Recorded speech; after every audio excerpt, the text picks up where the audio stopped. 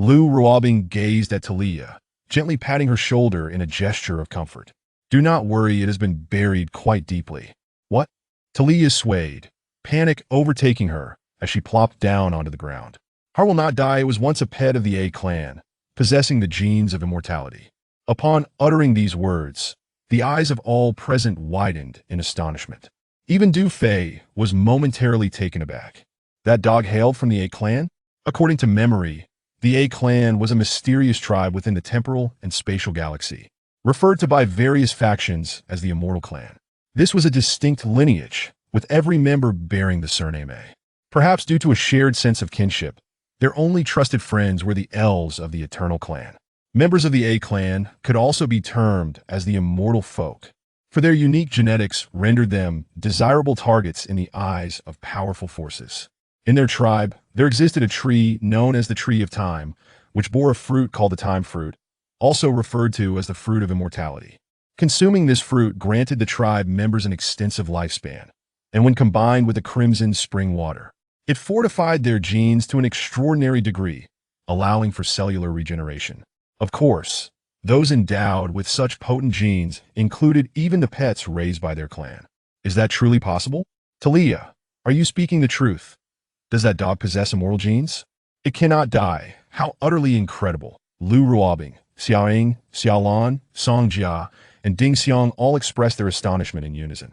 Du Fei's thoughts churned as he contemplated the situation, then commanded through his earpiece, Ganting, investigate the area where the dog was buried for any anomalies. Understood. Ganting responded promptly, swiftly directing the drone towards that specific region. 2 minutes later. Report, Captain. A hole has appeared amidst the pile of stones in that crevice, Ganting relayed.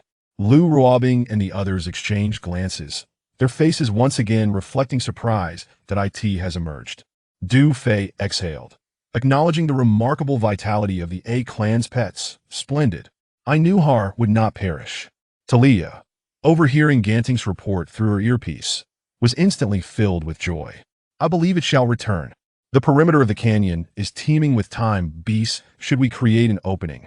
Lu Ruobing regained her composure, her expression tinged with concern. No need. Talia shook her head and continued. The time beasts do not dare to provoke. Har has always protected me while traversing the canyon.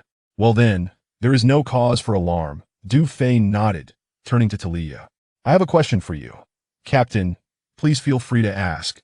Talia's mood evidently brightened. Over the years, have you uncovered any information regarding the 12 priests? None. Talia shook her head. Har and I rarely reveal ourselves, only venturing out when in dire need of time and supplies. That I once employed the art of Verity to inquire among certain individuals, but yielded no results. Then, have you heard of the Verity Masters within the Federation?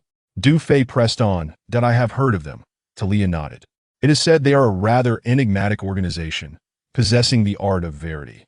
I wonder if they might be connected to other elves or the 12 priests. No, that cannot be. Talia's eyes shone with conviction as she continued. The 12 priests never yield. They would not serve those factions. I believe those Verity Masters must be human beings who have acquired the legacy of the art of Verity. Previously, countless elves of my eternal clan were captured, and some, under duress from those powerful factions, imparted the art of Verity to save their lives. Precisely because of this, those factions cultivated numerous human females endowed with the art of Verity, who are now referred to as Verity Masters. Understood. Du Fei nodded. These memories have been somewhat hazy, but with Talia's reminder, clarity soon returned. Thus, Du Fei couldn't help but think once more of the Black Phoenix. That woman was not of the elven race, yet possessed the art of Verity.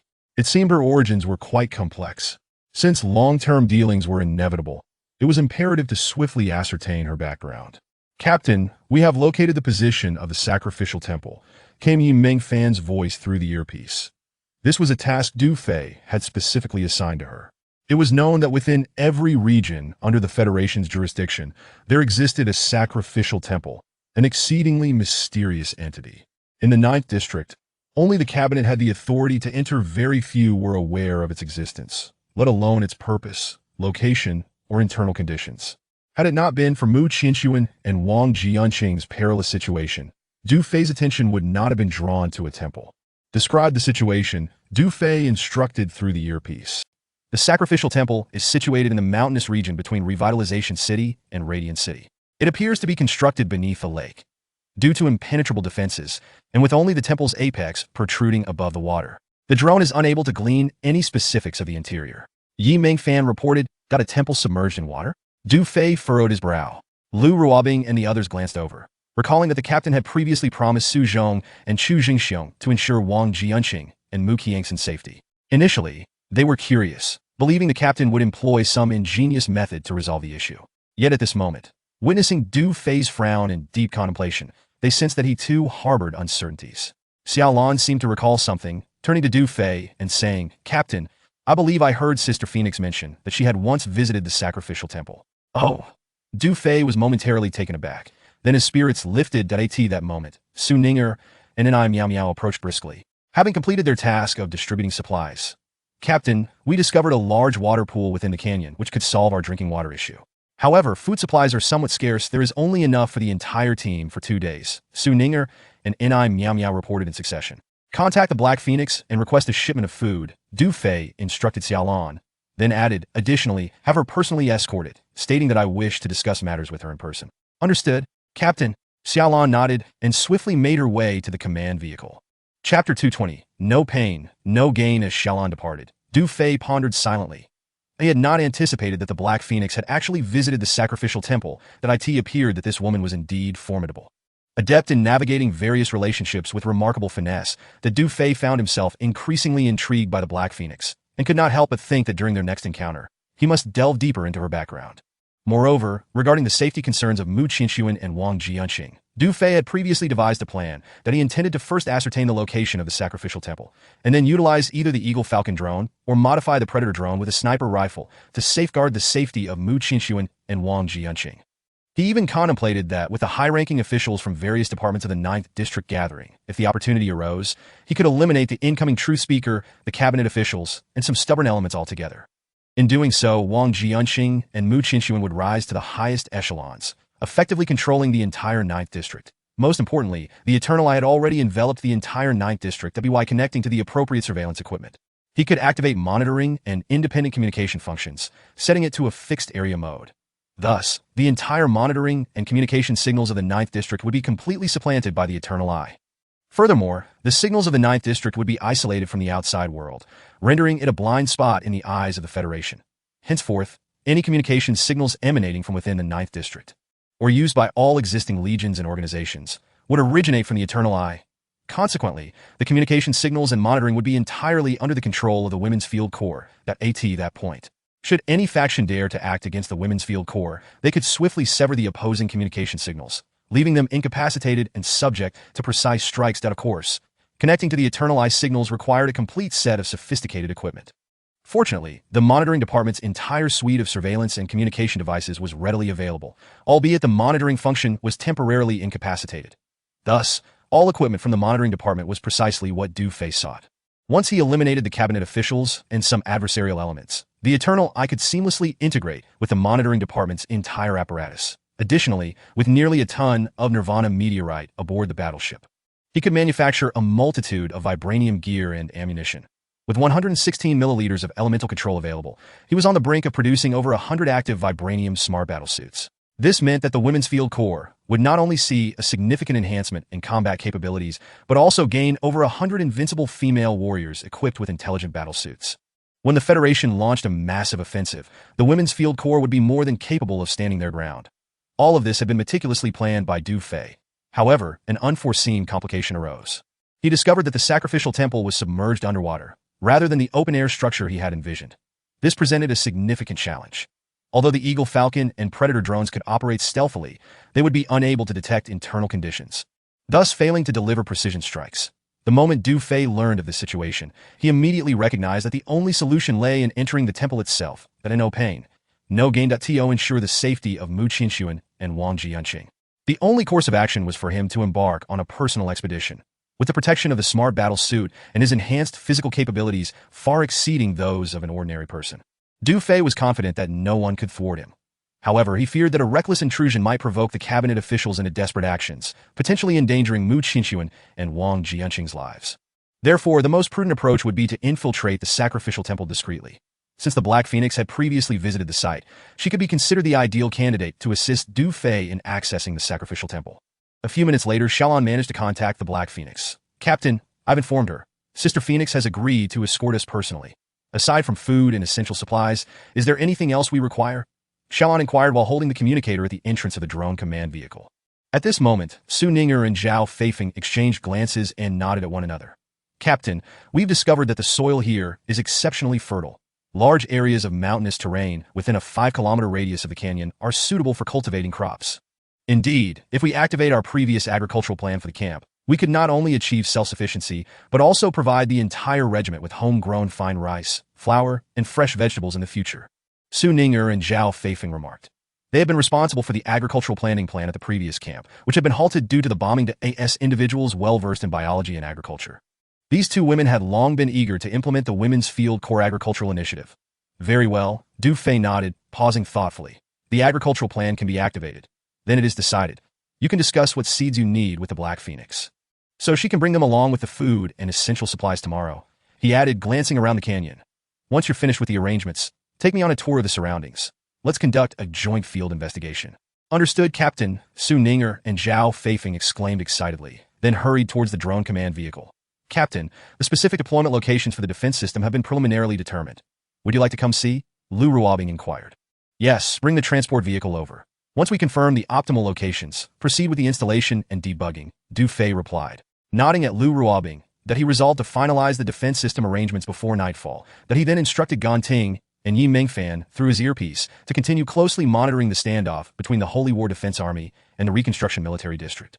Soon after, Lu Ruobing and the others began their tasks, while Du Fei utilized 3,000 reputation points to exchange for 30 energy crystals from the technology repository.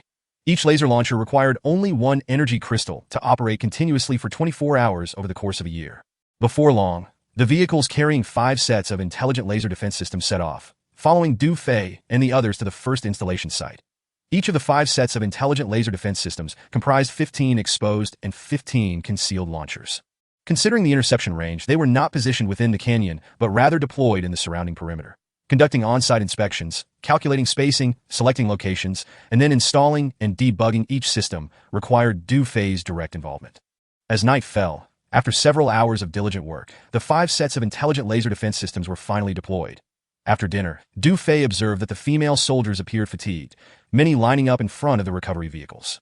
Due to the temporary lack of bathing and lighting systems in the battleship's living quarters, many exhausted female soldiers could not wait and returned to their respective quarters to sleep in their clothes, drifting into slumber. Noticing this, Du Fei felt the need to establish additional recovery pools in the battleship's living area. Thus, he retrieved the designs for the recovery pools from the records and entered the industrial compartment, offering encouragement and guidance to Sun Xiaoqian and the other female soldiers. In the dead of night, outside the canyon, amidst the rocks and dense forest, green lights flickered as countless time beasts and mutated creatures licked their lips.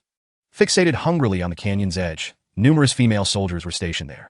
The time beasts and mutated creatures possessed keen senses, capable of detecting the enticing scent of the female soldiers from several kilometers away.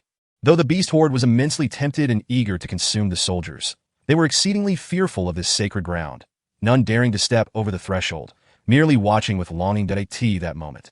A commotion erupted among the beast horde to the north of the canyon. Following that, a series of crackling blue arcs erupted chaotically. Among the beasts, a creature resembling a half-human-sized Shar-Pei dog emerged. This dog had short, stout limbs, drooping ears, and its face and body were covered in layers of wrinkled skin, with 2 eyes glowing blued. This moment, the Shar-Pei dog bared its teeth, having already incapacitated 5 or 6 time beasts in front of it with electric shocks. Woof, woof, woof. With a few barks, the surrounding beasts hastily retreated, parting to create a path. Chapter 221. The next day, as dawn broke, Du Fei, Sun Xiaoqian, and a group of female engineers had worked tirelessly throughout the night in the industrial compartment. 10 sets of intelligent battle suits, 3-piece molds, 6 sniper rifles, and over 10,000 dark vibranium bullets lay before them. Naturally, these vibranium bullets were merely coated with a layer of conventional vibranium on the surface, akin to mithril bullets. Although there was an abundance of Nirvana meteorite, Du Fei was mindful not to waste resources, considering the many other pieces of equipment that would require it in the future. Even so, the hardness and power of these projectiles were beyond imagination, and he believed they would easily penetrate the armor of the Imperial Guard at Yi Mingfan, How is the upgrade of the anti-jamming systems for the Predators and Land King vehicles progressing? Du Fei inquired through his earpiece. Captain, the anti-jamming systems for both Predators and Land King vehicles have been fully upgraded and are now connected to the independent communication system of the command vehicle, allowing for normal communications. Excellent work. Thank you for your efforts, Du Fei replied, then turned to Sun Xiaoqian. Please install the 2 sniper rifles onto the bodies of Predator 1 and 2 for use by Ding Xiang. The remaining 4 sniper rifles should be distributed among the other sharpshooters. Once you've completed these tasks, take some time to rest. The construction of the recovery pools does not need to be rushed. We can proceed at a measured pace, Du Fei instructed Sun Xiaoqian. The molds for the trio of intelligent combat suits have now been produced, awaiting only the infusion of control elements, rare substance smelting agents, and Nirvana meteorites for synthesis with active vibranium. However, the synthesis of active vibranium necessitates precise proportions, and Du Fei fears that they might not manage it properly. Thus, the crafting of the intelligent combat suits must be personally overseen by him. Yes, Commander. Sun Xiaoqian and her fellow female engineers responded in unison. The commander personally accompanied them throughout the night, and surprisingly, they showed no signs of fatigue. Each one remained quite spirited. Subsequently, Du Fei stepped out of the main cabin of the warship, gazing at the lush vegetation within the canyon, inhaling deeply. The morning air was exceptionally fresh, invigorating the spirit. Drones number 1 and number 2, the Predators, had disengaged their cloaking mode and landed in a clear area. Sun Xiaoqian led the group of female engineers over, commencing the installation of sniper rifles onto the aircraft's fuselage. At that moment, a series of barks echoed from the dense forest not far away. A Shar-Pei poked its head out. Looking around, IT gazed at the convoy in the open space before the warship, its eyes reflecting endless confusion. Talia, upon hearing the barking, dashed out and shouted towards the forest. The next moment, woof, woof, woof. The Shar-Pei swiftly emerged from the thicket, sprinting towards Talia with its short, stout legs, circling her joyfully while wagging its tail. Talia embraced the Shar-Pei, overjoyed. Meanwhile, Du Fei, Lu Ruobing, and several other commanding officers, along with numerous female soldiers, hurried over as well. The Shar-Pei instinctively positioned itself in front of Talia, baring its teeth at the female soldiers while emitting a low, menacing growl to her. They are our saviors. Friends, quiet down, Talia admonished. At that moment, Du Fei approached with a smile, causing the Shar-Pei to flinch, abruptly tucking its tail between its legs and retreating 2 steps, previously on a street corner of the black market. Du Fei had swatted it away with a hand that felt as solid as steel. It remembered that vividly. Your name is Her, right? Come here, Du Fei beckoned to the Shar-Pei. Instantly, Her shivered in response, its eyes widening as it caught sight of the shaped mark in Du Fei's palm. Without a moment's hesitation, Her promptly lay down, crawling towards Du Fei while wagging its tail energetically. Du Fei reached out to pat Her's head, which squinted its eyes in contentment, displaying a docile demeanor. Ah, so obedient. The commander is amazing. It looks so adorable. Commander, I want to pet it. Me too. And me. Lu Ruobing and the other commanding officers, filled with curiosity, gathered around, eagerly reaching out to pet Hadash. Is it male or female? Sun Xiaoqian also rushed over, asking in surprise. Xiaoying, with a mischievous grin, whispered a few words into Sun Xiaoqian's ear. Ing Bao Yu, you're too wicked. Sun Xiaoqian's face flushed as she stole a glance at Du Fei nearby. Huh. Xiaoying laughed uncontrollably. What are you looking at me for? Du Fei could not help but frown. Certain that Xiaoying had spoken ill of him, Her lay on its back, exposing its belly, as the female soldiers lavished attention upon it, rolling its eyes in exaggerated indifference. Observing this scene, Talia couldn't help but smile wryly, realizing that the female soldiers had never encountered such a gentle and endearing creature before. Caught up in the excitement, she felt reluctant to enter. Commander, the troops from the 4 base cities, Bayan, Guangming, Hope, and Nanyan, have assembled at the junction of the Holy War and the Rebirth. At that moment, Ganting's report came through the earpiece. Lu Ruobing and the other commanding officers ceased their playful banter. What is the situation? Du Fei inquired. The Holy War's defense forces have withdrawn. The main forces of the War Axe and Steel Tooth, along with all other troops, are retreating into the Holy War territory. Excellent. Du Fei nodded slightly, noting that Xu Jingxiong had relayed his message to Mu Yanting, and it seemed he was indeed obedient this time. Shortly thereafter, Yi Mingfan's voice came through. Report, Commander. The supply convoy from the black market has appeared 20 kilometers away. Currently, their communication systems are severely disrupted, and they are out of contact. If they advance a few more kilometers, they will likely encounter the outer beast horde that I must say, Black Phoenix is indeed reliable, arriving bright and early, Du Fei remarked. All crew members are in position. The Eagle Falcon drones are deployed to create a breach in the beast horde, escorting the supply convoy into the base. Understood. Ding Xiang, the number 1 and number 2 Predator drones have been equipped with specialized weapons for you. You may test them in the upcoming operation. Thank you, Commander, Ding Xiang exclaimed with excitement. I will certainly live up to your expectations. Little did she expect that the commander had indeed prepared specialized weapons specifically for her. Xiaolan, you lead 2 destroyer battle tanks to assist. Yes, Commander. In the next moment, the female combat team's commanding officers swiftly took their positions. Whoosh, whoosh, whoosh, 10 Eagle Falcon drones and 2 Predators soared away into the distance. Shortly after, 2 destroyer-tracked vehicles exited the canyon, hastening to provide support. 20 kilometers outside the canyon, a rugged, winding road emerged amidst the Rocky Mountains. Notably, this mountain road had been carved out by the female combat team during their journey the previous day. At this moment, dozens of supply vehicles were inching forward at a snail's pace along the mountain path. Roar, roar, roar. As a series of beastly roars erupted from ahead, the convoy came to an immediate halt. A strikingly alluring figure opened the vehicle door and leaped to the ground. This woman was none other than Black Phoenix. Sun Xiaoli followed suit, jumping down and approaching her, saying, Sister Phoenix, there seems to be a beast horde ahead. Black Phoenix nodded, gazing at the distant, undulating mountains, her brow furrowed. This place is exceedingly strange. Indeed, our communication and navigation systems have completely failed. Sun Xiaoli concurred. Sister Phoenix, I think we cannot proceed any further. Yes, if we encounter high-level chrono beasts. Our weaponry will struggle to cope. 2 female bodyguards added, approaching Black Phoenix. Chapter 222. Support Black Phoenix frowned slightly, contemplating the path ahead in silence. To be frank, she had traversed nearly every inhabited area in District 9. Yet she had never ventured into this particular region. After all, this place was seldom frequented, with little business to be had. However, the circumstances had changed. Not only was there business to be found, but it was also with Du Fei.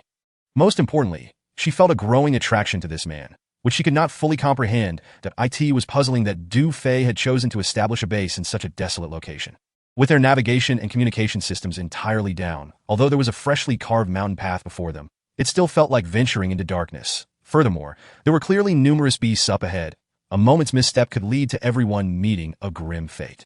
This man truly is reckless. A flicker of blue light briefly flashed in Black Phoenix's eyes as she murmured to herself. Moments later, she steeled her resolve, gritting her teeth and declaring, I, Black Phoenix, have always upheld my word. What I promised must be fulfilled. We shall continue forward, Sister Phoenix. Seeing the serious demeanor of Black Phoenix, the 2 female bodyguards frowned in unison. Even Sun Xiaoli, standing nearby, found it difficult to gauge her intentions. Was this sister truly willing to risk her life for the sake of her reputation? Just yesterday, she had outmaneuvered 2 armed organizations. If she were to speak of credibility, it seemed she reserved that only for Commander Du. Go, inform Biaozi and the bald man to check the artillery and heavy weapons. Have them use binoculars to observe the situation ahead and avoid the beast horde as much as possible. Black Phoenix waved her hand to the 2 female bodyguards, deciding to take a risk in order not to let that man down. All right. The 2 female bodyguards nodded reluctantly, turning to notify their subordinates. Just then a rumble. Suddenly, the ground shook beneath their feet, and a series of booming sounds echoed continuously. Following that, from the foothills ahead, thick smoke billowed, and explosions erupted in a chaotic display. What is happening? Sun Xiaoli grabbed a high-powered telescope to peer ahead, only to witness countless beastly limbs being blasted into the air, accompanied by the haunting screams of the fallen. Sister Phoenix, the beast horde ahead is under attack from an unknown weapon. The firepower is intense. Sun Xiaoli's eyes widened in astonishment, having never witnessed such a scene before. Good heavens, many level 4 chrono beasts have been annihilated. Sister Phoenix, look at that battle vehicle. It belongs to the female combat team. The 2 female bodyguards pointed excitedly at the mountain road ahead. They observed 2 destroyer battle tanks speeding towards their supply convoy. Roar, roar, roar accompanied by a series of terrifying and ear-piercing roars. A dense horde of beasts followed behind, among them several grotesque chrono beasts that appeared exceedingly menacing. These few aberrant chrono beasts were massive, with tails extending 5 to 6 meters long, short wings sprouting from their backs, and their bodies covered in dark brown scales. Their mouths bore 2 upper and 2 lower jaws, opening like flower petals to reveal sharp teeth. These aberrant beasts could crawl and walk upright, moving with great agility as they scattered across the cliffs and giant trees of the foothills, leaping and climbing while emitting piercing shrieks, seemingly directing the beast horde to attack the 2 destroyer battle tanks. Level 6 chrono beasts, Black Phoenix's beautiful eyes widened, her expression turning grave. This moment, all personnel escorting the supplies became increasingly anxious, with many turning pale in an instant. It is crucial to note that the LV 6-time beasts are notoriously referred to as crushers among the higher tier time beasts. Not only are they formidable in combat, but they are also inherently vicious, leaving no remains of their prey. The AS-2 destroyer battle vehicles led a pack of 5 or 6 LV 6-time beasts and a massive horde of creatures directly towards the supply convoy. How could Black Phoenix and her companions not be alarmed? Just as everyone around was engulfed in panic, a loud bang echoed. Suddenly, a large-caliber bullet shot through the air roar. One of the LV six-time beasts emitted a chilling scream as its head exploded, plummeting to the ground from the cliff. Following that bang, bang, bang, several more large-caliber bullets were fired in quick succession, causing the LV six-time beasts among the horde to fall one after another. What weapon is that? A sniper rifle? How could a single shot effortlessly eliminate a LV six-time beast? This is utterly unbelievable. This scene left Black Phoenix, Sun Xiaoli, and everyone else utterly dumbfounded.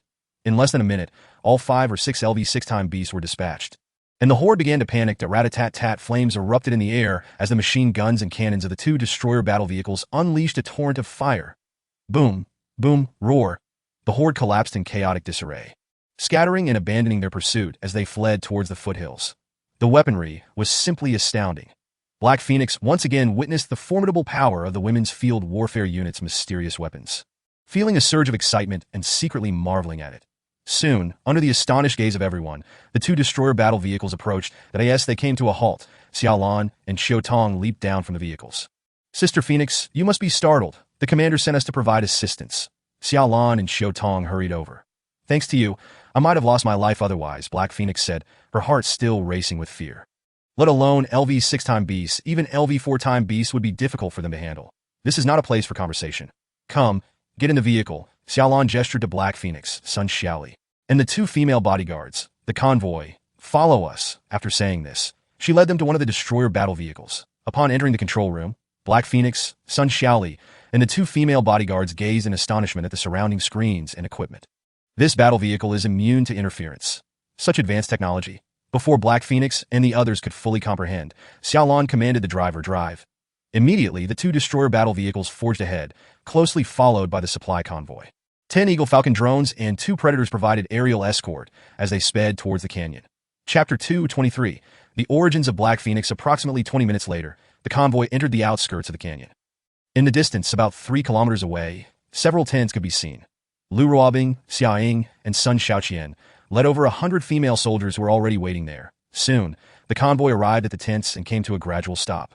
Xiaolan, Xiao Tong, and Black Phoenix disembarked from the battle vehicles in succession. Sister Phoenix, you've had a tough journey. Thank you immensely, Lu Ruobing and Xia Ying greeted with smiles. It was no trouble. Serving the Women's Field Warfare Unit is my honor, Black Phoenix replied with a smile, unable to suppress her astonishment as she surveyed her surroundings.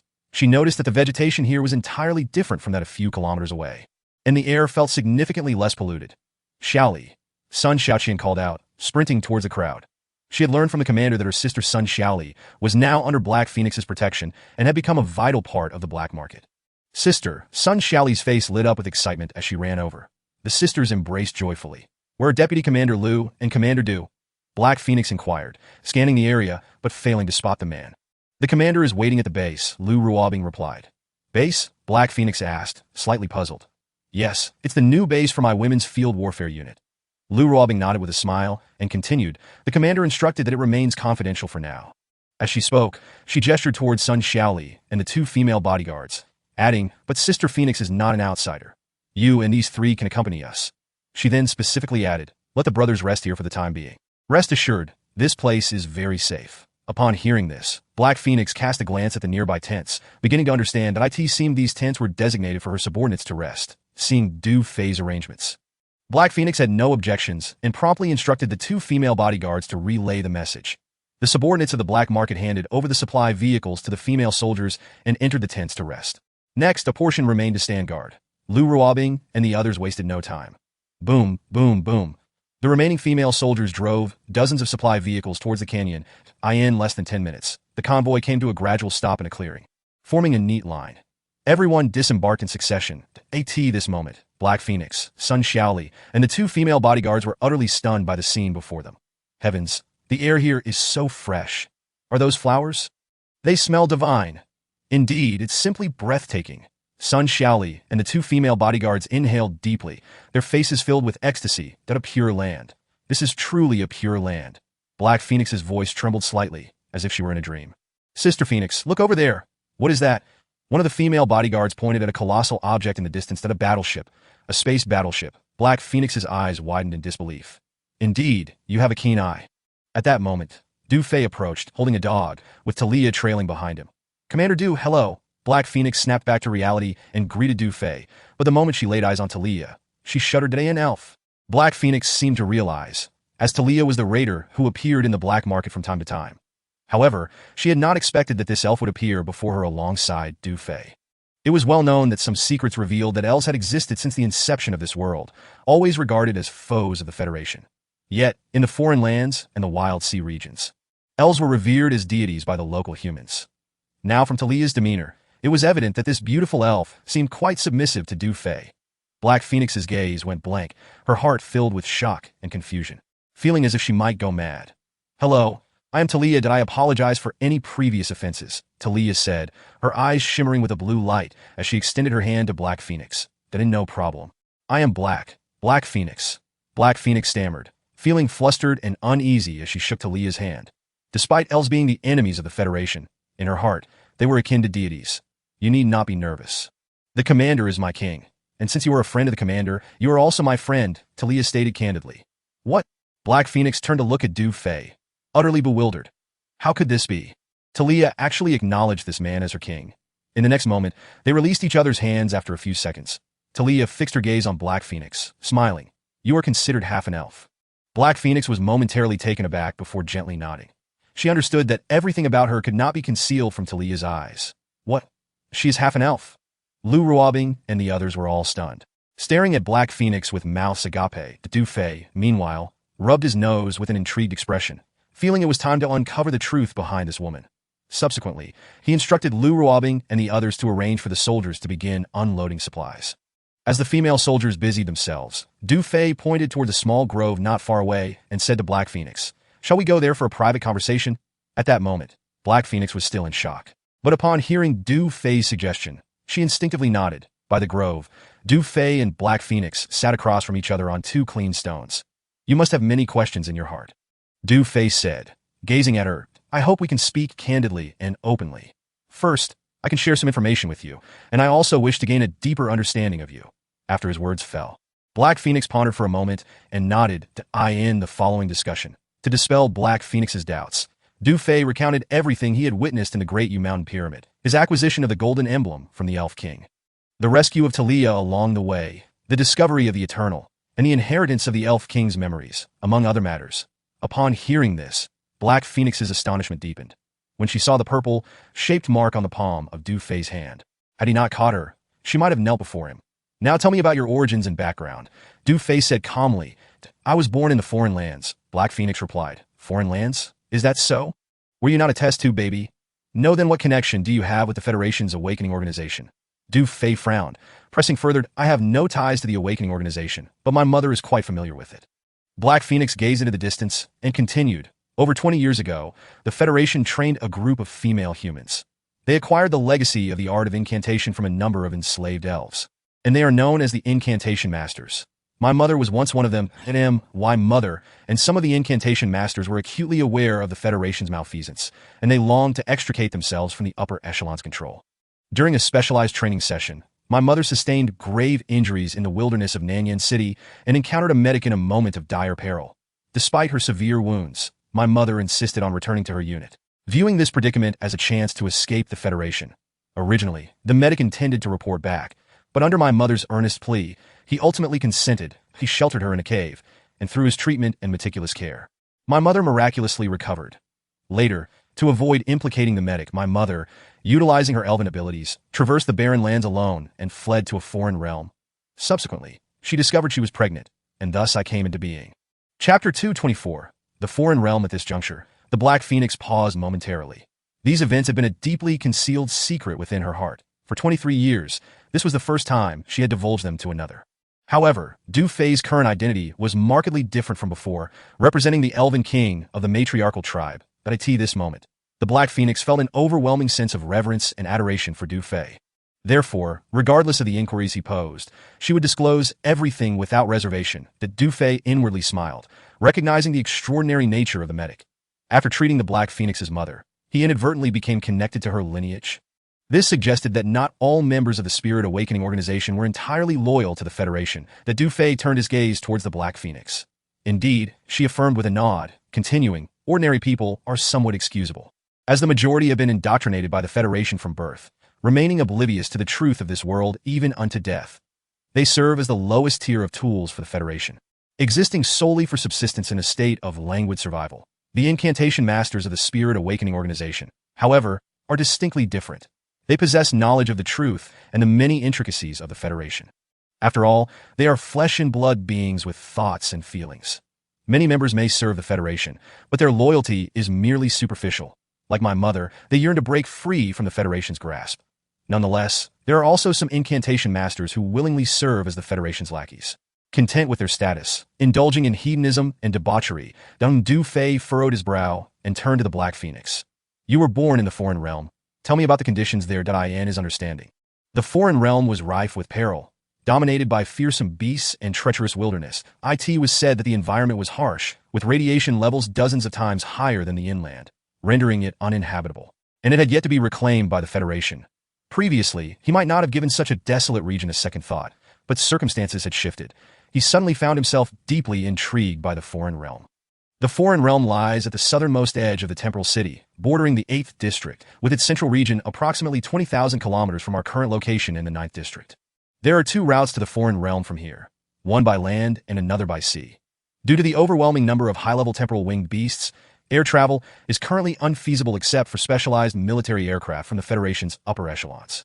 The land route leads to the black market in the southern part of the 8th District, where tunnels provide access to the foreign realm, albeit requiring a substantial payment of time. However, whether by land or sea, one can only reach the periphery of the foreign realm. The outskirts of the foreign realm are indeed extremely dangerous, with lethal radiation and an abundance of high-level temporal beasts and beast kings.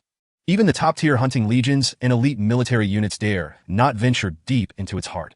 Ordinary individuals would surely meet their demise there. In truth, those elite legions merely serve as tools for the Federation to acquire time, and they cannot even fathom the wondrous sights that lie at the center of the foreign realm. It is, in fact, an expansive and pristine land. Pristine land. Du-Fei was momentarily taken aback. Indeed, the Black Phoenix's beautiful eyes sparkled with hope. There exists a community of elves and a multitude of primitive humans. Though these primitive humans are constantly bombarded by the Federation's artillery, they remain unyielding, steadfastly preserving the last vestige of purity on this planet under the guidance of the elves. Upon hearing this, Du-Fei felt a surge of emotion within him. He had not expected the center of the foreign realm to be a sanctuary, still inhabited by elves. This revelation triggered a memory of a past event. Long ago, amidst the vastness of deep space, a fierce star battle had unfolded, leading to the destruction of a fleet of tens of thousands of female elves, scattering them in disarray. The Elven King, 2 deputies, 12 priestesses, and thousands of female elves aboard the Eternal were similarly obliterated, plummeting towards this planet.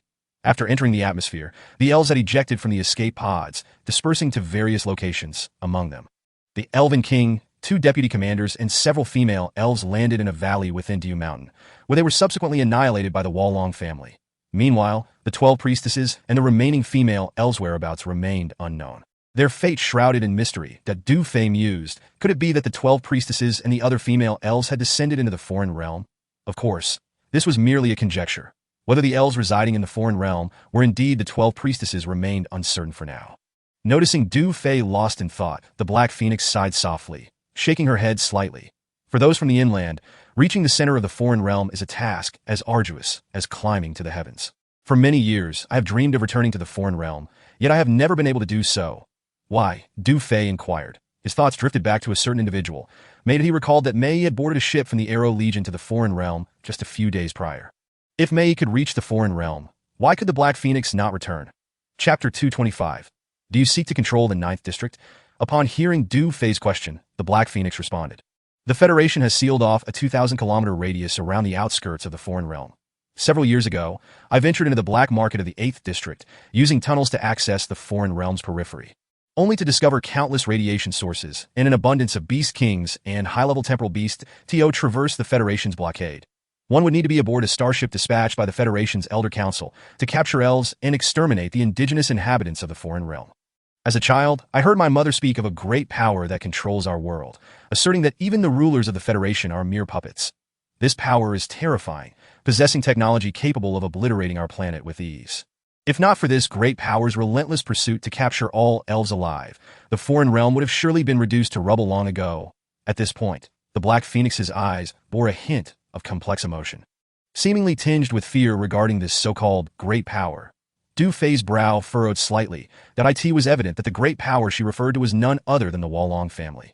Within the 2,000-kilometer radius, radiation sources and temporal beasts served as a barrier, effectively severing the connection between the foreign realm and the inland.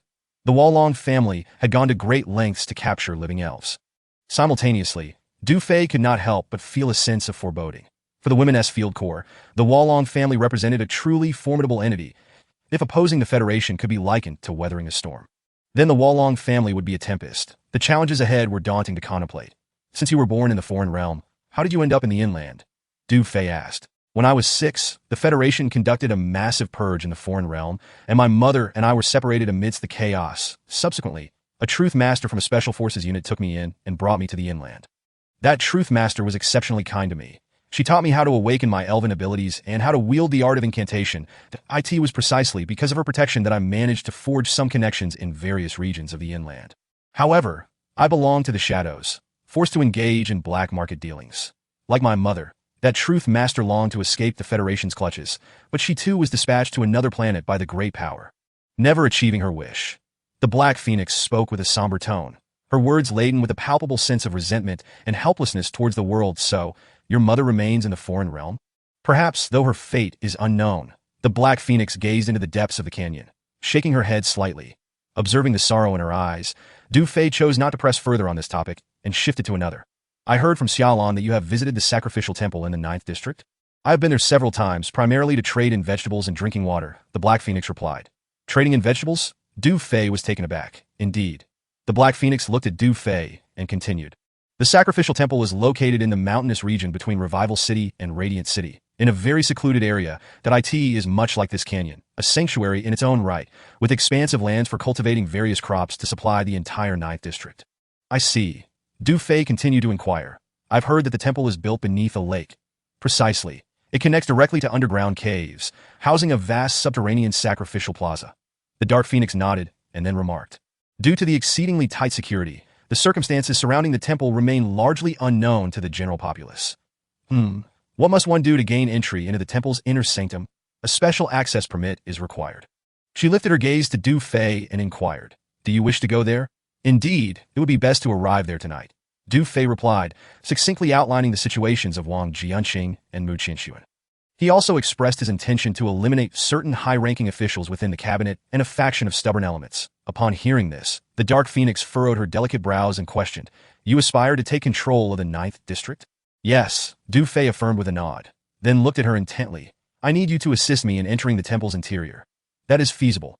But the Dark Phoenix pondered for a moment, her expression growing grave. Outsiders are prohibited from bringing any weapons into the temple. If you intend to eliminate the cabinet's upper echelon, it may prove quite difficult. Be aware that the temple is filled with advanced weaponry and guardians. Additionally, the high-ranking officials are always accompanied by a cadre of guards clad in meteorite armor. Although the Dark Phoenix recognized Du Fei's formidable abilities, a sense of apprehension lingered for once inside the temple. He would be utterly unarmed. That would be challenging to even approach the cabinet's upper echelons, let alone eliminate them. The Du Fei offered a calm smile and said, you need not worry about these matters. Simply guide me inside. Very well, the Dark Phoenix acquiesced, noting the confidence radiating from Du Fei. She then gently bit her alluring lip and added, you must first accompany me back to the black market camp. I shall arrange for a special access permit. Understood, Du Fei replied as he rose. There is no time to lose. Let us prepare for departure. Chapter 226, Distribution of Military Salaries after their discussion. The two emerged from the grove. That moment, Lu Ruobing approached with a group of commanders. The soldiers are in your capable hands. All operations at the base shall proceed as usual. Du Fei turned to Lu Ruobing and conveyed his decision to personally visit the sacrificial temple. Commander, take me with you, Xiaoying interjected, her brows furrowed. Commander, you cannot undertake such a perilous journey alone. Allow me to accompany you. Me too. A chorus of commanders turned to Du Fei, raising their hands in request. They understood that although the commander possessed intelligent battle armor for safety, she would still be going alone. The critical concern was that none of the commanders present were familiar with the sacrificial temple. Who could guarantee that there were not greater dangers awaiting the commander? Moreover, she was about to confront the federal elite's truth-seers. Regardless, Lu Ruobing and the other commanders felt an underlying sense of unease. Most importantly, the absence of the commander would leave them all feeling unsettled and anxious. Their expressions spoke volumes, revealing not only concern but also reluctance and attachment. You need not follow. Remain at the base. Du Fei scanned the group of women with a slight smile. That Dio not worry. I shall return swiftly. Tio be candid. He had initially planned to create intelligent battle armor for the commanders and take them along for the experience. However, with the truciers set to arrive at the temple the next day, and with Wang Jianqing and Mu Qinshuan in imminent danger, time was of the essence. Without intelligent battle armor, bringing them along would be tantamount to leading them to their doom. Thus, the only feasible course of action was to proceed alone. Seeing Du Fei's refusal to take anyone with him, Lu Ruobing and the others fell silent. Despite their deep reluctance, they could not disobey the commander's orders. At that moment, Sun Shaoqian approached Du Fei and whispered, "Commander, I wish to discuss something with you." "What is it?" Du Fei inquired. "Could you possibly allow my sister to join our women's field combat unit?" Upon finishing, Sun Shaoqian tugged at her sister's sleeve, signaling her with a glance. Sun Xiaoli glanced at Du Fei, then somewhat awkwardly moved to stand beside the Dark Phoenix, her voice barely above a whisper. "Sister Phoenix."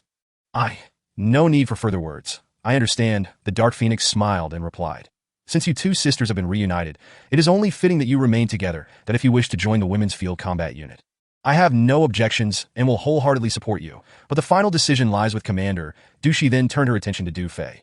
"You may have her, but do not regret your choice." Du Fei chuckled. "Commander Du, your words imply a certain distance. Why must we delineate between yours and mine?" The Dark Phoenix teased with a playful smile. The Du Fei chuckled in return, his gaze lingering on Sun Xiaoli for a moment before nodding at Sun Shaoqian. "Excellent." Sun Shaoqian's cheeks flushed with joy as she turned to her sister. "The commander has agreed. You should express your gratitude." Sun Xiaoli's eyes sparkled with appreciation as she stood tall before Du Fei.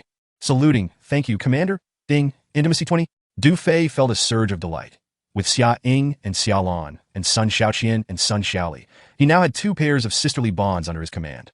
Following this, all supplies delivered from the black market were successfully unloaded. Before departing, Du Fei produced the storage card that the Dark Phoenix had given him, containing 28 million hours that it was time to distribute military salaries to the soldiers.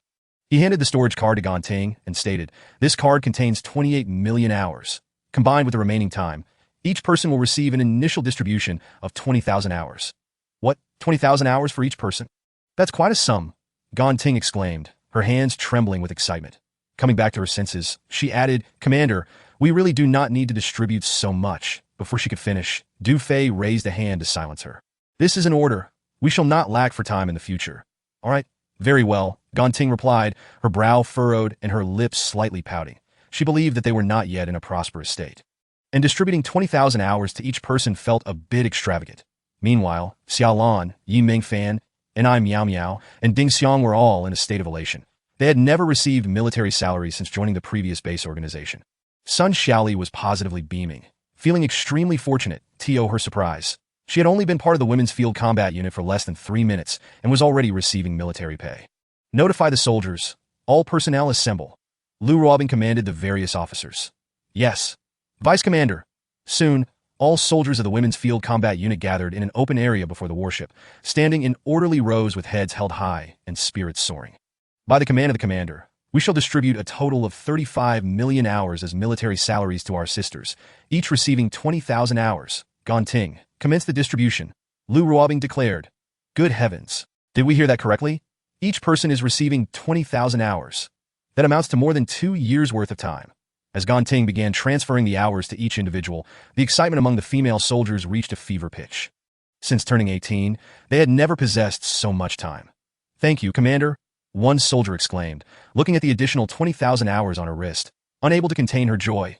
Suddenly, a chorus erupted. "The commander is too generous to us." "Thank you, Commander. The commander is magnificent." The air was filled with cheers from all the female soldiers, their voices echoing through the canyon. Ding, Reputation 100. Ding, Intimacy 20. Ding, Reputation 100. Ding, Intimacy 50. Ding, Intimacy 20. Ding, Intimacy 50. As the system notifications continued to ring in his mind, Du Fei cast his gaze over nearly 2,000 female soldiers, feeling an immense sense of satisfaction. The distribution of military salaries continued. And Du Fei took the opportunity to brief the commanders on several matters, including the repair of internal communications on the eternal, agricultural plans, and the production of weaponry, that he especially emphasized the need to closely monitor the situation at the intersection of the Holy War and the Revival. Should the Revival Military District or any other military districts pose a threat to the Holy War Division, they must be prepared to provide support at a moment's notice. Once everything was arranged, Du Fei and the Dark Phoenix boarded a supply vehicle, while several dozen female soldiers drove additional supply vehicles to a station 0.3 kilometers away in the canyon. Ganting, Sun Xiaoqian, Yi Mingfan, Ding Xiang, all crew members in position. The Eagle-Eye drones and Predator drones will escort the commander to the sacrificial temple. Lu Ruobing commanded into her headset. Understood. Ganting and the others sprang into action. Chapter 227. The Dark Phoenix's maneuver by noon. Du Fei and the Dark Phoenix, along with their companions, successfully returned to the Black Market camp. Hovering above the camp, 10 Eagle-Eye drones and the number 1 Predator drone, armed with long-range sniper rifles, maintained vigilant watch. Notably, the number 2 Predator drone was dispatched to monitor the movements at the junction between the Holy War and the Revival, over 100 kilometers away in the canyon. Lu Ruobing and the other commanders sat inside the command vehicle, their eyes glued to the screens, ensuring that the entire Black Market camp was under constant surveillance, both from the air and the ground. The commander was the focal point of everyone's concern. They dared not let their guard down, determined to safeguard her safety at all times.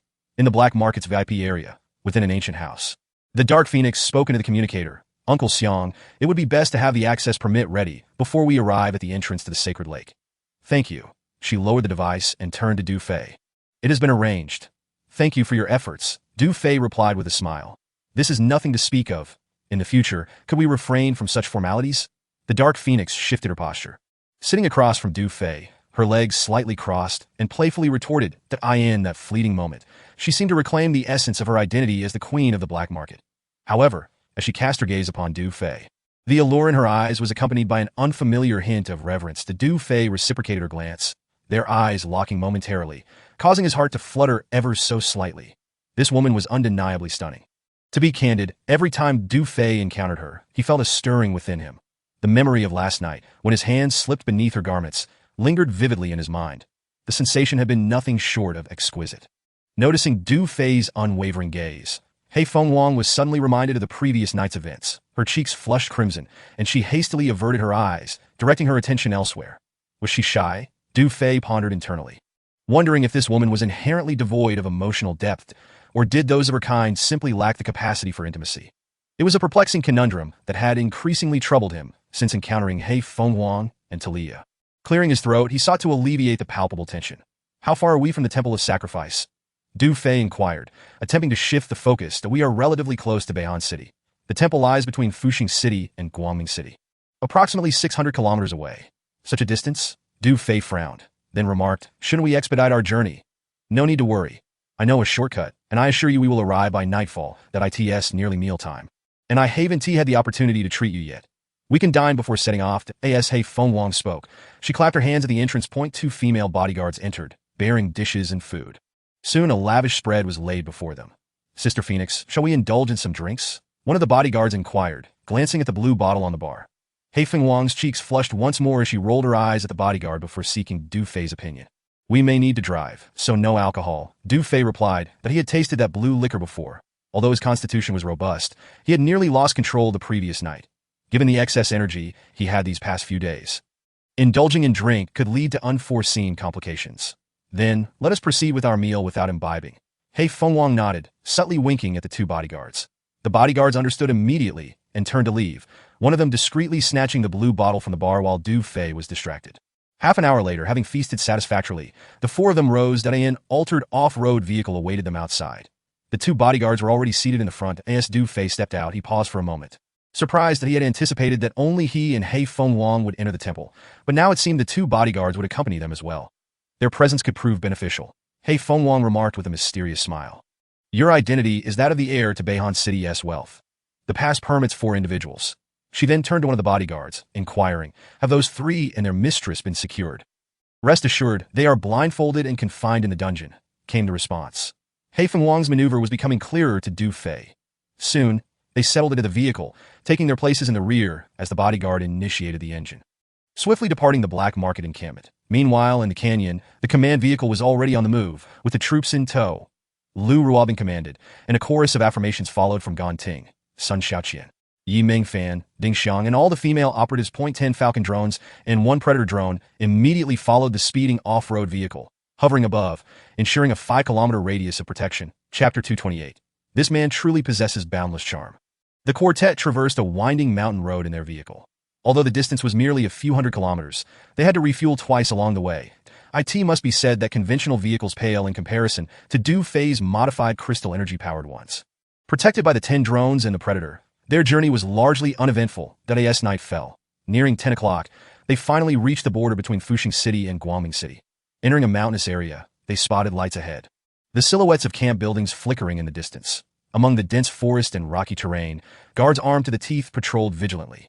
The camp appeared to be a heavily fortified checkpoint. The vehicle came to a gradual stop in front of a massive boulder. Hei Fengwang retrieved her communicator and called out, "Uncle Xiang, we have arrived at the entrance to the sacred lake. As instructed, everything is prepared, and the items are in their usual place," came the aged voice through the communicator. "Thank you, Uncle Xiang," Hei Fengwang replied, disconnecting and signaling one of the bodyguards. "The usual spot." The bodyguard nodded and exited the vehicle, heading towards the right side of the forest, within the woods at the base of the fifth giant tree from the right. There lay a hidden entrance. A few minutes later, the bodyguard returned with 4 special passes in hand. Du Fei accepted his pass from Hei Fengwang, glancing at it. The background indicated a prominent family from Beihan City, and he was identified as the young master, Wang. It went without saying that Hei Fengwang and the 2 bodyguards were designated as the 3 concubines. With the passes in hand, the vehicle resumed its journey, gradually approaching the checkpoint. Halt! Everyone disembark. Prepare for inspection. A group of soldiers clad in lightweight armor raised their weapons, blocking the path of the vehicle. Du Fei and his companions complied and exited. One of the soldiers, appearing to be the leader, swaggered towards them. His demeanor somewhat flamboyant. He was handsome, with delicate features, and he scrutinized Du Fei and his companions with evident intrigue. Upon spotting Du Fei, the leader's eyes lit up with a glimmer of fervor. "Goodness, this man is strikingly handsome and exudes strength. What brings you here?" "Greetings, sir. We are here to procure supplies," Hei Fengwang responded. "Show your passes," came the curt reply from the leader, who was fixated on Du Fei rather than acknowledging Hei Fengwang. Each of them presented their respective passes. A young master from the Wang family of Beihan City," the leader mused, his gaze flickering to Hei Fengwang and the 2 bodyguards, then inquired of Du Fei, "Are you their man?" "Indeed," Du Fei affirmed, stepping forward to stand among Hei Fengwang and the others, naturally wrapping his arms around their waists. The 3 women trembled slightly, and had it not been for the darkness, their flushed faces would have been unmistakable. Ding, intimacy 10? Ding, intimacy 10? As the system notifications echoed in his mind, Du Fei mentally scoffed, realizing that the increase in intimacy points was attributed to the 2 bodyguards, while Hei Fengwang remained unyielding, showing no signs of emotional connection. "You seem somewhat unfamiliar," the leader remarked, observing Du Fei with a hint of discontent as he noticed the 3 women in his embrace. "Brother Ji, those 3 women have visited a few times. The most beautiful among them is Hei Fengwang. I recognize her," a burly guard whispered to the leader. "How beautiful is she?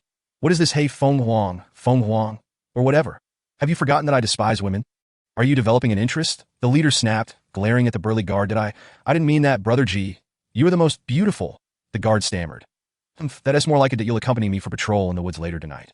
The leader huffed, playfully caressing the guard's muscular chest. At Du Fei and the 3 women exchanged glances, feeling a chill run down their spines. "You merchants always seem to profit handsomely each time you come here. Don't you? Ordinarily, with someone on the inside providing you with passes, I would let you through, but..." The leader turned his head, casting a meaningful glance at Du Fei and the others, then continued, "Unfortunately, a significant figure is arriving at the temple tomorrow, and orders have been issued to suspend entry for all unauthorized personnel. In other words, from this moment forth, entry is prohibited, only exit permitted. You understand?" The moment he uttered those words, Du Fei and the 3 women exchanged glances, all frowning in dismay. Even with special passes, they were barred from entry. This was indeed troublesome. In an instant, Du Fei gently nudged Hei Fengwang, signaling her. She promptly understood and swiftly produced a storage card, handing it to Du Fei. "Sir, we have traveled a great distance, and it has not been an easy journey. Could you possibly make an exception?"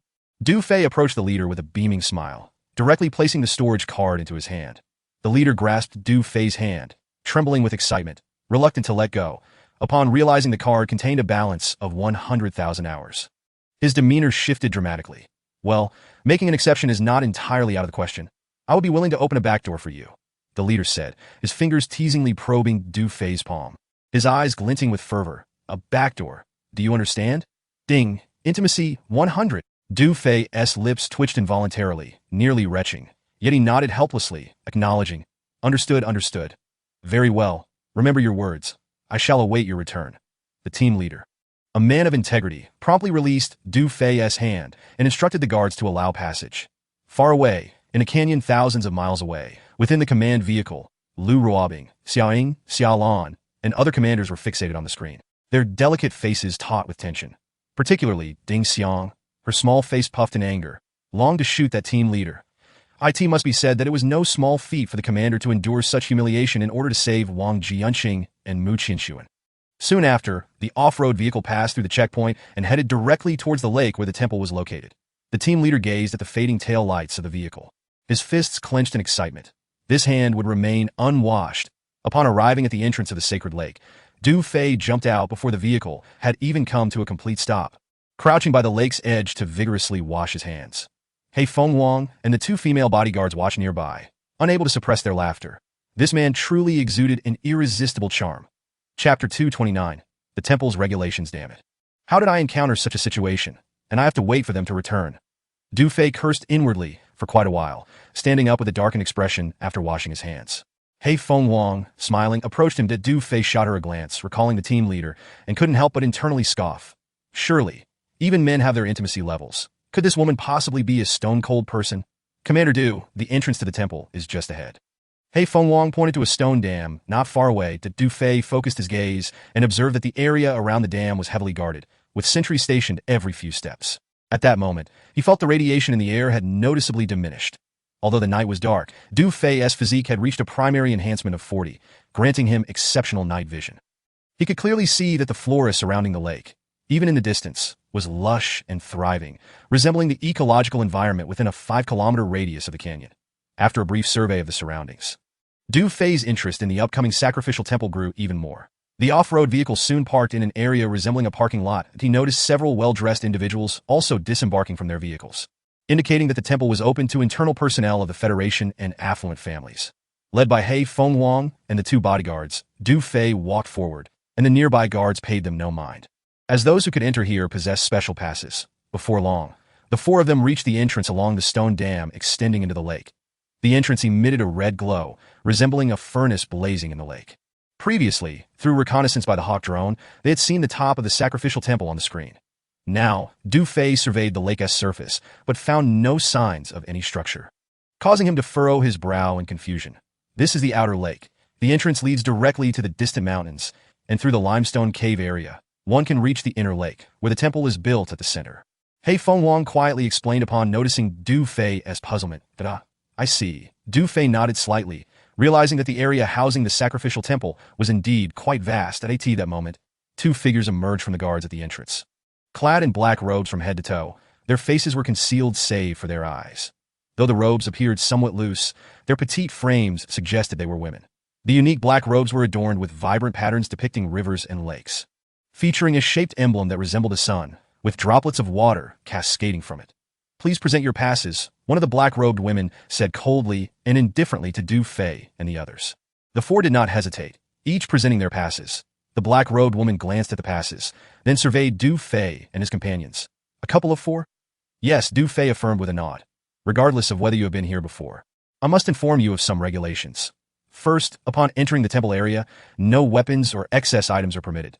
You must bathe and change into temple robes. Second, you may select supplies in other areas, but unauthorized entry into the sacrificial temple is prohibited. Third, you may stay in the temple area for a maximum of 3 days, with a daily fee of 200,000 hours per person, which covers the use of the holy ground, food, accommodation, as well as transportation and logistics for supplies. Fourth, from 8 in the evening to 6 the next morning, please remain in your accommodations, as all areas of the temple will be under curfew. Should any of these regulations be violated, regardless of your identity, you will be sent to the mines for the offense of desecrating the divine. After delivering the rules, the black-robed woman inquired, "How long do you intend to stay?" Upon hearing this, He Fengwang and the two bodyguards all turned their attention to Du Fei. 1 day will suffice. Du Fei responded, 200,000 hours each. You will need to pay 800,000 in total. As her words fell, a hummingbird drone descended from the air. Hovering in front of the four, the He Fengwang promptly produced a storage card and handed it to the drone. For her, this amount of time was negligible. After all, wealth in the future would depend on Du Fei, so she naturally wouldn't impose this expense on him. Beep. The hummingbird drone scanned the storage card, confirming the payment. Please follow us. The two black-robed women turned and led Du Fei and his companions through the entrance. Soon, they arrived at a space resembling a sterilization chamber. You are a couple. Use this bathroom to cleanse yourselves. One of the black-robed women pointed to a bathroom made of special materials, adding, "You have 10 minutes. No other activities are permitted inside. After bathing, leave all your belongings and clothing in the bathroom. We will take care of them. Then cleanse yourselves and change into the temple robes, which will allow you to bypass the curfew and head directly to the inn." According to the regulations, the inn assigned to you is shared by 2 people. You may choose your own arrangements. Her voice fell. Du Fei, Hei Feng Wang, and the 2 bodyguards stood in stunned silence. Bathing together in one bathroom. Instantly, Hei Feng Wang and the bodyguards felt their cheeks flush. Previously, they had visited a few times, each time sharing a bathroom among 3, but with Du Fei's addition, they had forgotten that all 4 were to be considered a couple. Since the 2 black-robed women were watching, Hei Feng Wang and the others dared not speak further, fearing they might slip up, stealing shy glances at Du Fei. Instead, Du Fei shrugged, exasperated. He hadn't been there before. So it wasn't his fault they hadn't thought it through. With no other option, Hei Feng Wang and her companions could only nod bashfully at the 2 black-robed women. However, given the time limit of 10 minutes, even if Commander Du had intentions, there wouldn't be enough time. Chapter 230. The limestone cave. Before long, Du Fei and the others stepped into the bathroom. Hei Feng Wang and the 2 bodyguards exchanged glances. Their expressions slightly awkward. Du Fei smiled nonchalantly, gesturing for them to go ahead while turning his back. Upon seeing this, the 3 wasted no time. With the sound of rustling, Du Fei sensed the 3 placing their belongings and clothes into the lockers. The sound of rushing water followed as they quickly rinsed themselves. They trusted Du Fei's character. At this moment, he would undoubtedly not turn around to peek. Meanwhile, Du Fei remained genuinely honest, standing still with his back to them. His thoughts a mystery to all. In less than 5 minutes, the 3 finished a quick rinse, adhering to the rules, and changed into the so-called temple robes. Additionally, they stowed some essential items, like storage cards, into the pockets of their robes. Of course, after leaving the black market camp, they carried only Federation-issued storage cards. "Commander Du, we're done. It's your turn now," Hei Feng Wang said to Du Fei. Hearing this, Du Fei slowly turned around, only to discover that the robes they wore were also adorned with the same pattern. The 3 women were tall and slender, and the robes did little to conceal their figures, revealing their fair, shapely legs. Though the robes were somewhat loose, they still accentuated the 3's curvaceous forms. Naturally, since entry into the temple area prohibited the carrying of excess items, they could not wear any personal clothing. Du Fei understood that each person could only wear one robe. Soon, he would find himself similarly attired, left with an empty void beneath. Next, Hei Feng Wang and the 2 bodyguards turned their backs. Du Fei stowed his smart combat suit into the system space and removed all his clothing, placing it in the locker. A few minutes later, after rinsing off, he donned the black robe. This robe was unisex, with the same design for all, yet it fit Du Fei perfectly, accentuating his handsome and heroic demeanor. As Hei Feng Wang and the 2 bodyguards turned around, their eyes widened in astonishment. In that fleeting moment, they felt the raw masculinity emanating from Du Fei, leaving them slightly dazed. The 10-minute bathing period was up, and as the bathroom door swung open, the 2 black-robed women entered, accompanied by several guards. When the 2 black-robed women laid eyes on Du Fei, they couldn't help but steal a few glances.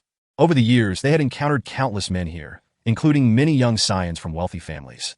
However, I have never encountered a man with such a perfectly sculpted physique, radiating such a sunny charm and handsomeness.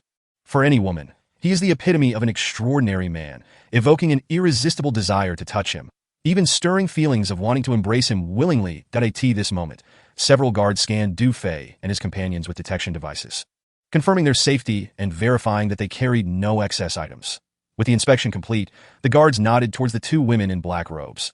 Their gaze had not strayed from Du Fei's form, and only upon receiving the report did they regain their composure. Entering through the 3rd corridor on the left leads to the inn.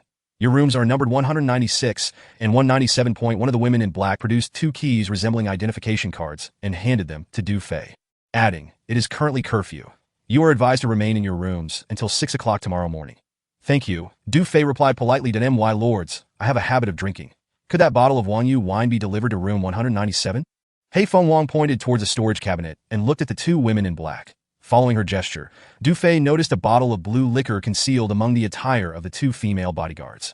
Unbeknownst to him, this bottle had been secretly carried by the bodyguards. One of the women in black picked up the blue bottle, opened it, and sniffed, nodding to her companion that it was indeed a bottle of Wanyu wine, known to intoxicate and bewilder. This drink was quite popular among the affluent, and it was clear that the 2 women in black had indulged in it before. According to regulations, while alcoholic beverages were not prohibited, they were considered excess items.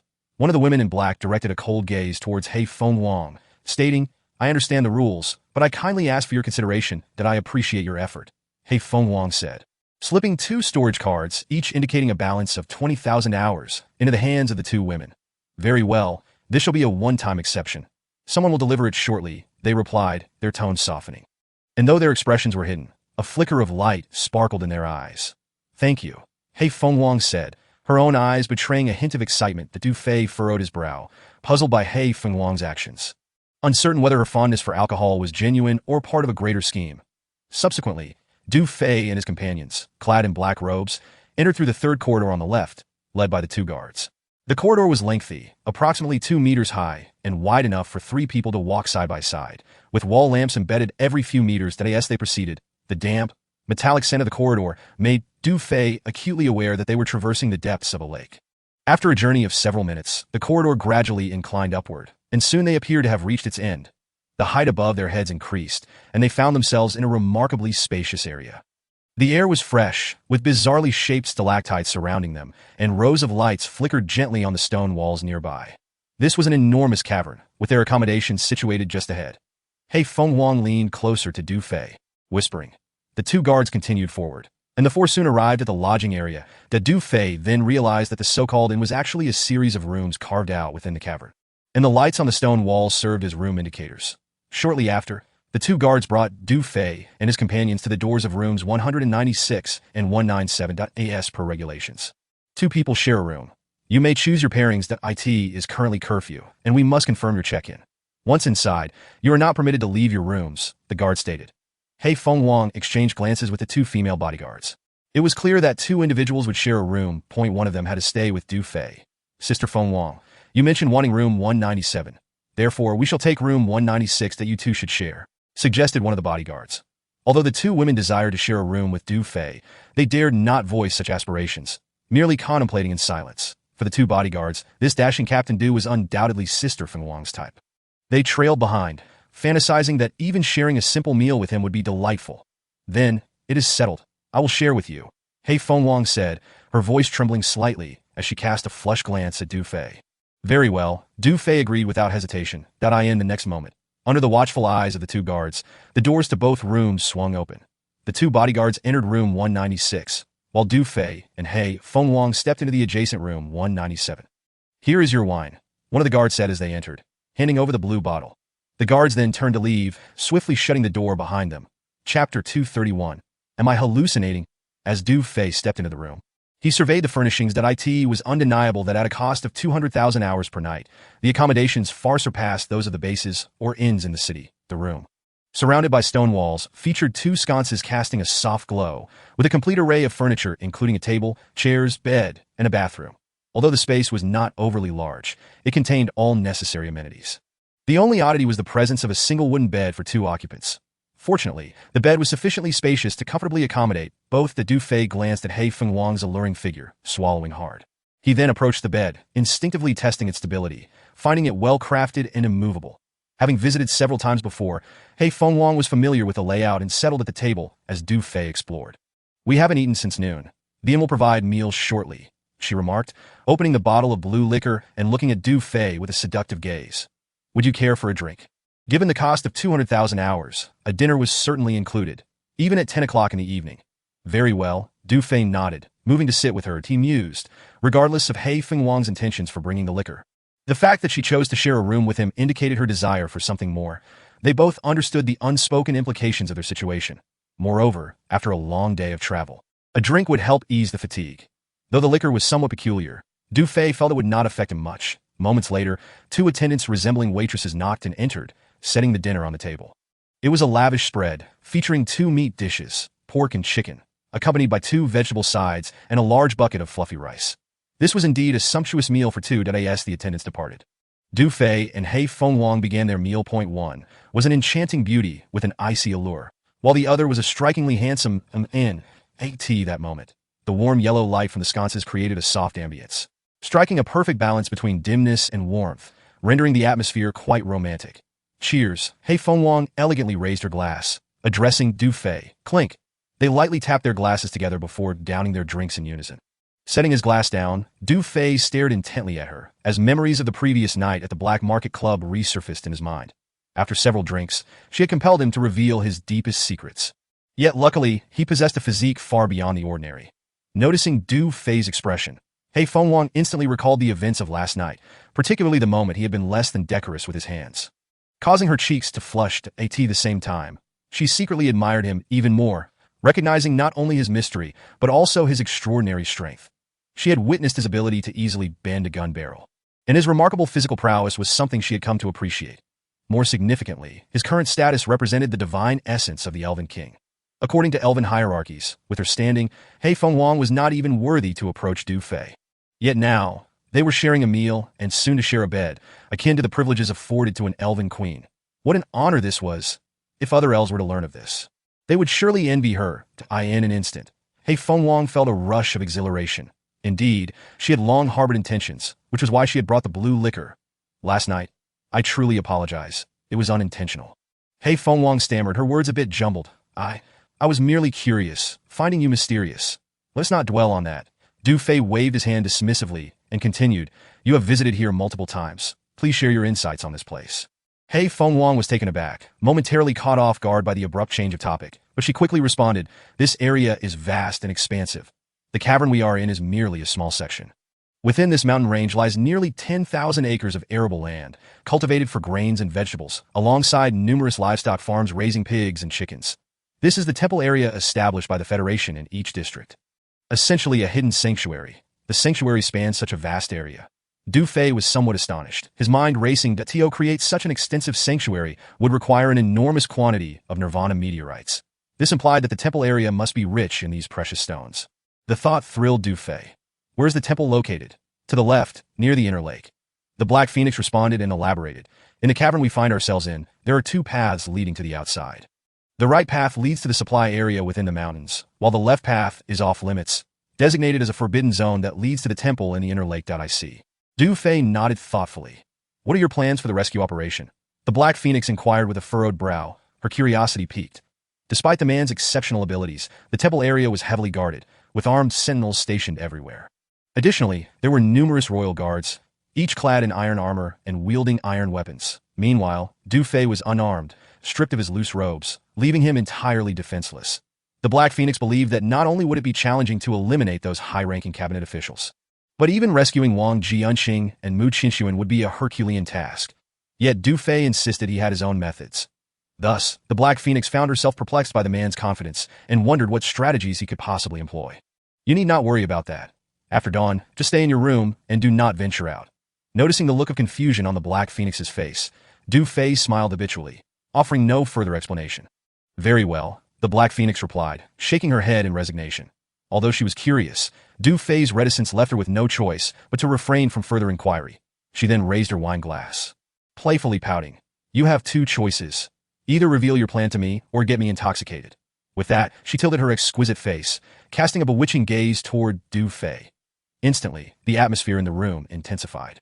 Upon witnessing this, Du Fei, unable to resist, thoughtlessly declared, Then I shall get you drunk. Cheers! The Black Phoenix's cheeks flushed. Although it was merely drinking, the words ignited a warmth within her. She promptly echoed, All right, then let us drink. Cheers! The two raised their glasses, saying no more, and began to eat and drink. Clink, clink! The sound of glasses clashing continued. In less than half an hour, a large bottle of blue liquor was emptied, and I haven't consumed this much alcohol in ages. I'm feeling rather dizzy and warm. The Black Phoenix, with hazy eyes, sat unsteadily in her chair. That should suffice. It's time to rest. It was true that Du Fei felt a bit tipsy himself. The clock indicated it was already past 11 at night, and they could not afford to delay any longer, especially with important matters to attend to at dawn. Thus he rose, gathered the day's Black Phoenix, and extinguished the lights to retire for the night. Not long after, ding, affinity level 1, a sudden system notification echoed in his mind. What the Du Fei was taken aback, questioning his sanity. Immediately following this, ding, affinity level 10, ding, affinity level 500, ding, affinity level 3000, ding, affinity level 3000. The notifications continued to flood in. Du Fei was utterly astonished. Who said elves lacked affinity levels? Chapter 232. Has the technology repository refreshed again? Early morning, just past 6. Du Fei awoke and eagerly opened the system interface for inspection. Host, Du Fei position, Supreme Commander Legion, Women's Field Corps, domain range, 1,000 kilometers. The Eternal I can connect to corresponding surveillance devices. Activate probing and independent communication functions and can be set to fixed area mode. The next upgrade of domain range can expand to a radius of 10,000 kilometers. Reputation value: 263-1560 affinity value. 66568 constitution. Primary enhancement 40. Primary enhancement. Advanced enhancement, super enhancement, warm reminder. Energy severely depleted, constitution limit has expanded, can enhance by 40 points, pending enhancement. Special reminder, after the next expansion of constitution limit can enhance by 80 points, constitution can directly break through to advanced enhancement. Items: Universal Toolbox 1, Element Control 116 ml, Silver Serpent Stinger 1, Intelligent Combat Suit set of 3. The constitution limit has expanded again. It won't be long before I can break through to advanced enhancement. Du Fei gazed at the system interface, his spirits soaring, particularly upon noticing the changes in the affinity value section, akin to discovering a new continent. Who would have thought, previously, his affinity value totaled over 30,000 points accumulated from all the female soldiers over such a long time. Of course, the majority came from Lu Ruobing and Xiaoying, and he had assumed that the elven race, particularly someone like the Black Phoenix, would not generate affinity values. Yet unexpectedly, it surged by several tens of thousands overnight. It seems many things cannot be judged solely by their appearance. The fact is, treasures are often found in the deepest recesses. Thus, it stands to reason that elves can also produce affinity values. Not only can they generate affinity values, but theirs is several times higher than that of ordinary humans. Moreover, their constitution is remarkable, with exceptional resilience. This revelation filled Du Fei with astonishment, that in an instant, he found himself thinking of Talia. Talia is a pure-blooded elf. She likely can generate a significant amount of affinity value, probably much higher than the Black Phoenix. Du Fei felt a surge of anticipation that it was not that he was enamored by beauty. Rather, he sought to acquire more affinity values. After all, he had been preoccupied with one matter: the expensive item in the technology repository. The aerial fortress, finished core, requires 200,000 affinity values. It is worth noting that the core device of the Eternal had been completely destroyed, rendering it akin to a derelict starship. That Du Fei contemplated that perhaps that aerial fortress, finished core, could resurrect the Eternal. In that case, the women's field core would essentially possess a starship. Moreover, equipping each female soldier with a set of active, vibrating gold intelligent combat suits would provide them with maneuverability, even when facing the terrifying and formidable Valen family in the future. Therefore, it is imperative to hasten the acquisition of 200,000 affinity values, prioritizing the redemption of the aerial fortress, finished core. With this thought, he could not help but open the technology repository once more. C-level intelligent guard, mechanical product design blueprint requires 80,000 reputation value. B-level intelligent guard, mechanical product design blueprint requires 150,000 reputation value. A-level intelligent guard, mechanical product design blueprint requires 300,000 reputation value. Real person guard, intelligent mechanical, female, finished product requires 3,000 affinity values. Climate improvement device, finished design blueprint requires 3,000 affinity values. Aerial fortress, finished core requires 200,000 affinity values. Primary constitution enhancement agent, gene type requires 1,000 affinity values.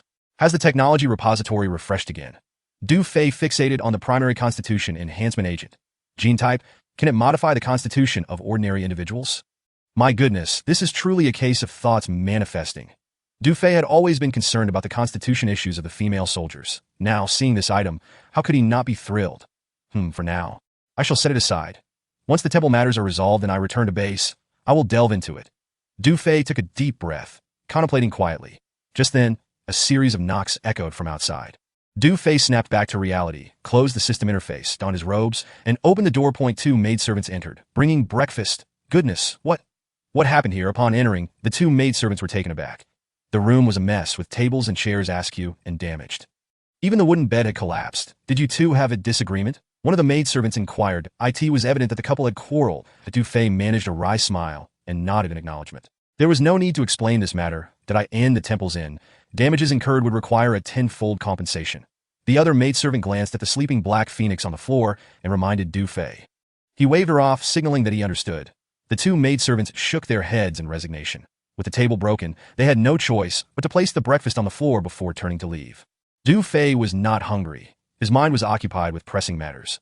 Noticing the time, it was nearly 7 o'clock. He then retrieved the set of intelligent combat suits from the system space. After putting them on, he glanced at the disheveled Black Phoenix before heading out.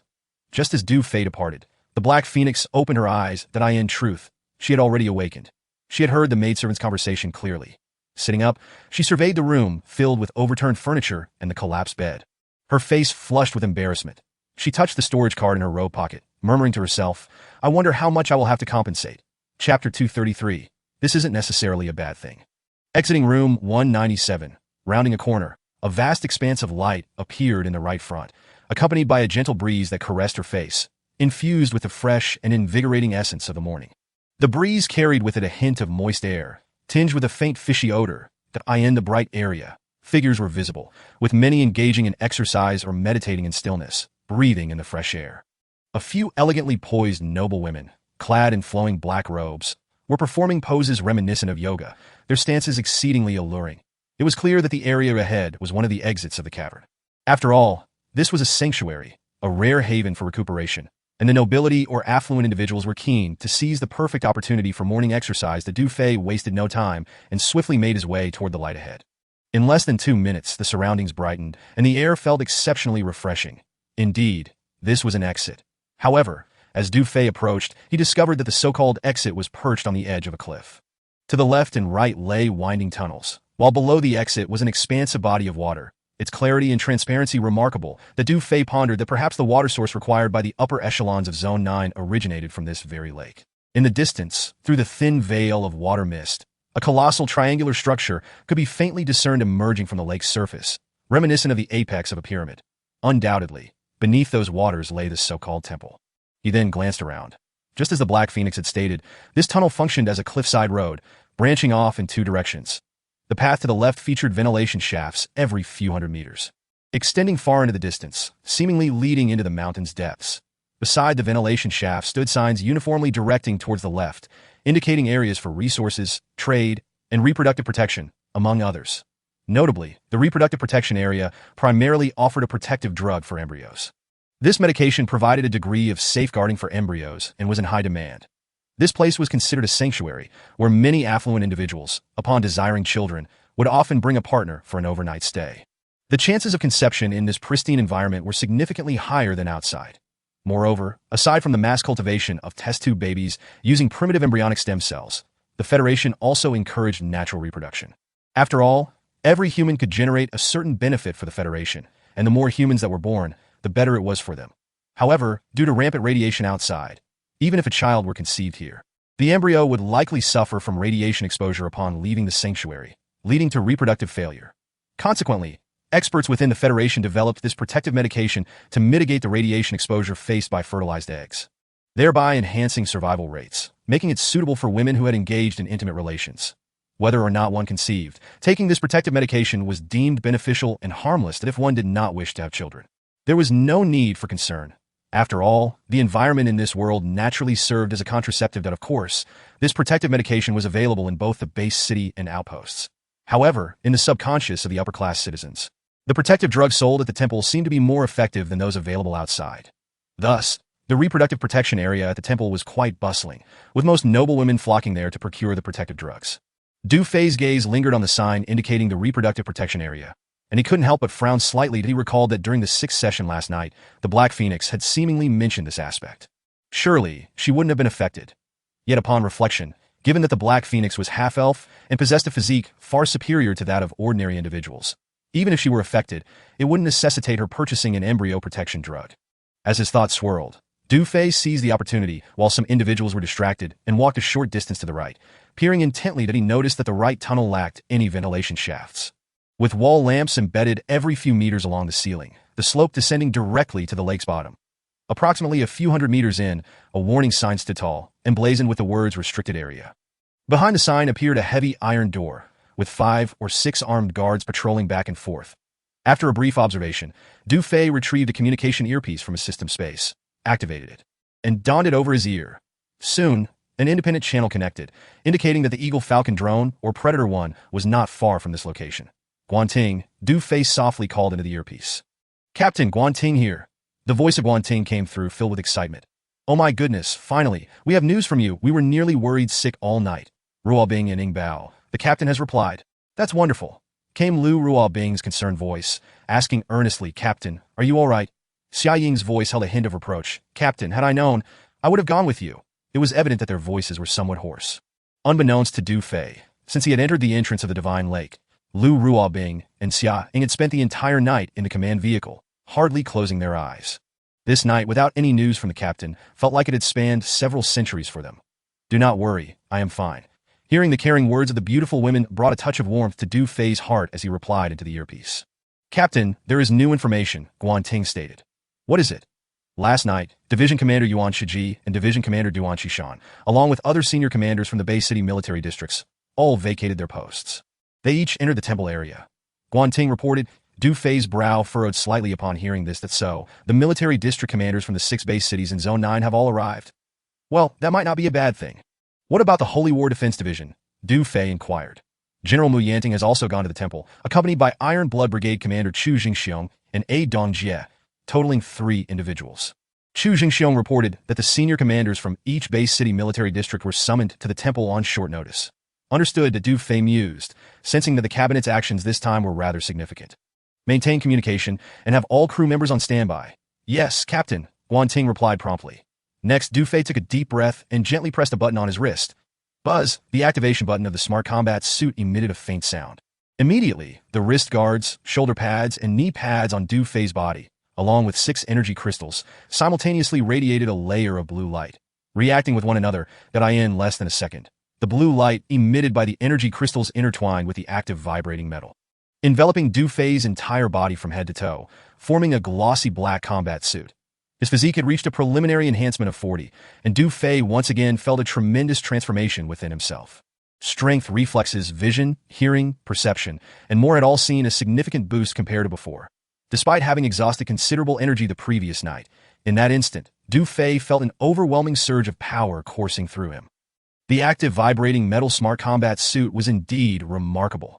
In the next moment, a silver snake dagger appeared in Du Fei's hand as he glanced at the 5 or 6 guards stationed at the entrance of the right tunnel's iron door. Whoosh, he moved like a swift black panther, his speed astonishing, leaving behind a blur as he charged towards the guards. Chapter 234. How to get to the sacrificial square. What is that? The 2 guards turned just in time to spot the rapidly approaching Du Fei. Bang, bang, a poof. The 2 guards were momentarily stunned, only to be hurled away by the immense force. Thud, thud. With 2 muffled thuds, the steel armor on the guards shattered as their bodies crashed against the stone wall. Rebounding to the ground, unconscious that Du Fei did not intend to kill these guards. He merely utilized his own strength in conjunction with the characteristics of the smart combat suit to effortlessly subdue them. The remaining 4 guards, witnessing this, were equally astonished at an attack on the guards, who would dare to resort to violence in the temple area. They had been stationed here for many years without encountering such an unexpected situation. In the blink of an eye, the remaining Du Fei surveyed his surroundings, a hint of worry crossing his face. At that moment, a rhythmic sound of footsteps echoed from afar, gradually growing nearer. Fixating on the source of the sound, Du Fei spotted a patrol squad composed of more than 20 individuals approaching his direction. That an idea sparked in his mind, prompting him to swiftly conceal himself behind a stone pillar. Before long, the patrol squad passed by him. Du Fei set his sights on the last guard in the formation.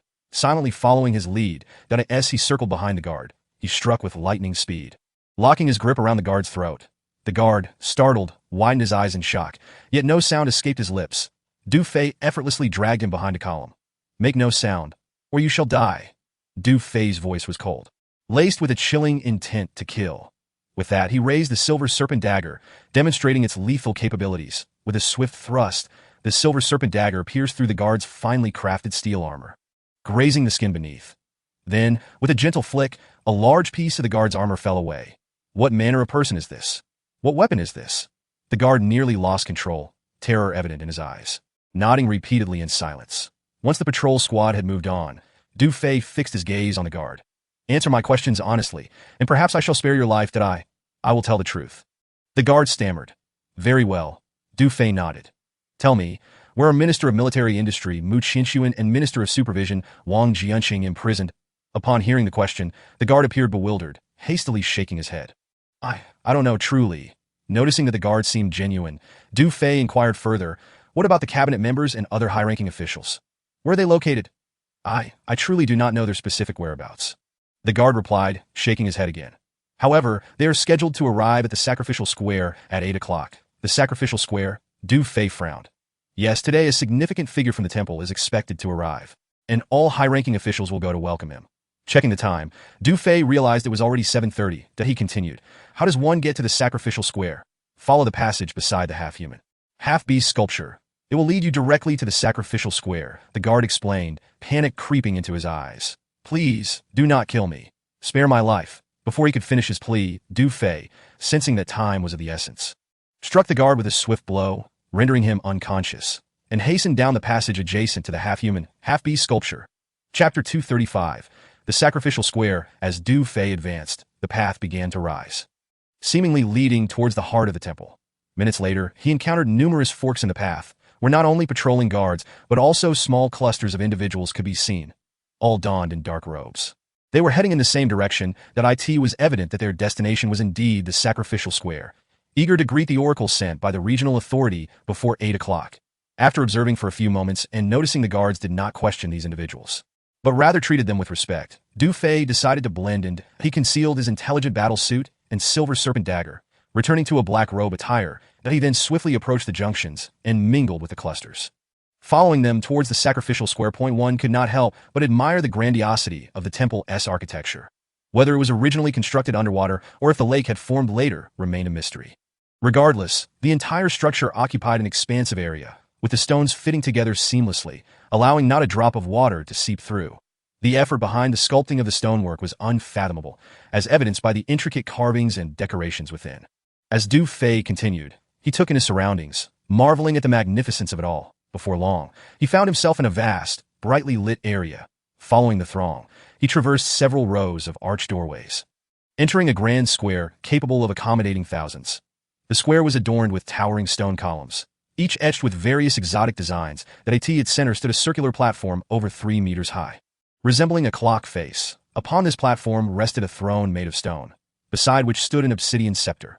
Above the platform, the temple's apex featured a large skylight, described by the temple as a passage for the ascension of souls and the descent of deities. Remarkably, no matter where one stood in the square, they could bask in the light streaming from the skylight, as though they were positioned at the center. That moment, numerous individuals entered the square through the surrounding arched stone doors. Swelling the crowd, a squad of several hundred guards rapidly dispersed around the platform, their training evident in their disciplined demeanor. Notably, the guards were clad in uniform iron armor, equipped with the latest iron weaponry, the inner sanctum's personal guard.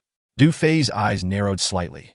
The high-ranking official should be arriving soon. As he scanned his surroundings more intently, he began to observe everything with meticulous care. In a hidden chamber, 2 individuals sat across from each other on a leather sofa. One was a gaunt old man, his eyes dark and hawk-like, exuding an aura of profound cunning. This man was none other than the newly appointed Speaker of the Cabinet, Zhao Tianxing. Facing him was a robust, fierce-looking middle-aged man, the commander of the personal guard, named Yin Sihai. Mr. Speaker, the temple's physician has reported a perplexing matter. Yin Sihai began. "What matter?" Zhao Tianxing inquired. "Do you recall Wang Jianqing's right leg, which suffered from radiation?" "I do." "What of it?" Zhao Tianxing furrowed his brow. It was known that Wang Jianqing had sustained severe radiation while saving Zhao Tianxing years ago. Zhao Tianxing was acutely aware that Wang Jianqing was now in the late stages of radiation sickness, practically beyond remedy. "The matter is this. According to the temple physician's examination, Wang Jianqing's leg has fully recovered. The radiation he endured has completely vanished. Furthermore, Mu Qinshuan is in the same condition. The radiation within him has also disappeared. Both Wang Jianqing and Mu Qinshuan are now as healthy as can be. Strange, wouldn't you agree?" Chapter 236. The oracle is coming. What did you say? Wang Jianqing has fully recovered. Zhao Tianxing frowned, turning to the personal guard commander, Yin Sihai. "Are you certain of this? Since the order to place Wang Jianqing and Mu Qinshuan under house arrest, Zhao Tianxing, as the Speaker of the Cabinet, had scorned the idea of seeing them. He knew well that once a person suffered from radiation, it was irreversible, especially for someone like Wang Jianqing, who was in the late stages and deemed untreatable. Thus, hearing that the radiation within both Wang Jianqing and Mu Qinshuan had vanished, and they were in good health, left him incredulous. "Yes, sir. The temple physician would not jest about such matters," Yin Sihai affirmed. "Indeed, there have been many strange occurrences of late." Zhao Tianxing pondered, then added, "However, regardless of their secrets, they cannot evade the scrutiny of the oracle. Soon, all will be revealed." "That is true. Your wisdom is unparalleled," Yin Sihai flattered. Zhao Tianxing narrowed his hawk-like eyes, a smirk of self-satisfaction creeping across his face, relishing the moment. It was worth noting that whenever high-level investigations arose, the Wu family had always distanced themselves. Wu Degui had been temporarily relocated to Area 8 by his family. This meant that Zhao Tianqing now held the reins in the entire 9th district. Without the Wu family's constraints in recent days, Zhao Tianqing felt liberated, as though he had finally attained the position he desired. Even though Wu Dai had left him this troublesome mess, Zhao Tianqing was more than willing to take it on. For a long time, the Ministry of Supervision and the Ministry of Military Industry had not been under the cabinet's control. Ever since Zhao Tianqing rose to power with the help of the Wu family, he had harbored resentment. Having tasted the benefits of power, Zhao Tianqing's ambition swelled, making him increasingly greedy that if he could bring the Ministry of Supervision and the Ministry of Military Industry under his influence, he could secretly cultivate a group of loyalists. Slowly extricating himself from the Wu family's grasp would allow him to become the true ruler of the 9th district. Unfortunately, the Ministry of Military Industry was under the control of the Mu family from the Holy War City, and Wang Jianqing had close ties with the Mu family, which had often caused Zhao Tianqing great distress. But now, an opportunity had arisen. With the surveillance system in the 9th district malfunctioning, Wang Jianqing could not escape culpability, and the Mu family was suspected of harboring traitors. With the oracle's arrival, if any clues were uncovered, it would be enough to send Wang Jianqing and the entire Mu family to the mines. At that point, Zhao Tianqing would have unchallenged control over the 6 base cities in the 9th district. Sir, I have heard that the oracle arriving this time holds an extraordinary identity, Yin Sihai cautiously inquired. Indeed, she is the daughter of the regional governor, a rising star of the Qiling organization. Zhao Tianqing nodded thoughtfully and continued. This time, the esteemed governor has dispatched his own daughter to descend upon the temple of the 9th district, with the intention of paving her path for a potential future ascension to a core member of the Qiling organization. Thus, this presents us with an opportunity to showcase our capabilities. We must ensure her reception is impeccable and her safety is meticulously safeguarded. Indeed, as for the safety of this oracle, rest assured, my lord, we guarantee absolute security, Yin Sihai declared, thumping his chest with confidence. Excellent, Zhao Tianqing responded, feeling satisfied with his trusted subordinate. After a moment of contemplation, he inquired, what of Wang Jianqing's secretary, Su Zhong? I have ordered him confined to another secure chamber, Yin Sihai replied. Well then, the time is drawing near. We must prepare ourselves. Zhao Tianqing glanced at his wrist and commanded Yin Sihai. First, escort Mu Qinxuan, Wang Jianqing, and Su Zhong to the sacrificial chamber beside the altar. Additionally, keep a vigilant eye on Mu Yanting and others from the Holy War Defense Division, should they display any suspicious behavior. Apprehend them on charges of blasphemy. Understood. I shall see to it at once. In a clandestine chamber on the temple's lower level, 2 elderly men, their hair flecked with gray, were bound to specially designed chairs, their brows furrowed in distress. These 2 men were none other than Mu Qinxuan and Wang Jianqing. Jianqing, you should never have saved that Zhao fellow back on the battlefield. He is nothing but a thankless wretch. Mu Qinxuan lamented. Brother Qinxuan, it is futile to dwell on the past. I too have harbored similar thoughts, Wang Jianqing replied, shaking his head with a bitter smile. The Tio claim he had no regrets would be a lie. Zhao Tianqing, once a close comrade, had not only saved his life, but had also been instrumental in his ascension to the cabinet. Who could have foreseen that he would repay kindness with enmity? The previous attempt to rescue Du Lei had already left Wang Jianqing disheartened when Zhao Tianqing had hesitated to assist. Yet he could hardly imagine that Zhao Tianqing would not only disregard their past bond, but also imprison him. He understood that the oracle's arrival was imminent, and he would not withstand the probing of the oracle's magic. Even though Su Zhong had conveyed news from Du Fei, assuring him that the women's field combat unit would ensure his safety, he had nonetheless taken precautions by preparing a substance for a quick escape. However, unbeknownst to him, before he could enter the temple, even with the substance concealed, it had been discovered by the guards. Now, it seemed he was trapped, unable to even contemplate death. By the order of the esteemed chairman, both of you are to be escorted to the sacrificial chamber in the plaza to AT that moment. A leader of the guards announced from the doorway. Yes. As the door to the chamber swung open, a fully armed contingent of guards filed in. Jianqing, perhaps there is still a glimmer of hope. We must trust that young man and remain composed, Mu Qinxuan whispered to Wang Jianqing. Wang Jianqing remained silent, merely nodding slightly that he too wished for a turn of events, yet uncertainty gnawed at him. At 7:58 p.m., in the sacrificial plaza, a throng of people poured in through the surrounding archways. The Du Fei's eyes narrowed as he spotted Mu Yanting, Chu Jingxiong, and Dong Jie among the crowd. Clad in black robes instead of their usual military uniforms, their expressions were grim and tinged with anger. That on the other side of the gathering, 2 middle-aged men emerged, whom Du Fei recognized from photographs. One was Yuan Shiji, the commander of the 109th Division, portly with a bald head that gleamed, while the other, Duan Qishan, commander of the 121st Division, sported a gaunt face and a sinister gaze, complete with a handlebar mustache. It was evident that the individuals entering were the commanders of all military districts from 6 base cities. Just as Du Fei prepared to approach Mu Yanting and the others, a thunderous roar erupted overhead. In that instant, every head turned skyward. The ceiling above the altar morphed, splitting open like 3 petals to reveal a vast void. But they're coming. The oracle is about to descend. Hush, keep your voices down, murmured some onlookers.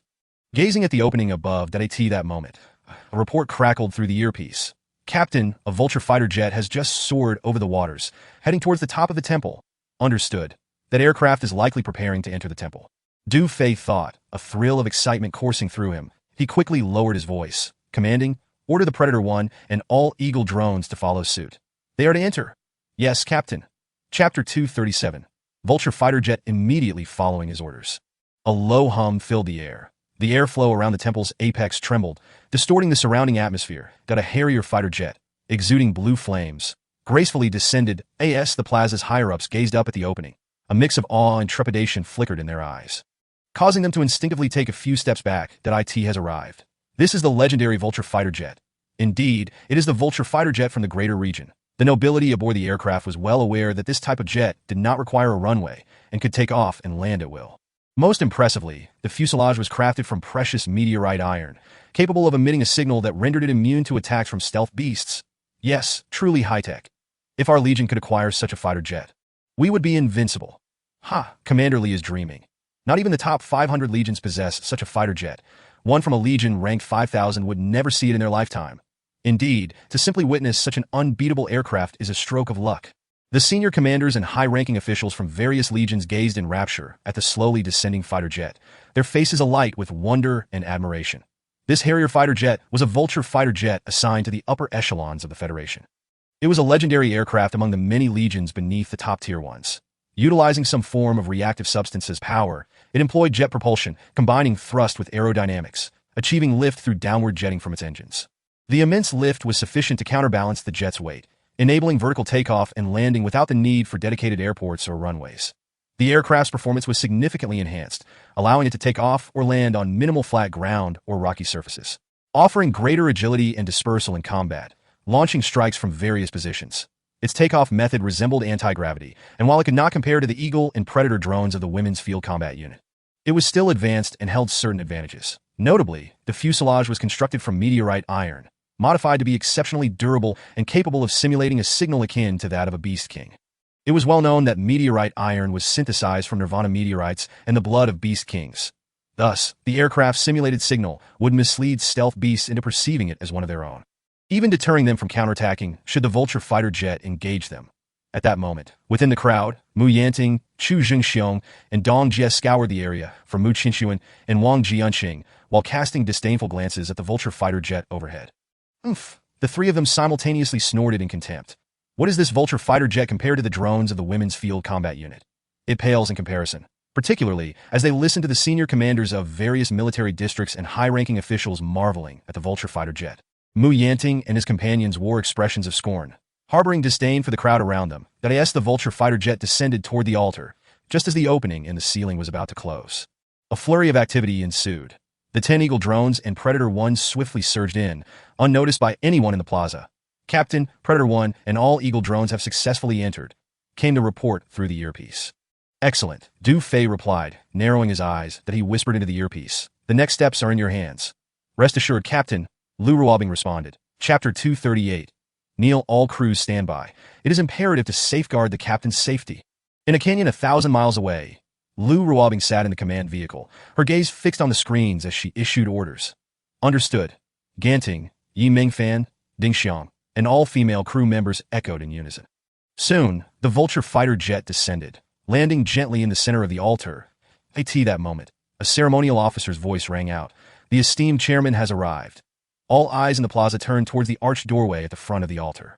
The cabinet chairman Zhao Tianxing, chief commander Yin Sihai of the Imperial Guards, and a dozen cabinet members, flanked by a contingent of Imperial Guards, made their way through the crowd toward the front row of the altar. Another squad of Imperial Guards proceeded to the side sacrificial chamber, standing guard at the entrance. Inside the sacrificial chamber, shadows danced. With his keen eyesight, Du Fei peered through the open door, discerning the situation inside the chamber with clarity. He observed 2 elderly men being brought up from the dark passageway beneath, restrained by several guards. Those 2 men were indeed Mu Qinxuan and Wang Jianqing. Finally, I have laid eyes on them. Seeing that Mu Qinshuan and Wang Jianqing were unharmed, Du Fei felt a wave of relief wash over him. He then whispered into his earpiece, "Keep an eye on the stone chamber to the right of the altar. Mu Qinshuan and Wang Jianqing are inside. Do not worry about me. Ensure the safety of Mu Qinshuan, Wang Jianqing, and Mu Yanting and the others. Act according to the situation, and do not hesitate to take action if necessary." "Understood," Captain Lu Ruobing replied. Continuing, she gazed intently at the screen, and after a brief moment of analysis, began to make arrangements. Ganting, keep a close watch on the high-ranking officials of the cabinet and await the commander's orders. "Yes," responded Yi Mingfan and Talia in unison. "Ding Xiong, your task is more challenging. Ensure the safety of the commander and the Mu family, while closely monitoring the situation of all armed personnel in the square. Should any emergency arise, be ready to eliminate the threat." "Understood," Ding Xiong affirmed, skillfully maneuvering the Predator drone equipped with a long-range sniper rifle. The remaining Falcon drones secure the right side of the altar and every corner of the square with the guards. "Yes," all the female crew members replied in unison. From this moment on, all units are on standby. Remember, once the battle commences, do not waste any vibranium bullets. Aim for a single-shot kill. "Yes, Vice Commander." In a remarkably short span of time, Lu Ruobing orchestrated everything with precision. That Du Fei, adjusting his earpiece, nodded slightly, feeling quite satisfied with his deputy, but he mused that once this situation was resolved and they returned to base, he must reward her appropriately. Perhaps he would let her try out the newly developed genetic enhancement serum from the tech vault. Boom! A surge of air swept through. As Du Fei's thoughts returned, the Vulture fighter jet had already landed in the center of the altar. At that moment, the high-ranking officials of the cabinet had also taken their positions on the podium. "Silence, please." Zhao Qianqing gestured to the crowd, and the slightly noisy assembly fell silent immediately. "Today, you have gathered at the temple, and I trust you understand the reason for your presence. The situation in our 9th district has remained stable for centuries. However, recently, we have encountered some serious issues that have resulted in substantial losses for the Federation, causing dissatisfaction among the regional governors. The root cause lies primarily within our high ranks. Therefore, the region has dispatched a revered truth speaker to our 9th district for an investigation, and a resolution will be forthcoming." As he spoke, he cast a sidelong glance at Mu Qinshuan and Wang Jianqing within the sacrificial chamber, then respectfully addressed the altar. "Now, let us extend our utmost reverence to welcome the esteemed truth speaker." As his words fell, a soft whoosh sounded, and the hatch of the Vulture fighter jet opened. In the next moment, for robust, muscular attendants emerged first, standing at attention and respectfully flanking the cabin. Following them, a graceful woman descended slowly from the steps of the aircraft. She possessed fair skin and striking beauty, clad in a loose black robe adorned with a symbol, featuring a pattern depicting the sunrise over rivers. An air of alluring charm surrounded her, particularly with her cheeks still flushed and her eyes sparkling with a hint of mischief. That as she passed by the 4 attendants, a flicker of dissatisfaction crossed her face, clearly indicating that she found the 4 burly servants lacking. Zhao Qianqing and the other high-ranking officials observed this silently, fully aware of the truth speaker's notorious indulgence, treating her attendants with casual disdain. A fact that the cabinet's elite had long been familiar with. Soon, the woman approached the throne at the center of the altar and seated herself, with the 4 attendants forming a line behind her. She raised her haughty head, first surveying the square, then her eyes glinted with a ghostly blue light as she commanded coldly, "Kneel." Her voice was soft yet resonated throughout every corner of the square. In the next instant, clatter, clatter, all high-ranking officials and guards, including Zhao Qianqing, knelt before the woman on the throne, their bodies behaving like puppets entirely beyond their control. Even Mu Yanting, Chu Jingxiong, and Dong Jie were no exception, all succumbing to the compulsion, the truth speaker's magic. Du Fei felt a slight dizziness, a sensation that passed swiftly and had little effect on him. However, after a moment's contemplation, he too knelt with the crowd beside him. In that fleeting moment, the woman seemed to sense something amiss, suddenly turning her head in Du Fei's direction. Chapter 239. The Crimson Truth Speaker Strange. Why do I sense a mental resistance among these people?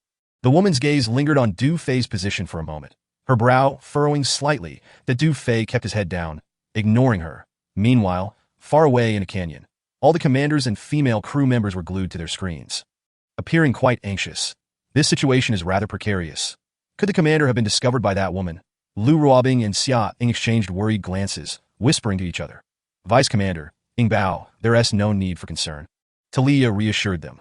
The truth speaker has acquired the ability of the elven truthseer through certain means, classifying her as a half-elf. Among the female elves, they are divided into 4 ranks: pink, red, blue, and purple. The truth speaker at the altar possesses the abilities of a red-level elf, which means her rank is merely red, while the commander's rank is purple, rendering her incapable of inflicting harm upon him. Upon hearing Talia's explanation, Lu Ruobing and the other commanders exhaled, their taut nerves beginning to relax. However, they remained vigilant, especially Ganting, Yi Mengfan, Ding Xiang, and the female crew members who maintained a heightened state of alertness. On the altar, the woman, finding no results in her search, relented. With an air of superiority, she raised her hand as if looking down upon mere ants. Zhao Tianxing and the other high-ranking officials, along with everyone else, felt a wave of relief wash over them and rose from the ground. Du Fei also stood up with the crowd. Talia was correct. The woman was simply a red-level truth speaker. While her rank exceeded Talia's by 1 level, Talia was a pure elf, making the woman only slightly stronger in capability. Thus, facing the hundreds of high-ranking individuals in the square, the woman's control through her true Zare abilities could only be sustained for a brief period. At most, the effect would last a mere 10 seconds before the enchantment would dissipate. Her earlier command was merely a form of intimidation directed at all present. Naturally, Du Fei understood that the woman's powers posed no real threat to him. With his mind at ease, he turned his gaze toward the sacrificial chamber on the right side of the altar, where only one pressing issue remained. That is, Mu Qinshuan, Wang Jianqing, and Su Zhong were being held captive by over a dozen fully armed guards within the chamber. Currently, no suitable opportunity had arisen, should he act recklessly. The safety of Mu Qinshuan and the others would be jeopardized. Du Fei contemplated the throne on the altar, realizing that the most reliable method would be to take action against this woman. This envoy, under the command of the regional governor, has arrived at the 9th District Temple to investigate the anomalies in the Heavenly Eye system. At that moment, the woman spoke with an air of arrogance, then turned her attention to the podium in front of the altar. Who among you is the Speaker of the Cabinet? As her words fell, Zhao Tianxing hurriedly stepped forward, bowing, in response to your inquiry. I am Zhao Tianxing, the Speaker of the Cabinet at the 9th District. The Cabinet holds the highest position. This envoy intends to commence the investigation from the Cabinet. Do you have any objections? The envoy's decision is beyond any dissent from the Cabinet. However, Zhao Tianxing raised his head and continued, prior to your arrival, the Cabinet conducted an investigation into the high-ranking officials of the 9th District and has detained 3 suspects. Point 1 is the Minister of Military Industry. 1 is the Minister of Supervision, and the other is the Secretary of the Supervision Department. All 3 hold significant positions, yet have been derelict in their duties, disregarding federal regulations, according to our investigation. Their transgressions are severe. All 3 are suspected of harboring and colluding with rebels, especially the Minister of Supervision and the Secretary, who are directly connected to the anomalies in the Heavenly Eye system. I suspect that the disturbances in the Heavenly Eye are likely orchestrated by them. The woman frowned slightly, directing her gaze at Zhao Tianxing. Are you certain that what you say is true? The Cabinet would never dare to deceive the envoy. If that is the case, this saves me a great deal of trouble. After speaking, the woman raised her hand slightly towards Zhao Tianxing. Bring forth the 3 individuals you mentioned. Yes, envoy. Zhao Tianxing's heart leapt with joy. Mu Qinshuan and Wang Jianqing were about to face their doom, which would naturally lead to the military industry and supervision departments falling under his control. He promptly exchanged a glance with the commander of the guards, Yin Sihai. Soon, a squad of guards escorted Mu Qinshuan, Wang Jianqing, and Su Zhong out of the sacrificial chamber, ascending the steps of the altar. In the square, all eyes were fixed on them, with the crowd stretching their necks to get a better view. Among them, Mu Yanting, Chu Jingxiong, and Dong Jie bore solemn expressions, filled with tension and anxiety. Particularly Mu Yanting, whose eyes were bloodshot with rage, fists clenched so tightly that his nails dug into his palms. Yet surrounded by heavily armed guards and temple sentinels, Mu Yanting and the others could only watch helplessly. All units prepare, wait for my command. Du Fei whispered into his earpiece, quietly edging closer to Mu Yanting and the others. Yes, Commander, came Lu Ruobing's response over the earpiece. At this moment, Mu Qinshuan, Wang Jianqing, and Su Zhong had been brought before the throne.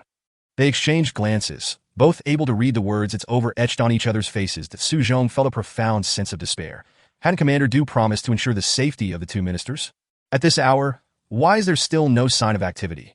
Is it just the 3 of you? The woman's tone dripped with extreme disdain. She remained seated, her eyes shimmering with an ethereal blue light. Initially fixating on Mu Qinshuan, Chapter 240.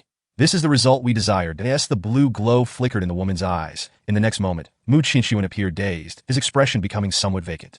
The Sacred War City Beast King hunting grounds. The woman's wild combat group, Du Fei, the smelting and extraction techniques of mithril ammunition, mysterious weaponry, recovery vehicles, entering the radiation source valley. Hunting 2 Beast Kings, the Mu military industrial group collaborating with Du Fei to sell mithril ammunition. All this information, all the secrets regarding the woman's wild combat group, flashed before her like a slideshow. minded eye in an instant. She gleaned Mu Qianxuan's recent memories with crystal clarity. The woman withdrew her gaze. Thud. Mu Qianxuan's complexion turned pale, and he fell to the ground in shock. The one called Du Fei is a super genius, having mastered the smelting and extraction techniques of mithril. A hint of excitement crossed the woman's face. It is worth noting that this planet possesses abundant reserves of mithril ore, yet the smelting and extraction techniques have always posed a significant challenge for the Federation's top research teams. Crucially, mithril is regarded as a rare metal in the space-time galaxy, holding substantial value. According to undisclosed sources, the only race capable of smelting and extracting mithril is the dwarves. The dwarves are divided into three branches: the Copperbeard tribe, the Barbarian Hammer tribe, and the Black Iron tribe, scattered across several planets on the fringes of the space-time galaxy. They reside deep within caves and underground, excelling in mining and forging equipment, particularly the smelting and extraction techniques of mithril, which remain a closely guarded secret of their tribes. Who would have thought that such a genius exists on this planet? A flicker of exhilaration appeared on the woman's face, her heart instantly filled with greedy thoughts. Yes, I must find that man named Du Fei, tame him, possess him, enslave him. In doing so, I will be seated upon a wealth of inexhaustible mithril, equivalent to boundless riches. Subsequently, the woman's eyes glimmered blue once more as she turned her gaze towards Wang Jianqing and Su Zhong. Moments later, Wang Jianqing and Su Zhong too turned pale, collapsing weakly to the ground. Again, it is Du Fei. The woman felt a profound sense of astonishment, never expecting these two individuals to also be connected to Du Fei. So, it is true. Currently, the man named Du Fei has become a rebel. No wonder the cabinet chairman Zhao Tianqing spoke of collusion between the military-industrial department and the supervisory department in harboring traitors. However, this descent was to investigate the issues surrounding the Eye of Heaven. Yet from the memories of these three, it is evident that they are not the cause of the abnormal phenomena in Zone 9's eye system. Even they themselves find it peculiar. Nevertheless, the supervisory minister Wang Jianqing and secretary Su Zhong did delete data from the Eye to shield Du Fei and the woman's wild combat group. As the woman pondered this, a thought crossed her mind. The secret of Du Fei mastering the smelting and extraction techniques of mithril must not be disclosed to any unnecessary parties. The information sought has been acquired. These three individuals before me have become superfluous. Only those who cannot speak can keep secrets. Thus Mu Qianxuan, Wang Jianqing, and Su Zhong must vanish from this world. As for that Du Fei, there are merely 6 base cities in Zone 9. Finding him should not prove to be a daunting task. This envoy has determined that these three conspired with rebels and are indeed guilty. The woman gazed at Zhao Tianqing, nodding with satisfaction. I shall soon record a merit for you in the cabinet of Zone 9. Zhao Tianqing, taken aback, hurriedly bowed in gratitude. Thank you, esteemed envoy. Your wisdom is unparalleled. However, all present here must still undergo investigation. The woman cast her eyes over the hundreds of high-ranking individuals in the square. For she had not forgotten the task at hand. An explanation must be provided to the Federation's upper echelons regarding the cause of the Eye's abnormality. Then, she shifted her words. Before investigating you, I shall first deal with these 3 individuals. According to Federation regulations, there are 3 options for addressing the mistakes of high-ranking officials. First, no charges will be pursued, granting them clemency. Second, they will be sent to the mines. Third, their heads will be offered as a sacrifice to the deities, absolving them of their transgressions. Following this, all present high-ranking officials shall cast their votes. Those who believe these 3 deserve clemency may proceed to the clemency zone. Those who believe they are guilty but not deserving of capital punishment may proceed to the confinement zone. And those who deem their crimes heinous may proceed to the sacrifice zone. Now, let us begin. As the woman's words fell, the hundreds of high-ranking individuals in the square looked towards the 3 voting areas before the altar, whispering among themselves. Zhao Tianqing, Yin Sihai, and several other cabinet officials seemed to have previously conspired, leading the way to the sacrifice zone. Following closely were Division Commander Yuan Shiji of the 109th Division, Division Commander Duan Qishan of the 121 SD Division, and several die-hard loyalists to the cabinet who also moved towards the sacrifice zone. Observing this, Mu Yanting, Chu Jingxiong, and Dong Jie felt a mix of anger and anxiety, swiftly making their way to the clemency zone. As for the commanders of the various military districts across the 6 base cities, aside from a few from the Revival Military District, most had some ties to the Mu family. Thus, many military district commanders also followed towards the clemency zone, which greatly relieved Mu Yanting and his companions. At this moment, Du Fei also appeared in the clemency zone, but Mu Yanting and his companions were so focused on the number of individuals in the voting areas that they did not notice his presence. Meanwhile, the remaining high-ranking officials in Zone 9, such as those from the Information Department, Material Department, Urban Construction Department, and City Defense Department, maintained a neutral stance. On one hand, they felt that Mu Qianxuan and Wang Jianqing were undeserving of death. On the other, they feared offending the cabinet. Thus they all stood in the confinement zone, that in less than 3 minutes, all the hundreds of high-ranking officials in the square had taken their positions in their chosen areas. And the voting concluded. The numbers in the 3 zones were starkly evident. The clemency zone held the fewest, the sacrifice zone second, and the confinement zone the most. Naturally, such a result was far from ideal for the cabinet. Zhao Tianxing's gaze swept over the numerous high-ranking officials in the clemency and confinement zones, his expression darkening considerably. If I have noted this, he secretly resolved that once this matter was resolved, he would seek an opportunity to replace these individuals. In the clemency zone, Mu Yanting and his companions breathed a slight sigh of relief. The situation was not too dire. At the very least, Mu Qinxuan, Wang Jianqing, and Su Zhong would not be beheaded as sacrifices. The worst outcome would be being sent to the mines as laborers. Little did they know, the next scene would defy all expectations. From the throne of the altar, the woman let out a cold chuckle, her lips curling into a smirk, causing the 2 bulging masses beneath her black robe to tremble. Surround the clemency zone, in the next moment, with a rustle. Not long ago, the cabinet issued an announcement, which was also disseminated on the 9th District's Tianyan website, revealing a series of messages. The Extraterritorial Women's Field Regiment of the Revival Military Region has been stripped of its designation, and its nature has been classified as a rebel faction opposing the Federation and humanity. Each military district in the 6 major base cities has received the notification, and the name of the regiment leader, Du Fei, has become widely known among both large and small military groups. All the high-ranking officials present turned their gazes toward Du Fei, who stood at the altar, utterly perplexed. Was he truly willing to risk his life? What audacity and courage could possibly embolden him? The cabinet had placed a substantial bounty on his head, with both regular military forces and extraterritorial armed organizations actively seeking the whereabouts of the Women's Field Regiment. To their astonishment, this rebel leader dared to appear alone in the temple. He certainly had guts. How intriguing, thought the woman seated on the throne. Regarding Du Fei, she shared this sentiment. This man possessed remarkable courage. Yet, she was precisely there to seek him, an opportunity that had seemingly materialized effortlessly. In that fleeting moment, the woman felt that fortune smiled upon her exceedingly well. Come to me, she commanded Du Fei, retrieving a box made of a bronze-like metal from her black robe. This box had been gifted to her by a red-tiered spirit, the source of her inherited incantation, specifically designed to deal with targets of unwavering willpower. She believed Du Fei belonged to that category. Exhausting his mental energy might not yield results, and if she wished to tame him swiftly, she would have to employ the Nirvana box. Pushed forward by 2 guards, Du Fei took 2 steps closer, nearly brushing against the woman. I command you to insert it, the woman said, her eyes shimmering with an ethereal blue light. Du Fei frowned slightly. Insert it where? Into the box, use your hand, she insisted, presenting the metallic box to him, secretly astonished. This man was indeed extraordinary. Under the influence of her incantation, he remained remarkably lucid. What is this? Du Fei inquired, glancing at the metallic box. Pain, she replied, fixing her gaze on him. But after the suffering, you shall be reborn. With that, she swiftly produced a sharp metal needle with her other hand, pressing it directly against Du Fei's temple.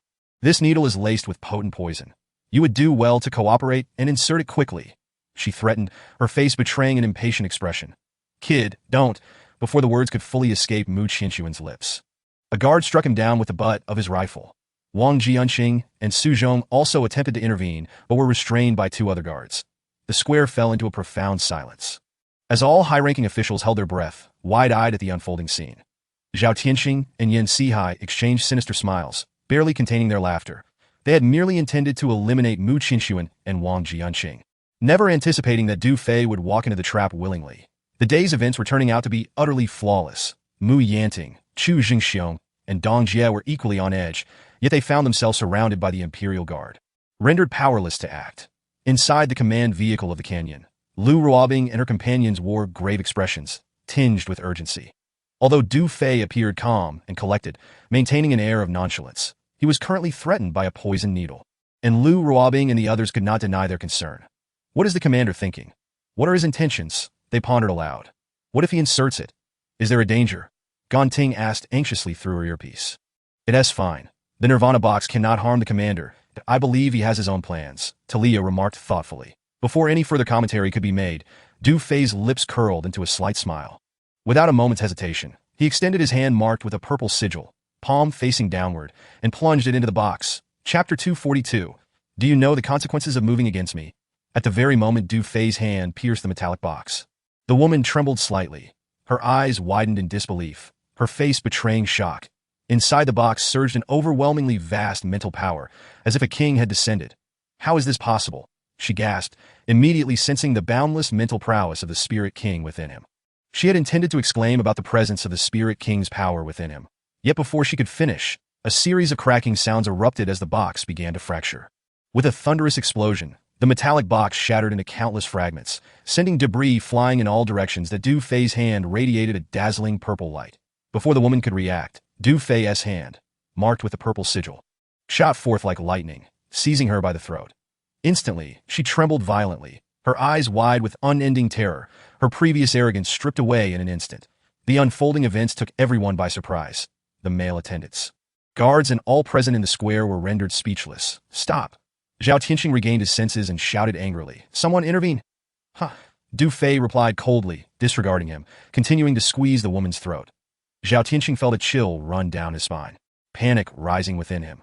This envoy was not of ordinary status. Should anything happen to her, not only would he be unable to account to the regional governor, but his own future would be irreparably jeopardized. The high-ranking officials in the cabinet were equally taken aback, with the commander of the Imperial Guard, Yan Sihai, feeling a sense of alarm that he was responsible for the envoy's security and had guaranteed her safety. He never expected such an unforeseen circumstance to arise. How audacious! You dare to attack the envoy! You must be tired of living, Yan Sihai bellowed, drawing his sidearm from his waist. Yet before he could raise his weapon, a gunshot rang out, and a large-caliber bullet struck him down mid-sentence. Yan Sihai fell, his head exploding in a shower of red and white. The nearest Zhao Tianxing and several cabinet officials were splattered with blood and brain matter, their faces drenched. Thud! Yan Sihai's body crumpled to the ground. What just happened? Yan Sihai is dead. Where did that sniper come from? In an instant, Zhao Tianxing and the cabinet officials were rendered speechless, their faces pale with shock. All around them, the Imperial Guard stood with their weapons drawn, staring blankly at the sky, uncertain of what to do. The high-ranking officials from other regions in the square were equally shaken, panic radiating through the crowd as chaos began to ensue. Everyone stay in your designated areas. Do not move. Those who do will die. One hand still clenching the woman's throat, Du Fei scanned the entire square and then lifted her from the throne, locking eyes with her. Tell all guards to lower their weapons. Before his words could fully register, four male attendants seized the moment, lunging at Du Fei unexpectedly. Simultaneously, several guards raised their weapons toward him. In a flash, gunfire erupted above the altar. The four male attendants and several guards collapsed in a pool of blood, riddled with bullet holes, their demise gruesome. Du Fei cast a cold glance at the bodies on the altar, a smirk tugging at his lips. That I warned you. Those who move will die, he remarked. As silence enveloped the square, the sound of a pin dropping could be heard. All eyes were fixated on the altar, breaths held in suspense. Zhao Tianxing and the cabinet officials gasped in shock, their scalps tingling with fear. The situation was dire, extremely serious. What kind of weapon was that overhead? When had it been concealed within the temple? Particularly, as they beheld the horrific fate of the guards on the altar, their disbelief deepened. Those guards, clad in impenetrable meteorite armor, had all been pierced through, their bodies resembling a sieve. What kind of bullet could penetrate meteorite armor? It was simply unfathomable, utterly terrifying. Lower. Lower your weapons. All of you, the woman croaked, her voice trembling with fear as she commanded the guards to. No sooner had she spoken than the square erupted in chaos.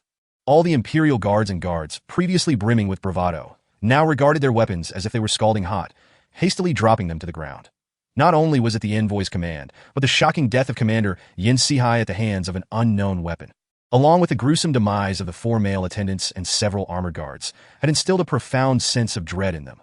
Cowering down, they clasped their heads, fearing for their lives, observing the hundreds of Imperial guards and all the guards relinquish their arms. Du Fei surveyed the scene and declared, "Very well." With that, he turned to the woman. "Now, it is your turn." Upon finishing his statement, a glint of murderous intent flashed in his eyes, for within his mind, he had glimpsed a horrific vision, a beautiful female elf, pierced through the shoulder blade by a specially crafted metal, her body drenched in blood, naked and bound to a stone pillar. Surrounding her were a group of aristocratic elites, their faces twisted in malicious glee, one woman brandishing a sharp dagger, ruthlessly coercing the elven maiden to transfer her powers. That as she cursed with jealousy, the dagger sliced across the elf's exquisite visage, peeling away her skin piece by piece. The elf's anguished cries echoed. Ultimately succumbing to torture, she resorted to her own secret methods to transfer her abilities to that woman. Upon acquiring the powers of the female elf, the woman unexpectedly brandished the dagger in her hand and severed the head of the elf. This woman is none other than the so-called envoy standing before me. I have witnessed the deeds of you noble elites. The murderous intent in Du Fei's eyes intensified. What do you intend to do? The woman stammered, her complexion paling as she trembled. That my father is the governor of the great region. If you dare to harm me. Do you not comprehend the consequences? Chapter 243. A new discovery consequences? Du Fei scoffed coldly. Even without acting against you, I am well aware of what the repercussions would be. As he spoke, a layer of purple light slowly emanated from his palm. Pressed against the woman's neck, no. Please don't. The woman's eyes reflected sheer terror, her tone softening to a near plea. Do not kill me. I beg you. If you take my life, my father will not let you go. And your family, along with your military, shall pay the price that if you spare me, I shall consider today's events as if they never transpired, and I can ensure that the 9th District Cabinet and all military factions will no longer target you. I guarantee that the high-ranking officials of the Great Region will cease their inquiries into your rebellion. Furthermore, I will persuade my father to restore your military unit's designation, or rather, directly convert you into a regular army, granting you federal benefits. What do you think? The woman gazed at Du Fei, employing both soft and hard tactics. Not at all. Du Fei's grip suddenly tightened. The woman's eyes widened, unable to utter a sound as her face and lips began to turn purple. At that moment, a flicker of purple light flashed in Du Fei's eyes, and his grasp grew ever tighter, denying her any further opportunity to plead. Soon the woman's visage and skin began to change. Visibly aging at an alarming rate, in the span of moments, she transformed from a woman in her 30s, with crow's feet appearing at the corners of her eyes, to one in her 50s. Her face losing its luster, skin sagging, to a figure resembling someone in their 70s, with gray hair falling out, deep-set eyes, and a face riddled with wrinkles. Ultimately, within less than a minute, the woman transitioned from a beautiful visage to a mere skeleton. Du Fei released his grip. With a resounding crack, the sound of shattered bones echoed from beneath the black robe. At that moment, all onlookers in the square were rendered utterly dumbfounded. What just happened? The envoy has turned into a skeleton. I could hardly believe my eyes. It is simply too terrifying. My heavens, what kind of sorcery is this? In an instant, the brief commotion in the square fell into silence. The sound of a pin dropping could be heard, accompanied only by the collective gulps and racing hearts of the crowd. Superpowers, a living beauty, rapidly aging and dying before our very eyes, even transforming into a mere skeleton. Who could articulate whether what we are witnessing is genuine? One could only assert that it is all real, yet utterly inexplicable. The demeanor of all high-ranking officials in the square was one of stupor, as if trapped in a dream. It was beyond belief. What in the world had they just experienced in those fleeting seconds? This was a memory they would never forget, an indelible mark upon their lives. What on earth is happening? Inside the command vehicle of the canyon, Lu Ruobing turned to Talia and inquired. Xiaoying, Xiaolan, and other commanders also looked over, their expressions filled with confusion. That truth speaker was at least 300 years old. The commander has severed her elven abilities and the connection to her bloodline, resulting in her transformation into a pile of bones. Talia explained, and on the altar, a notification chimed. Ding. Congratulations, host. You have gained an additional 312 years of lifespan. Ding. Congratulations, host. You have acquired the red tier elven ability, Truth Magic. As the system prompts resonated, a system interface materialized in Du Fei's mind. Host. Du Fei position. Supreme Commander Military Unit. Women's Field Core Field Range.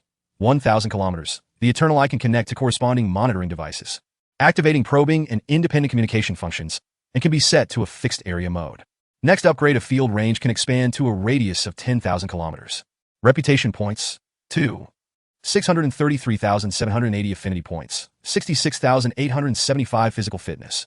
Primary enhancement 40, primary enhancement, advanced enhancement, super enhancement, severe energy consumption, physical fitness limit expanded, can enhance by 40 points, awaiting enhancement. After the next expansion of the physical fitness limit, can enhance by 80 points, physical fitness can directly break through to advanced enhancement.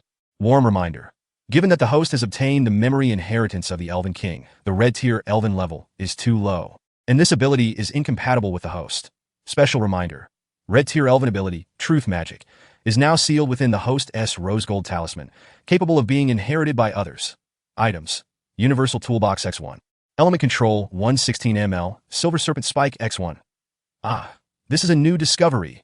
Du Fei glanced at the system interface, feeling somewhat astonished. After closing the interface, he slowly exhaled. He could distinctly sense a surge of red energy within the rose gold talisman below his abdomen. Unfortunately, this red tier elven energy was of too low a grade, incompatible with him, rendering it unusable. Nevertheless, the potential for passing it on to others was indeed a fortuitous opportunity, with so many commanders and female soldiers under his command. It was needless to say that such an elven ability would be highly coveted. Once this matter is settled, I shall return to base and conduct thorough research. Among them, I shall bestow it upon whoever is most obedient. As his thoughts circled back, Du Fei bent down to assist Mu Qinshuan, Wang Jianqing, and Su Zhong to their feet, but he then turned his gaze toward a section of the square, the sacrificial zone. The high-ranking officials of the cabinet were trembling in fear. General Yuan Shiji of the 109th Division, General Duan Qishan of the 121st Division, and those bureaucrats who had aligned themselves with the cabinet's upper echelons were now filled with regret. They lamented having stood in this area, each wishing to slap themselves in the face. The cabinet chairman Zhao Tianqing's complexion had turned ashen, cold sweat pouring down his forehead. It's over. Completely over. At this moment, the high-ranking officials in the sacrificial zone were fidgeting, eager to seize the opportunity to flee through the arched door behind them. Do not move, Du Fei said warmly, his tone reminiscent of spring. You have chosen the sacrificial zone, which conveniently saves me the trouble. All the high-ranking officials of the cabinet shuddered, uncertain of the meaning behind his words, and obediently remained in place at this juncture. Even though Du Fei's smile radiated warmth, it appeared to them as a terrifying grimace.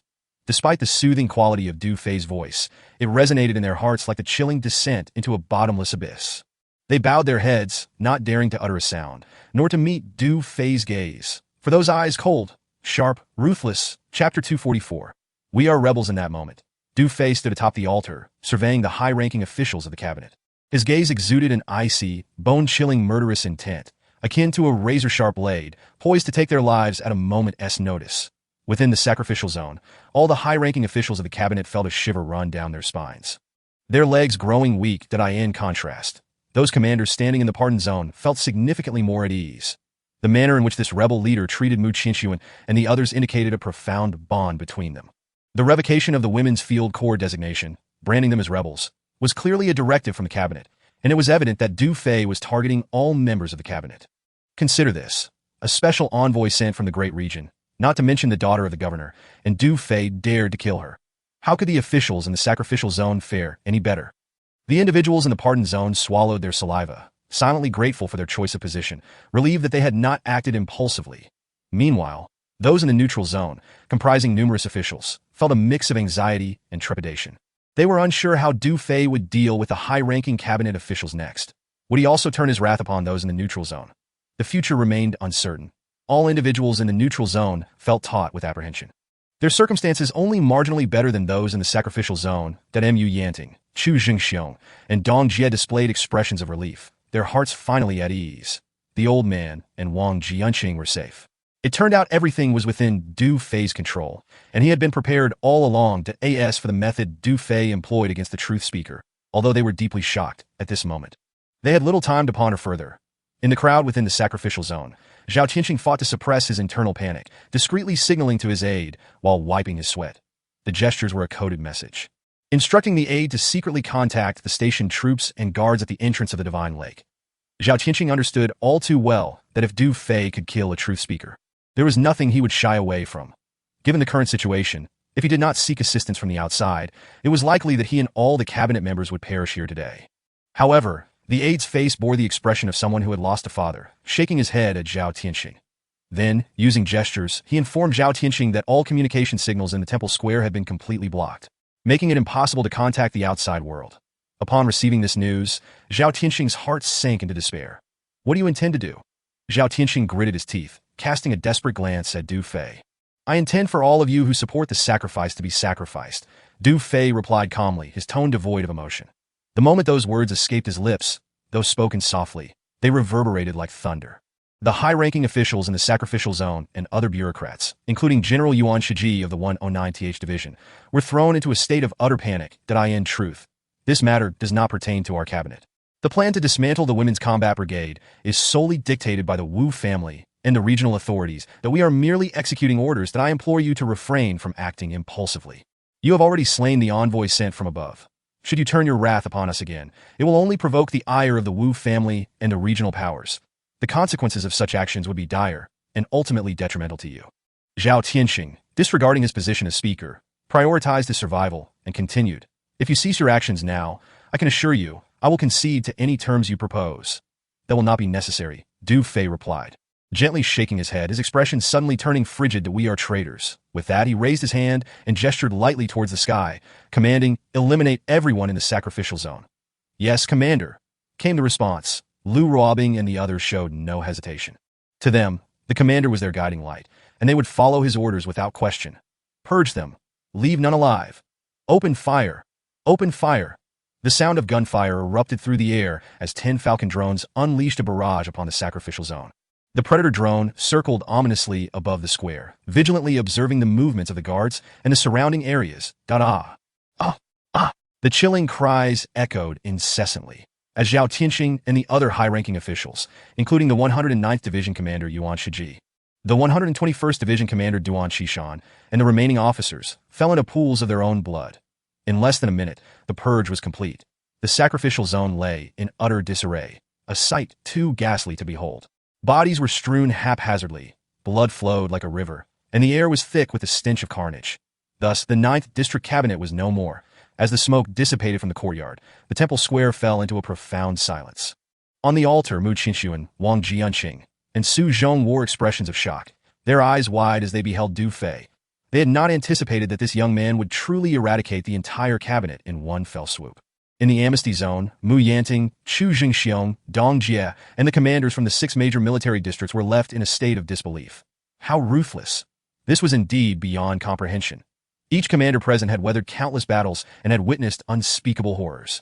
Yet, the scene they had just witnessed was beyond anything they could have imagined.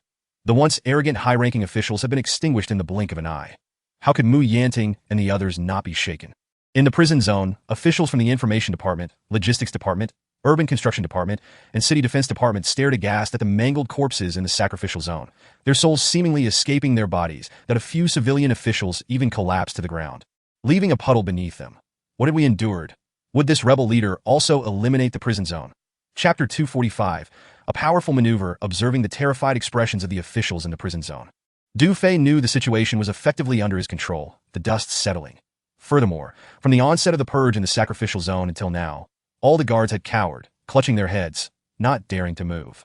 This further solidified Du Fei's confidence in the stability of his forthcoming plans. Initially, he had anticipated a fierce and arduous battle to rescue Mu Qinxuan and the others, but he had not expected it to conclude so effortlessly. Even his advanced combat suit had played a minimal role at this moment. Mu Qinxuan, Wang Jianqing, and Su Zhong regained their composure and approached Du Fei. "Young man, I am at a loss as to how to express my gratitude," Mu Qinxuan said, a slight twitch at the corner of his mouth. "Indeed, it is hard to fathom. Without you, Du Fei, we would have already met our end." Wang Jianqing's face radiated ineffable gratitude. "Commander Du, we are truly thankful." Su Zhong echoed that. Du Fei's expression softened as he waved his hand dismissively. "And no need for thanks. Brother Du, well done." "Thank you, Commander Du." At this moment, Mu Yanting, Chu Jingxiong, and Dong Jie also ascended the altar, their faces filled with gratitude. Meanwhile, the myriad high-ranking officials in the square gazed towards the altar, too apprehensive to move. "Please, do not mention it. It is my duty," Du Fei replied with a slight smile, then turned to face the prison zone. Instantly, the officials there shuddered, feeling a chill run down their spines. "Young man, those individuals cannot be eliminated. Most are innocent," Mu Qinxuan and Wang Jianqing exclaimed, alarmed by the malignancy in Du Fei's gaze. That it was worth noting that many of these officials had some degree of acquaintance with Mu Qinxuan and Wang Jianqing. Their choice to remain in the prison zone was a matter of neutrality, compelled by the oppressive weight of the cabinet. "The two of you are unharmed now. Let us spare them," urged Mu Yanting and Chu Jingxiong, their anxiety palpable, fearing Du Fei might issue another purge command. That my original intention was to leave no one alive within this temple, as any one of them could potentially become my adversary. In my eyes, only those who survive are friends. Du Fei raised his voice, surveying the square. "Since the 2 ministers and General Mu have interceded on behalf of these individuals, I shall grant you face and spare their lives." Upon hearing this, the tension in the square dissipated, and all present, including the guards, exhaled in relief. Their gazes turned towards Mu Qinxuan and Wang Jianqing, their eyes filled with gratitude, for the first time in their lives. They felt the joy of simply being alive. However, I must reiterate, as I mentioned earlier, those who survive are friends. Du Fei's tone shifted. "Now that you have all survived, we shall henceforth be friends. That I will conduct a simple vote. Those who agree with me and wish to be friends, please raise your hands.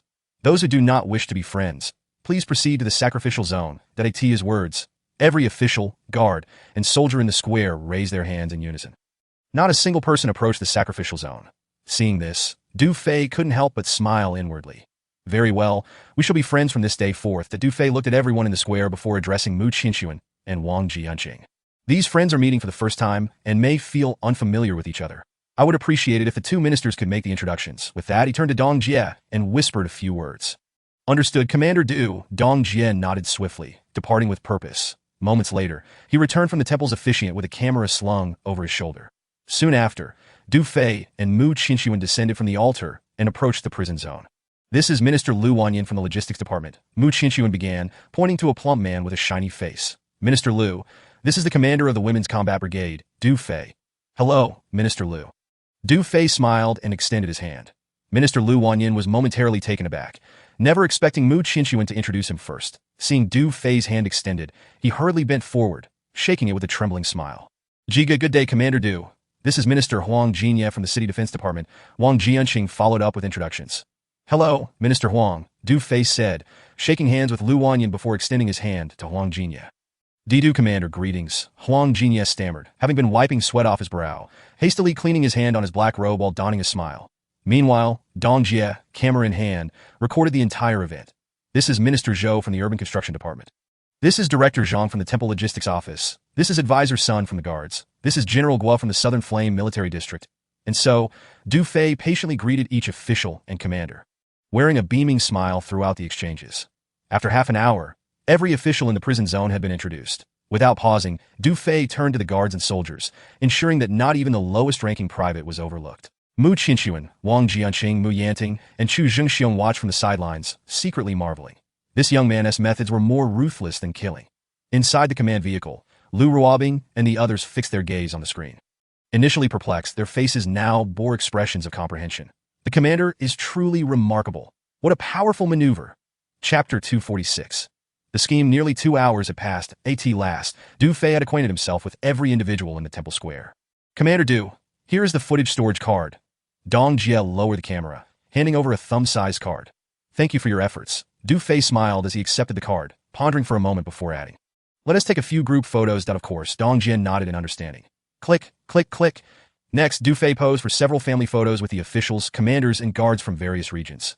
Once these were completed, a subtle smirk graced Du Fei's lips, and he felt completely at ease. Meanwhile, the crowd in the square exhaled, momentarily relieved that their lives might have been spared. However, they were all acutely aware that the reason this rebel leader sought to shake hands with everyone was to bind them all to him.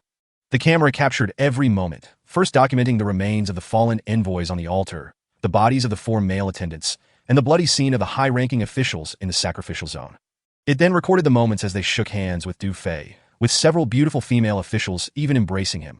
Additionally, a few group photos were taken at the end. Of course, they were aware that all of this was conducted under the looming threat posed by Du Fei, and that it was merely a performance. However, the footage presented a stark portrayal of the officials, the royal guard, and the Sentinels collaborating with Du Fei to eliminate the truth speakers and all high-ranking members of the cabinet. It resembled a celebration following the successful completion of a mission. Most importantly, the storage card containing the footage was promptly secured by Du Fei. What does this signify? It indicates that every individual present had their secrets firmly grasped in Du Fei's hands. If the recently recorded footage were to leak to the greater region, what chaos would ensue? Setting aside the elimination of the cabinet's high-ranking officials, the tragic demise of the esteemed emissary alone could cost the lives of everyone present. One must not jest. She was the beloved daughter of the governor of the greater region. It is said that this governor is not only ruthless and merciless, but also possesses deep ties within the upper echelons of the federal senate. Particularly, he is known to dote on his cherished daughter, harboring immense expectations for her, even hoping she would revitalize the entire family legacy. And now, the governor's daughter, who had ventured into the 9th district, has been reduced to mere remains. Should the governor discover this, even if he refrains from a bloodbath in the 9th district, many would certainly pay the price. Thus, for everyone present, the footage in Du Fei's possession is exceedingly perilous. At this moment, Du Fei effectively has everyone tied to the same ship. How could one not feel anxious? Contemplating this predicament, all were filled with trepidation, yet there was no recourse. Perhaps those unseen, mysterious weapons were already targeting their heads. After all, it is better to endure a miserable existence than to meet a swift end at this moment. Mu Qinshuan and Wang Jianqing, among others, naturally understood the thoughts swirling in everyone's minds. Feeling the same apprehension at this juncture, Mu Qinshuan turned to Du Fei, saying, "Young man, May I have a word? Speak freely, old man, Du Fei replied. The square fell silent, and all eyes turned to them. Observing this, Mu Qinshuan deliberately raised his voice. The footage you possess must not be leaked. It pertains to the lives and fortunes of many of the old man's colleagues. Furthermore, it would be prudent to seal off all events that transpired in the temple today. Not a whisper of information should escape. After speaking, he looked at everyone in the square. Wouldn't you agree? As soon as these words were uttered, a chorus of agreement erupted. Yes, yes, Minister Mu is absolutely right. He has articulated our sentiments. We must not let any word slip. Indeed, it concerns each and every one present, including entire families. All officials, generals, as well as the royal guard and sentinels, including both high and low-ranking temple officials, nodded in unison. Witnessing this scene, Du Fei felt a wave of amusement. Mu Qinshuan certainly had his own methods. One cannot deny. Wisdom comes with age. Rest assured, Minister Mu, Du Fei acknowledged with a nod, then swept his gaze across the officials. You may also rest easy that I wish to clarify that today's events are purely a result of the grievances between my Women's Assault Brigade and the Federation, and have no bearing on any of you. Regarding the footage in my possession, it is merely a keepsake. However, I must inform you that the footage can be edited independently, should any of my friends engage in actions detrimental to the Women's Assault Brigade in the future. Only their footage will be uploaded to the Greater Region Sky Eye website, possibly even reaching the governor himself. Of course, I hope such an occurrence does not transpire, as I trust you are all intelligent individuals. Moreover, my Women's Assault Brigade is a rebel faction and does not intend to tie you to our cause. Please remember, you still belong to the jurisdiction of the Greater Region and may continue to serve in your respective positions, enjoying the various subsidies provided by the Federation. As for today's incidents, they will be accurately reported to the Greater Region by Minister Wang Jianqing from the Supervisory Department, and all responsibility can be attributed to the Women's Assault Brigade. Simultaneously, the brave sacrifice of all high-ranking officials in the cabinet will be presented by Minister Wang Jianqing to the Federation for the purpose of securing compensation for their families. With that, murmurs began to ripple through the square. Upon hearing Du Fei's assurances that the events of the day bore no connection to them, all officials exhaled in relief. Particularly, those from the City Defense Department, Material Department, and Urban Construction Department felt a weight lift from their hearts. Du Fei's words could not have been clearer. It effectively positioned everyone as undercover agents for the Women's Assault Brigade, publicly remaining as Federation officials while covertly serving the brigade.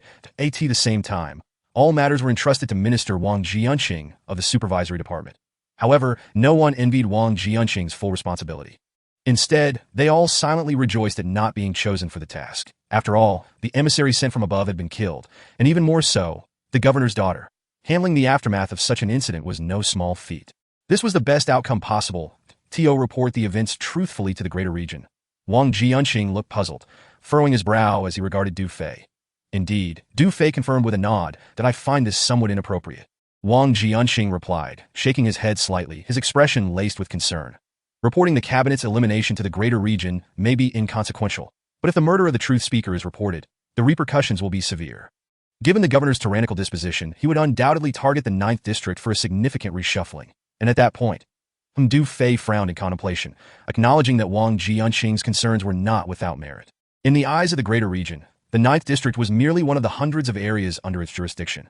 If provoked, they could easily obliterate the 9th District, a possibility not to be dismissed. The Women's Assault Brigade was still in its developmental phase. While it might thrive within the 9th District, it was truly incapable of contending with the Greater Region or the upper echelons of the Federation at present. This matter should be approached with caution, as it was imperative not to provoke the higher-ups in the Greater Region too aggressively. After pondering for a moment, Du Fei addressed Wang Jianqing. Minister Wang, let's do this. The Women's Assault Brigade infiltrated the temple, and all cabinet officials were eliminated. As for the truth speaker, you can report that they were taken hostage by the Women's Assault Brigade and that their whereabouts are currently unknown. Such a report would compel the governor to exercise caution, preventing him from launching a devastating assault on the 9th District. Then Wang Jianqing contemplated this, but still felt a twinge of unease. With all cabinet officials eliminated and the truth speaker taken hostage, the Greater Region will undoubtedly send more personnel to target the Women's Assault Brigade, perhaps even reconstituting the cabinet. Mu Qinshuan, Mu Yanting, Chu Jingxiong, and others looked to Du Fei, sharing a sense of inevitability regarding this situation. Do not worry on this front. Proceed with my directive and report to the upper echelons first. Let the Greater Region continue to dispatch personnel. I will handle it when the time comes. Very well. Seeing Du Fei's confidence, Wang Jianqing nodded. Next, there is one more matter. Du Fei surveyed all the officials present, finally fixing his gaze on the chief of the royal guard. Chief's son, with Yan Sihai deceased. Who do you think would be suitable to assume command of the royal guard? This Chief Sun hesitated for a moment, adjusting his spectacles before stating, "This matter is entirely at Commander Du's discretion. I, Sun, will fully support your decision." "Excellent," Du Fei smiled, recognizing Chief Sun as a shrewd individual that he continued, "As I see it, Secretary Su Zhong from the Supervisory Department would be a fitting candidate to lead the Royal Guard. What do you think, Chief Sun?" "Secretary Su possesses substantial capability. He is entirely suitable," Chief Sun replied without hesitation. Nearby, Secretary Su was taken aback. "What? Me as the commander of the Royal Guard?" In an instant, Su Zhong felt an overwhelming surge of excitement. Chapter 247. The reception of the Royal Guard with Chief Sun in agreement. "Let us gather everyone. Commander Su Zhong will need your support and cooperation moving forward." The Du Fei cast a meaningful glance at Chief Sun, particularly emphasizing the latter remark about support and cooperation. Chief Sun straightened his posture, instinctively adjusting his spectacles, and promptly replied, "Absolutely. It is my duty." After speaking, he immediately approached several leaders of the Royal Guard. The leaders, still crouched with their heads in their hands, dared not move. "It's fine now. Everyone rise. Assemble all soldiers." "Yes," the leaders stood up in unison. "All units, assemble." Within 3 minutes, all Royal Guard soldiers had gathered, standing in neat formation. "Attention! All present to receive the inspection of the new commander of the Royal Guard, Commander Su. Salute." With the command given, hundreds of Royal Guard members saluted in unison. Accompanied by Chief Sun, Su Zhong began the inspection and reception of this unit.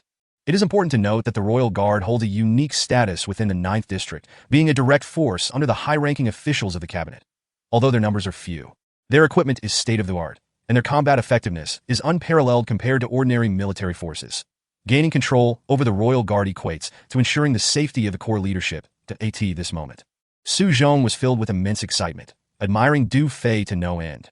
Just as Su Zhong was receiving the Royal Guard, Du Fei whispered a few words to Dong Jie. Dong Jie nodded and turned to the 2 temple officials beside him, saying, "Commander Du's friends are still at the Cave Hotel. How do we get there?" "Commander Du's friends at the Cave Hotel. Conveniently. That is our responsibility." One official began, but the other quickly interjected, "We will lead the way. We will accompany you." "Thank you very much." Dong Jie expressed his gratitude to the 2 temple officials that, no need for such formalities. They replied hurriedly, bowing slightly and wearing smiles that that moment, Dong Jie felt a profound sense of emotion. After all, these 2 were officials from the 9th District's temple.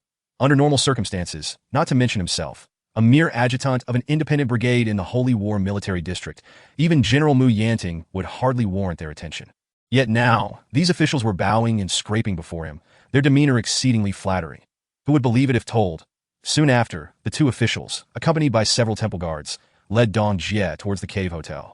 Su Zhong swiftly reviewed the troops and, following Du Fei's instructions, promptly issued orders. "Comrade Sun, instruct all the guards stationed at the border between Revival and the Holy War to return to Revival City before 8 o'clock tonight." "Understood."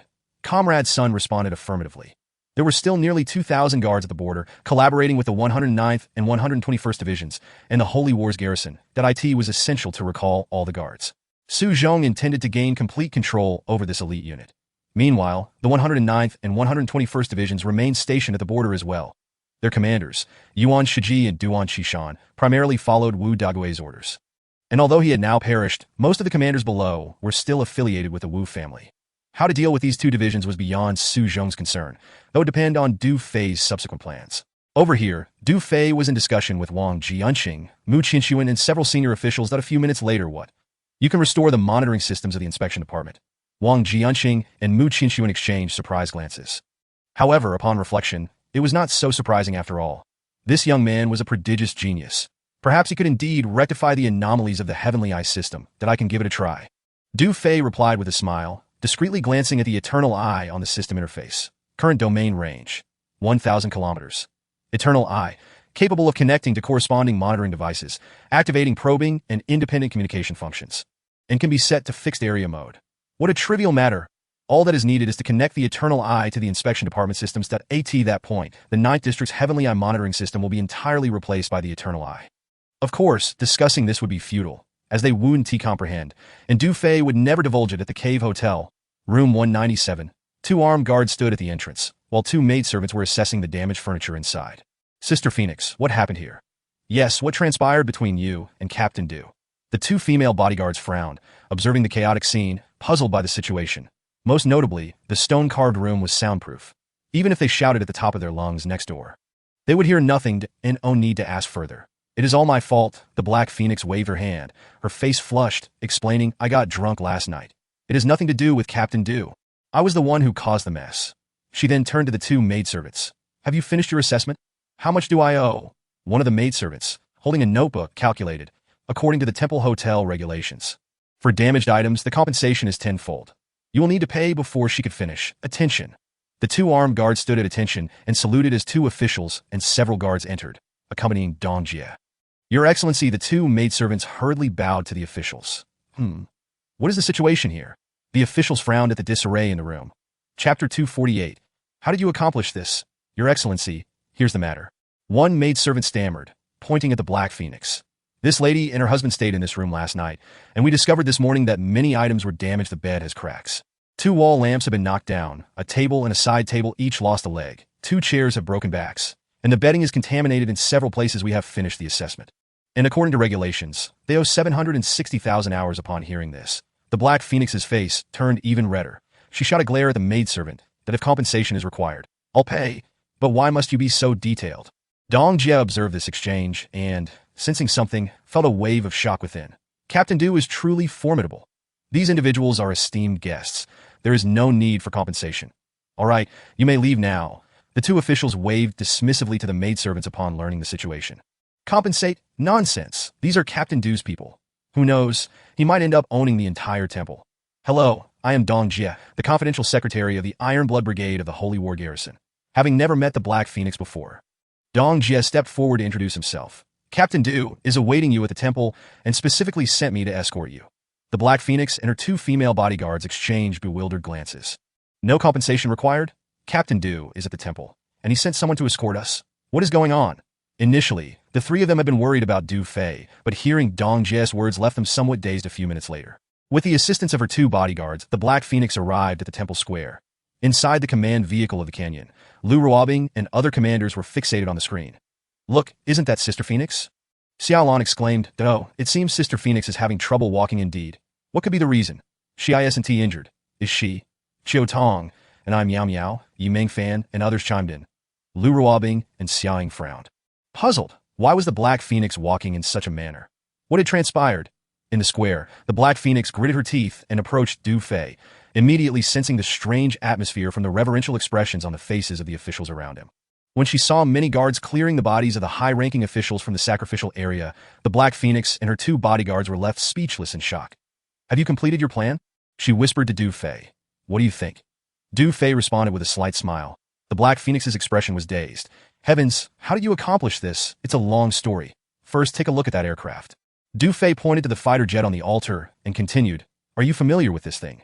This type of aircraft could be piloted by Gan Ting, Sun Shaoqian, Talia, and Yi Mingfan, but unfortunately, they were far away, and no one present knew how to operate it, including Du Fei, who had never flown a plane.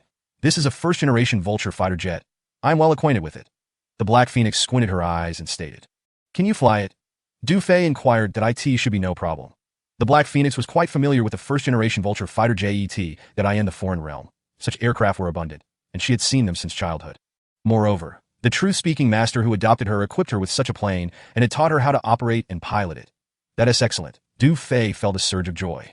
I leave it in your capable hands. Please take us to Revival City shortly. Understood. The Black Phoenix nodded and wasted no time, moving towards the aircraft with the support of her two bodyguards. As the three of them boarded the Vulture fighter jet, Du Fei turned to Su Zhong and delivered some instructions. The responsibilities for maintaining order in the temple and Revival City were entirely entrusted to him. Then, Du Fei addressed all the officials present. Everything will remain as usual, and Minister Wang from the inspection department will handle the aftermath. Furthermore, Minister Wang will convene an emergency meeting in the cabinet tomorrow afternoon. Please do not forget. With that, he exchanged a knowing glance with Wang Jianqing and Mu Qinshuan, leading them directly toward the Vulture fighter jet. Chapter 249. A change in the winds before long. Du Fei, Mu Qinshuan, and Wang Jianqing boarded the aircraft, and the hatch closed. 3 Eagle Falcon drones remained to monitor the temple area, while the remaining Eagle Falcons and Predator 1 followed the commander to Revival City. Inside the Canyon Command vehicle, Lu Ruobing issued orders. Yes, Deputy Commander. The female crew members replied in unison. With a roar, the altar stirred with a gust of wind. The Vulture fighter's engine ignited with blue flames. Slowly ascending, and in an instant, it soared out of the hangar, Disappearing into the clouds, the Predator 1 and 7 Eagle Falcon drones swiftly followed. Escorting the temple square, numerous officials gazed upwards, momentarily lost in thought that a change was upon them indeed. The skies of the 9th District are shifting, though we do not know what tomorrow afternoon's emergency meeting will require of us. No need to overthink it. It all depends on how Minister Wang handles things. What is there to fear? Isn't the Mu family still around in the Holy War City? True, we should just focus on our own tasks. What else can we do? We can only take it one step at a time, many officials whispered among themselves, casting looks towards Mu Yanting and others that Du Fei had deliberately retained Mu Yanting, Chu Jingxiong, and Dong Jie to assist Su Zhong in managing the temple affairs. After all, this Pure Land harbored agriculture, animal husbandry, and pharmaceutical industries, representing a crucial supply zone that could be said to be the lifeblood of the 9th District. And it was imperative to maintain control and protection over it that Du Fei even considered having Mu Yanting deploy the higher military corps of the Holy War Military District around the temple. Currently, the Holy War Military District only possessed the Axe and Steel Tooth Corps. Meanwhile, the Arrow Corps had been invited to the Wild Sea to establish a hunting ground. Although there are only 2 elite legions, they comprise nearly 200,000 soldiers, which is sufficient to safeguard the temple area. However, at present, we must await the resolution of the 109th Division, the 121st Division, as well as the fortress and border military districts of the Revival Military District before we can redeploy the legions of the Holy War Military District. Given that the Mu family oversees the Ministry of Military Industry, most legions in the 4 base cities of Guangming, Beihan, Xiwang, and Nanyan have cordial relations with the Mu family. Consequently, the situation in the other 4 base cities remains relatively stable, with most legions adopting a neutral stance and harboring no ill will towards the Mu family. Revival City is regarded as the main city and serves as the political epicenter of the entire 9th District. Among the armed forces in Revival City, aside from the 109th and 121st Divisions, numerous legion commanders belong to the Wu family, particularly in the fortress and border military districts that, of course, the events occurring at the temple today are unknown to the external commanders who are not present. Du Fei intends to address the hostile forces one by one through tomorrow's emergency meeting. Before long, many officials began to disperse in the square, with several needing to rush to Revival City overnight. Fearing they might miss tomorrow's meeting, Old Chu Dongjie, we may need to delay for half a day to assist Su Zhong in compiling the various industrial data from the temple.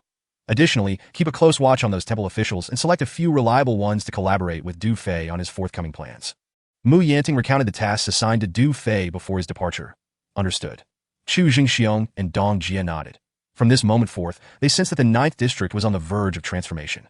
Initially believing that Du Fei was merely attempting to rescue Mu Qinxuan and Wang Jianqing, they were taken aback by the magnitude of the ensuing commotion.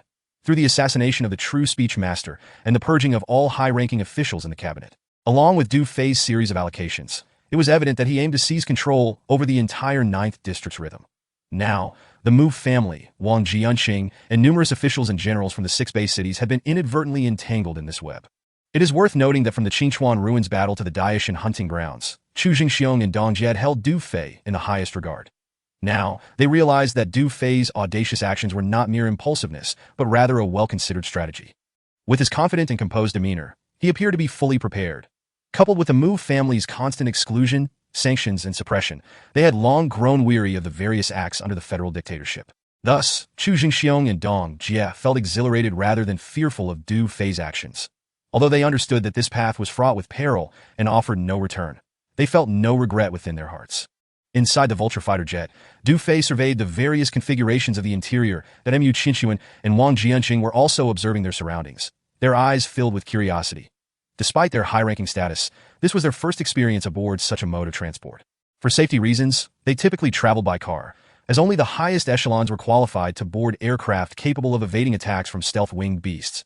The Vulture fighter jet resembled a transport aircraft, roughly estimated to be over 80 meters in length, with a spacious interior.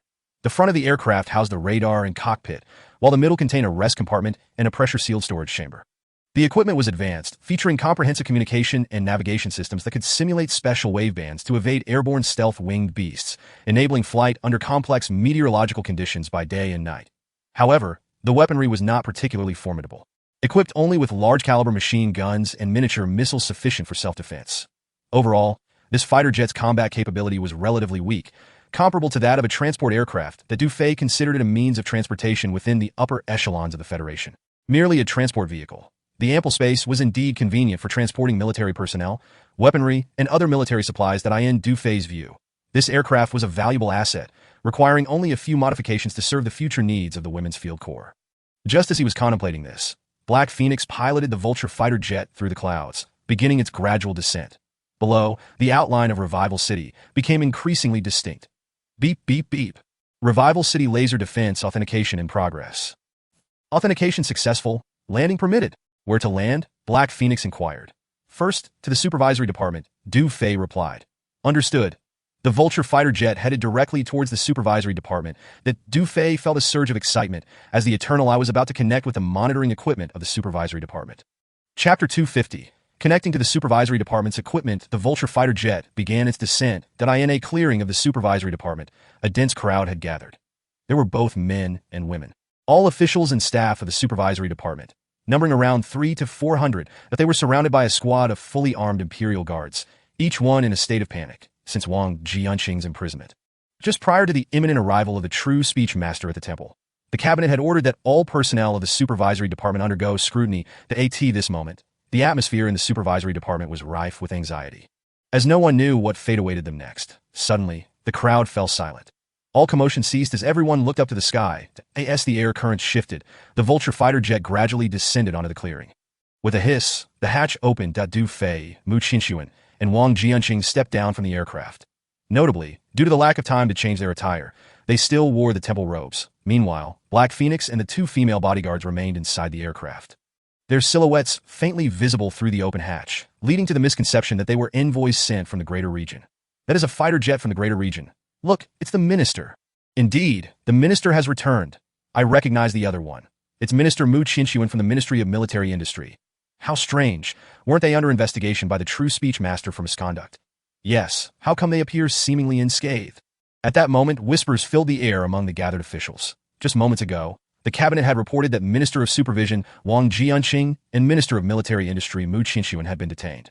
Not only had their high-ranking positions been jeopardized, but they were also meant to be sent to the mines, reduced to prisoners. Simultaneously, the supervisory department had been sealed off by the Imperial Guards, leaving officials in a state of trepidation, fearing for their lives. The atmosphere suggested that the entire supervisory department was on the brink of collapse. Now, upon witnessing Wang Jianqing and Mu Qinxuan return unharmed, how could they not be astounded?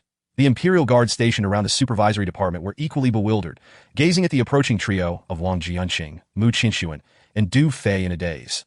The guards were at a loss, unable to comprehend the situation, especially since Wang Jianqing and the others had returned aboard a greater region fighter jet. Just then, several armored vehicles roared onto the scene, followed by two squads of Imperial Guards.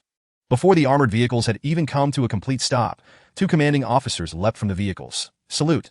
The Imperial Guards responsible for overseeing the supervisory department saluted the two officers in unison. The officers paid no heed to them and hurriedly approached Wang Jianqing, Mu Qinxuan, and Du Fei. Imperial Guard Special Operations Team Leader Zhao Chuan, reporting for duty. Imperial Guard Security Team Leader Li Sheng, reporting for duty. The two team leaders stood at attention and saluted Wang Jianqing and the others. Zhao Chuan and Li Sheng had been tasked with ensuring the security of the cabinet in Revival City. When Du Fei and the others departed from the temple, they had received orders from Advisor Sunday. They were aware that the commander of the Imperial Guards, Yan Sihai, had perished and that Su Zhong had assumed the role of the new commander. Their mission was to secure all personnel within the cabinet, lift the blockade on the supervisory department, and ensure the safety of ministers Wang Jianqing and Mu Qinxuan. Zhao Chuan and Li Sheng promptly executed their orders, sealing off the cabinet before rushing over. The scene before them left all personnel in the supervisory department, as well as the Imperial Guards on duty, wide-eyed and increasingly perplexed. Wang Jianqing, Mu Qinxuan, and Du Fei were already aware of the events unfolding in Revival City. Upon seeing the two commanding officers approach, they understood that the situation left behind by the cabinet had largely stabilized. Wang Jianqing nodded at Zhao Chuan and Li Sheng, then proceeded to walk towards the crowd in the clearing alongside Du Fei and Mu Qinxuan. Following Du Fei's directive, everything in Revival City would revolve around Wang Jianqing. Thus he had no choice but to exude his usual authority. Lift the blockade on the supervisory department. All personnel returned to their posts. Zhao Chuan commanded the surrounding soldiers. Yes, the soldiers guarding the supervisory department immediately sheathed their weapons, stood down, and returned to formation. The officials of the supervisory department collectively exhaled in relief. However, they remained puzzled as to why the Imperial Guards would take orders from the minister. Just as the personnel of the supervisory department were engulfed in confusion, Wang Jianqing approached them. Here, I must announce some unfortunate news. Wang Jianqing's expression was solemn, his tone grave. This morning, the temple was attacked by rebel forces. resulting in significant casualties among the high-ranking officials of the cabinet, with many colleagues and generals losing their lives. However, do not panic. The situation has stabilized, and the crisis within the supervisory department has been averted. By unanimous decision of the high-ranking officials in the 9th District, Su Zhong will assume command of the Imperial Guards, while I will manage the aftermath of the incident within the supervisory department. Specific details cannot be disclosed at this moment, but a comprehensive announcement will follow. Now, return to your respective duties. After a brief declaration, all personnel within the supervisory department were left in utter shock. They could scarcely fathom that the high-ranking officials of the cabinet had been entirely annihilated by the rebel forces. Even more astonishing was the fact that the supervisory department, which had been suppressed by the cabinet, now bore the monumental responsibility for the entire 9th District. Should this have been uttered by another, it would have been met with disbelief. Yet, these words emanated from the minister's lips, compelling all to accept their truth. Soon, the crowd dispersed amidst murmurs of astonishment, many faces betraying a hint of vindication. With so many witnesses to this vulture-like aircraft, could it pose a problem? Wang Jianqing inquired of Du Fei in hushed tones. No worries. Even if a large area sends someone again, they won't be able to reach us. Du Fei replied with a confident smile. Now, shall we proceed to inspect the core equipment of the Sky Eye system? Certainly, Wang Jianqing nodded, leading Du Fei and Mu Qinshuan toward the secure room. A few minutes later, the trio arrived at the secure facility, where numerous staff and maintenance personnel were diligently working to identify the cause of the Sky Eye system's anomalies. Du Fei scanned the room, noting the rows of screens displaying nothing but a blinding white AT present. Only the communication equipment of the Sky Eye system remained operational. All other detection functionalities lay utterly incapacitated. Subsequently, Du Fei approached the imposing mainframe, observing it intently. Do you believe you can repair it? Wang Jianqing asked, his brow furrowed. I can only say we shall give it a try. It shouldn't pose too significant a challenge. Du Fei responded. That is reassuring. If you need assistance, have them all come over. Wang Jianqing gestured toward the staff and maintenance crew. Have them disassemble the mainframe. I need to conduct an inspection. Understood. Immediately, a group of staff and maintenance personnel gathered around the mainframe, swiftly removing its casing within mere minutes. Ding! Detectable device identified. Connecting will activate the Eternal Eye's probing capabilities, independent communication, and fixed area mode. Would you like to connect? The system's prompt echoed in Du Fei's mind. Connect, he commanded resolutely. In the next instant, a flash of formless luminescence erupted within his consciousness. Ding! The Eternal Eye has connected to the current device. The data is being formatted and replaced. As the system's alert sounded, Du Fei felt a surge of excitement and began to take action. He directed the maintenance personnel to remove some inconsequential components from the mainframe while he pretended to inspect the system. Appearing as a seasoned expert in communication technology. Ding! The Sky Eye data has been completely cleared. Replacement complete. Notice 1. After rebooting the mainframe, the Eternal Eye can activate probing functions and independent communication within the designated area. Notice 2. The designated area can be maintained in a mobile mode centered around the host or set to a fixed area mode. Would you like to reset the area mode? Reset. Confirm reset. Confirm. Please select mobile area mode centered around the host or fixed area mode. Fixed area mode, with the center established at the inspection department of Revitalization City, Du Fei mentally decided. He had previously considered that while the mobile area mode centered on oneself was convenient, it bore certain drawbacks. It was crucial to remember that the federal upper echelons were not foolish. The current Sky Eye system was merely encountering anomalies in the 9th District among the hundreds of subdivisions within the larger area, for a federation comprising 4 major regions and hundreds of subdivisions. This incident was inconsequential and had yet to draw significant attention. However, should the scope of the Eternal Eye expand over time to encompass tens of thousands of kilometers, it would equate to an entire major region. An anomaly in the Sky Eye system of a major region would undoubtedly attract the Federation's utmost scrutiny, should the area remain mobile and centered on oneself, once discovered by the Federation. The Women's Combat Division would become easy prey. Thus, Du Fei deemed it prudent to opt for the fixed mode. Even if he traveled to the ends of the earth, it would be challenging for the adversary to pinpoint his location. Ding! The area has been successfully set to fixed mode, centering on the inspection department of Revitalization City. The current area spans a radius of 1,000 kilometers. Final notice. After rebooting the mainframe, probing, independent communication, and fixed mode will automatically activate. As the system's notifications concluded, Du Fei, adhering to the adage of thoroughness and performance, continued to fiddle with the mainframe for a while longer, symbolically adjusting some wiring. He then instructed the maintenance personnel to begin reassembling the components they had removed. Is it ready? Wang Jianqing inquired, while Mu Qinshuan cast a concerned glance in their direction. That a reboot should suffice. Du Fei stated calmly. Observing Du Fei's unwavering confidence, Wang Jianqing and Mu Qinshuan exchanged glances, their expressions laden with skepticism. Not only they, but even the staff and maintenance personnel were doubtful. Could it truly be resolved without replacing any components? Before long, the mainframe was reassembled and commenced its reboot. That a series of electrical crackles resonated, and soon the array of screens within the secure room sprang to life, displaying a flurry of data updates, culminating in a continuous stream of images illuminating the room. Report to the minister. Monitoring in Revitalization City has returned to normal. Monitoring in Nanyan City has also been restored. Monitoring in Holy War City is back online. Monitoring in Beihan City is operational again. The staff widened their eyes in astonishment, relaying reports as the monitoring system for the entire 9th District returned to normal in less than 2 minutes. Witnessing the long-missed surveillance images reappear, Wang Jianqing's expression was a mix of excitement and complexity. Amidst the jubilation, the staff and maintenance personnel felt a sense of bewilderment. Particularly the maintenance crew, all of whom were elite in communication technology, had tirelessly searched for answers in vain, yet Du Fei had resolved the issue effortlessly in under half an hour. This was nothing short of miraculous. The onlookers regarded Du Fei with admiration. This young man was a prodigy in this field, an undeniable genius. Ding! The Eternal Eye probing and independent communication have been activated. Fixed mode is now operational. Notification.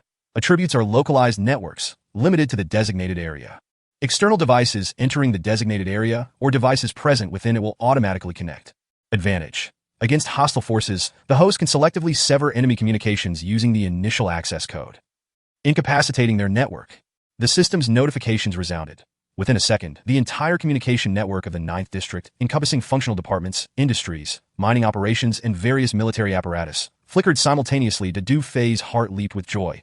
He sensed that the Sky Eye system throughout the 9th District had been entirely supplanted by the Eternal Eye.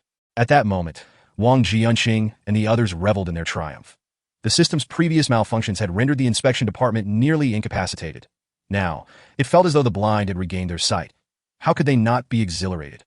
They believed the Sky Eye had simply returned to normal, unaware that the monitoring and communication systems of the inspection department had now become independent entities. Meanwhile, from the perspective of the major region, the monitoring screen at the inspection center continued to display a uniform whiteness across the 9th District. Naturally, Du Fei had no intention of disclosing this information to them, as long as he could restore the inspection department's equipment. The issue of the network's disconnection from the major region would be theirs to unravel at their leisure. Simultaneously, aboard the Eternal, Yi Mingfan, Talia, and a cadre of communication officers were busily engaged. They beamed with smiles as they observed the screens within the bridge and compartments illuminating one after another. We succeeded. However, these internal communication devices required time to activate, and the backup time in the bridge area was insufficient. Indeed, at least 2 million hours are needed. Contact Ganting. Understood. A few minutes later, within the secure room of the inspection department, Du Fei was reviewing the monitoring footage with Wang Jianqing and the others. Commander, good news. Suddenly, Lu Ruobing's excited voice crackled through the earpiece. Our warship's internal communications have been restored. Excellent. Du Fei nodded slightly at the earpiece, then turned to the others, issuing a command. I am assigning you an urgent task. Ganting, Yi Mingfan, and Talia should be able to complete this in a short time. Select a compartment within the bridge to serve as a remote monitoring room to receive signals from the inspection department. Once established, our monitoring room will sync with the inspection department's footage, and after the program is set up, please send me the port connection code. Yes, Commander. Lu Ruobing responded promptly that I will arrange it immediately. Within the Eternal, upon receiving the notification, Ganting, Yi Mingfan, and Talia swiftly set to work. Meanwhile, in the secure room, report to the Minister. All monitoring and communications across the 6 major base cities have been fully restored. Minister, we feel that the monitoring images seem significantly clearer than before. 2 elated staff members reported. Seemingly, Wang Jianqing questioned that I recall that some areas were rather hazy before, but this footage is clearly different. Indeed, it is highly clear. Several other staff members chimed in. Yes, that is indeed the case. Wang Jianqing concurred, feeling a surge of excitement. After a moment's contemplation, he commanded, everyone return to your respective posts. The coming days mark a period of special circumstances. In addition to monitoring the herds, fortifying various strongholds, and overseeing the newly established hunting grounds of each legion, it is imperative to maintain vigilant scrutiny over the military divisions stationed at the fortresses and the border defense sectors. Should there be any developments in these 2 military divisions, an immediate report must be made. Yes, Minister.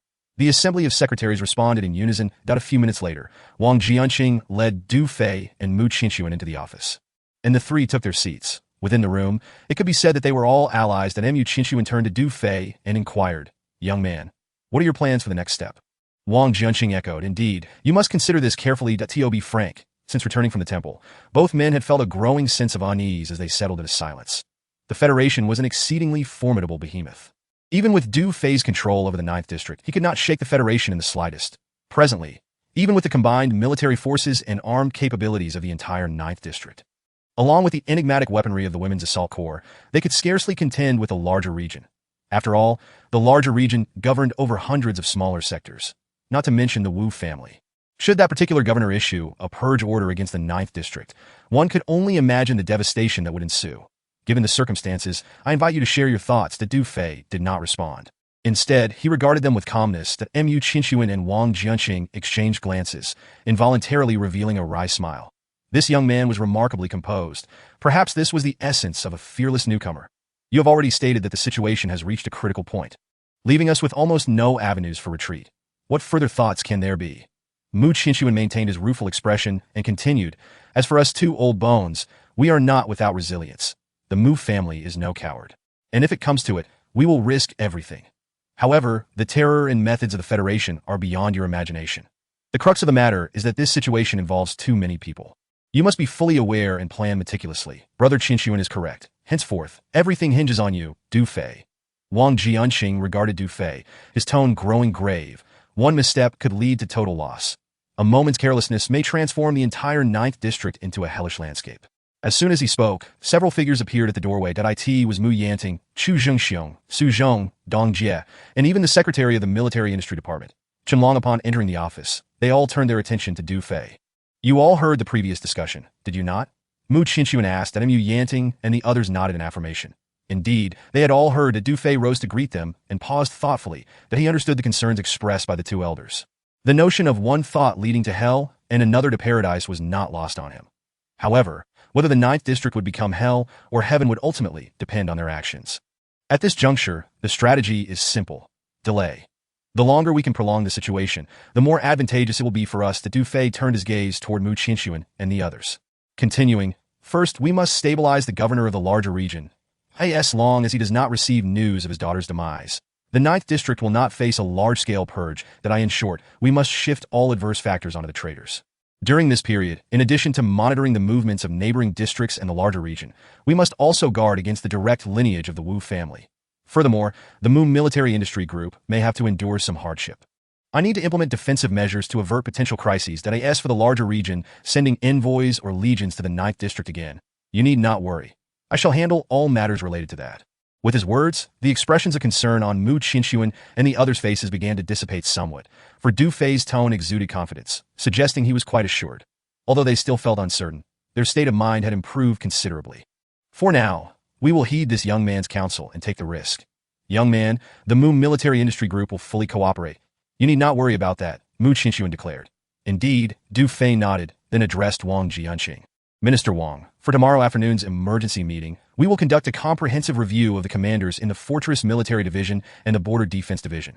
I will not be present. Subsequently, compile a list of the Wu family's direct lineage and send it to me. Understood, Wang Jianqing affirmed. Also, General Mu at present, which individuals in the 109th and 121st Divisions are affiliated with the Wu family? Du Fei inquired, directing his attention to Mu Yanting. After a moment of contemplation, Mu Yanting responded. The senior commanders of 6 brigades were personally promoted by Yuan Shiji and Duan Qishan. Indirectly, they all belong to the Wu family. Very well. From this moment forth, the Holy War Garrison Division need not confront them. Withdraw to the base before nightfall, that Du Fei instructed. Additionally, inform the other base city military districts to have all their legions withdraw as well. Understood. I will arrange this immediately, Mu Yanting replied, exchanging a knowing glance with Chu Zhengxiong. Realizing that Du Fei intended to take action against the 109th and 121st Divisions. Following this, Du Fei provided further instructions to Qianlong previously. The schematics and detailed parameters for the Eagle Falcon drones and the intelligent laser defense systems had been preserved by the Mu Military Industry Group. These two pieces of equipment were urgently needed by Du Fei. Qianlong frowned in consideration. According to Commander Du's requirements, at least 200 Eagle Falcon drones are needed, and the intelligent laser defense system must be manufactured in bulk.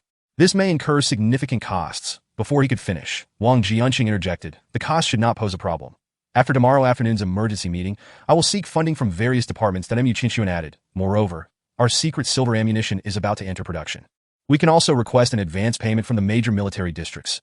Upon hearing this, Du Fei nodded subtly that he had also been considering the issue of funding and had initially planned to transfer some from the Eternalized Time Vault. But it seemed unnecessary to tap into his own resources at this juncture. After approximately half an hour more, arrangements were nearly complete. At that moment, a voice crackled through the headset. Commander, the monitoring room's program has been completed and is ready for signal integration. Excellent, Du Fei thought, feeling a surge of excitement, then replied, please send over the connection code. Understood, Commander. Chapter 253. How to Inherit. Soon, Du Fei approached the desk and, through Ganting's report in his headset, wrote down a series of connection codes. He then turned to Wang Jianqing. This connection code requires synchronous signals from the inspection department. Understood, Wang Jianqing nodded and instructed Su Zhong. You will handle this. Yes, Minister. Su Zhong took the port connection code and headed directly to the secure room. In less than 5 minutes, Su Zhong returned and nodded to Du Fei. The signal has been connected. In the canyon. Aboard the Eternal Battleship, the newly established remote monitoring room flickered with lines across several large screens. And after a brief moment, the images came to life. Sister Robbing, look quickly. These are the monitoring feeds from the Sky Eye. Is that not the Du Mountain of the Holy War City? Indeed. That is the military port of Beihan City. Look here, this area is within the range of Fuxing City. Is that not the number 83 stronghold? Yes, how clear, Ganting exclaimed. Switch to our previous camp. In the monitoring room, Lu Ruobing and a host of commanders and communication personnel gazed at the dozen clear screens, all brimming with curiosity and excitement. Report to the commander, our base's signal has been successfully connected with the inspection department. The internal communications of the battleship are stable, and the monitoring room's images are exceptionally clear. The excited voices of Ganting and Yi Mingfan echoed in his headset. Excellent. I will return shortly, Du Fei replied, turning to Mu Qinxuan and the others. It is not advisable for me to linger in Fuxing City. Let us maintain contact, and we will discuss the remaining matters in detail later. After a moment's thought, he looked at Wang Jianqing. There is one more thing. The secret silver mine at the previous site of the Women's Assault Corps has substantial reserves. Currently, a group of miners is still at the number 83 stronghold. Once the situation stabilizes, we can arrange for them to continue their extraction. Very well, I will make arrangements after tomorrow's meeting, Wang Jianqing nodded. After a brief discussion on a few other matters, Du Fei did not delay further and departed the office with the others at present. All functions of the Eternal I had been activated, and the inspection department signal was connected with the base that Du Fei was eager to return as he intended to neutralize the 109th and 121st Divisions that very night, addressing the overt threats first. Most importantly, he needed to use these two divisions as a test case to implant the initial port code of the Eternal Eye's local area network into the base's monitoring system. Assessing the precision of the strikes in doing so, he aimed to ensure preparedness against hostile elements within the Fortress Military Division and Border Defense Division of the 9th District. Soon, with Mu Qinxuan, Wang Jianqing, and the others seeing him off, Du Fei boarded the Vulture fighter jet and waved farewell. As Du Fei stepped into the cockpit, he spoke into the headset, Ganting. Ganting here. What is the situation at the temple? The situation at the temple is stable. 3 Eagle Falcon drones have been patrolling, maintaining control over a 50-kilometer radius. Very well, leave 2 Eagle Falcon drones here at the inspection department to assist Predator No. 1 in guarding, while the remaining 5 Eagle Falcon drones will return to resupply and stand by. Understood, Ganting acknowledged. After making the arrangements, Du Fei proceeded to the cockpit and instructed Black Phoenix, return to base. Coordinates 817. 30 AT that moment. Black Phoenix appeared to be lost in thought, seemingly pondering something. Sister Phoenix. As Du Fei approached, the 2 female bodyguards playfully poked at the Black Phoenix. Ta-da! Oh, all right. Only then did the Black Phoenix snap back to reality, moving her hand from her chest to rest it upon the control panel. With a soft hiss, the cabin door sealed shut. In the blink of an eye, the Vulture fighter jet unleashed a plume of blue flames, accompanied by a surge of turbulent air. As it gracefully ascended into the sky, 0.5 Eagle drones flanked it on either side, and in an instant, they vanished into the clouds. Inside the cockpit, Du Fei settled into the luxurious seat, caressing the supple leather of the armrest while gazing out at the misty clouds, exhaling a sigh of relief. The distance from Revival City to the base was nearly 1,000 kilometers. Traveling by military vehicle would entail a bumpy journey through mountainous roads, possibly taking several hours. However, now, it would only take a little over an hour to reach their destination. One cannot help but commend the convenience of air travel. Although it merely adhered to conventional flight speeds, the comfort it offered was undeniable. The spacious fighter jet could simulate the signal of the Beast King, rendering it impervious to the stealthy winged beasts during flight. Transporting troops or supplies became relatively secure and swift. Of course, the cost was significantly higher than that of drones that Du Fei mused that once they returned to base, he would take the time to study this Vulture fighter. It could be said that this grand deployment of the Oracle Master to the temple had gifted him a Vulture fighter jet, Most importantly, he had acquired the Oracle Master's elven abilities, the art of oration.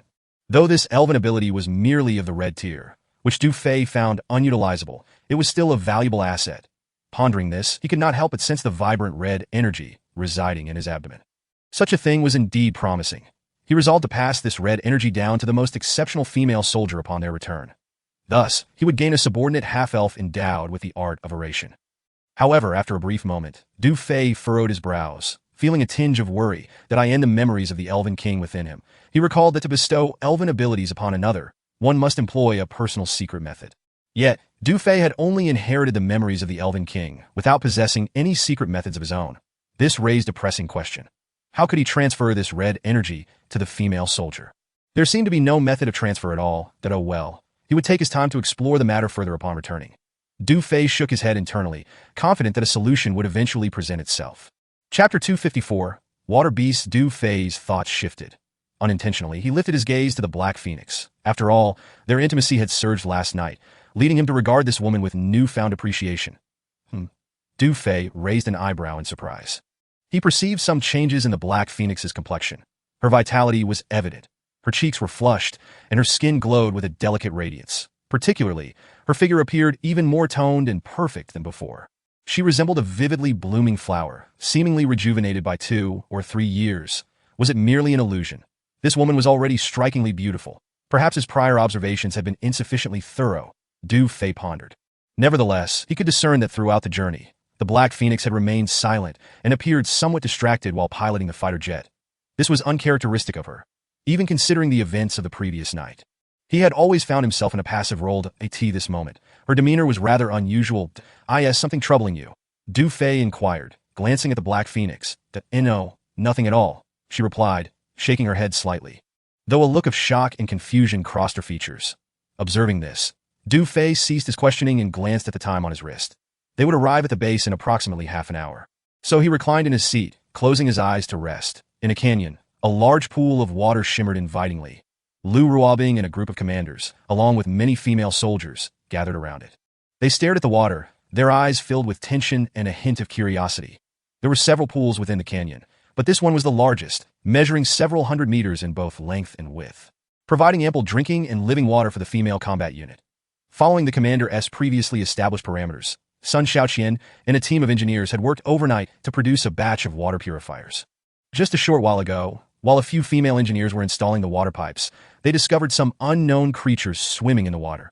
Consequently, the engineers promptly reported their findings to Vice Commander Lu Ruobing. Upon receiving the report about the unidentified water beasts, Lu Ruobing and her fellow commanders hurried to investigate. Sister Ruobing, Ingbao, you two Haven T don the beaded inner garments. Stay back. All personnel, maintain vigilance. Do not approach too closely. Let us take care of this. A group of female soldiers, armed with submachine guns, shouted as they cautiously approached the edge of the pool to be careful. Lu Ruobing warned the soldiers with a furrowed brow. Splash, splash, as the female soldiers drew closer, creatures emerged in the pool, swimming back and forth, causing ripples across the surface. These creatures were relatively small, with the largest measuring nearly 2 meters in length, their bodies shimmering silver and covered in scales. They possessed large heads with small whiskers at the corners of their mouths and slightly open gills on either side, constantly swimming in the water. This moment, the creatures in the pool appeared startled, many of them surfacing with their tails visible. In that fleeting moment, Xiaoying discarded her cigarette, but, squinting her eyes, shoot the exposed water beasts. Open fire. As her command echoed, gunfire erupted near the water's edge. A chaotic barrage ensued, sending water splashing as dozens of exposed creatures were caught off guard, suffering fatal shots to their heads and floating lifelessly on the surface. The remaining creatures, frightened, whipped their tails, creating splashes as they swiftly dove into the depths, no longer daring to resurface. Was that too easy? The female soldiers gazed at the floating corpses, breathing a sigh of relief, their faces revealing a touch of disdain. It seems their defenses are rather weak. What is going on? How strange. The blood of these water beasts is actually red. Lu Ruobing, Xiaoying Xiaolan, Sun Xiaoqian, and the other commanders exchanged puzzled glances, taken aback. They found it perplexing, for in their understanding, the blood of beasts was typically dark green. Yet, these water beasts had red blood, akin to that of humans. Xiaoying lit a cigarette, inhaling deeply, and turned to Su Ning. Ninger, you specialize in biology. What exactly are these water beasts? They should be a new species, Su Ninger replied, her gaze fixed on the corpses, After a moment's contemplation, she gestured to the female soldiers. Retrieve those water beasts. I want to study them. Yes. In no time, the female soldiers grabbed wooden sticks and hurriedly pulled the corpses from the water. Lined up, each creature measured nearly 2 meters long, with dozens laid out on the grassy ground. Be careful, they're still moving. They're not quite dead. 2 female soldiers called out, prompting the others to retreat. The tat-tat-tat-tat. The 2 female soldiers fired another couple of rounds at the squirming corpses, finally feeling at ease. Moments later, Su Ninger approached, crouching down to examine the bodies closely. Ninger, do you recognize these creatures? What kind of beast are they? Lu Ruobing and Xiaoying leaned in closer. The other commanders and female soldiers gathered around. All eyes fixed on Su Ninger. Furrowing her brows, Su Ninger fell into deep thought, scouring her knowledge for answers. After a while, she shook her head. I don't know. I've truly never seen such a creature. It is worth noting that in this world, aside from the time beasts, most remaining species were mutated beasts. This included aquatic creatures and those inhabiting inland lakes and rivers, all of which had undergone severe mutations. Naturally, in the eyes of humanity, these mutated beasts were deemed normal, while the pigs and chickens raised by the Federation seemed rather unusual. Although Su Ninger was a specialist in biology, her knowledge stemmed solely from the Federation's textbooks. Now, confronted with a new species she had never encountered, how could she possibly name it? Talia, you've lived here all this time. Don't you recognize this water beast? Su Ninger looked up to Talia, inquiring that I don't know, but these water beasts don't seem aggressive. They've never attacked me in all these years. Talia replied that, to be honest, during the turmoil of war on Blue Spirit Star, Talia had been sent aboard the Eternal Ship as a mere infant. This meant she had grown up in space, naturally unfamiliar with such creatures, even though she had coexisted in this canyon with Hal for so long. She had adapted to the local customs, for her own safety and that of Hal. She had conformed to the dietary habits of the humans in this world, in the absence of food. Aside from raiding for pork, chicken, and common vegetables, she had never consumed other beasts or plants. It could be said that Talia's habits had been entirely assimilated by this world. Lu Ruobing, Xiaoying, Xiaolan, Sun Xiaoqian, and the others furrowed their brows, and neither Su Ning nor Talia could identify the water beasts. Just as everyone was at a loss, Sister Ruobing, Ing Bao, look quickly, the commander is back. Qin Minghan and Zhao Feifeng pointed to the sky, exclaiming with excitement. Everyone looked up to see a vulture fighter jet descending rapidly from the sky. Inside the cockpit, Du Fei, startled by the distant sounds of gunfire from the base, felt a jolt of alarm.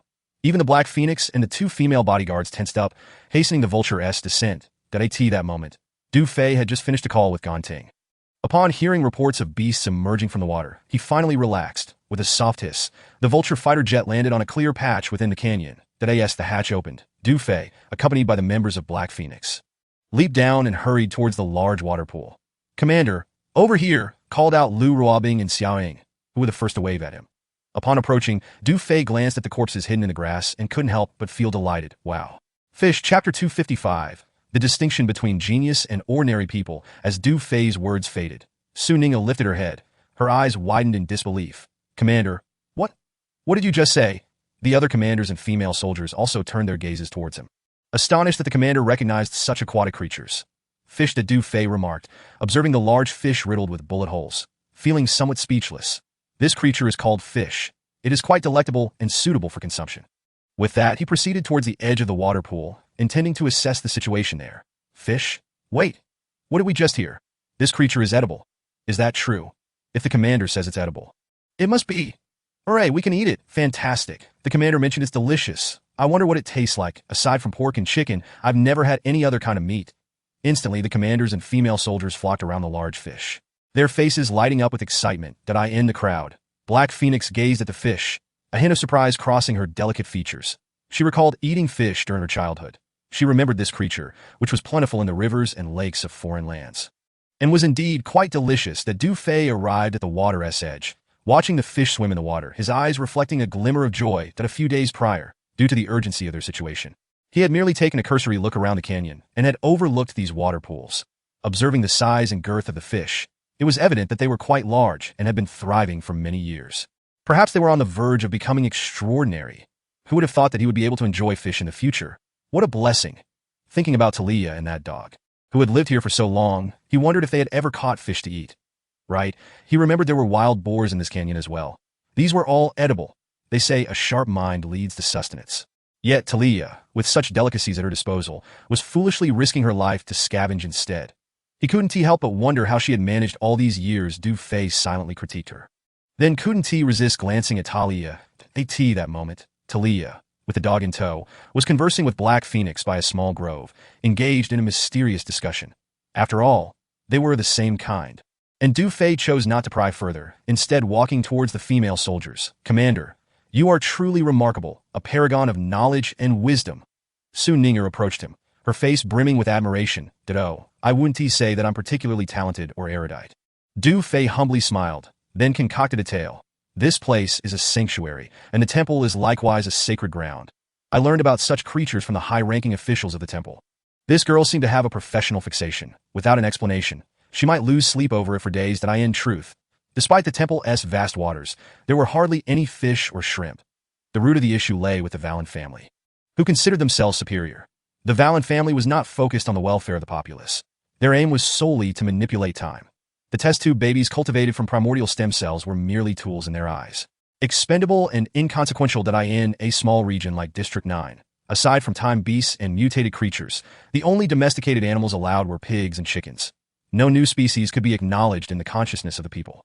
This was, in essence, a method of control and mental confinement imposed by the rulers on the lower class. That moment, Su Ninger furrowed her brows, her expression contemplative and somber. Those high-ranking officials know that this creature is called fish. And yet I, a biologist, am completely oblivious? What have I been accumulating knowledge about all these years? Du Fei cast a glance at Su Ninger, secretly amused. It seemed she was on the verge of enlightenment. He then pondered that since there were so many fish in the base water pools, and the temple possessed such extensive aquatic areas, developing a series of aquatic products at the temple would be a commendable endeavor. Once the situation stabilized, he would assign this task to Su Ninger and Zhao Feifeng. With these thoughts in mind, Du Fei stepped into the midst of the female soldiers. Lu Ruobing gazed at the fish on the ground, her beautiful eyes sparkling, and then beckoned one of the female soldiers from the cooking team. "Tang Xiaorui, come here quickly." "Coming, Sister Ruobing," answered a strikingly beautiful soldier who ran over. The commander said that this creature known as fish is edible. The sisters are all salivating over it, so it's up to you now, Lu Ruobing declared. Tang Xiaorui, age 21, previously managed the rations at Dawn Base. Not only was she beautiful, but she also excelled in cooking. She had once been the personal chef of Aunt May. Since the two teams merged, her position remained unchanged, and she continued to oversee the rations for the female combat unit. Sister Ruobing, Tang Xiaorui opened her mouth. Appearing somewhat troubled, she first glanced at the fish, then stealthily eyed Du Fei, whispering to Lu Ruobing, "I've never seen this kind of thing before. I don't know how to prepare it." "I'll teach you," Du Fei said with a gentle smile. That it was worth noting that ever since Sun Xiaoqian's sister, Sun Xiaoli, and Talia had joined, the female combat unit now boasted 779 soldiers, each with their own unique features, and most of them were quite beautiful. Of course, among so many female soldiers, some were even more striking. That he expected the cooking team to have such beautiful soldiers, their looks rivaling those of Ganting and Sun Xiaoqian. Tang Xiaorui was taken aback, and once she regained her composure, she felt an overwhelming excitement. "Did I hear that right? Oh my, the commander wants to teach me personally?" Given her position, she usually wouldn't even get to see the commander. Previously, she had been favored by Aunt May, and now that she had joined the female combat unit, she had heard that the commander was a figure of legend. In truth, she had longed to serve him. Now, this was a once-in-a-lifetime opportunity. Although there were nearly 2,000 sisters in the unit, if she could leave a good impression on the commander, perhaps he would remember her. In an instant, Tang Xiaorui clenched her small fist, overwhelmed with excitement, unsure of what to say. "What is wrong? Afraid I won't teach you well?" Du Fei chuckled. No. It's an honor for the commander to teach me. I couldn't ask for anything more." Tang Xiaorui quickly straightened her posture and saluted Du Fei, anxious that he might misunderstand her or form a negative impression of her. "All right, in fact, preparing fish is quite simple." As Du Fei spoke, he requested a sharp knife from one of the female soldiers, then crouched down by the fish and beckoned Tang Xiaorui to come closer. She hurried over, obediently squatting beside Du Fei. "There aren't enough fish yet. Later on, you need to catch some more. Remember, in the future, make fishing nets to catch them. Don't shoot them with guns. Look, you've damaged the meat.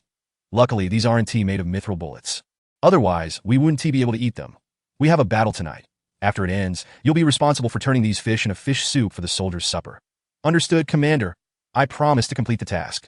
Tang Xiaorui nodded eagerly. "First, you need to scale the fish, then cut it open here to remove the entrails, the gills. No, those parts can be eaten. Don't throw them away. This is fish roe, and this is the fish belly. These are all delicacies." Du Fei patiently instructed Tang Xiaorui, guiding her hand. "Wow, the commander is amazing. How does he know everything?" Lu Ruobing and the other commanders and female soldiers watched, all revealing expressions of admiration. Need it be said, this is the distinction between a genius and an ordinary person. Meanwhile, Tang Xiaorui listened to the commander's instructions, feeling the warmth of his large hands, nodding while her excited body trembled slightly. Am I dreaming? Oh my, I'm so incredibly fortunate. Ding. Intimacy level 100. At this moment, beside the grove, Talia's eyes sparkled with a hint of azure light as she gazed at Black Phoenix. Her mouth agape in astonishment. How is this possible? What on earth have you experienced? Chapter 256. Confusion. I have no idea why this is happening. Black Phoenix shook her head in bewilderment, equally shocked. This morning, upon waking in the temple Sin, she felt an unprecedented fluctuation in her elven powers, in the elven lineage. These powers were referred to as the spirit source. That a fluctuation in the spirit source indicated a significant enhancement of one's abilities. However, as a half-elf, Black Phoenix initially thought she had misperceived the situation. As the fluctuations within her spirit source intensified, she remained puzzled throughout her return from the inspection department to the base. Now, with Talia's confirmation, Black Phoenix felt utterly astonished, her exterior betraying her inner turmoil. It was simply unbelievable. Her spirit source had genuinely strengthened, beyond a shadow of a doubt. As a half-elf, Black Phoenix was never supposed to advance in spirit source level. Yet, since waking up at the temple Sin, it had inexplicably surged to a new level. This was utterly incredible. How could Black Phoenix not be bewildered? How could she not be shocked? If it weren't for the lingering aches in certain parts of her body, she might have doubted whether she was merely dreaming. Never mind that you are a half-elf. Even for me, a pure-blooded elf, the probability of enhancing my spiritual essence is exceedingly slim, as far as I know. For the elven race to augment their spiritual essence, it requires tens of thousands of years, with only a 50% chance of success, perhaps yielding a marginal improvement. Talia murmured to herself, her eyes gleaming with excitement as she gazed at the Black Phoenix. However, the sheer magnitude of your spiritual essence's increase is truly astonishing. Yesterday, when the Black Phoenix arrived with the supply convoy, Talia distinctly recalled that the spiritual essence within her was minuscule, merely typical for a half-elf. Logically, given the level of her spiritual essence, it should have remained stagnant throughout her life, with no possibility for enhancement. Yet in less than a day's time, the Black Phoenix's spiritual essence had inexplicably surged to a level comparable to Talia's own. This meant that the Black Phoenix now bore the unique mark of the elven lineage, signifying an equal standing. For the Black Phoenix, this was a stroke of serendipity. Yet from the perspective of elven evolutionary history, it was utterly preposterous. In an instant, realization struck Talia. She noticed how prostrated at the feet of the Black Phoenix, radiating a demeanor of utmost reverence, reminding her of a loyal follower. Suddenly, she recalled a pertinent detail. Not long ago, the commander, in the capacity of the Elven King, had claimed the spiritual essence of that truth speaker. Indeed, it must have been the commander who passed that truth speaker's essence onto the Black Phoenix. However, upon further reflection, Talia found this line of reasoning flawed. The truth speaker's essence was of the red grade, but if the commander had bequeathed it to the Black Phoenix, then her essence ought to have been red as well, rather than the current pink grade.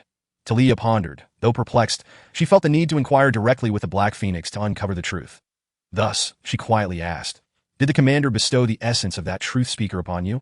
The Black Phoenix was momentarily taken aback before shaking her head. No Dufei had left the inn early in the morning, and the Black Phoenix was completely unaware of the events that transpired within the temple. Moreover, throughout the journey, she had remained in a state of confusion and had scarcely exchanged words with Dufei. For Dufei absorbing the red-grade essence of the truth speaker, the Black Phoenix was entirely oblivious. There was no such transfer to speak of. Talia furrowed her brow, acknowledging this, that if the commander had indeed transferred that truth speaker's essence to the Black Phoenix, she should possess a red-grade essence, not the current pink. Could it be that the commander had imparted a fraction of his own essence to the Black Phoenix? Yet, that too seemed implausible. It was said that whether one was an elven king or an ordinary elf, once a secret technique was employed, the transfer could not be interrupted and would be given unreservedly to the recipient. Furthermore, the commander's essence was of the supreme purple grade, which did not align with the Black Phoenix's. However, Hal's behavior was highly unusual. Why would it exhibit such deference to a mere pink-grade half-elf? Talia felt a headache brewing, her mind increasingly clouded with doubts. The enhancement of spiritual essence was a coveted aspiration among all elves. And Talia was no exception. For thousands of years, she had longed to augment her essence, even if only by a fraction. Now, encountering the miraculous increase in the Black Phoenix's essence, how could she not be concerned? Ultimately, Talia could not resist asking once more. "So, has the commander ever employed any secret techniques on you?" "Secret techniques?" The Black Phoenix shook her head again. No, however, in the next moment, she recalled the events of the previous night, causing her face to flush. After a moment's contemplation, she cast a somewhat guilty glance at Talia and softly inquired, "Can contact with the commander enhance one's spiritual essence?" "It cannot." Talia shook her head, her voice resolute. "No matter the form of contact, it cannot enhance, unless the commander employs a secret technique. That is the sole means of transfer that it cannot." The Black Phoenix frowned. "Indeed, it cannot." Just then, Talia's earpiece crackled to life within Meow Meow's voice. "Talia, please come to the bridge. We need to activate the backup power for Section 6. All right." Talia responded and then turned to the Black Phoenix. "We can ask the commander about this matter later. His exalted status may shed light on our queries that I must attend to my duties now." With that, she reluctantly departed. Okay. The Black Phoenix returned to her thoughts, nodding at Talia's retreating figure, then fell into contemplation. If contact with the commander does not enhance spiritual essence, then why had hers increased so dramatically overnight? One crucial point remained. The commander's identity represented the Elven King. Could it be that her interaction with the commander was the catalyst for this enhancement? Absent any other explanation, this seemed the only plausible rationale. The Black Phoenix bit her lip, musing that she would need to seek out the commander for another attempt. In an instant, she cast a glance at Du Fei in the distance, feeling a flush of shyness. Thus, she resolved to set aside the matters of the black market and linger here for a couple of days before returning. Yet, recalling the events of the previous night, her cheeks flushed with embarrassment. Her body had yet to fully recuperate. Nearby, on the grass, Du Fei was explaining to Tang Xiaorui how to cook a freshly prepared fish, detailing which parts were most delectable. Ding Affinity 1000. Who? The system's notification in his mind made Du Fei shudder. However, it quickly dawned on him that such a significant increase in affinity could only come from one person. In the next moment, Du Fei turned to look at the Black Phoenix. The Black Phoenix hurriedly averted her gaze, feigning a search for someone in the crowd before making her way to Xiaolan's side. She leaned in and whispered into Xiaolan's ear, "Lan, take me for some rehabilitation treatment." Chapter 257. Implanting the initial code in the newly established monitoring room of the Eternal Battleship, Yi Mingfan, Talia, and Meow Meow were busily engaged, while a dozen communication soldiers remained fixated on their respective monitoring screens. With a soft hiss, the hatch opened, and Du Fei stepped inside. Commander, Yi Mingfan, Talia, and the communication soldiers all stood up and saluted Du Fei. Good. Du Fei nodded at them, smiling. "You have all worked hard. 2 rehabilitation pools have been completed. If you feel tired, remember to take a soak." "Thank you, Commander. We are not tired. We are not weary." The warmth of the commander's concern stirred excitement and gratitude among Yi Mingfan and Meow Meow, Talia, and the communication soldiers. Ding Affinity 100. Ding Affinity 100. Ding Affinity 20. Ding Affinity 20. Du Fei wore a smile, yet he was acutely aware that among them, only Talia had failed to register any increase in affinity. He then scanned the communication soldiers and regarded Yi Mingfan with appreciation. "They are all trained by you, right? They have become quite adept in just these few days of operation. Very impressive." "Oh no, Commander, if you keep praising me like this, I might just float away." Among us, Talia has contributed the most. Had it not been for her assistance, I would have been completely in the dark about all the equipment aboard this battleship. Yi Mingfan felt an indescribable joy swelling within her, proudly proclaiming to Du Fei, "It is all thanks to your capable leadership, Commander. These sisters are exceptionally bright and grasp things quickly." Ding Affinity 200. Haha. Excellent. All of you. Du Fei nodded with a smile before turning his attention to the reports from Yi Mingfan and the others.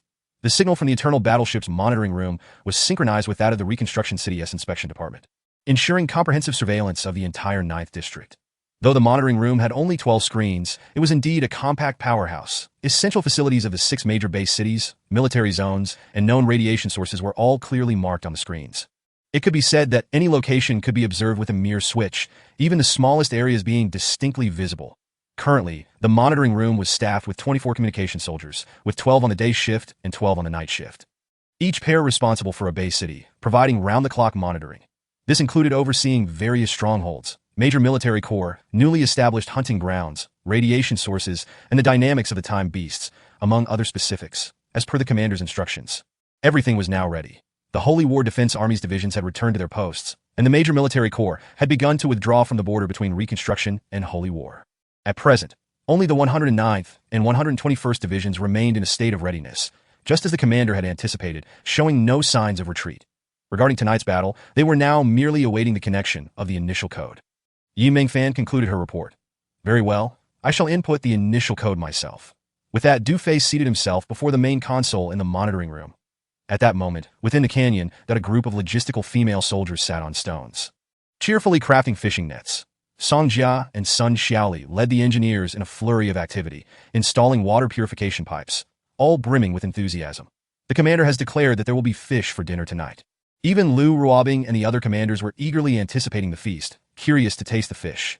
Half an hour later, the initial code for the monitoring room was successfully connected. That Du Fei glanced at the time. There were about 2 hours until dusk, so he made his way to the industrial chamber. Inside the workshop, Sun Xiaoqian and others were diligently engaged in the production of secret silver and conventional vibranium ammunition. On the workbench, a row of molds for the Smart Battle Suit's 3-piece set stood, with 30 complete sets already produced. These molds were requested by Du Fei, designed for repeated use, as there are currently only 116 milliliters of control elements available, and 30 sets of molds are more than sufficient. After a meticulous inspection, Du Fei nodded in satisfaction, deciding to personally commence the production of the intelligent battle uniforms after tonight's skirmish. Subsequently, Du Fei expressed his concern and praise to Sun Xiaoqian and the others, naturally garnering another wave of reputation and intimacy points. After arranging a few matters, Du Fei exited the industrial compartment, making his way towards the commander's living quarters. At present, 2 rehabilitation pools have been constructed within the battleship, placed in accordance with the specifications of the pools previously found in the air defense cave of the camp, located in both the commander's and female soldiers' living areas. Due to the severe exhaustion from the previous night, his physical limit had been expanded, allowing for another enhancement. The Du Fei intended to take a dip. Navigating through the bridge, he soon arrived at the commander's living area, where he was greeted by a chorus of astonished exclamations. Heavens, there are so many chambers, and they all have time control. This battleship is enormous. I'm utterly bewildered. It must be as large as a stronghold. Black Phoenix exclaimed, surveying her surroundings without restraint, akin to Lu Laolao entering the Grand View Garden. Approximately so, with 3 levels, the total area must be at least the size of 3 strongholds. Xiaolan replied with a smile, her face beaming with pride. What a pity, if only we could soar into space. Black Phoenix gazed upwards, exclaiming wistfully. The core device was completely destroyed and needs replacement. However, the commander has assured us he will find a way to get the battleship airborne. Xiaolan reassured her. Really? Black Phoenix's delicate face lit up with a hint of yearning as she murmured, Your commander is truly remarkable. I believe he can accomplish it. After speaking, she glanced around and asked Xiaolan, Which chamber do you reside in? The 3rd one on the right. Xiaolan answered, Oh, then which chamber does your commander inhabit? My chamber is adjacent to his, Xiaolan replied. Adjacent, upon hearing that Xiaolan lived next to Du Fei. Black Phoenix was instantly thrilled. Then I shall stay with you tonight. If that is all right? Certainly, Xiaolan nodded. Having just soaked in the rehabilitation pool and engaged in conversation, she could sense from Black Phoenix's words that she seemed quite fond of the commander. Xiaolan couldn't help but chuckle inwardly, as Black Phoenix was blissfully unaware that all the commanders resided next to the commander. At that moment, Du Fei approached. Commander. Xiaolan hurriedly greeted him, then added, Sister Phoenix mentioned she suffered from severe radiation, so I brought her to the rehabilitation pool for a soak. All done? Du Fei inquired with a smile, glancing over. Yes, Sister Phoenix is completely recovered, Xiaolan replied. Black Phoenix's face flushed, and she quickly averted her gaze. Ding. Intimacy points 500. Du Fei felt a surge of satisfaction in his heart. Very well, you may explore at your leisure. With that, he headed towards the rehabilitation pool. Chapter 258. The calm before the storm in the commander's living area, Du Fei was immersed in the rehabilitation pool. Ding. Physical condition 1. Ding. Physical condition 1. Ding. Physical condition 1. Ding. Physical condition 1. Ding. Physical condition enhancement has reached the limit. Further consumption is required to continue enhancement. In the next moment, a system interface appeared in his mind, revealing some changes. Host. Du Fei position. Supreme Commander Legion. Women's Field Corps domain range. Radius of 1,000 kilometers. Eternal eye detection. Independent communication function. Fixed area mode activated, expanding outward from the Revitalization City Inspection Division. Next upgrade of domain range can expand to a radius of 10,000 kilometers. Reputation points. 2,638,780 intimacy points. 69. 786 physical condition. Primary enhancement 80. Primary enhancement, advanced enhancement, super enhancement. Friendly reminder. After the next expansion of physical limit, an enhancement of 80 points can be attained, allowing physical condition to directly break through to advanced enhancement. Items. Universal Toolbox 1, Control Element 116 ml, Silver Serpent Sting 1. Du Fei examined the system interface, feeling quite content. His physical condition was on the verge of breaking through to advanced enhancement. He wondered what it would be like then. His anticipation grew. His gaze shifted to the sections displaying reputation and intimacy points. The reputation points now exceeded 2.6 million and were steadily increasing. TSK, the intimacy points had also accumulated significantly over the past few days, reaching nearly 70,000. Next, Du Fei opened the technology repository. C-level intelligent guard, mechanical product design blueprint requires 80,000 reputation points. B-level intelligent guard, mechanical product design blueprint requires 150,000 reputation points. A-level intelligent guard, mechanical product design blueprint requires 300,000 reputation points. Real person guard, intelligent mechanic, female product requires 3,000 intimacy points. Climate improvement device, product design blueprint requires 3,000 intimacy points. Aerial fortress, product core requires 200,000 intimacy points. Primary physical enhancement agent, gene type requires 1,000 intimacy points. Universal aircraft modification technology requires 10,000 reputation points. Universal ship modification technology requires 10,000 reputation points. The technology repository had refreshed again. Du Fei's eyes brightened as he stared at the interface, discovering that aside from the primary physical enhancement agent, 2 new modification technologies had appeared. The Universal Aircraft Modification Technology and Universal Ship Modification Technology could both be exchanged for 10,000 reputation points. This was excellent. Currently, there were no naval battles, so the latter was temporarily unnecessary. However, the Universal Aircraft Modification Technology was a timely boon. Having just returned a Vulture fighter jet, he had been pondering how to modify it. And now the technology repository had provided the solution. What a stroke of luck! Ding! Congratulations to the host for spending 10,000 reputation points, successfully exchanging for a copy of Universal Aircraft Modification Technology. Without a moment's hesitation, Du Fei exchanged for the modification technology that he then shifted his focus back to the primary physical enhancement agent. This item is also necessary to obtain, as my physical condition strengthens. I should consider the female soldiers as well. Ding! Congratulations to the host for spending 1,000 intimacy points, successfully exchanging for a primary physical enhancement agent. In the next moment, remaining intimacy points, 68,786, that although he had spent 1,000 intimacy points, Du Fei felt no regret. Afterward, he reviewed the intelligent mechanical guards. Although he had over 2.6 million reputation points, and the C-level intelligent guard required only 80,000, he was tempted to exchange for a few to observe their effects. Yet he ultimately resisted the urge. The Mu Group's military industry had begun production, and they would require a substantial amount of rare materials smelting agents. Time was of the essence, especially since the domain range needed time to expand, and the Eternal Battleship relied on time for its propulsion. Should they take flight in the future, the time consumed would be incalculable. After much contemplation, Du Fei decided it was best to conserve his reputation points for now and save them for the rare material smelting agents that he also considered the pristine environment within the base. If the Nirvana meteorites on the battleship were depleted, he wondered what would become of the ecological balance in the canyon. However, one thing caught Du Fei's attention. Although the Nirvana meteorites could purify radiation, they were all piled within the industrial compartment when discovered. The effectiveness of these meteorites could not solely account for the expansive ecological environment of the canyon. Could it? Perhaps it was due to the Eternal Battleship. Or maybe the W alloy could also purify radiation. Du Fei pondered, a sudden realization striking him. The W alloy, transformed from W ions into a molecular structure, combined with Nirvana meteorites, carbon steel, nickel titanium alloy, and superbenetic steel sintered in powder form. This metal could generate a unique magnetic field, possessing exceptional defensive capabilities, and could activate the W-ion protective shield through the battleship's internal devices. Indeed, it must be the case.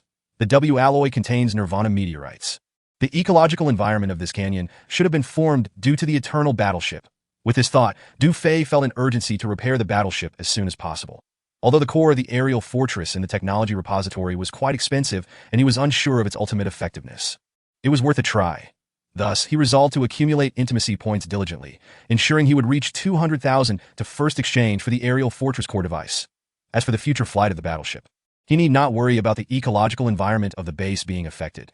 If necessary, he could simply exchange for a climate improvement device. A few minutes later, Du Fei emerged from the battleship, revitalized and brimming with energy, standing beneath a large tree and inhaling deeply of the fresh air. Surveying the lush canyon and the graceful figures of the female soldiers, his mood lightened somewhat. If they could maintain such stability, this lifestyle would be quite pleasant. Unfortunately, it was not yet feasible. Such a life was a luxury for the Women's Field Corps, as Du Fei was well aware that they were soon to face even more formidable and terrifying foes. This tranquil and harmonious existence was merely the calm before the storm, fleeting as a flash in the pan, ready to vanish at any moment. Just as Mu Qinshuan and Wang Jianqing had said, a single misstep could lead to total disaster. Utmost caution was essential. Fortunately, they had yet to attract the attention of the Wallen family. But even now, facing only the Federation, meticulous planning and deployment were imperative. Commander. At that moment, a gentle call interrupted Du Fei's thoughts. He turned to see Su Ninger and Zhao Feifeng approaching him. Commander, we wish to discuss something with you. What is it? We have completed the sowing of our food and vegetable seeds, and it won't be long before we can enjoy fresh vegetables. Zhao Feifeng exclaimed with enthusiasm. Moreover, while Feifeng and I were tilling the land and sowing seeds, we stumbled upon several unidentified creatures in the woods. Su Ninger chimed in. Following that, she recounted the progress of our farming endeavors over the past 2 days, along with some new discoveries during this period. Commander, those creatures are entirely unfamiliar to us. Some have fluffy ears and appear utterly adorable. You are so knowledgeable. When will you accompany us to take a look? I seek your guidance. Su Ninger's face radiated a thirst for knowledge. Brimming with anticipation. Very well. Du Fei nodded at the two of them with a smile. Once we have a bit of leisure in the coming days, you may show me around, and we shall also tally the animals and plants within the base. Typically, just from the fish in the waterhole today, he would want to explore. The canyon surely harbors numerous herbivorous creatures. Taking the female soldiers to gather some game would not only enhance their knowledge but also provide a taste of something new. However, the pressing issue at hand was to resolve the potential crisis in Zone 9 over the next couple of days, leaving little time for other matters. That's wonderful. Commander, we can hardly wait. Zhao Feifeng and Su Ninger were utterly elated. At that moment, Lu Ruobing, Xia Ying, Xia Lan, and others approached. Wow, Commander, you appear so revitalized. You're becoming more handsome by the day. The commanders were all captivated. Lu Ruobing snapped back to reality and asked, Commander, how will tonight's battle be arranged? You're just in time. Please notify everyone. 5 minutes later, all the commanders gathered in the captain's quarters for a meeting. Yes, Commander, Chapter 259. Who should be injected first? In the captain's quarters of the Eternal. Lu Ruobing and the other commanders entered, taking their seats around the oval conference table. That Du Fei was already seated at the head of the table, examining the items he had just exchanged. Universal modification technology for aircraft. Capable of modifying fighter jets, early warning aircraft, transport planes, interceptors, drones, and various other flying machines. Modification scope. Weaponry systems, power systems, flight control systems, avionics systems, onboard equipment, etc. Kind reminder. Takes effect immediately upon use. Primary physical enhancement serum. Injectable, gene-based. Applicable to humans, animals, and other biological entities. Effects. Improves genetic structure upon injection, enhancing physicality by 5 per dose, with a limit on stamina or energy consumption before further injections. Capped at primary enhancement, beginner, advanced, super. Side effects. Body heat, chest tightness, weakness in legs, thirst, etc. are normal phenomena. Click to explore more. Impressive, truly worthy of its universal modification title. I never expected it could modify so many aircraft types, including drones. With such technology, the convenience will be unparalleled, akin to turning waste into treasure.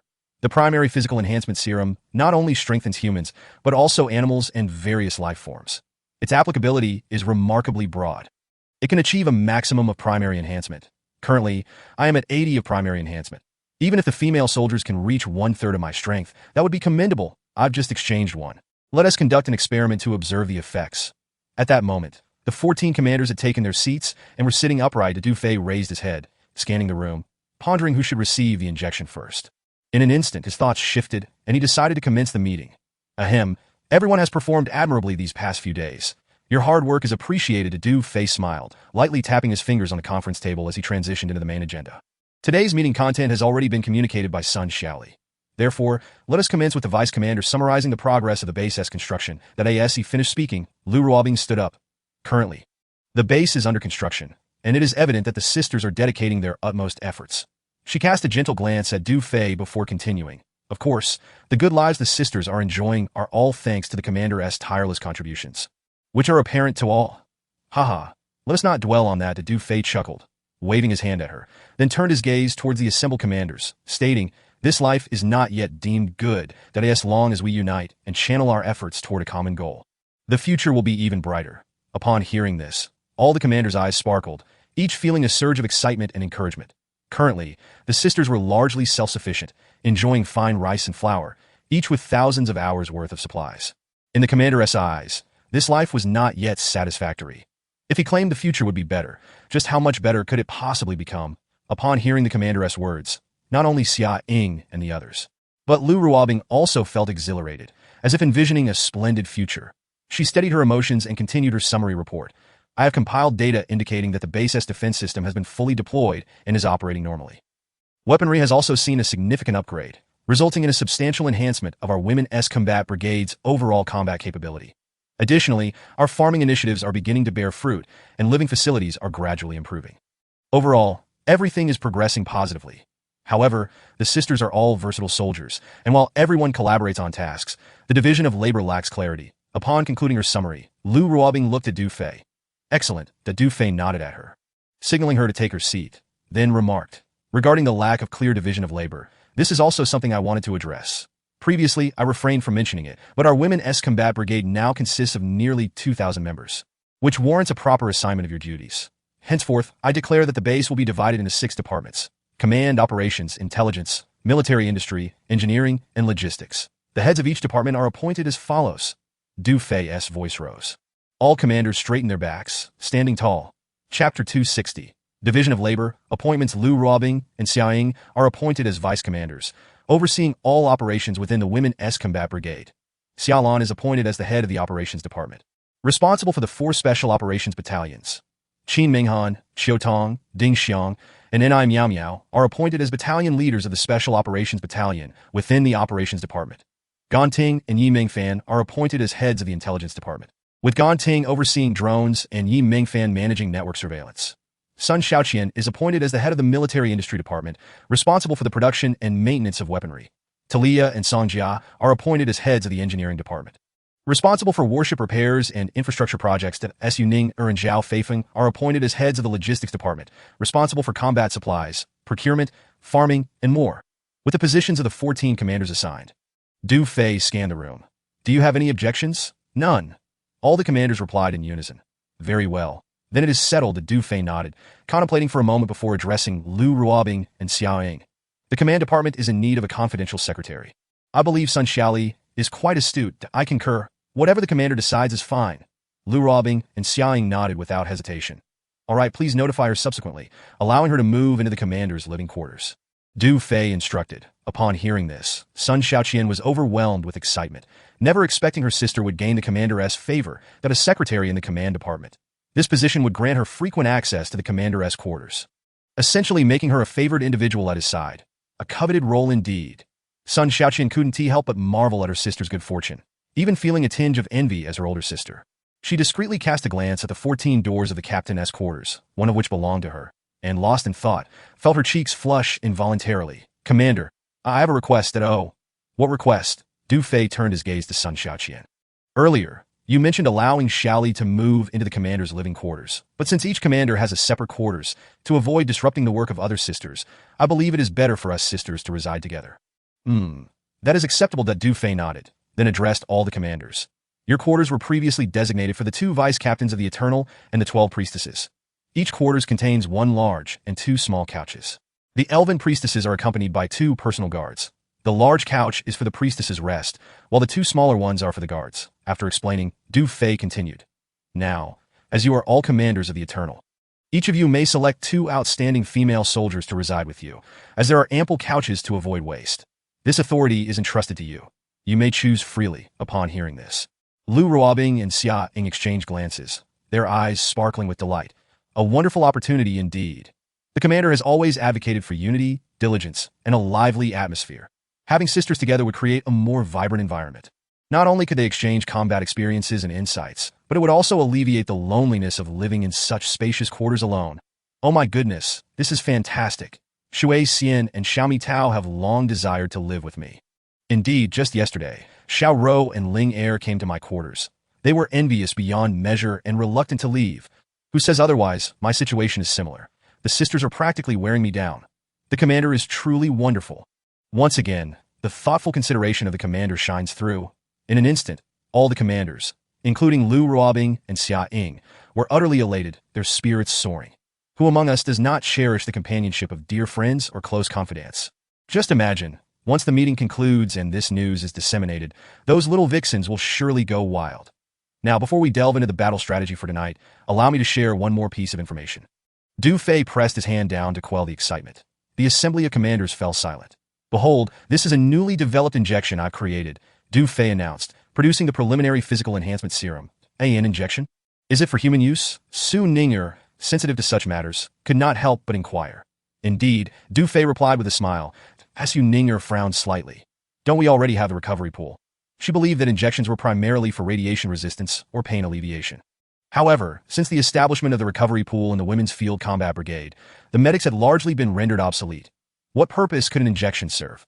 The recovery pool effectively mitigates radiation and pain. Though its efficacy is commendable, it cannot enhance physical constitution.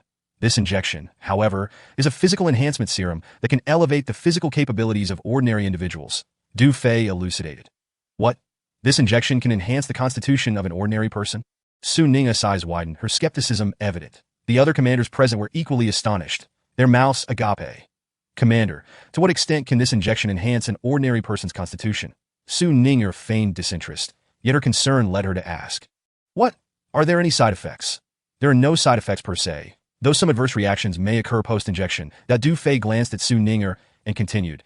As for the efficacy of this serum, I am still uncertain, as this is the only one I have developed thus far. With that, he surveyed the assembly of commanders, shaking the enhancement serum in his hand. Who among you is willing to be the first to try it? No sooner had he finished speaking than Lu Ruobing eagerly declared, I'll give it a shot. Du Fei cast a glance at Lu Ruobing, a subtle smile playing on his lips, sighing. A moment too late, rolled her eyes at Lu Ruobing, feeling an overwhelming sense of regret for her oversight. She believed her life belonged to the commander. Participating in an experiment for the commander's new invention was worth any potential side effects. Moreover, her faith in the commander was unwavering. One could infer with certainty that this serum was undoubtedly a remarkable creation.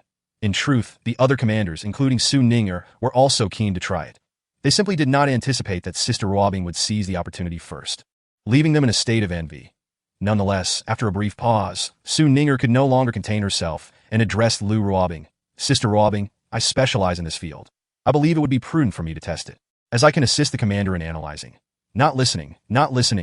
Lu Ruobing waved her hands dismissively. I spoke first. No one is to compete with me. She understood that if this serum were ineffective, the commander would not have regarded her with such an expression. Am I a fool? The commander's gaze clearly indicated a desire to grant me the opportunity. Su Ninger, realizing she could not outpace her, pouted her lips in resignation. Fine, then it shall be you. We will test it after tonight's battle, just before sleep. Du Fei instructed Lu Ruobing, and he then addressed all the commanders. Rest assured, after the vice commander tests it, if it proves effective, I will ensure each of you has the chance to inject it. Upon hearing this, Xia Ying and the other commanders felt a sense of balance restored. They were genuinely curious to see if Sister Ruobing's constitution could indeed be enhanced. Anticipation gleaming in their eyes, that Su Ninger pondered for a moment before inquiring again. Commander, does Sister Ruobing require assistance with the injection? Should we have medics on standby? No need. The procedure is quite simple. I will handle it personally. Du Fei waved his hand that in truth, he could have allowed Lu Ruobing to administer the enhancement serum herself, with Su Ninger and the medics assisting her. However, given that this was the first trial of the serum, Du Fei felt a twinge of unease. His primary concern was to observe the clinical manifestations during the injection. Now, let us proceed with the operational plan for the 109th and 121st Divisions tonight. Du Fei began outlining the strategy, and all the commanders straightened their postures, attentive. Currently, due to the information blackout surrounding the temple, the 109th and 121st Divisions remain unaware that their commanders have been eliminated, awaiting orders from above. According to information provided by General Mu of the Holy War Guard Division, all senior commanders of the 6 brigades from the 109th and 121st Divisions are direct affiliates of the Wu family. Remember, in tonight's battle, our objective is solely to eliminate those commanders. The lower-ranking commanders and thousands of soldiers do not fall within our scope. Once their command centers are destroyed, we can symbolically drive away the lower-ranking commanders at that moment. The voice of Sun Xiaoli echoed through the headset. Reporting to the group leader, I have received a call from Minister Wang Jianqing of the Inspection Department. From now on, she will officially serve as the Secretary of the Women's Field Corps, responsible for relaying all matters. Please connect the call. Understood, Sun Xiaoli responded, establishing the internal channel. Minister Wang, this is Du Fei. Kid, I just reported the situation to the regional command, and the governor was furious, smashing the communicator.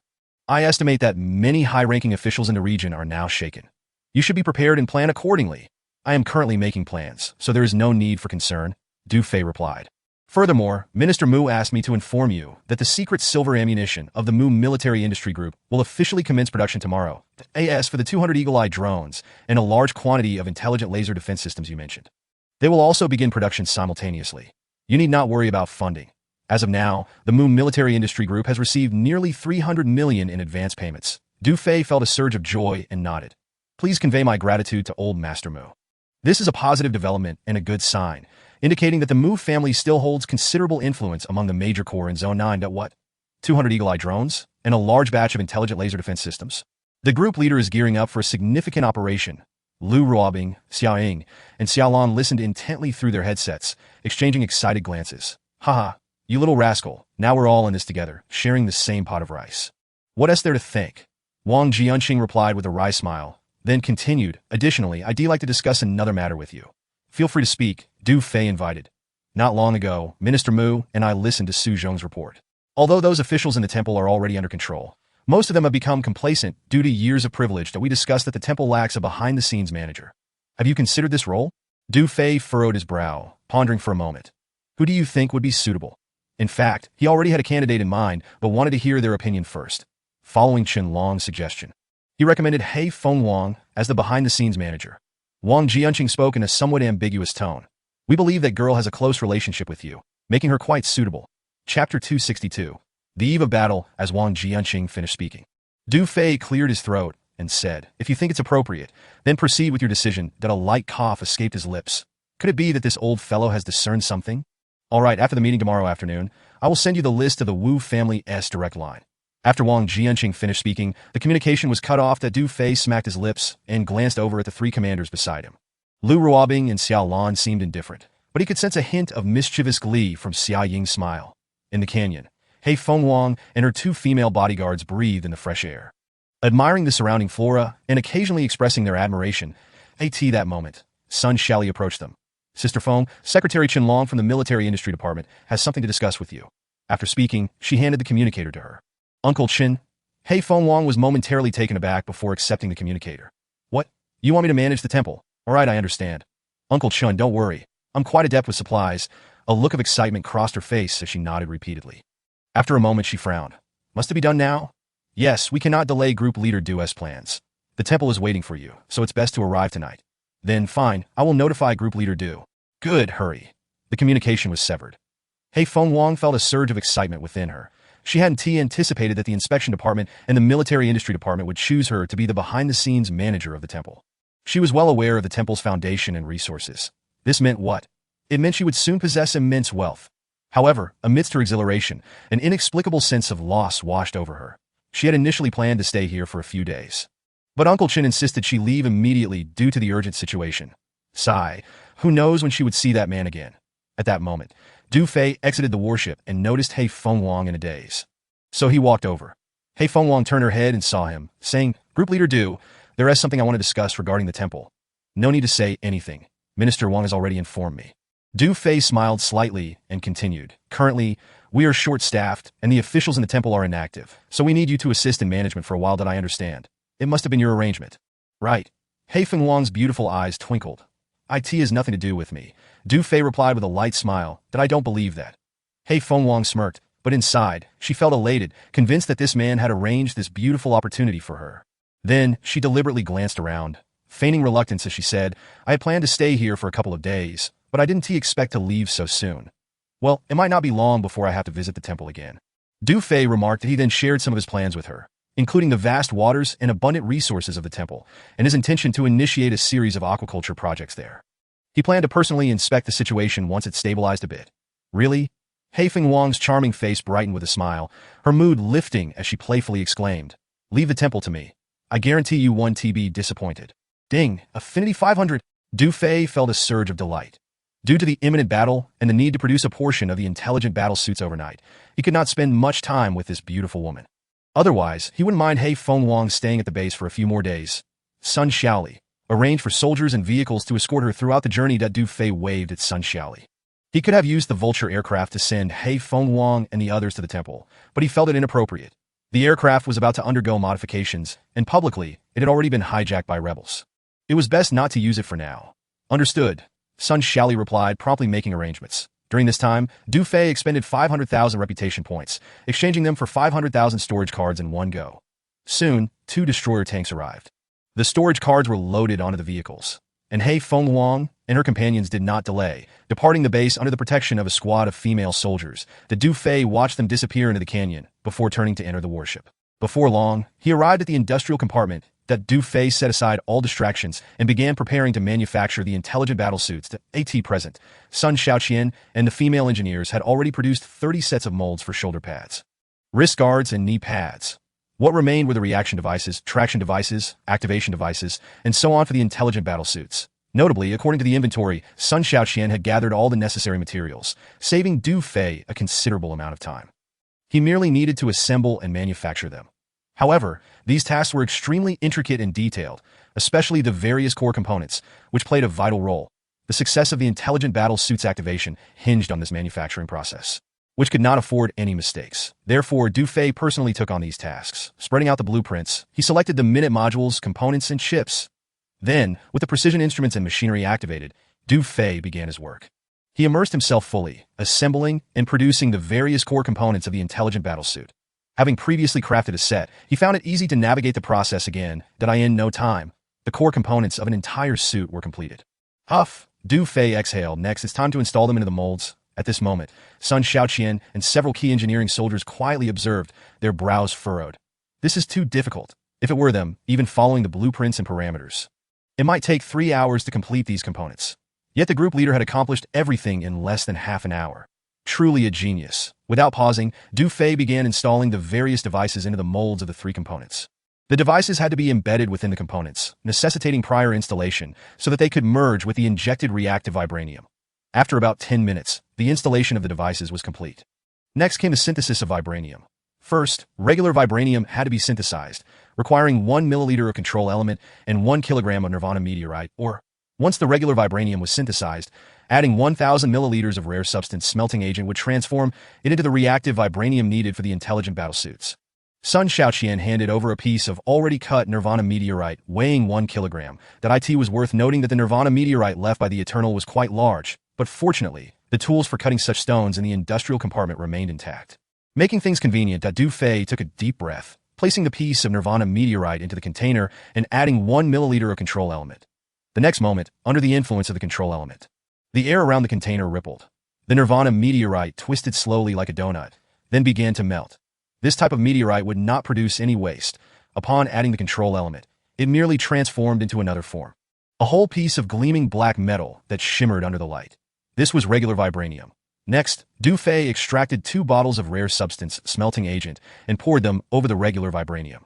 In an instant, the conventional vibrating metal began to liquefy, swiftly transforming into a pitch-black metallic fluid. Gently bubbling 0.1 kilogram of conventional vibrating metal combined with 1,000 milliliters of rare substance smelting agent, resulting in the synthesis of 2 kilograms of active vibrating metal. The materials for a smart combat suit were now complete. Without delay, Du Fei meticulously poured the active vibrating metal into the mold for the 3-piece suit. The active vibrating metal fused with various devices. It cooled slowly. After a few minutes, it took shape, and then a trace amount of smelting agent was injected along the edges of the mold, swiftly extracting the 3 pieces. Knee pads, wrist guards, shoulder pads, with 2 of each set. Next, Du Fei installed 6 energy crystals into the activation devices of the 3-piece suit. That a smart combat suit was completed. However, the active vibrating metal and devices required several hours to merge before they could be used stably. Nearby, Sun Xiaoqian and several female engineers watched in astonishment. Having witnessed the functionalities of such combat suits before, they gazed at the gleaming 3-piece set, their youthful faces betraying expressions of yearning. A faint smile appeared on Du Fei's face. And without resting, he continued crafting the second set.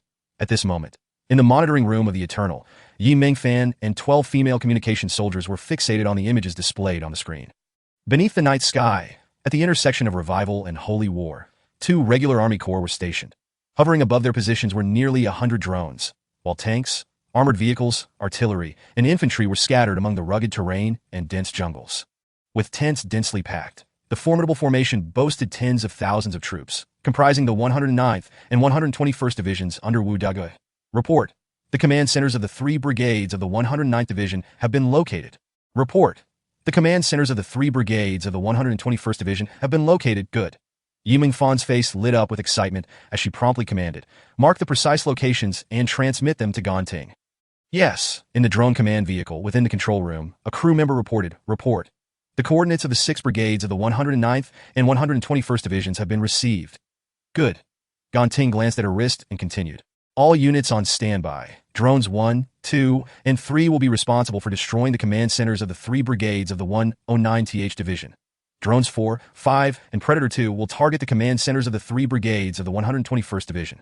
Understood. Currently, 3 Eagle drones were guarding the temple area, while 2 Eagle drones and Predator 1 were overseeing the Revival City Inspection Department. For Ganting, the 5 Eagle drones and Predator 2 were more than sufficient to obliterate the command centers of the 6 brigades.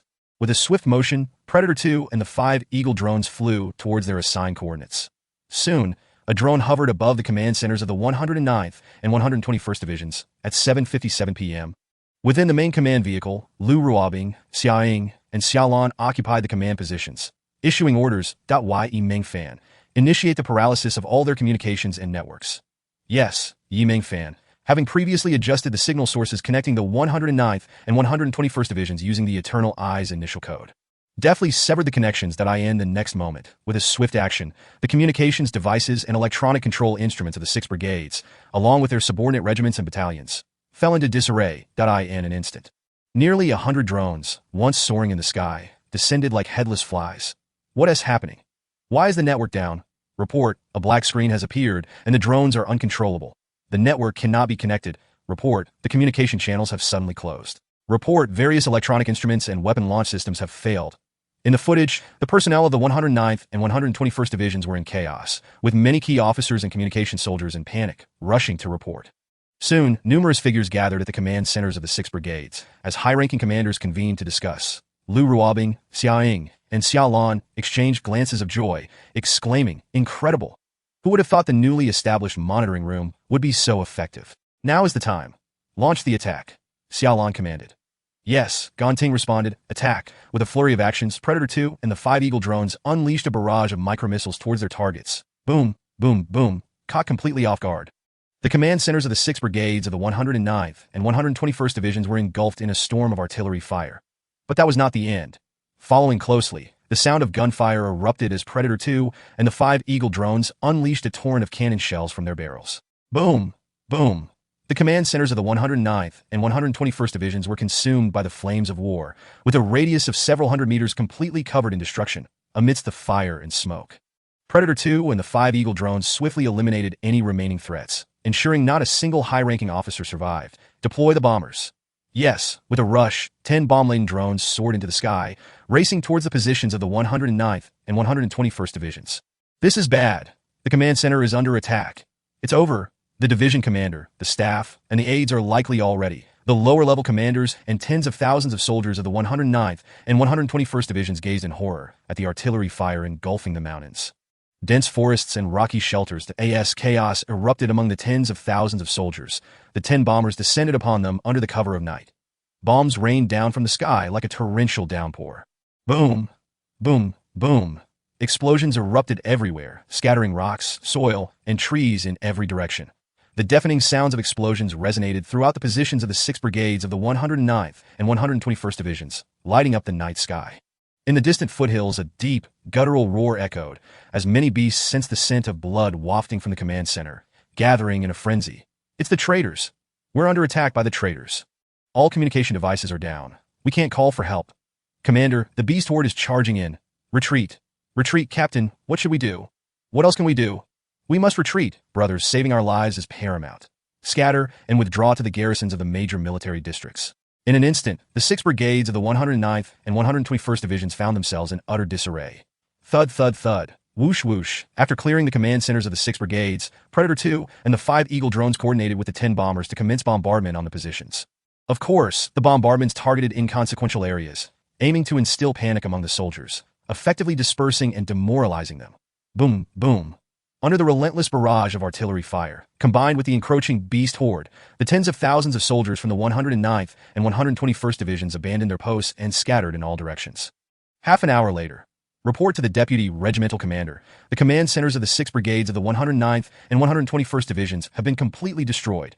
After thorough checks, all high-ranking officers, including brigade commanders, staff, and aides have been eliminated, Ganting reported. Report to the Deputy Regimental Commander. Tens of thousands of soldiers from the 109th and 121st Divisions have completely disbanded, fleeing towards Revival City, Guangming City, and Bayan City, with some even heading towards the stronghold of the Holy War Garrison. Yimeng fans scrutinized the surveillance footage, relaying the report. Inside the main command vehicle.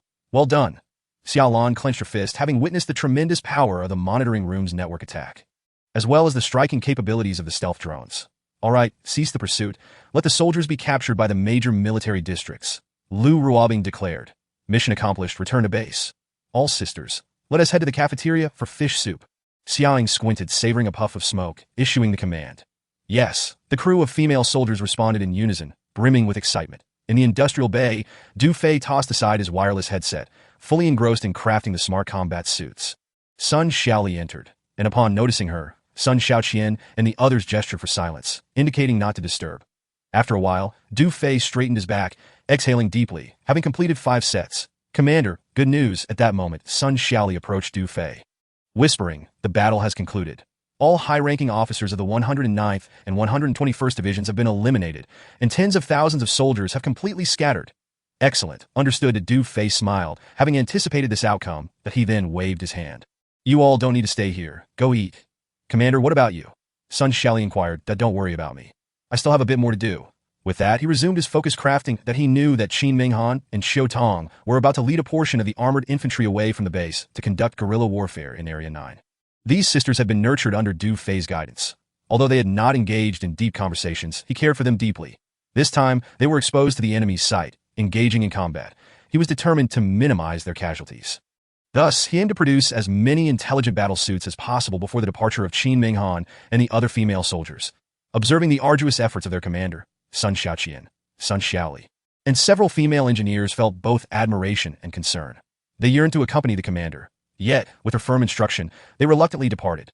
On board the Eternal, in the dining hall, rows of tables and chairs were arranged in an orderly fashion, immaculate and tidy. Previously, this had been the dining area for nearly 10,000 elves aboard the Eternal.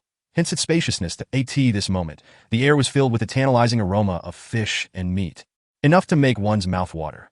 The female soldiers stood in multiple lines, eagerly queuing to receive their meals, creating a scene of joy and liveliness.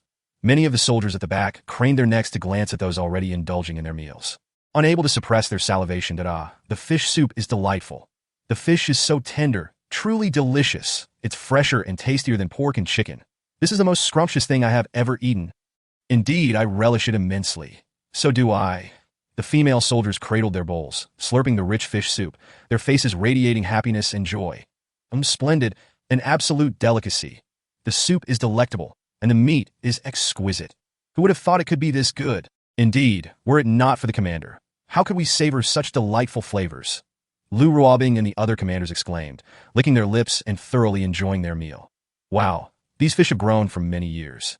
This deliciousness is all thanks to Talia, Xiaoying teased. Upon hearing this, Talia blushed and said, Bao, you tease me again. After which, she smacked her lips and continued to eat heartily. Laughter erupted among the commanders and the surrounding female soldiers. At that moment, Lu Ruobing frowned and asked, Sun Xiaoli, is the commander still busy? Yes, came the reply. Xiaoying added, make sure the kitchen staff reserves a portion for the commander. Don't forget. Rest assured, I've already instructed them. Sun Xiaoli responded, that I will go check on the commander, Lu Ruobing declared, rising to leave. Observing Lu Ruobing's expression, Xiaoying smirked. That physical enhancement agent is undoubtedly a remarkable item. That girl must be eager for the commander to administer it.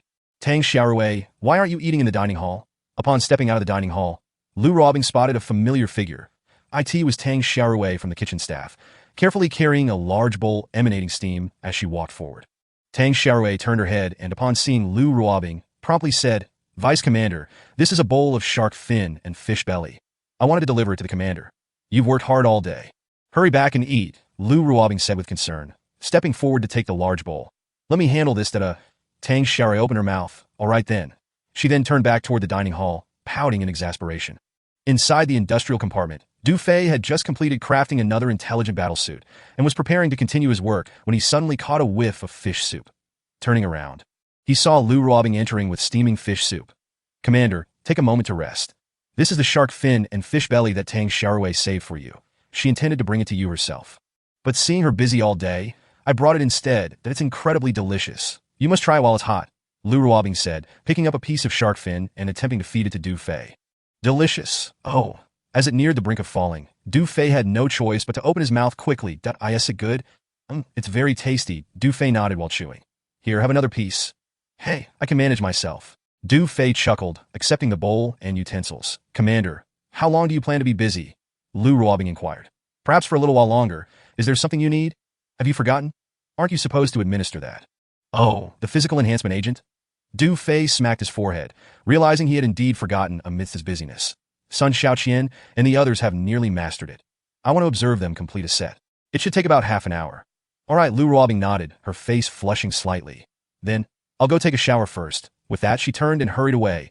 Gulped that Du Fei watched Lu Ruobing's graceful figure and curvaceous rear, swallowing hard. Before long, Sun Xiaoqian and several key female engineers returned to the industrial compartment. Have you mastered the production process of the intelligent battle suits? Du Fei inquired. There shouldn't be any issues. Sun Xiaoqian replied. Good, then demonstrate it for me to observe. Yes, Commander. Sun Xiaoqian and the engineers responded eagerly, commencing their operation. With clear division of labor, they meticulously pieced together modules and delicate components, assembled various devices, and synthesized active vibranium. Each hand movement deliberate and careful, anxious to meet the commander's expectations. That Du Fei stood behind them, patiently guiding them through critical issues, offering hands-on assistance. That it must be said that Sun Xiaoqian and the other engineers were quite intelligent. The obstacles they faced melted away under Du Fei's guidance, allowing them to quickly grasp the concepts. Half an hour later, Du Fei examined the 3 sets they had produced and praised. Well done. You are all quite clever. No, it's all thanks to the commander's guidance. Hearing the commander's commendation, Sun Xiaoqian and the engineers were elated, their spirits soaring. Ding, affinity 100.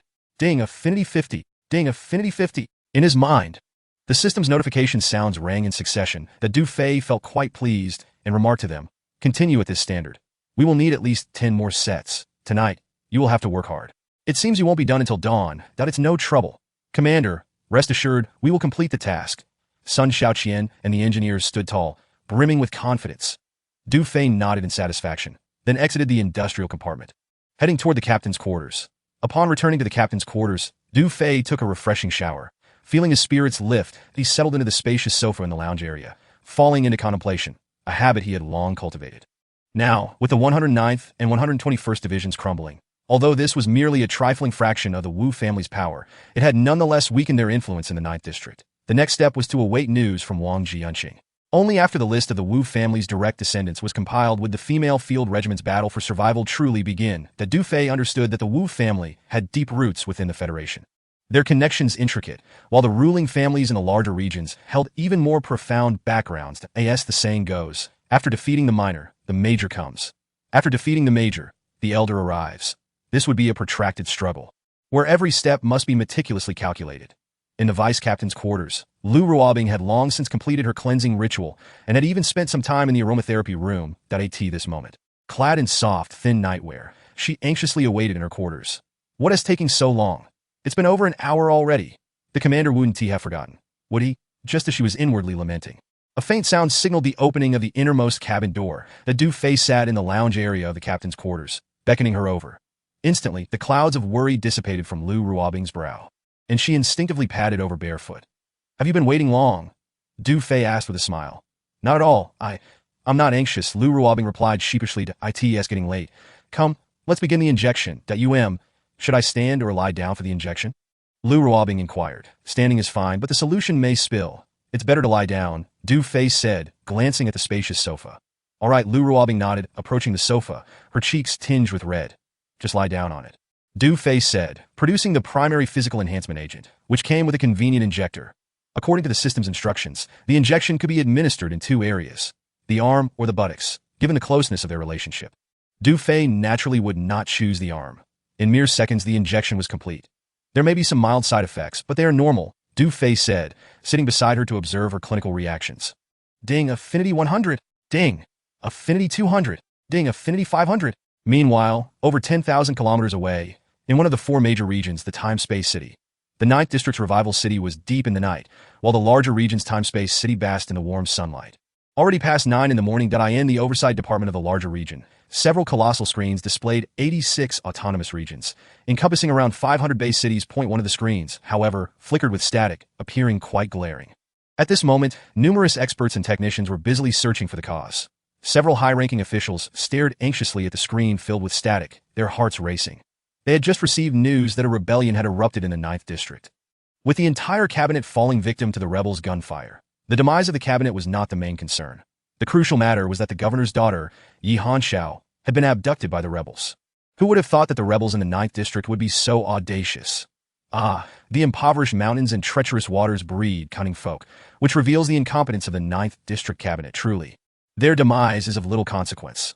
Let us refrain from idle commentary and instead reflect upon our own circumstances. The flames have nearly reached our very trousers. Indeed, with Yi Hanxiao being abducted by the insurgents. It is rumored that the governor has unleashed his wrath, that if we do not swiftly restore the heavenly eye system of the 9th District, we may find ourselves unable to evade responsibility. Precisely, we must urgently identify the cause. Several high-ranking officials furrowed their brows, engaged in anxious discussion. Chapter 266.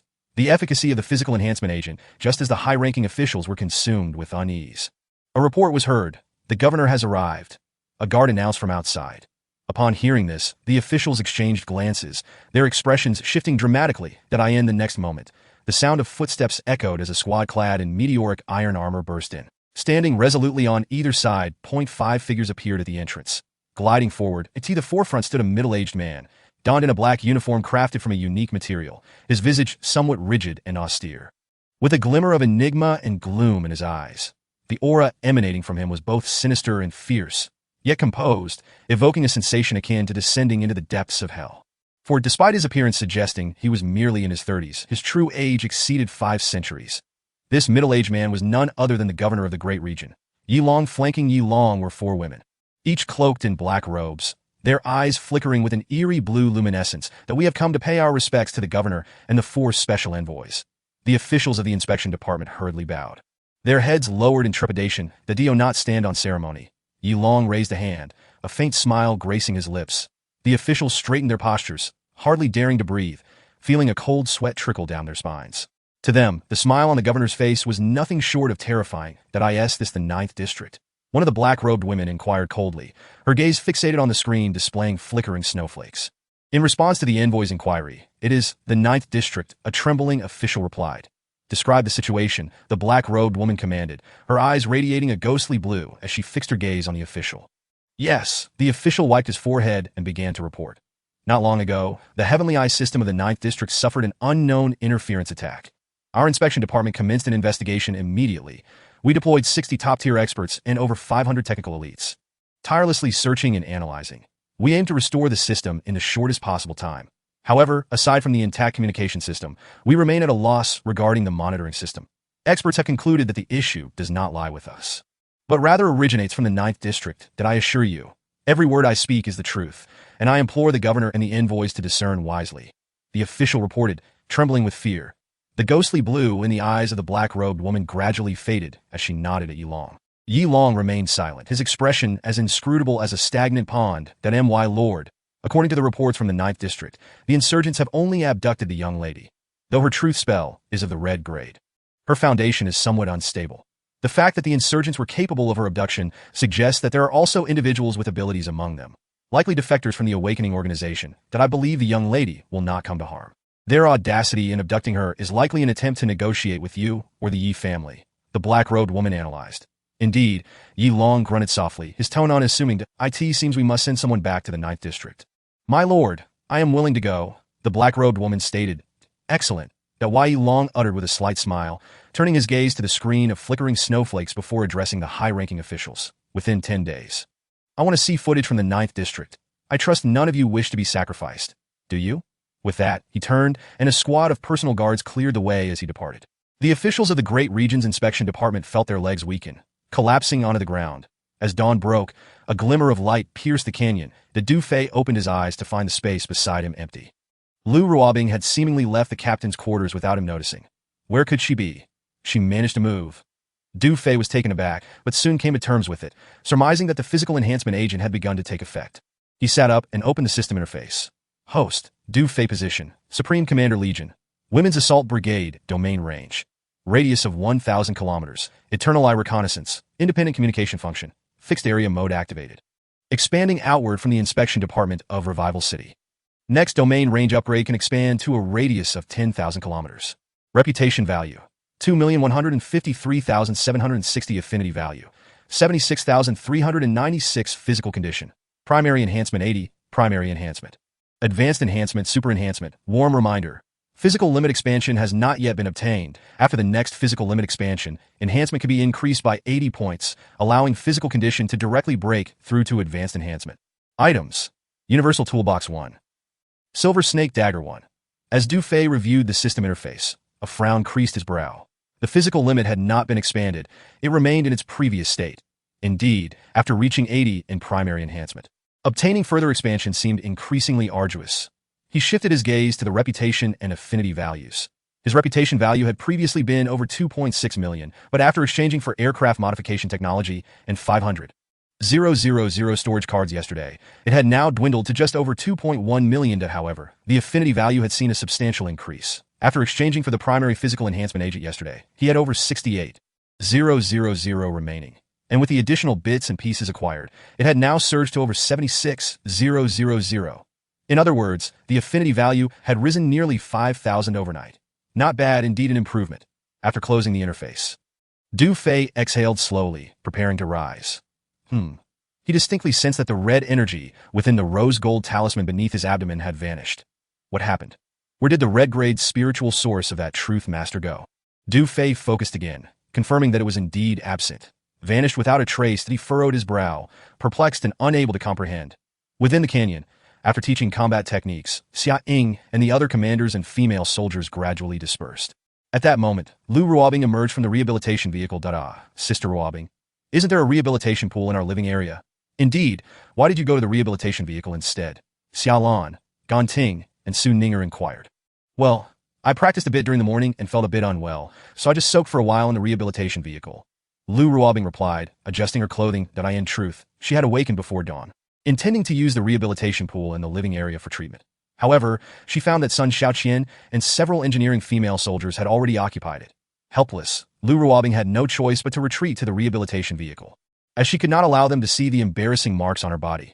That would surely lead to endless mockery. As Lu Ruobing approached, her best friend Xia Ying sensed something was amiss, but could not pinpoint the exact issue. With her mind preoccupied with the effects of the physical enhancement agent, she curiously asked, Ruobing, did the commander administer the injection to you last night? Yes, I received the injection. Lu Ruobing nodded, a mixture of surprise and excitement bubbling within her. She felt a significant enhancement in her vision, hearing, reflexes, and various abilities, accompanied by an overwhelming surge of power, an experience she had never felt before. What do you feel now? Xia Ying inquired.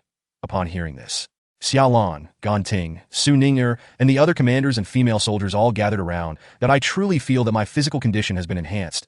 I could even engage in combat with a time beast unarmed. Lu Ruobing stated, stretching her arms and clenching her fist. Yes, that's so. Sister Ruobing, can you demonstrate for us? Yes, show us. Several commanders expressed skepticism, and the surrounding female soldiers joined in the cheer. The Du Fei stepped out of the battleship, inhaling the fresh air, and noticed the commotion nearby, making his way over. All right, watch closely. Lu Ruobing approached a pine tree as thick as a barrel, bent down, and wrapped her arms around it. Taking a deep breath, she exerted herself with all her might. Crack, crack, with the earth trembling, the barrel-thick pine tree was uprooted effortlessly. What in the world? What am I witnessing? My heavens, this strength is astounding, the onlookers gasped in disbelief, their eyes widening and mouths agape. In that moment, Du Fei also witnessed the scene unfold, thinking to himself, is she really uprooting a willow? Xia Ying excitedly lit a cigarette and took a deep drag, marveling at Lu Ruobing's remarkable physical enhancement. That I must have the commander administer the injection to me as well. At that moment, woof, woof, woof, Talia arrived, leading Har. From a distance, Har broke free from her grasp and dashed toward Lu Ruobing. Talia furrowed her brow. Har, what are you doing? However, Har reached Lu Ruobing with a joyful wag of his tail, clearly attempting to curry favor. Talia approached and gazed at Lu Ruobing, unable to suppress a shiver. Heavens, a red-grade spiritual source, you have transformed into a half-elf. At this declaration, everyone fell silent. What? Sister Ruobing has become a half-elf. What did you just say? What is a half-elf? Lu Ruobing inquired, her expression one of utter confusion. I believe the captain must have invoked a secret technique to transfer the essence of that word master to you. Talia remarked enviously, adding, this is indeed a tremendous blessing. Xia Ying, looking astounded, pondered momentarily before asking. Talia, could it be that the essence of the word master has granted Ruobing such immense strength? No, Talia corrected. The essence has only been passed on to the vice captain. It has yet to awaken. And she herself remains oblivious to its presence. Even if it were to awaken, the vice captain would only possess the abilities of a word master, lacking the strength to uproot a great tree. As Talia spoke, she glanced at the pine tree that had been uprooted and swallowed hard. This is the effect of the physical enhancement agent. The vice captain's physique has been significantly strengthened, to be honest. As an elf, if I could possess such a physique, it would be remarkable. That I too earnestly hope the captain can enhance me. My goodness. Does this mean that Sister Ruobing not only has a reinforced physique, but also possesses elven abilities? Gonting exclaimed, unable to contain her astonishment. Does that mean Sister Ruobing has become immortal? The captain is so kind to her. The other commanders and female soldiers all turned their gazes toward Lu Ruobing. Consumed with envy that moment, Lu Ruobing remained in a daze, questioning. I possess the word master's crimson essence. When did the captain invoke a secret technique? Could it have been during the last time I fainted? When the captain passed it on to me. The captain is here, Gonting softly called out. Everyone turned to see Du Fei approaching, his brow furrowed in contemplation. Chapter 267. What choices are there? Captain, the physical enhancement agent you developed is simply miraculous. Su Ninger was the first to approach, her face alight with admiration. Sister Ruobing's strength is astonishing. She single-handedly uprooted that tree. As a biologist, she was thoroughly convinced. She realized that the knowledge this man possessed was far beyond her comprehension. Her own understanding was but a flicker, while the captain's was the radiant moon. Yes, I just witnessed that. Du Fei nodded in acknowledgement to Su Ninger, then turned his attention to Lu Ruobing, sensing the presence of a crimson essence within her. Du Fei furrowed his brow slightly, remarking, so that essence of the word master has indeed found its way into her? This requires a secret technique for transmission, you know? However, in the next moment, he seemed to grasp something. Could I have broken the traditional norms of the elven race? Have I pioneered a new mode of inheritance? This defies logic. It's somewhat absurd. Nevertheless, this was merely Du Fei's speculation, and he could not be certain why To obtain a definitive answer. He would need to absorb another word master's essence, and then experiment on other female soldiers. When did the enhancement agent take effect? Du Fei inquired, looking at Lu Ruobing. Lu Ruobing blushed approximately 5 hours after the injection. Du Fei clicked his tongue, feeling a pang of sympathy. Last night, Lu Ruobing exerted herself fully, thinking it was the enhancement agent that had taken effect. Seems I acted hastily. No wonder she fainted 5 or 6 times. How are you feeling now? Du Fei continued to ask. That I feel fantastic. Brimming with power. Lu Ruobing exclaimed excitedly. Du Fei bent down to pick up a stone, handing it to her. Give it a try. All right. Lu Ruobing took the stone and squeezed it with all her might. Crack! The stone shattered, leaving a visible fissure. Du Fei's lips twitched. Good heavens. The injection alone was this powerful. If every female soldier were to receive the injection, they would all transform into formidable steel warriors. My word, this strength, incredible. You crushed the stone effortlessly. Sister Ruobing, who among us would dare to play around with you now? The commanders and female soldiers gasped in all once again. Indeed, if you were to grip that particular spot, wouldn't it be? One female soldier's words trailed off as she quickly covered her mouth, suddenly recalling the captain's presence, and her face flushed crimson. This moment, Lu Ruobing was proudly displaying her small fists in front of the female soldiers. Her left cheek exuded boastfulness while her right radiated pride, a picture of sheer delight.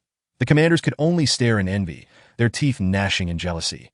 You little brat, look at how pleased you are. And you dare say the captain spoils the sisters. I see the captain favors you the most. Watching Lu Ruobing's smug demeanor, Xiaoying felt an urge to kick her. She then turned to Du Fei, saying, Captain, the sisters are all your soldiers. You mustn't show favoritism. As soon as these words were spoken, a chorus of agreement arose. Yes, Ingbao is right. We want it too. I strongly request to be next for the injection. I want to possess elven abilities.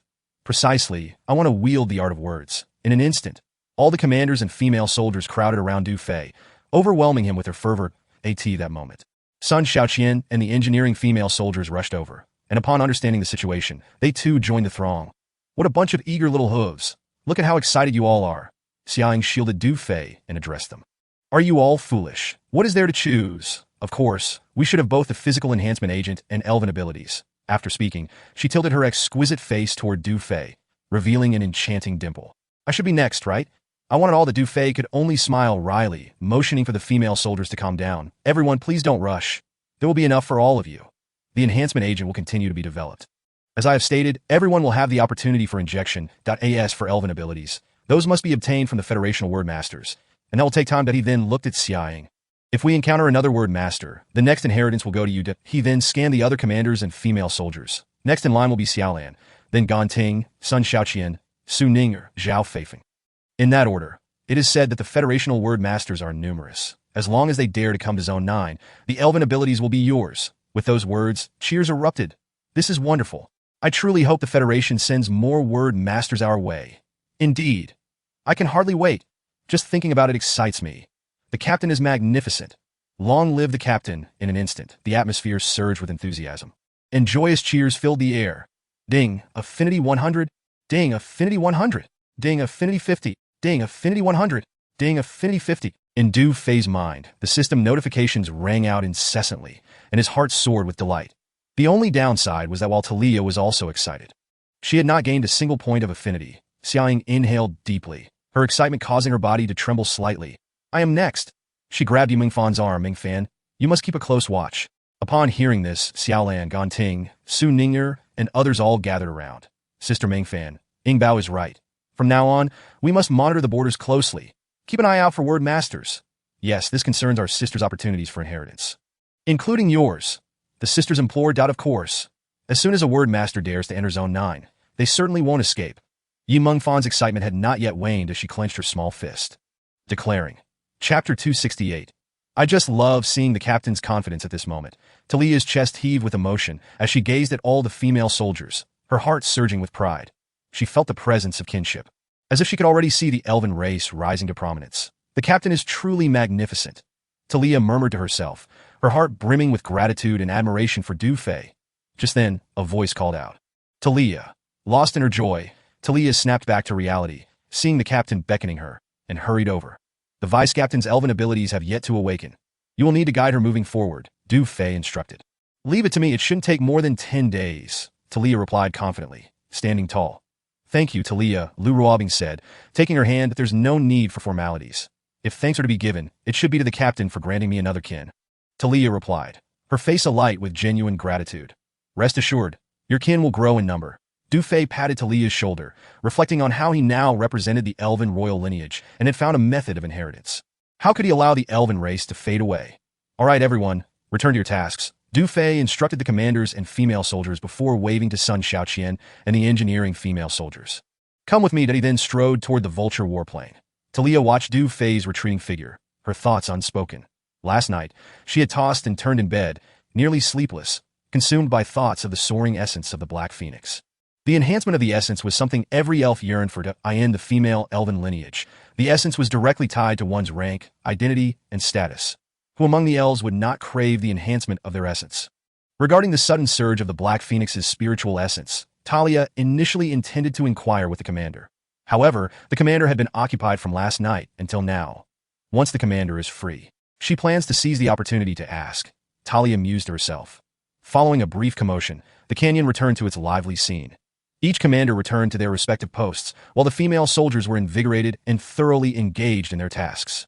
Du Fei led Sun Xiaoqian and several female engineers aboard the Vulture fighter jet.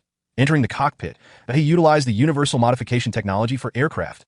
Ding! Congratulations to the host for successfully using the universal modification technology for aircraft. Now in effect. In the next moment, a surge of fresh knowledge flooded into his mind, seamlessly integrating. Sun Xiaoqian, please record everything I say in detail. Yes, Commander. Subsequently, Du Fei strolled from the cockpit at the front of the aircraft to the radar compartment, then to the central rest area, and finally to the rear airtight storage compartment, meticulously examining the power source, communication, navigation equipment, and various facilities, all while conversing. Sun Xiaoqian and several key female engineers took notes with great diligence, recording various parameters and drafting designs that Du Fei needed to gain a comprehensive understanding of this Vulture fighter jet to facilitate the next phase of modifications. As for the specifics of the modifications, they remained uncertain and depended on finding a suitable model in the technology repository. By the afternoon, Du Fei and the female engineers, including Sun Xiaoqian, finally completed their tasks, just as they disembarked from the Vulture fighter jet. Sun Xiaoli hurried over. Commander Minister Wang Jianqing from the inspection department is calling. Du Fei nodded, indicating that the meeting had concluded. He took the communicator. Minister Wang, this is Du Fei. The emergency meeting has concluded. Wang Jianqing stated. What is the situation? During the meeting, some positions were adjusted, facing opposition from the Wu family's direct line. Nevertheless, it ultimately passed with a majority vote. The Fortress Military District, led by the 24th Army Commander Xiaobaoqin, slammed the table and left midway, while the Border Defense Military District was busy establishing a hunting ground at the junction of Guangming and Nanyan and did not attend the meeting. The remaining Wu family forces mostly comprised military-industrial groups, mining areas, and outposts, which are of little concern. Overall, the meeting proceeded relatively smoothly. Regarding the Wu family's direct line in the 9th District, Su Zhong is currently organizing the information and will send it to you shortly. Wang Jianqing succinctly recounted the meeting's details over the communicator. Understood. Du Fei nodded. By the way, the Regional Inspection Department has reported that the Sky Eye surveillance in the 9th District remains a blind spot for them. Isn't that peculiar? Wang Jianqing's tone carried skepticism, followed by frustration. Clearly, this side has recovered. Yet no matter how I explain it, the higher-ups refuse to believe it, that I suspect the issue lies within the regional department. Let them scold away. I'll take it with a grain of salt. I see it as a good thing that the regional department considers us a blind spot. Du Fei chuckled inwardly. Furthermore, I recently received significant news from the Cabinet's secure channel. The regional governor has issued a new order. This is quite serious. What order? Du Fei furrowed his brow. At that moment, Commanders Lu Ruobing, Xiaoying, Xiaolan, and others gathered around, having overheard that in 5 days, another truth seer will descend upon the 9th District. At that time, a new cabinet will be formed, and all legions will be mandated to pursue the traitors and locate the governor's daughter. However, I've kept this under wraps and haven't informed other officials. Wang Jianqing's tone grew anxious that he had witnessed the power of a truth seer who could perceive everything with just a glance, with another truth seer arriving in 5 days. And considering the significance of this particular one, if Du Fei were unable to handle the situation, once the governor learned of his daughter's demise, the entire 9th District would descend into chaos. Terrifying, isn't it? It's more than terrifying. Wang Jianqing quickly took action upon receiving the news. Fortunately, the orders and information from the regional department were only conveyed through a few key departments in the autonomous region. And the others lacked the authority to contact the regional department that he immediately instructed Su Zhong to seal off the key departments such as the Cabinet Bastion, Inspection Department, and City Defense Department. Fearing the news would leak, that it's best to keep the information contained. There's no need to worry, Du Fei reassured. Upon hearing that a truth seer would arrive in a few days, Lu Ruobing and the others exchanged glances. Their excitement palpable, especially Xiaoying, whose eyes sparkled. I didn't expect them to come so soon. She was overwhelmed with exhilaration, exclaiming, "This is mine, all mine, you brat. How can I not be concerned?" in a serious tone. Wang Jianqing cautioned through the communicator. In 5 days, the truth seer descending will hold a significant position. Oh, what position? Du Fei inquired. According to the cabinet's reception materials, this truth seer belongs to the conservative faction of the Awakening Organization. Consisting of 4 sisters, they are loyal to the Yi family, which the governor belongs to, and hold a high status in the regional department. The one arriving in the 9th District is the 4th sister, known as the Thunder Maiden among wind, rain, thunder, and lightning. Kid, you should know that this Thunder Maiden is far more formidable than the governor's daughter. Are you confident? Wang Jianqing's words hung in the air. Lu Ruobing and the others turned their gazes towards Du Fei, their hearts racing. Surprisingly, Du Fei appeared entirely at ease, smiling lightly into the communicator. I am confident. Just leave it to me. It was crucial to note that the abilities of those truth seers were largely derived from the spirits, with the highest spiritual essence level being blue. In contrast, Du Fei held the identity of the Elven King of the female lineage tribe, making it improbable for any truth seer, no matter how powerful, to surpass his purple-level prowess. That Du Fei continued to reassure. You need not worry about the truth seer.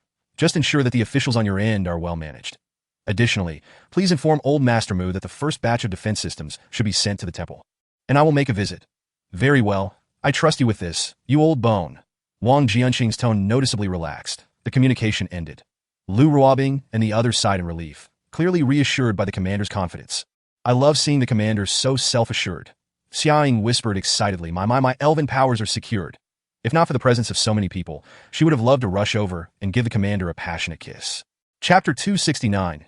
Inventory, plans, and preparations for battle. Not long after, Sun Xiaoli returned, holding a document.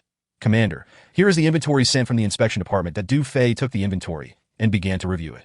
It detailed the Wu family's direct line and affiliated forces in the 9th District along with their assets, the Revitalization Military District's Senior Legion, the Fortress Military District's 24th Army, and the Border Defense Military District's 37th Army. Wu's 8th Military Factory, Wu's Material Supply Station, Wu's Social Training Base, the Cabinet's Heavy Crime Mining Area, and the Border Defense Mining Area, Outpost 61 in Revitalization City, 96 in Guangming City, and 107 in Nanyan City. The Fuel Supply Base in Hope City. After carefully reviewing the inventory, Du Fei couldn't help but be amazed. The Wu family's influence was indeed pervasive throughout the Ninth District. However, the inventory meticulously indicated the coordinates and key members of the forces listed, making it exceedingly detailed. Excellent, having this inventory will make things much more convenient.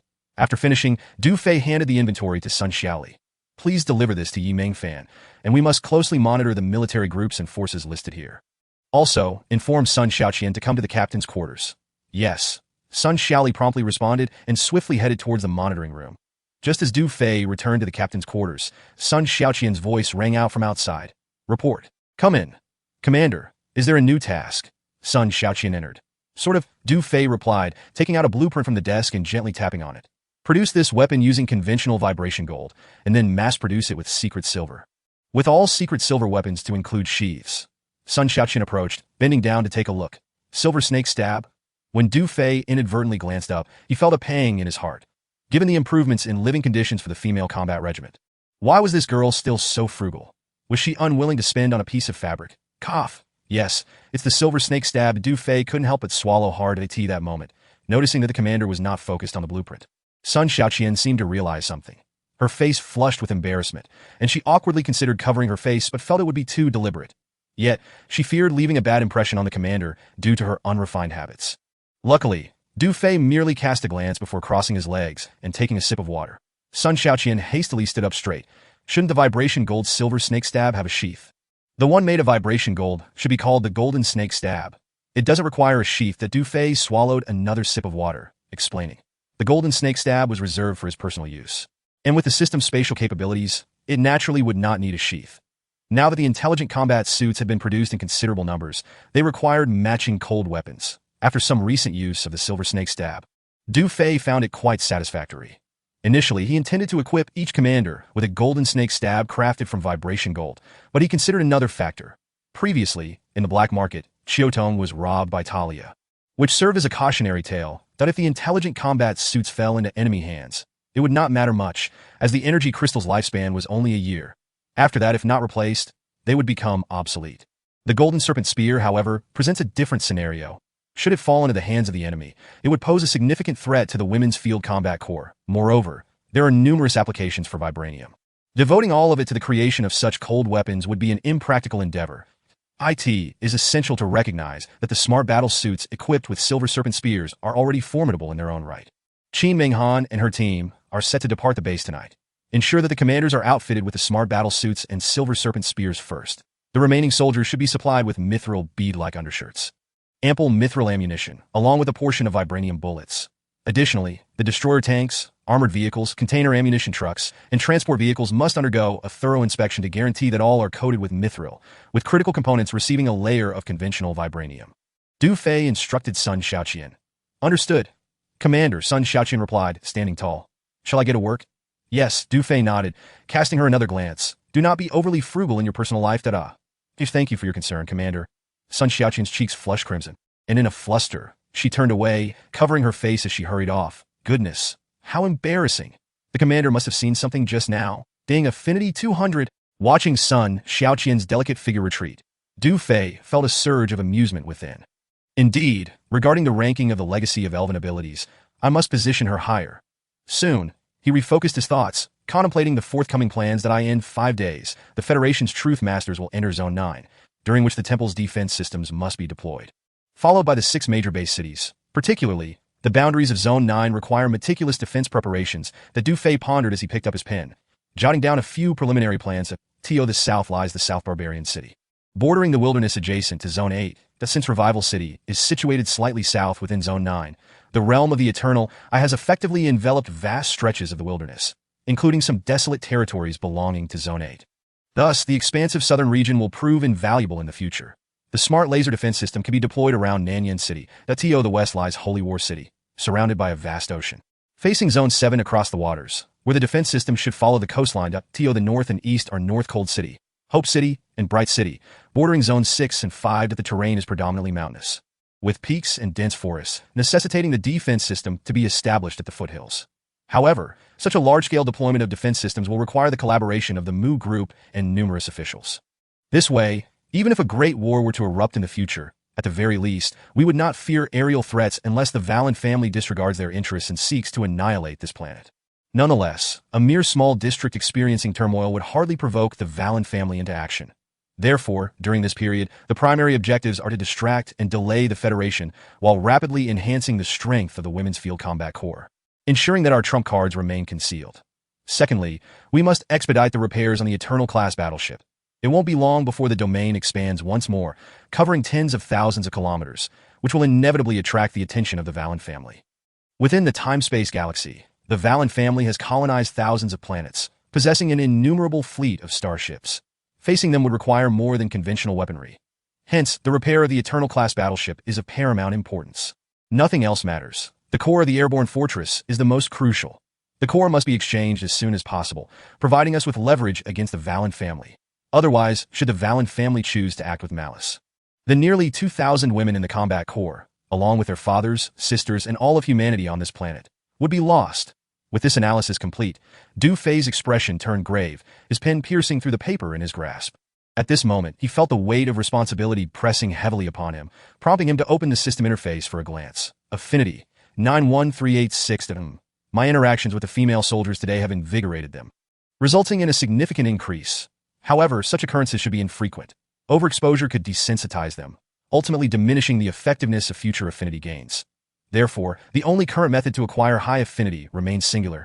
Additionally, Du Fei had confirmed from the Black Phoenix that the stronger one's physique, the greater the affinity generated, he recognized that his physique was already at an 80 initial enhancement level. Ordinary individuals would hardly withstand it. A few casual blows would leave them unconscious, leaving little room for further affinity accumulation. Thus, it was decided. He would first enhance the physiques of the commanders. Resolute, Du Fei opened the technology repository. Ding! Congratulations to the host for spending 13,000 affinity points to successfully exchange for 13 units of basic physique enhancement agents.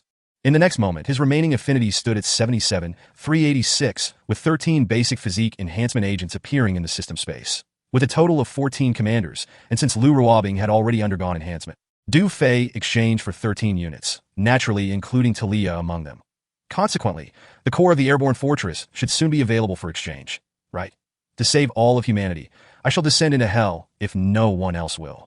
Du Fei took a deep breath, his heart racing at the thought, as though envisioning the moment the Eternal-class battleship ascended into space. Moments later, his thoughts became clear, remembering that the smart battle suits crafted by Sun Xiaoqian and the others required the installation of energy crystals. Du Fei exited the captain's quarters and made his way directly to the industrial bay. Simultaneously, a piece of the latest news released by the inspection department appeared on the Tianyan website in Zone 9. Rapidly gaining traction, .it is worth noting that the current Tianyan website has effectively been supplanted by the Eternal Eye. While it remains publicly known as the Tianyan website, it continues to recruit soldiers, accommodate miners, and disseminate various announcements, including the Tianyan leaderboard, where the rankings of major legions are still accurately recorded. Major alarming news. The temple was attacked by insurgents, resulting in the heroic deaths of 72 key personnel. Among them are the Speaker of the Cabinet, numerous officials, as well as General Yuan Shiji of the 109th Division and General Duan Qishan of the 121st Division, along with many other leaders.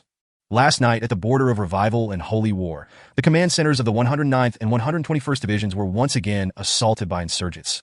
All senior commanders from the 6 brigades perished heroically, and tens of thousands of soldiers dispersed under the insurgents' artillery fire. Now being reorganized by various military districts, the insurgents blatantly disregard the laws of the Federation, rampantly violent. All military districts and armed organizations are urged to remain vigilant. Should insurgents be spotted, promptly report to the inspection department. Below the news, comments flooded in like a tidal wave, as if a pot had boiled over. What? The temple was attacked. The cabinet is gone. 2 divisions wiped out overnight? What kind of insurgents are this formidable? What a relief. Mayhem is welcome. Dude, are you an orphan? Aren't you afraid of losing your head saying such things? Damn it. Go ahead and report me. Come find me at the scavenger camp if you dare. It's my first time hearing about insurgents in Zone 9. You must be living under a rock. There was previously a Dawn base, but news was consistently suppressed. Indeed, after all, it's hard to keep a lid on everything. The higher-ups can no longer conceal it. Didn't we see on the website a while back that a non-standard women's field combat corps was stripped of its designation and labeled as rebels? I think I saw that too. Could it be that the insurgents attacking the temple are that women's field combat corps? That seems unlikely. According to the information from Tianyan, that women's field combat corps only has about 100 members. How could they have such capability? Zone 9 is about to change. What are we afraid of? If the sky falls, there are tall people to hold it up? Yes, even if the sky changes, it won't concern us. In an instant, This news spread like wildfire across the 6 major base cities of Zone 9, leaving everyone in profound shock. Various strongholds, conglomerates, and industrial enterprises were thrown into a frenzy, fearing that the insurgents might target them.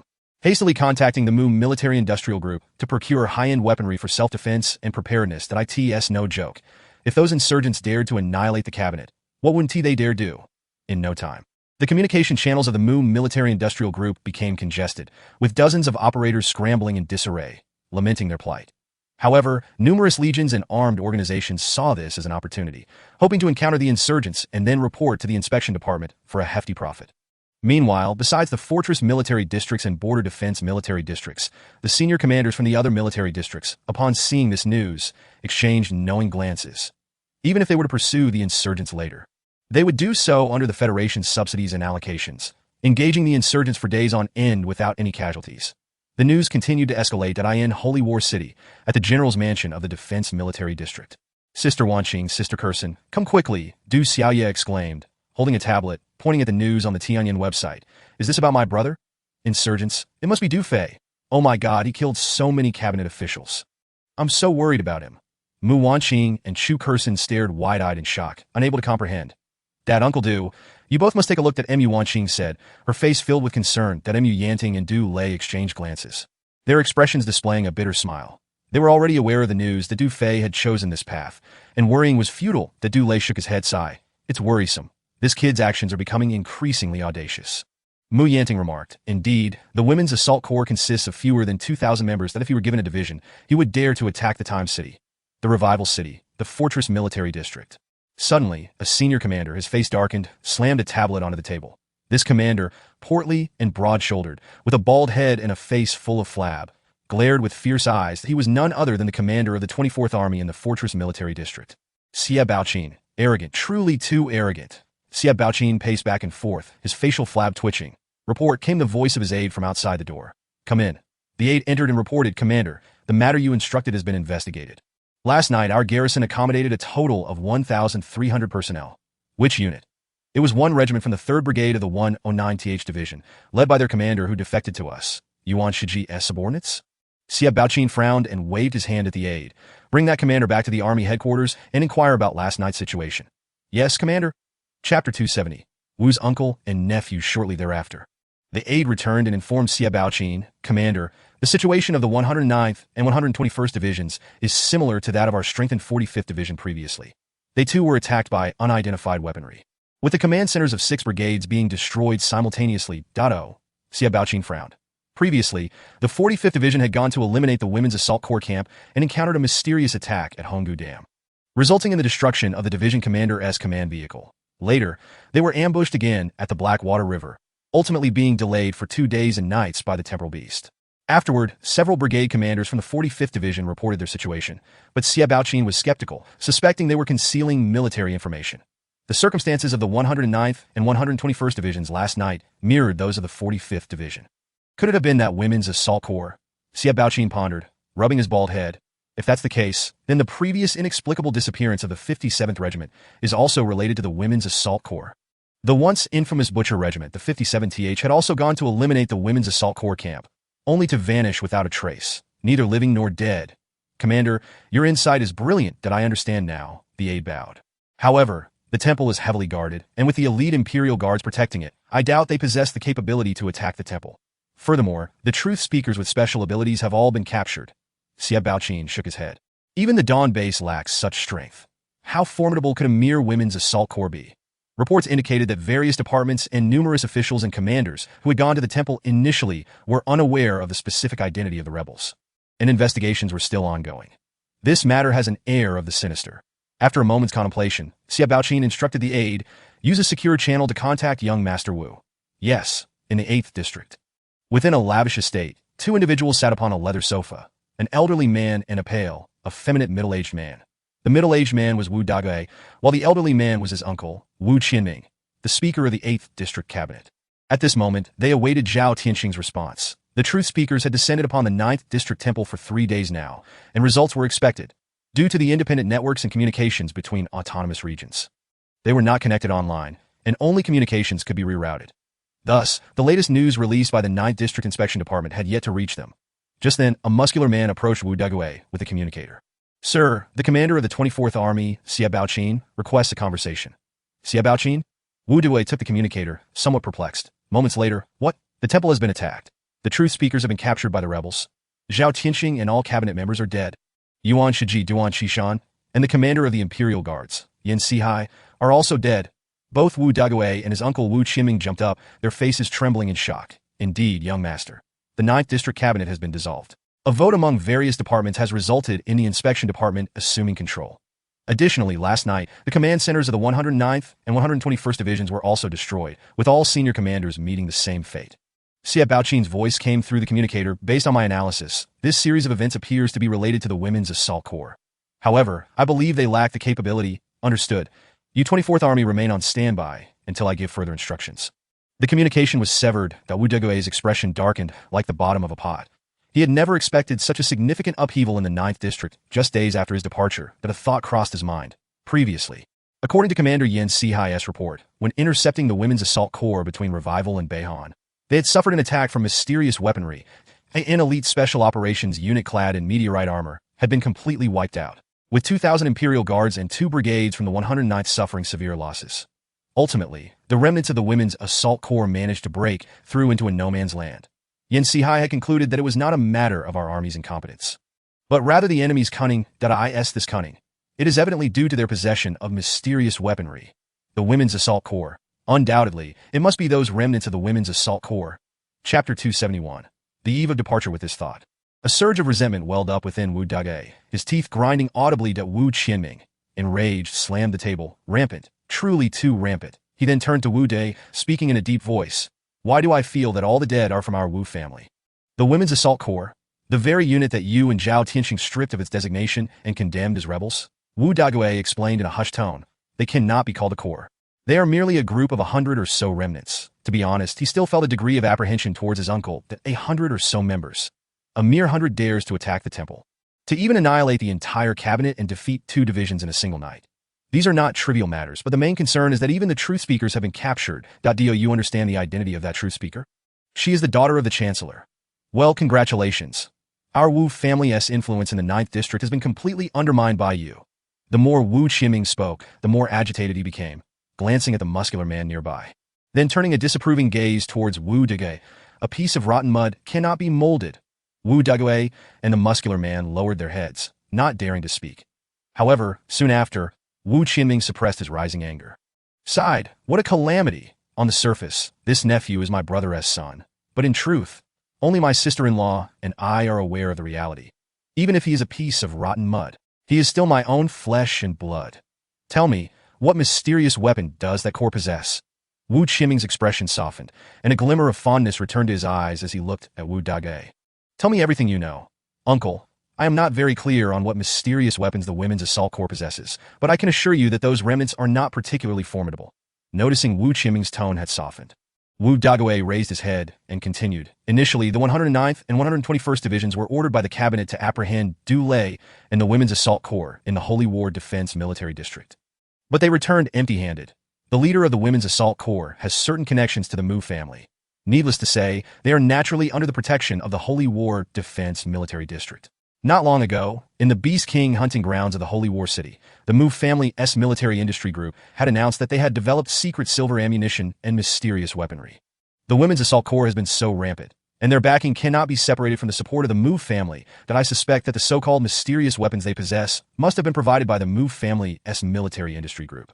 Wu Dugui recounted the grievances between himself and the Women's Assault Corps. That, of course, everything stemmed from his own vices and obsessions.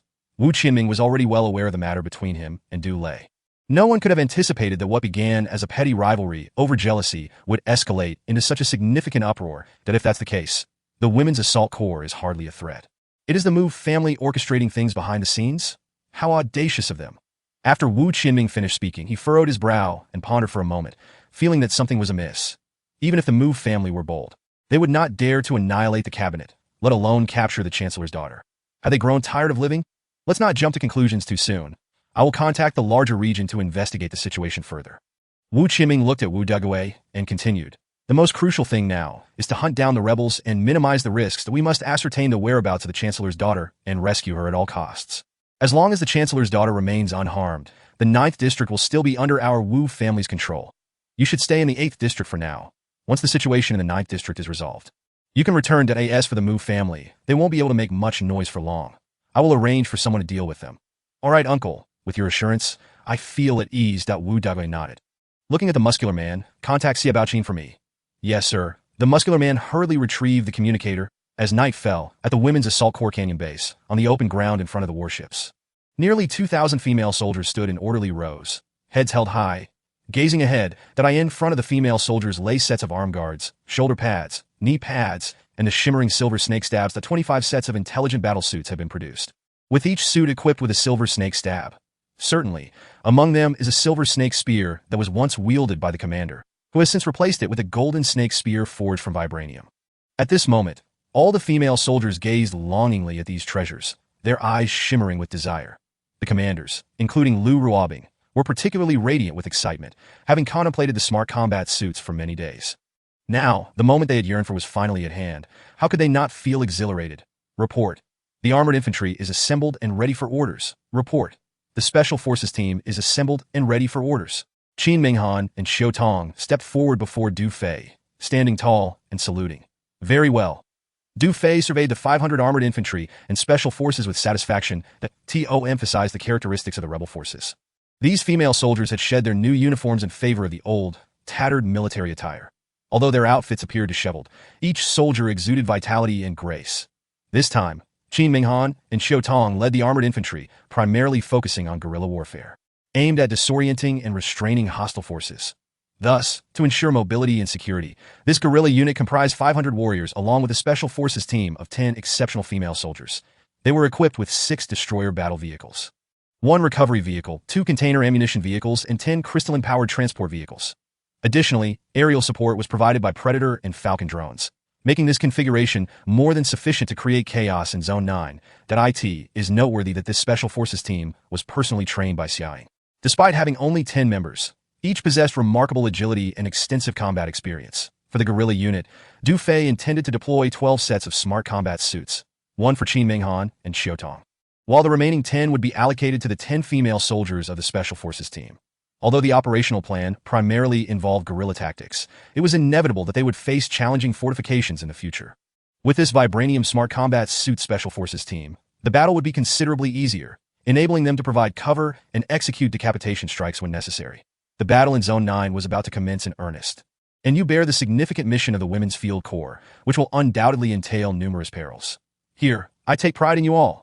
After encouraging the armored infantry, Du Fei turned to all the female soldiers. Our active vibranium smart combat suits have now been produced in 25 sets, marking a significant enhancement in the combat capabilities of the Women's Field Corps. Here, I declare, take out 12 sets of smart combat suits and equip them to the armored infantry. Qin Minghan. Present.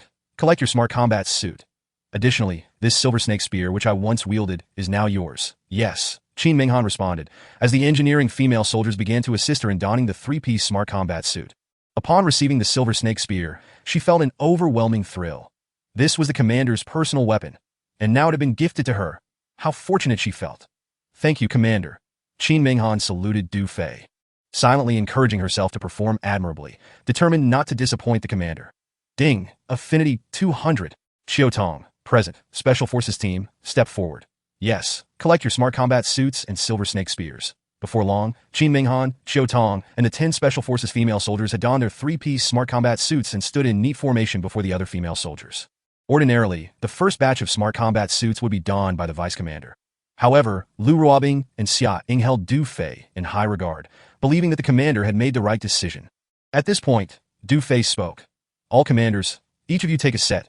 Yes, Lu Ruobing, Xia Ying, Xia Lan, and the other 12 commanders stepped forward to don their suits in turn. There remained one final set. Du Fei looked at Sun Xiaoli. That set is yours. Huh. Sun Xiaoli was taken aback, her body trembling slightly. Thank you, Commander. Heavens, she never expected that the commander would reserve the last smart combat suit for her. Ding, Affinity 200. Among the commanders, Sun Xiaoqian wore a joyful expression, knowing that her sister was truly favored by the commander. Both of us have captured the commander's admiration. Soon, Sun Xiaoli was fully equipped, and Sun Xiaoqian grasped her sister's hand. Do well.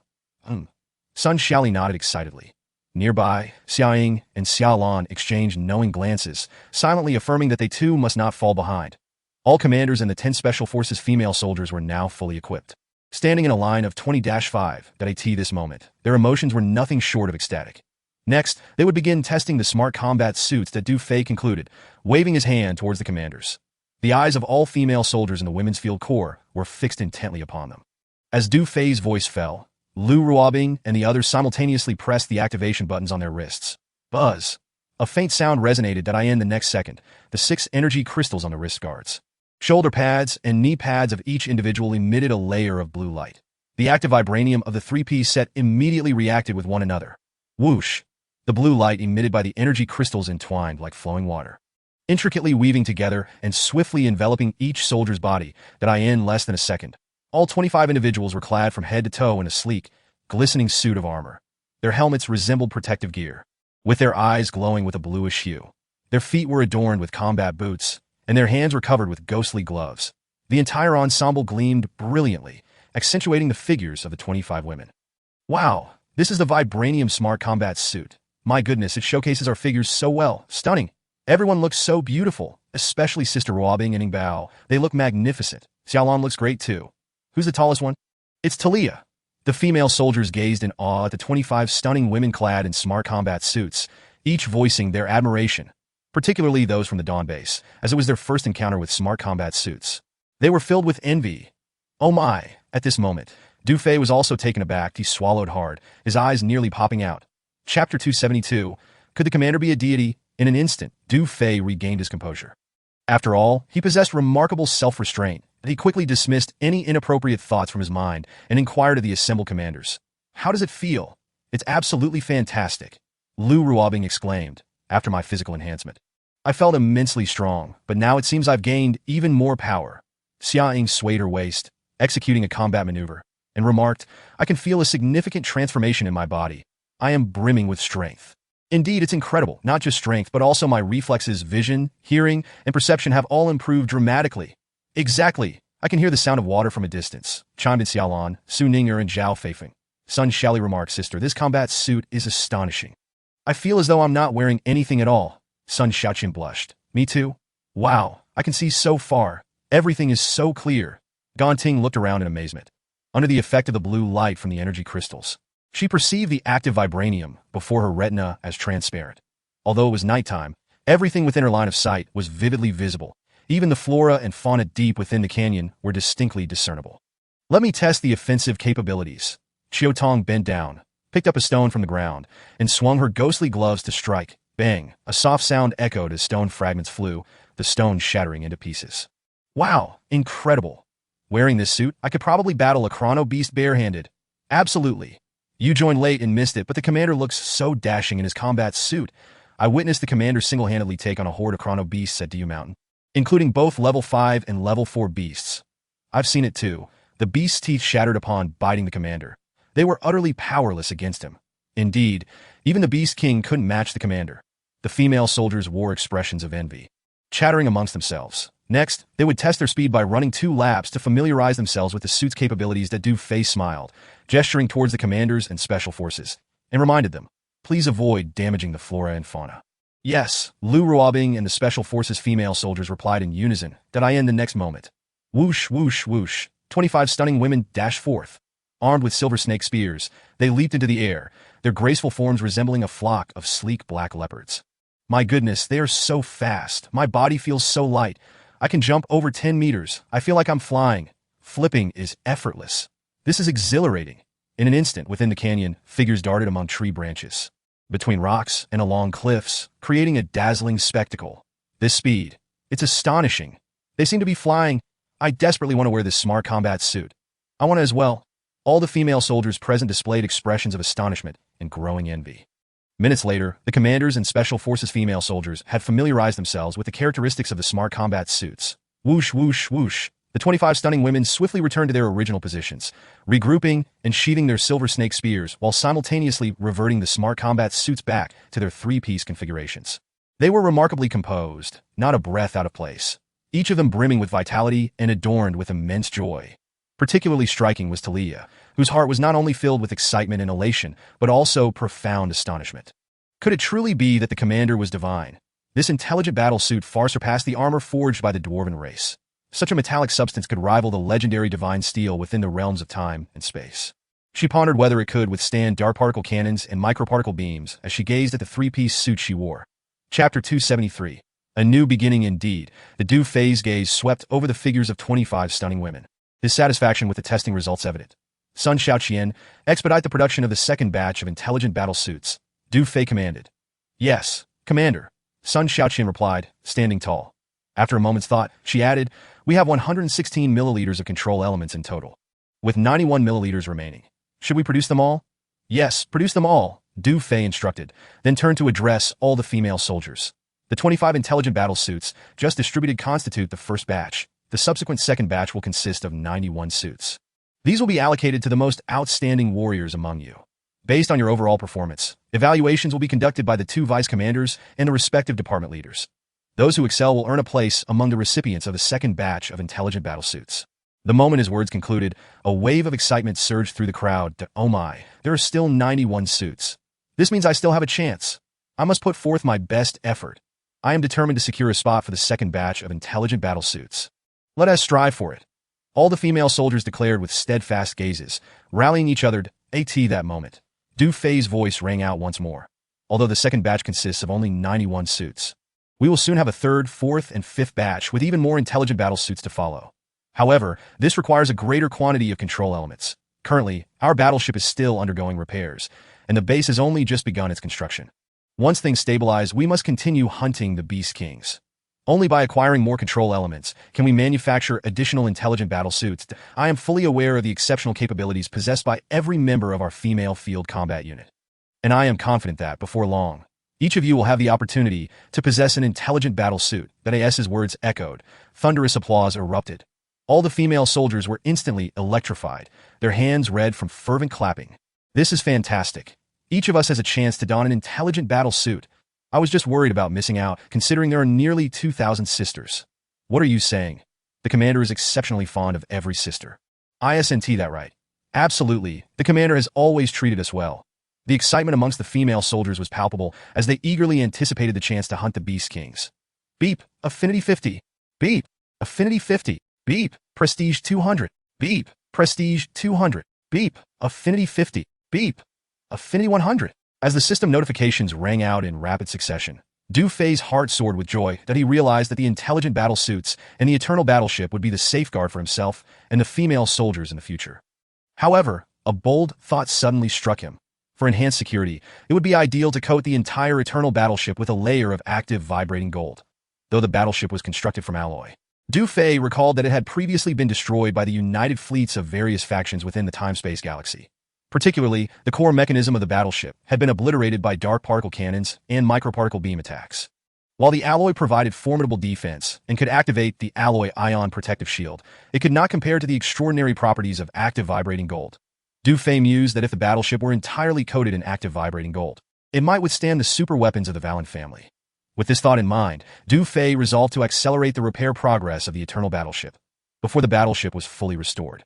He aimed not only to ensure each female soldier donned an intelligent battle suit, but also to have the battleship outfitted in a suit of its own. Of course, active vibrating gold was exceedingly costly, especially given the vast area of the eternal battleship.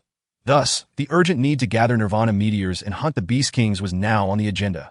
Shifting his thoughts, Du Fei glanced at the 13 primary physical enhancement agents in the system space and gestured for the female soldiers to quiet down. Instantly, silence enveloped the room. Qin Minghan, Qiu Tong, stepped forward.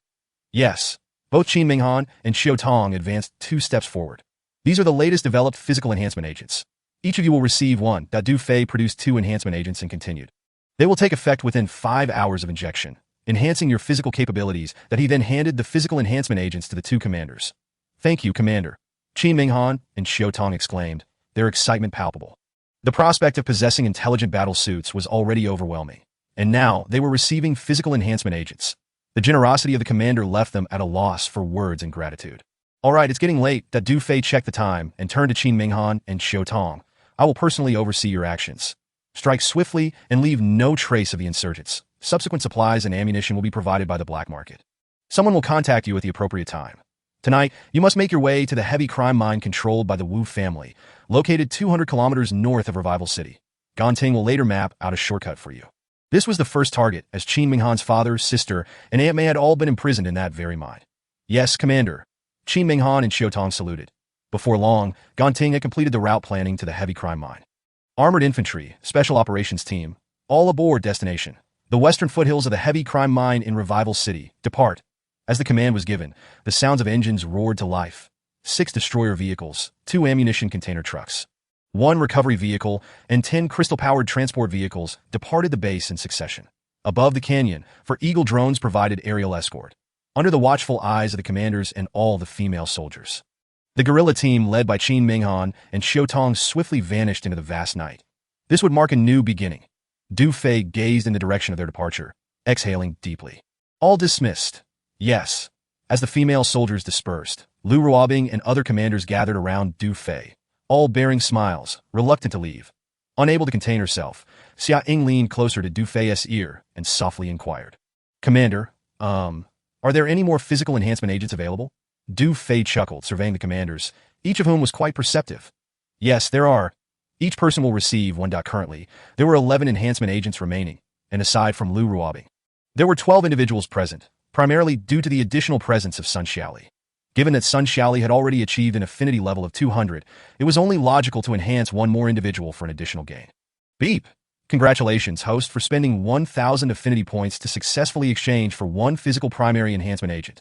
Du Fei directly exchanged for another, then looked towards Su Ning. Each of you will receive one. Before bed, you will be responsible for administering the injections. Yes, Commander. Su Ning replied with enthusiasm. Soon, each person, filled with excitement, extended their trembling hands to receive their physical primary enhancement agents. Xiaoying's charming dimples appeared as she received her agent from Du Fei. Glancing first at Lu Ruobing before mischievously remarking, Commander, 1TU personally administer the injections to everyone. The moment those words left her lips, all the commanders inexplicably turned red, hastily diverting their gazes elsewhere. Lu Ruobing blushed even deeper, pinching Xiaoying playfully. You naughty girl, be quiet. Du Fei was at a loss for words. It was evident that Xiaoying had pried some information from Lu Ruobing. But wait, why were the other commanders blushing? Their expressions suggested they knew something as well. However, the others remained relatively reserved, understanding without voicing their thoughts. Only Xiaoying was brazenly stirring the pot, her thoughts decidedly impure. Du Fei couldn't help but shoot Xiaoying a sidelong glance. Had it not been for the 5-hour delay before the effects took place, she would have undoubtedly faced consequences tonight, at this moment. Talia was the last to approach to collect her agent, and upon receiving it, she was equally thrilled. Noticing the group of commanders engaged in playful banter around Lu Ruobing and Xiaoying, Talia quietly asked, Commander, when will you have time? What is it? Du Fei frowned. I wish to discuss something with you. What matter? It pertains to the Black Phoenix. The situation is rather peculiar. Just as Talia began to explain, Yi Mengfan hurried over. Commander, the monitoring room has intercepted communications from District 8 and the Revival Fortress military subzone. You need to come at once. Communications from District 8? Very well. I shall attend immediately. Du Fei replied, then turned to Talia. Once I finish my business, meet me in the captain's quarters tonight. With that, he waved toward Yi Mengfan and proceeded to the monitoring room. Oh, okay. Talia snapped back to reality, her heart racing with anticipation. Answers regarding the surge of the Black Phoenix's spiritual source were finally within reach. Eternal Battleship, monitoring room. Du Fei led Lu Ruobing, Xiaoying, Xiaolan, Yi Mengfan, and others as they entered. Greetings, Commander. Greetings, Deputy Commander. The 12 female communication soldiers rose and saluted. Thank you for your hard work. Du Fei replied with a smile and a nod. Commander, please take a look. This is the recently intercepted communication record. One of the communication soldiers opened a folder on the screen, revealing a segment of audio data. Play it, Du Fei instructed. The soldier activated the audio, and a clear conversation immediately resonated. Young Master Wu. I am Xie Baoqin, the commander of the 24th Army of the Fortress Military District, awaiting your orders. A soft, high-pitched voice responded. I have confirmed that the rebels who attacked the temple are remnants of the Women's Field Corps. I now command you, 24th Army, to pursue the Women's Field Corps with all your strength, sparing no effort to locate and rescue that oracle. Upon completion of the mission, your 24th Army will receive substantial subsidies and rewards. Thank you for your cultivation, young Master Wu. I am prepared to face fire and water, undeterred by death. Xie Baoqin's voice was initially resounding and then faltered. However, it is said that those remnants possess mysterious weapons and excel in decapitation operations. Chapter 274. Securing the mine area, do not worry about their usual decapitation tactics that I end 3 days. A batch of Nirvana meteorites and Beast King blood will arrive at the Wu family's 8th military factory. They have developed the latest command center protective shield, forged from meteorite iron. That time, including meteorite battle vehicles, armor, and ammunition. We can allocate a portion to you. Remember, once those remnants are discovered, they must be pursued relentlessly, with the rescue of that oracle as the priority. Rest assured, young Master Wu, with these supplies, I guarantee the completion of the mission. Finally, I remind you that the orders from the inspection department can be disregarded. District 9 has always belonged to my Wu family. Understood. The audio concluded. Du Fei furrowed his brow slightly. He had intended to await this individual's return to oversee matters, yet he remained in District 8. Directing from afar, however, the conversation between Wu Dege and Xia Baoqin revealed some good news. In 3 days, a shipment of Nirvana meteorites and Beast King blood would arrive at the Wu family's 8th military factory. Nirvana meteorites and Beast King blood? Could it be? Lu Ruobing and Xia Ying exchanged glances, visibly excited. Indeed, that is precisely what we need at the moment. That Du Fei nodded at them, and then turned to Yi Mengfan, asking, how far is the heavy crime mine from the Wu family's 8th military factory? Referring to the list sent by the inspection department, which marked all of Wu's properties and influences, Yi Mengfan quickly checked. The heavy crime mine is located north of Fuxing City, while the Wu family's 8th military factory is situated on the outskirts of Nanyan City, approximately 1,300 kilometers apart. 1,300 kilometers? Du Fei gazed at the screen, contemplating, we must acquire this batch of Nirvana meteorites and Beast King blood. After a brief pause, he stated, I've gone Ting plan a route to Nanyan City. Yes, Xiaoying. Instruct Qin Minghan and the others to launch an attack on the heavy crime mine at 5 in the morning, leaving no management or guards alive. Then, directly proceed to Nanyan City. We should arrive in 3 days. Understood, Xiaoying replied. Commander, the Wu family's 8th military factory is in close proximity to the wilderness. I suspect that batch of Nirvana meteorites and Beast King blood is likely being transported from District 8. Lu Ruobing pointed at the screen, analyzing, this is the transportation line between District 8 and District 9. We can lay an ambush near the border. Xiaolan added. As for the retreat, we can head east. There is a camp left by the Dawn organization at the intersection of Nanyan and Guangming. Listening to the analysis from the two, Yi Mingfan furrowed her brow. The area at the intersection of Nanyan and Guangming is likely unsafe. The Border Defense Military District is establishing a hunting ground there. As she spoke, she switched the display, revealing a scene at the mountainside, dense with forests, where many military corps were gathered in the night. Numerous tents glimmered with light, but on the surrounding mountain roads, large groups of external military corps and armed organizations were rushing towards the hunting ground area. The Border Defense Military District, particularly the 37th Army, is a formidable high-level military group and a significant force of the Wu family in District 9. Du Fei stared at the screen, frowning. Given this situation, the scale is considerable, that he then looked at Yi Mengfan. What type of hunting ground are they establishing? It is still unclear. Yi Mengfan shook her head and continued, the major military groups have been on the march. They are only now gathering, and the command center is being set up. Once they complete the setup, monitor the communications from the command center. After saying this, Du Fei seemed to arrive at a decision. Following the ambush at Nanyan City's border, we can relocate to the camp left by the Dawn organization. It is a mix of various forces with external military corps and armed organizations in abundance, so the Border Defense Military District will not pay attention to Qin Minghan and her team. Furthermore, if it is indeed a Beast King-level hunting ground, we must join the fray. As the words fell, Lu Ruobing, Xiaoying Xiaolan, and Yi Mengfan's eyes sparkled with excitement. Indeed, if it is a Beast King hunting ground, will there not be elemental control? All right, let us deploy immediately. First, secure the heavy crime mine, then proceed to Nanyan City. Lu Ruobing, Xiaoying, and Xiaolan rose, their gazes intense. Additionally, the situation at the temple is currently stable. We can transfer the number 1 predator, Ding Xiang, over to Du Fei stood and declared, Understood. A few minutes later, Du Fei departed the monitoring room and made his way to the commander's living quarters, spotting Talia standing by the door of the captain's cabin from a distance. She had deliberately changed into a gauzy dress, revealing her long, fair legs. With her hair cascading down her shoulders, the tips still damp, it was evident she had just bathed. As he approached, a unique fragrance of the elven race wafted from her, refreshing and invigorating. Ding! The captain's cabin door opened. Come in, Du Fei smiled. Talia nodded and followed him into the captain's cabin, in the living room area. After Talia sat down, she nervously grasped the tie of her gauzy dress. Under the soft light, Du Fei observed her subtly, thinking to himself, beautiful. If she wore a silver mask and held a scepter, she would resemble the 12 priestesses depicted in the murals, just as Talia felt shy under his gaze. Du Fei withdrew his attention and smiled lightly now, Tell me about the Black Phoenix. 2 days ago, I probed the Black Phoenix. Her spiritual source has inexplicably strengthened significantly. Even she is puzzled. She is now transitioning from an ordinary half-elf to a powder level. Commander, as you know, the enhancement of the spiritual source in the elven race requires tens of thousands of years. How could her spiritual source possibly strengthen so dramatically overnight? This question had been troubling her, and she thought perhaps the commander, being the king, could unravel its mystery. Talia recounted the situation of the Black Phoenix from 2 days prior in detail. Upon hearing this, Du Fei furrowed his brow slightly. Since he had only inherited the memories of the female lineage as Elven King, he could currently only discern the levels of elves, with little knowledge regarding the true word techniques and probing abilities. The strengthening of the Black Phoenix's spiritual source. No wonder she returned from the inspection department that day, remaining silent with a strange expression on her face. Could it be that her spiritual source strengthened due to his identity as the Elven King? Did he possess the ability to enhance the spiritual sources of elves? My goodness, he thought, if that is the case, not only can I reclaim the abilities of the elves, but also indirectly pass them on to ordinary humans. More importantly, I can enhance the spiritual sources of the elves, elevating their levels. If this were true, it would indeed be a remarkable discovery.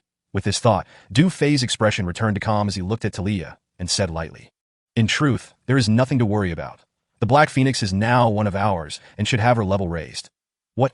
You already knew about this?" Talia's eyes widened in surprise. "Did you enhance her spiritual source?" "Yes, the mystery is ineffable. There is no need for you to be troubled about the enhancement of the spiritual source."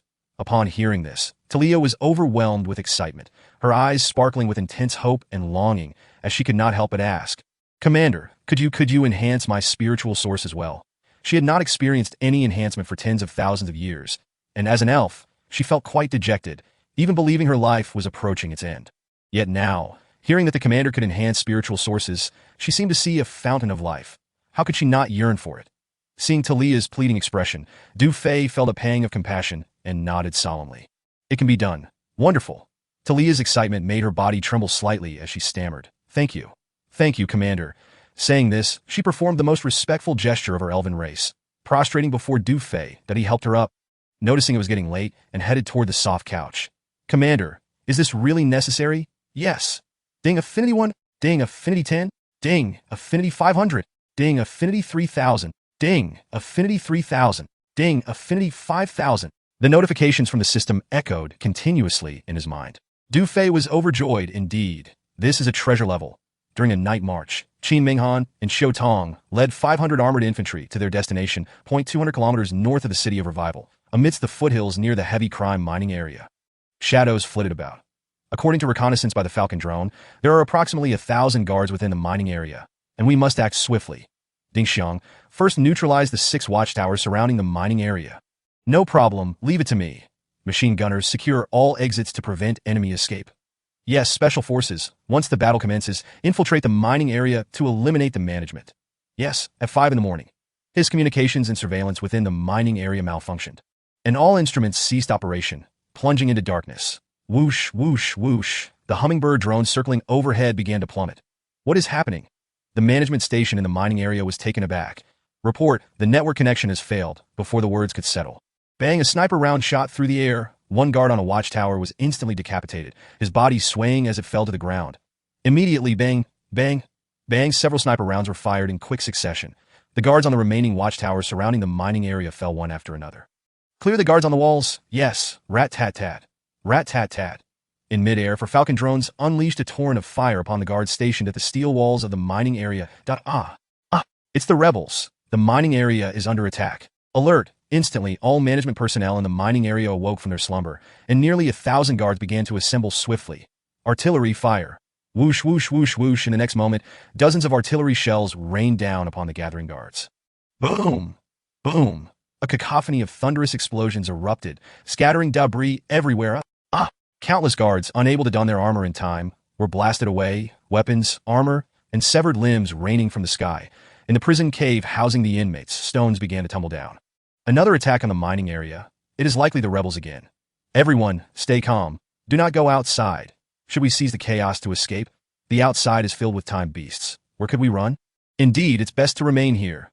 The bolder prisoners clung to the iron bars, peering out, while the timid huddled together, some terrified, others exhilarated.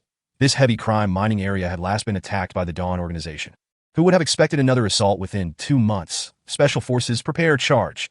Qin Minghan and Xiu Tong wave their hands behind them, pressing buttons to activate their smart battle suits, and they charge directly toward the mining area's walls.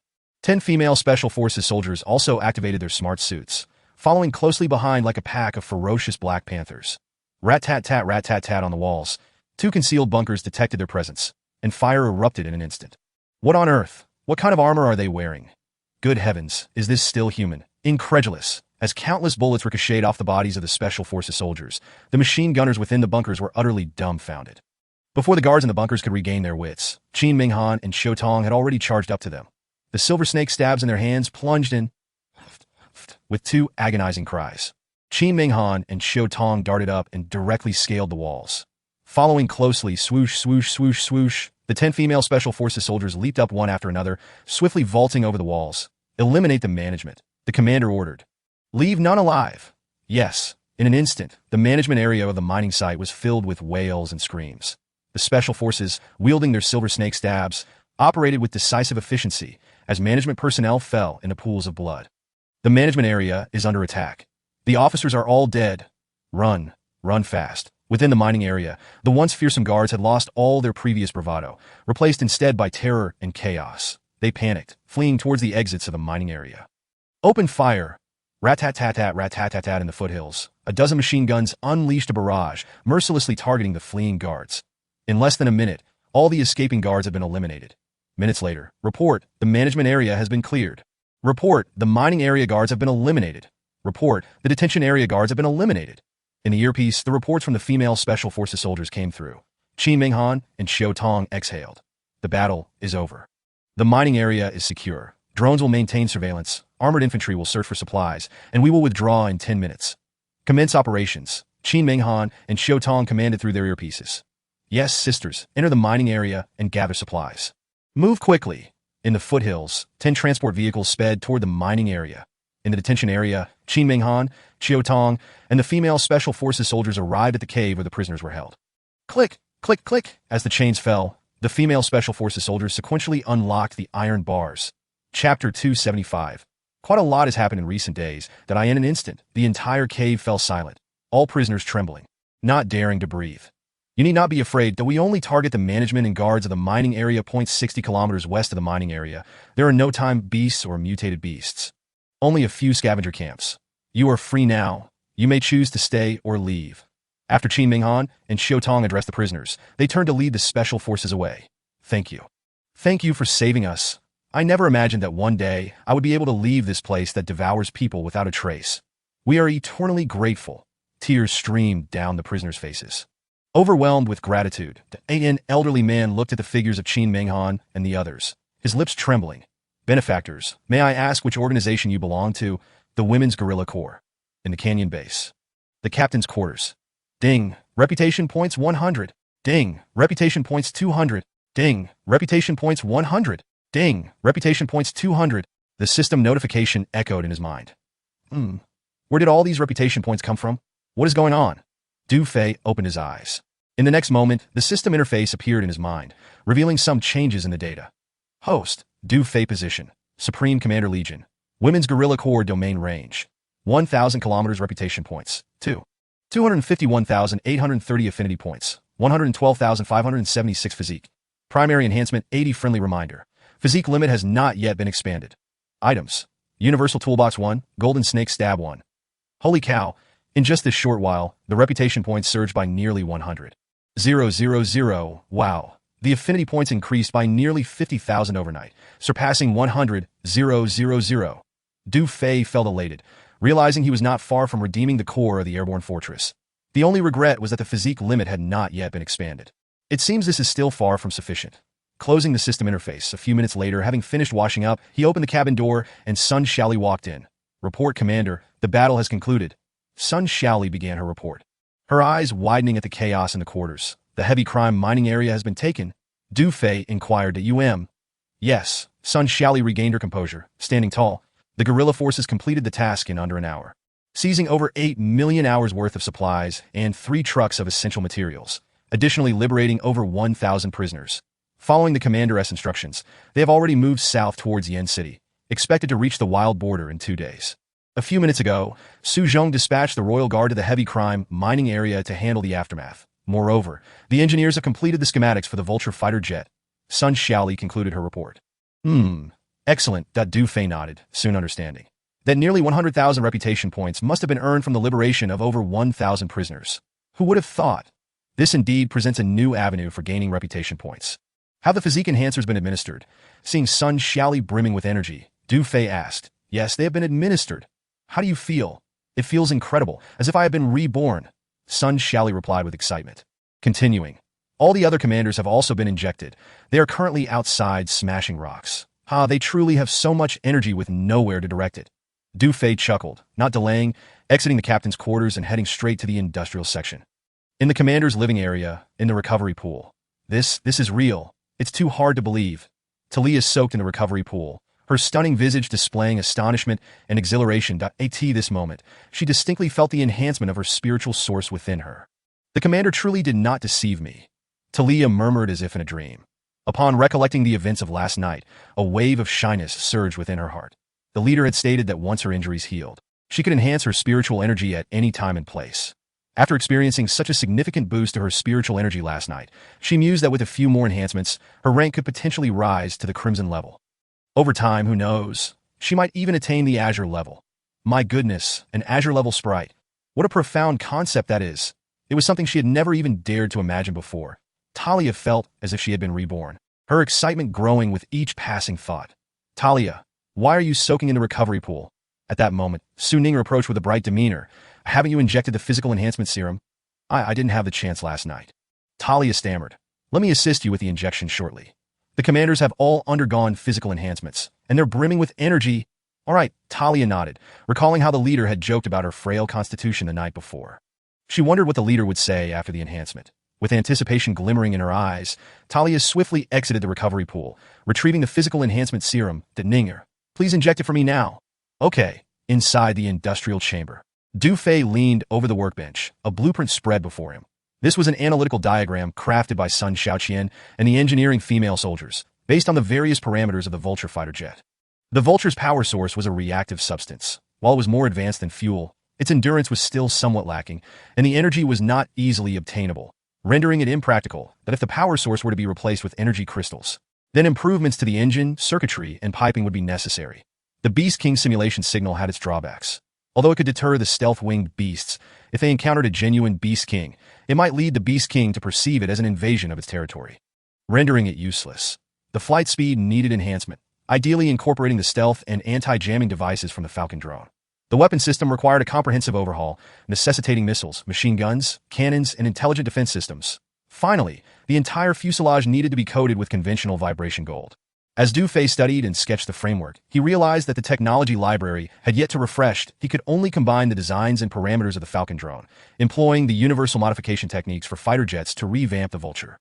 2 hours later, Du Fei had annotated and drawn several diagrams based on the core components of the Falcon drone, including improvements to the cockpit, radar compartment, rest area, and airtight storage chamber. Naturally, the power source. Weapon systems, communication, navigation equipment, and various facilities would be dismantled as necessary, utilizing whatever could be salvaged. In essence, aside from the unchanged exterior, the Vulture fighter jet had undergone a complete metamorphosis. Du Fei exhaled, feeling quite satisfied. Sun Xiaoqian. Here, Sun Xiaoqian, who was busy crafting intelligent battlesuits, promptly approached. These are the detailed parameters and schematics for the modifications to the Vulture fighter jet, based on the core components of the Falcon drone. Du Fei pushed a stack of blueprints towards Sun Xiaoqian, continuing, this will be the first manned aircraft for my Women's Field Combat Brigade, and I have named it Sky Dome 1. Sky Dome 1? Sun Xiaoqian's eyes sparkled with excitement. With the characteristics of the Falcon drone, the modifications will surely be impressive. We'll only know after the modifications and testing are complete. Du Fei chuckled that let's put in some hard work over the next few days to expedite the deployment of Sky Dome 1. The main consideration is that the Mu military group's intelligent laser defense systems are about to go into mass production, and we will need to be mobile. Understood, Commander. I will ensure the task is completed promptly. Sun Xiaoqian stood tall, then raised the hefty stack of blueprints, beckoning to several key engineering female soldiers. You all take a break for now. Follow me. Du Fei nodded in approval, acknowledging her, before turning to leave the industrial chamber. Just as he stepped out, a voice crackled through his earpiece. Commander, there's good news. What good news? Du Fei inquired. The command center for the Border Military District's hunting ground has been established. They just held a meeting. As you predicted, they are forming a Beast King-level hunting ground, located in the Shilin Valley between Nanyan and Guangming, Yi Mingfan reported. Indeed, a Beast King-level hunting ground. Du Fei's spirits lifted. When will the general offensive commence? That remains uncertain. Currently, the border military district is still in the preparatory phase, and it seems there are discrepancies regarding weapon orders between the 37th Legion and other legions. All right, understood. Please keep me updated. Du Fei instructed. Yes, Commander. Yi Mingfan responded to AT that moment. Sun Xiaoli approached, handing him an external communication device. Commander, Minister Mu is calling that Du Fei accepted the device. Old man, this is Du Fei. Youngster, your recent activities have certainly stirred up quite a commotion. The voice of Mu Qinshuan echoed through the device, lacking any trace of reproach, instead tinged with satisfaction. That I heard this morning that you demolished the Wu family's heavy crime mine? Indeed, Du Fei replied with a faint smile. While eliminating the Wu family's influence is commendable, you should remain cautious of Xiong Tianba from the 37th Legion and Xie Baoqin from the 24th Legion of the Fortress Military District. Both are formidable characters. Thank you for the warning, old man, that I will tread carefully. That's good to hear. Additionally, I wanted to inform you that the sales of the secret silver ammunition have been booming. But we just lost a large order. That was a substantial order from the border military district that they've recently formed a hunting ground, and some legions have connections with my Mu family. They originally ordered a large quantity of secret silver ammunition. But due to pressure from the 37th Legion, they canceled it all.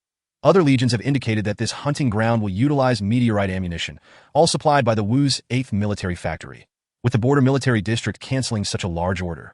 The planned 200 Falcon drones will likely be delayed, Mu Qinshuan explained. Upon hearing this, Du Fei's mind raced. 3 days hence, that batch of Nirvana meteorites and Beast King blood would be transported from Zone 8 to the Wu Military Factory, presumably for the Beast King level hunting ground. Thus, that batch of Nirvana meteorites and Beast King blood could not be overlooked. With a swift thought, Du Fei spoke into the communication device. Rest assured, old man. Those orders will not slip away. Slip away? Mu Qinshuan's tone was laced with skepticism. Indeed, however, if the border military district places another order, it will be at triple the price. Triple the price. Mu Qinshuan inhaled sharply. Are you confident?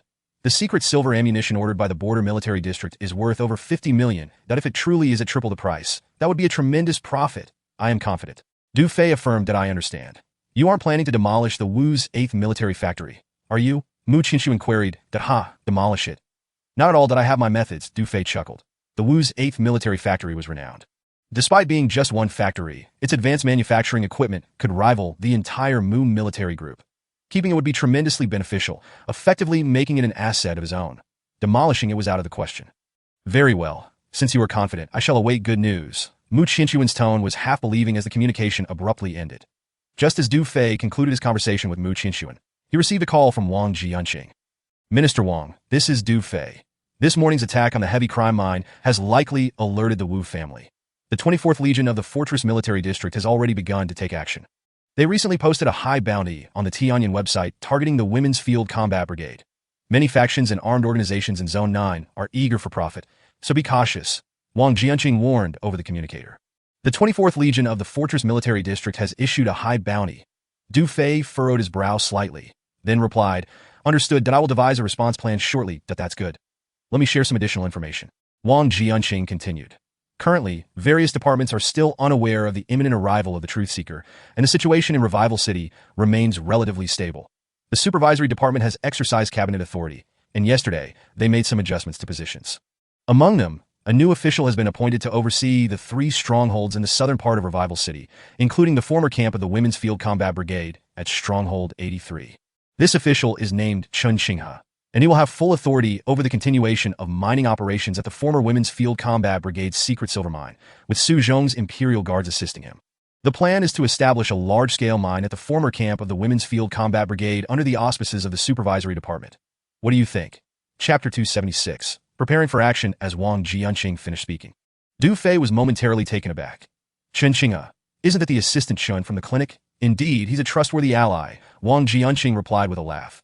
This was recommended by your father. Very well, Du Fei nodded, saying, I believe he is capable. I can entrust this to him.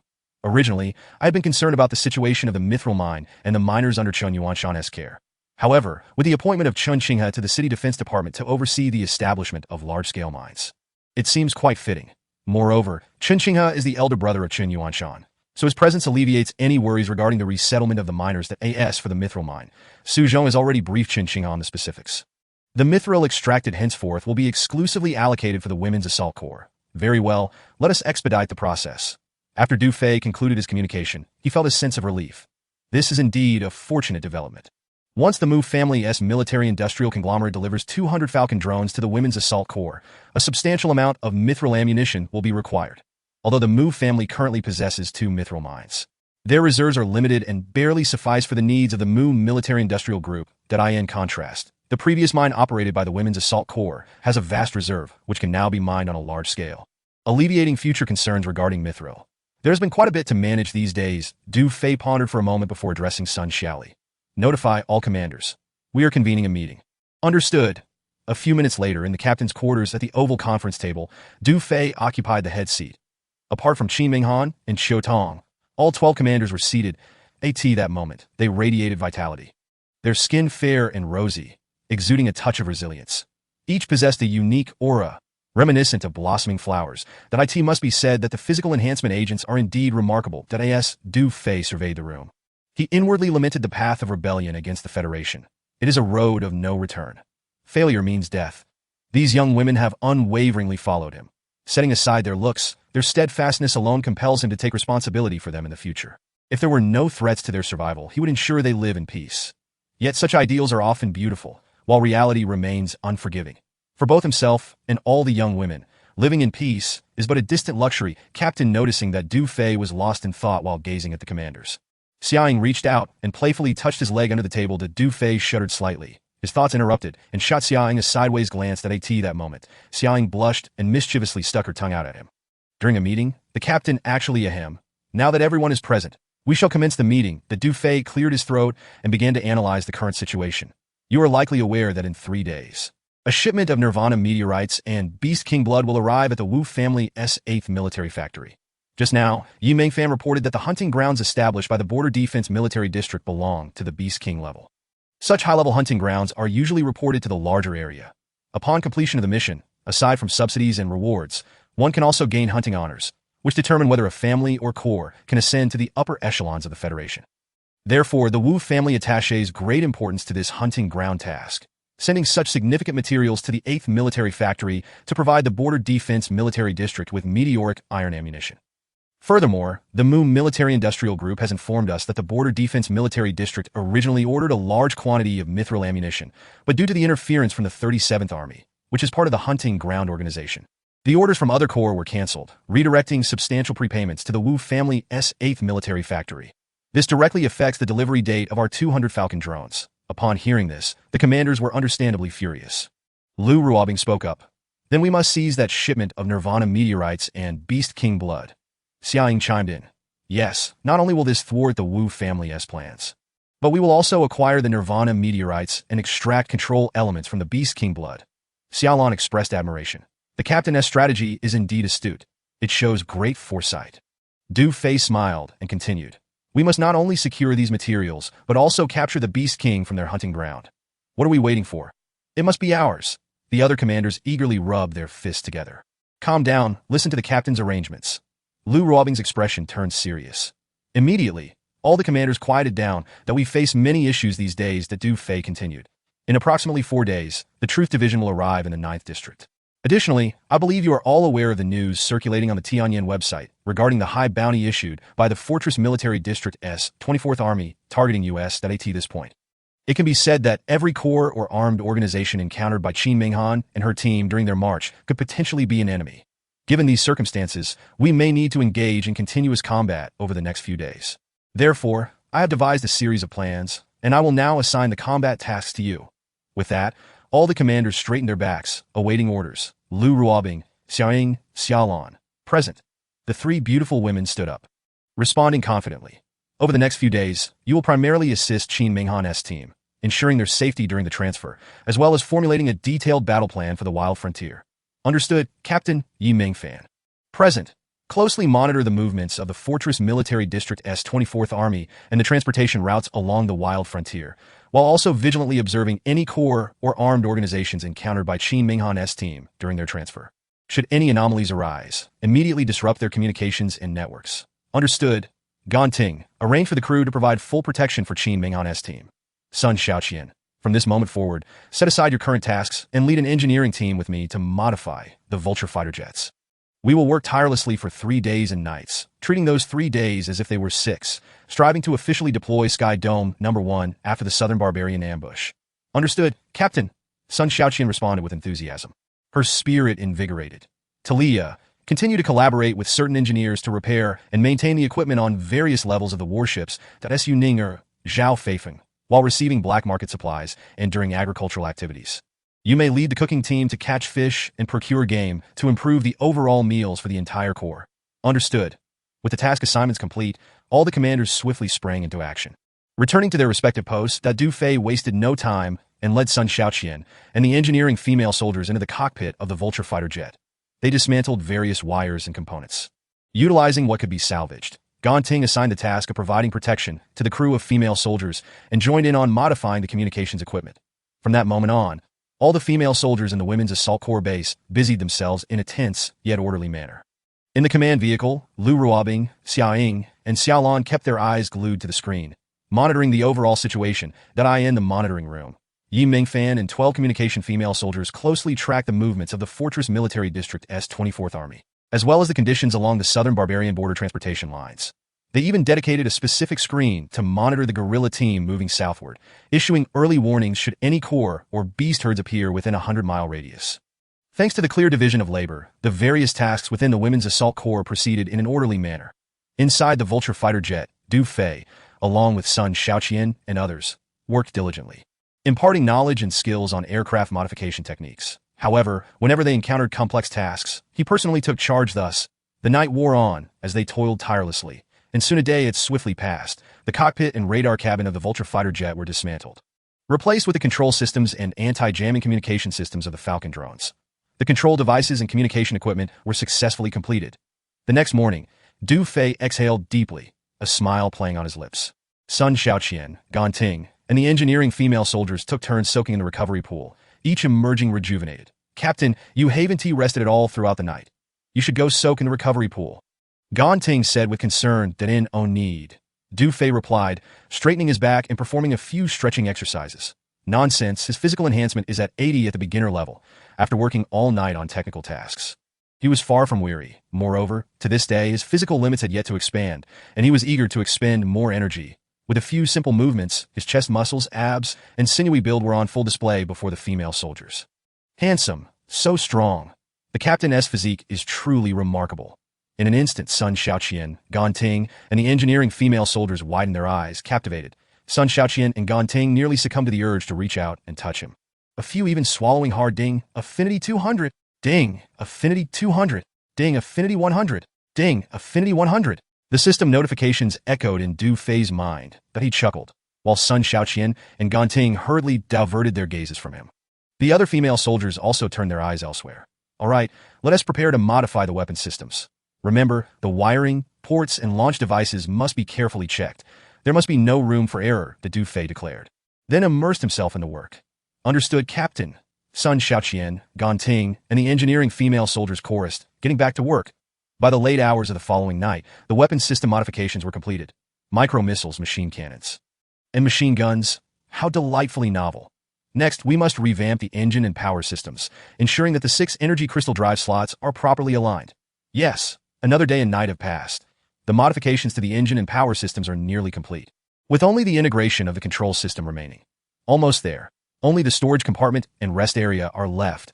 Du Fei rubbed his temples, surveying the fruits of 2 days and nights of labor. Feeling quite pleased, dismantle the winch, hoist supports, and any superfluous items in the storage compartment to maximize space. He instructed the female soldiers.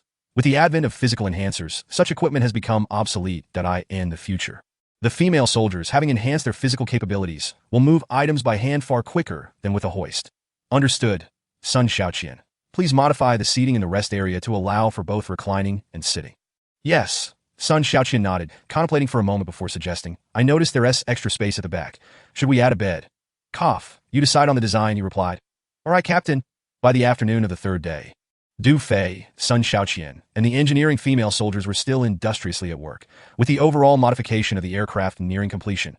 Qin Minghan and Xiu Tong, leading 500 armored infantry, had finally arrived in the southern Yin City region after 2 days and nights of rapid marching.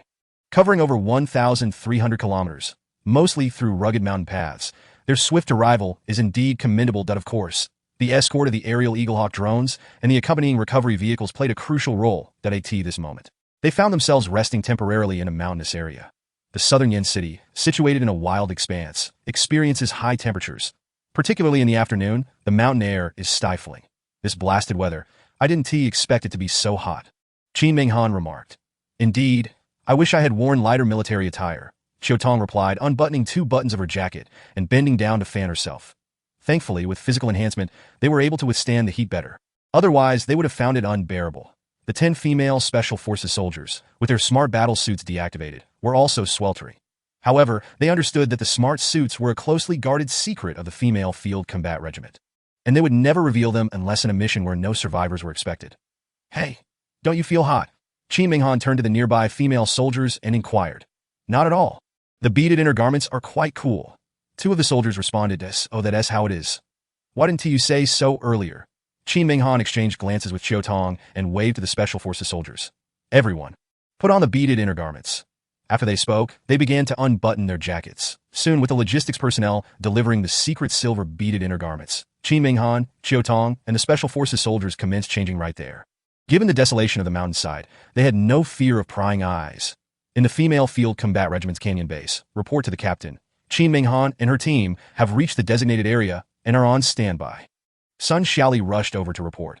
Understood that Du Fei handed over his current task to an engineering soldier and headed directly towards the warship, and he soon entered the monitoring room, where Yi Mingfan and several female soldiers were intently discussing an enlarged image. Du Fei was taken aback. What is going on? The next moment, upon closer inspection of the image, his eyes widened in shock. The captain is here. One of the soldiers exclaimed. Greetings, Captain.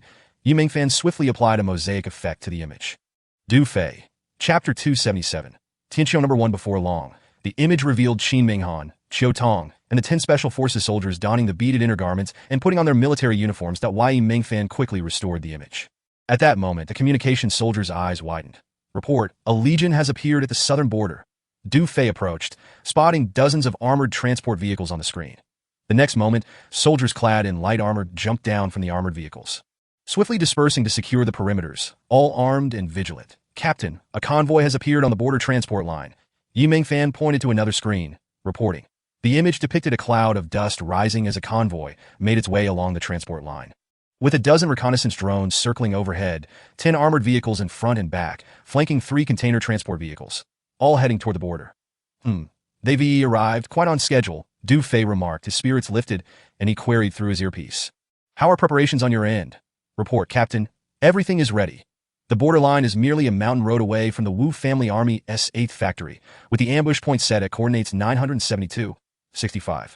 There are no other legions or armed organizations within 100 miles, facilitating our army's withdrawal post-battle. Additionally, there is a radiation source nearby, which we can leverage to incite an attack from wild beasts. The enemy has reached the borderline and will arrive at the ambush point in approximately 3 hours, given their convoy speed, reported Lu Ruobing from the command vehicle.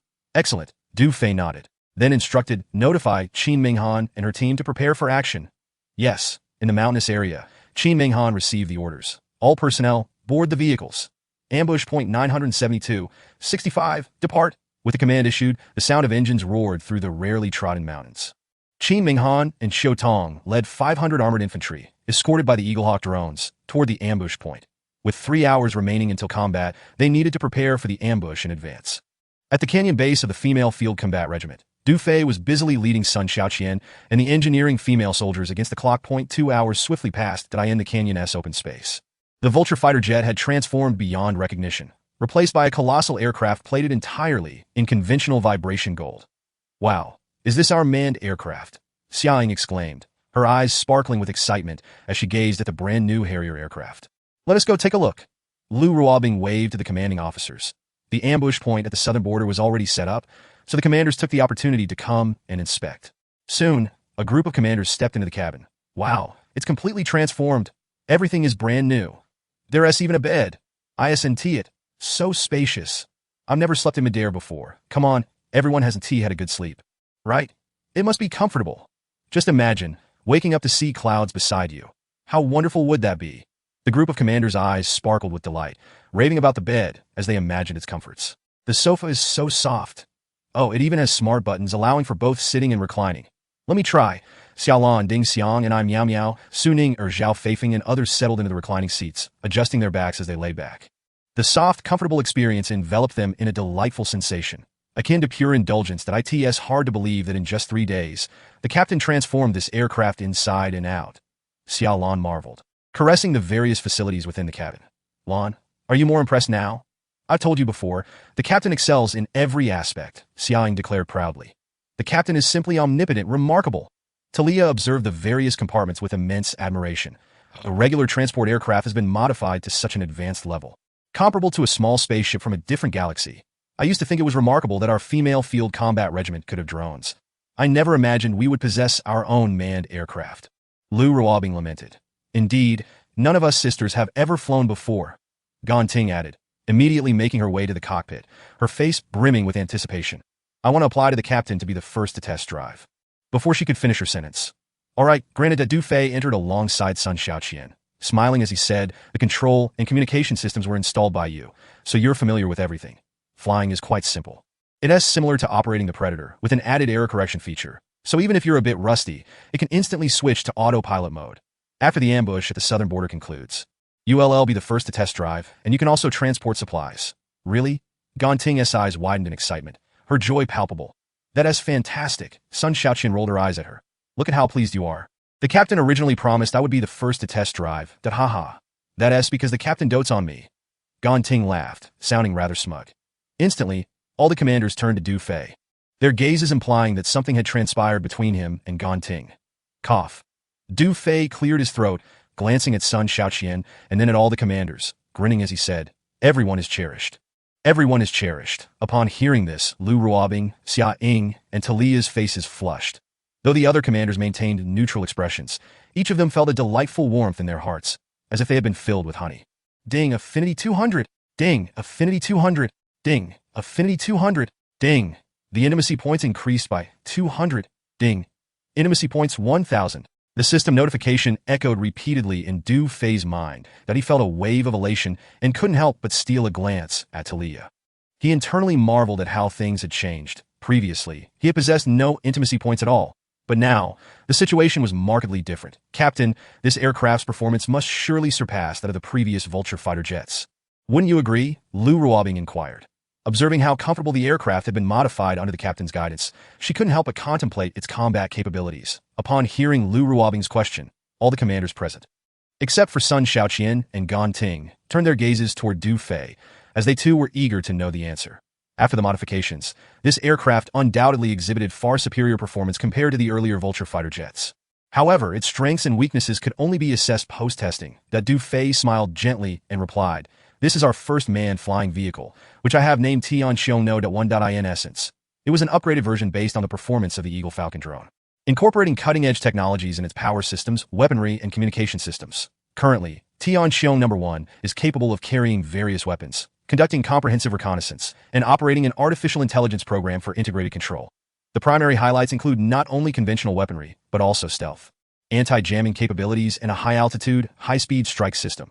Tianqiong No. 1 can function as an airborne command center, boasting a large storage compartment, and can also be utilized as a transport aircraft. Moreover, especially when in stealth mode, it can execute air defense suppression, combat support, continuous reconnaissance, alert detection, and deliver devastating firepower against targets. Its fuselage measures 84 meters in length, with a wingspan of 88.4 meters when fully extended and a height of 18.1 meters. Previously, its cruising speed was 1,100 kilometers per hour, but after modifications employing 6 energy crystal power slots, its standard cruising speed now reaches 2.75 Mach, with a maximum cruising speed of 3.6 Mach. For the weapon systems, it encompasses all that the Eagle Falcon drone possesses, with an ammunition capacity that is several times greater. That Du Fei elaborated on the characteristics and functionalities of Tianqiong No. 1 in great detail. Lu Ruobing and the others were once again left in awe, particularly Gan Ting, Sun Xiaoqian, and Talia, who trembled with excitement. All three were eager to pilot Tianqiong No. 1. This aircraft, which amalgamates combat, early warning, and transport capabilities, was simply extraordinary. Although it was based on the Federation's Vulture fighter jet, Tianqiong No. 1's performance was incomparably superior in numerous aspects. Besides its remarkable speed, its weaponry and various configurations were top tier, enhanced further by its stealth and anti-jamming features. Most importantly, its fuselage was coated with conventional vibration metal that absorbs kinetic energy, ensuring supreme safety. It is well known that the skies are teeming with stealthy winged beasts and beast kings, which has been a primary reason for the major military factions' reluctance to deploy manned fighter jets. Now, with Tianqiong No. 1, there was no need to fear the stealthy winged beasts, and even encounters with beast kings could be faced without trepidation. One could fly boldly and confidently with passengers aboard. Gan Ting, Sun Xiaoqian, and Talia brimmed with anticipation for Tianqiong No. 1, practically unable to contain their desire to take the controls at this moment. Lu Ruobing, Xia Ying, Xiao Lan, and the other commanders found themselves in a state of profound excitement.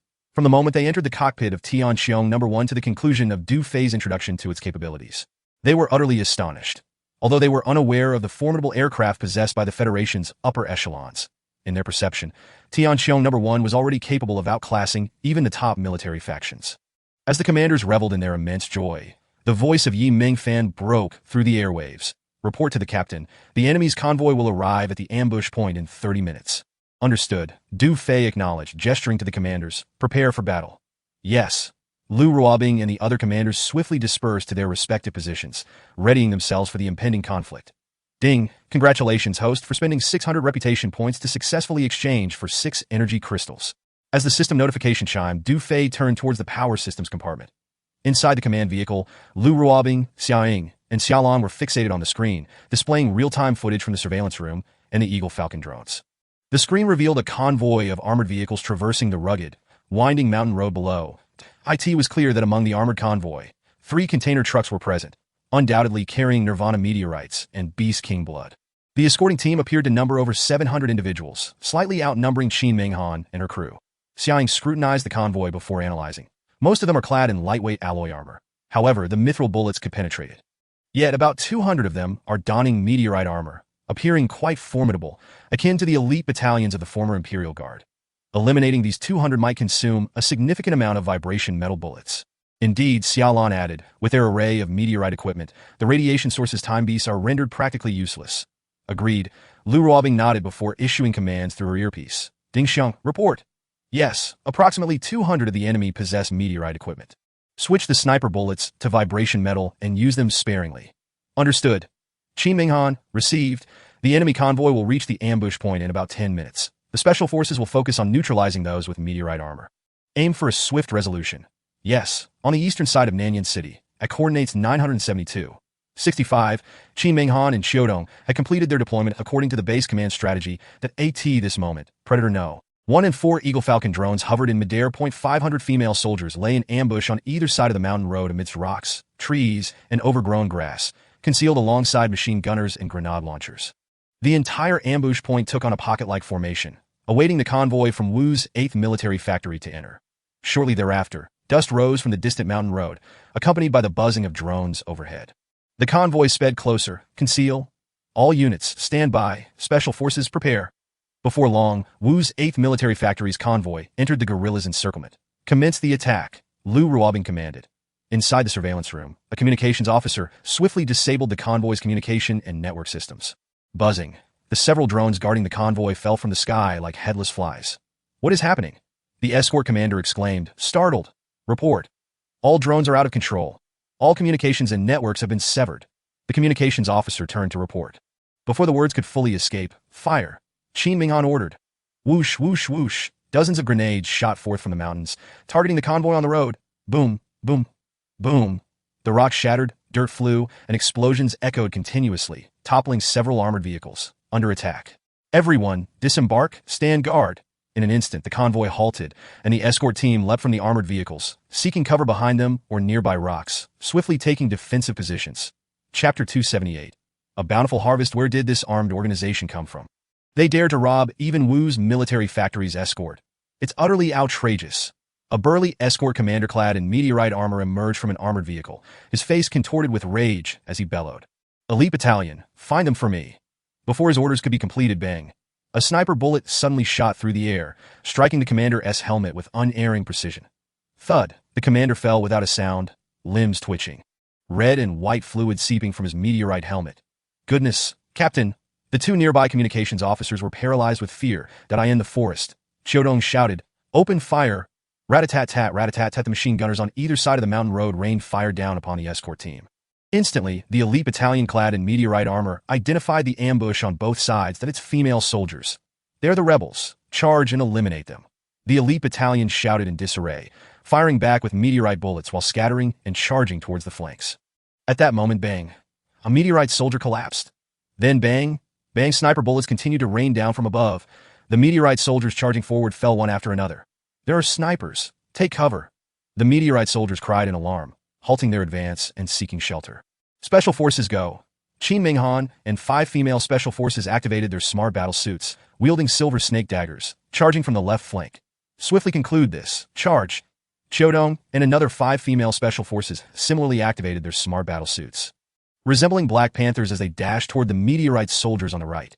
In an instant, Qin Minghan, Chodong, and 10 female special forces soldiers came face to face with the meteorite soldiers that rat-a-tat-tat. The meteorite soldiers opened fire first. Yet the female soldiers of the special forces did not flinch or evade, charging straight towards them. The meteorite bullets struck the special forces soldiers, making not even a sound, as they fell one after another. My heavens! Am I hallucinating? What kind of armor are they wearing? Some of the meteorite soldiers widened their eyes in utter astonishment. Before they could recover, whoosh, whoosh, whoosh, the female soldiers of the special forces had already dashed up to the meteorite soldiers. Meteorite armor, is it? One of the female soldiers tightly gripped her phantom gloves and threw a punch at a burly soldier. Let us see who is tougher. Humph, seeking death. The soldier retaliated with a punch. You worthless woman. Do you even know that I'm wearing meteorite armor? Before he could finish his words, bam, the large and small fists collided. Crack! With a sharp sound, the soldier let out a scream and was sent flying. Thud! His body crashed onto a pile of rocks, and the meteorite armor on his arm shattered, blood splattering forth, revealing broken bones underneath. The special forces soldier did not give him a moment to catch his breath. Swiftly darting forward and bringing her fist down onto his helmet. Bam! The helmet was crushed, along with his head, which was smashed into the pill due to a significant blow to the morale of the Mu military-industrial group. They have recently received accolades from Wu Degui, and everyone is hopeful for promotions and salary increases. Several members of the management clinked their glasses repeatedly, feeling immensely relieved, eagerly anticipating the arrival of the Nirvana meteorite and Beast King blood to expedite the fulfillment of their orders. The newly established Beast King hunting ground by the Border Defense Military District has garnered considerable attention. Naturally, hunting honors are closely tied to family power and contributions. It is also one of the assessments determining whether family members can ascend to the upper echelons of the Federation. Over the years, the Wu family's influence has grown increasingly formidable, reaching unprecedented heights. It is indeed advantageous to thrive under the shade of a mighty tree.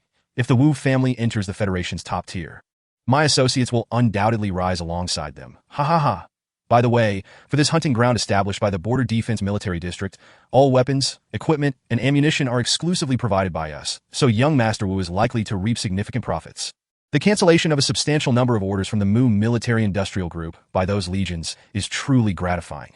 One can only imagine the expression on Mu Qinshuan's face. An ant attempting to shake a tree, completely unaware of its own limitations. Indeed, the light of a firefly cannot compete with the brilliance of the full moon. Ha ha ha.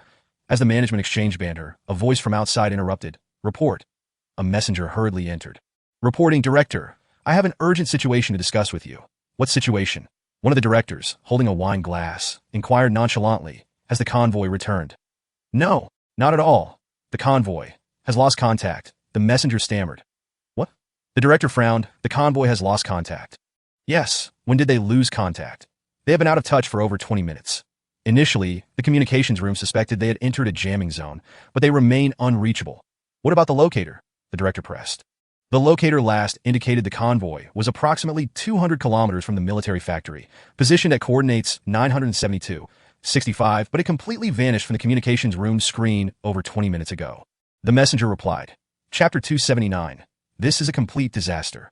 This is peculiar. The director frowned, rising from his seat. Could something have happened to the convoy? One of the management members stood as well. From the military factory to the border. It's all our territory, and besides, an elite escort unit is accompanying them. What could possibly go wrong? Exactly, who would dare target the Wu military factory's convoy? They must be out of their minds. 2 other management members scoffed, expressing skepticism. Let us not forget the recent news on the Tianyan website.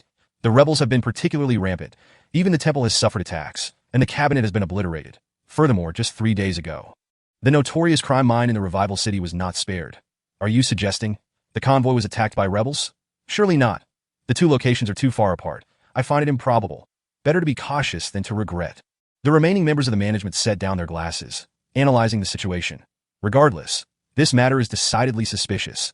The directors sensed the gravity of the situation. Logically, the elite escort unit responsible for the convoy would possess top-notch communication equipment with anti-jamming capabilities. They were supposed to report their status every 5 minutes during transit, and even if they entered a jamming zone, their communication devices should remain unaffected. Yet over 20 minutes have passed without a word, and the locator has vanished from the screen. Such a situation has never occurred before. The director's unease grew, and he waved his hand decisively. Order the guard unit to immediately proceed to coordinates 972, 65 for an investigation. Yes. The messenger turned and hurried away. It is essential to note that according to the inventory list of this batch of supplies, there are over 100 kilograms of Nirvana meteorite and 2 large containers of concentrated Beast King blood. A substantial value. Moreover, the command center for the Border Defense Military District's hunting ground has already been established, and they have been urging for the order, eagerly awaiting the Wu family's 8th military factory to deliver weapons and ammunition. If anything were to happen to the convoy, it would not only cause significant losses to the Wu family, but at the very least, the director's position would be utterly jeopardized. Soon enough, the rumble of engines echoed as military vehicles departed from the Wu family's 8th military factory. Amidst the roar of motors, the management led the guard unit, racing towards the last known position of the convoy, coordinates 972. 65. Report, Commander. All supplies have been successfully transferred. The 35 armored vehicles and the 3 container transport vehicles are operational. Commander, all Beast King blood has been extracted. A total of 121 milliliters of control elements. The female soldiers responsible for the tally rushed in one by one to report. The Du Fei inhaled deeply, surveying the heaps of discarded blood cakes along the mountain paths and ravines, his heart brimming with joy that he never anticipated the extraction of such a substantial amount of control elements. Wow, 136 kilograms of Nirvana meteorite and 121 milliliters of control elements. What a significant haul. It's equivalent to reclaiming the control elements and Nirvana meteorites previously expended in crafting smart battle suits for the female soldiers. Moments later, Du Fei refocused, speaking into his headset. Yi Mingfan, has the route for the guerrilla unit's retreat been planned? The planning is complete and has been sent to the destroyer battle vehicle's navigation system. Yi Mingfan replied, then added with admiration, Commander, your foresight is remarkable. The management from the Wu family's 8th military factory has indeed all come rushing over to. How far away are they? Du Fei inquired. They just left the military factory not long ago. Approximately 180 kilometers from the ambush point. Let us not concern ourselves with them. Du Fei pondered briefly, then stated, from this moment on, keep a close watch on the airspace along the broad border as well as on devices that can automatically connect across regions. In about 2 days, the truth speaker will arrive. Revival City is not a place she can reach at will. We need to intercept her along the way. Understood, Commander. Yi Mingfan affirmed. At this juncture, Qin Minghan and Xiao Tong exchanged glances. The Wu family's 8th military factory is sending personnel? Commander, should we proceed with the ambush? Xiao Tong inquired. The 10 female Special Forces soldiers also turned their attention, all appearing vigorous and eager for battle. No need. Du Fei gently shook his head, smiling. Primarily, we need to keep the management from the Wu family's 8th military factory alive for now. When the time is right, eliminating them will be but a matter of a few moments. He then commanded, extract all the vibranium warheads from the corpses, then withdraw. Additionally, bring along all operational vehicles and usable meteorite weaponry and ammunition. Following the planned route, we shall relocate to the prior Dawn Organization's old encampment. As for the armor worn by the elite unit's corpses, it is already tattered and stained with blood and flesh. Removing it would be too cumbersome. Most importantly, those armors have merely a thin coating of meteorite on the surface, with negligible vibranium content. Previous tests indicated that the vibranium content in 50 pieces of armor would scarcely suffice for crafting a single sniper round. Expending significant smelting agents to extract such a trivial amount is simply not worth it. Du Fei concluded it would be better to leave those armors for the military factory to reclaim, akin to meat left in the pot, for it wouldn't be long before the entire Wu family's 8th military factory would belong to him. Understood. Xiao Tong saluted Du Fei, then turned to issue orders. All preparations. Recover the vibranium warheads. In 10 minutes, proceed south towards the intersection of Yin and Guangming as per the planned route, as the orders were given. The armored infantry began extracting vibranium warheads, organizing their gear, and starting up the operational armored vehicles and container transport trucks along the mountain road. Before long, Qin Minghan and the others had completed their tasks. All aboard, destination. Nanshui Bay, 300 kilometers away. Depart. The thunderous roar of battle vehicles echoed as they moved one after another under the protection of the number 1 Predator and Eagle Hawk drones. Qin Minghan, Chiu Tong, and 500 armored infantry stood in unison, saluting their commander as they headed towards the previous encampment of the Dawn Organization at Nanshuibei Du Fei, Sun Xiaoqian, Ganting. And others returned the salute, watching them disappear into the foothills. Return to base, yes. With a hiss, the boarding ramp retracted, and the cabin door closed.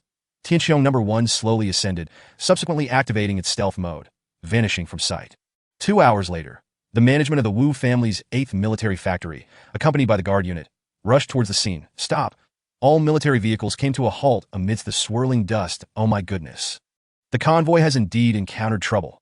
They were attacked, Director. The elite unit has been completely wiped out. It appears they were struck by blunt objects. This is the end. This is truly a disaster.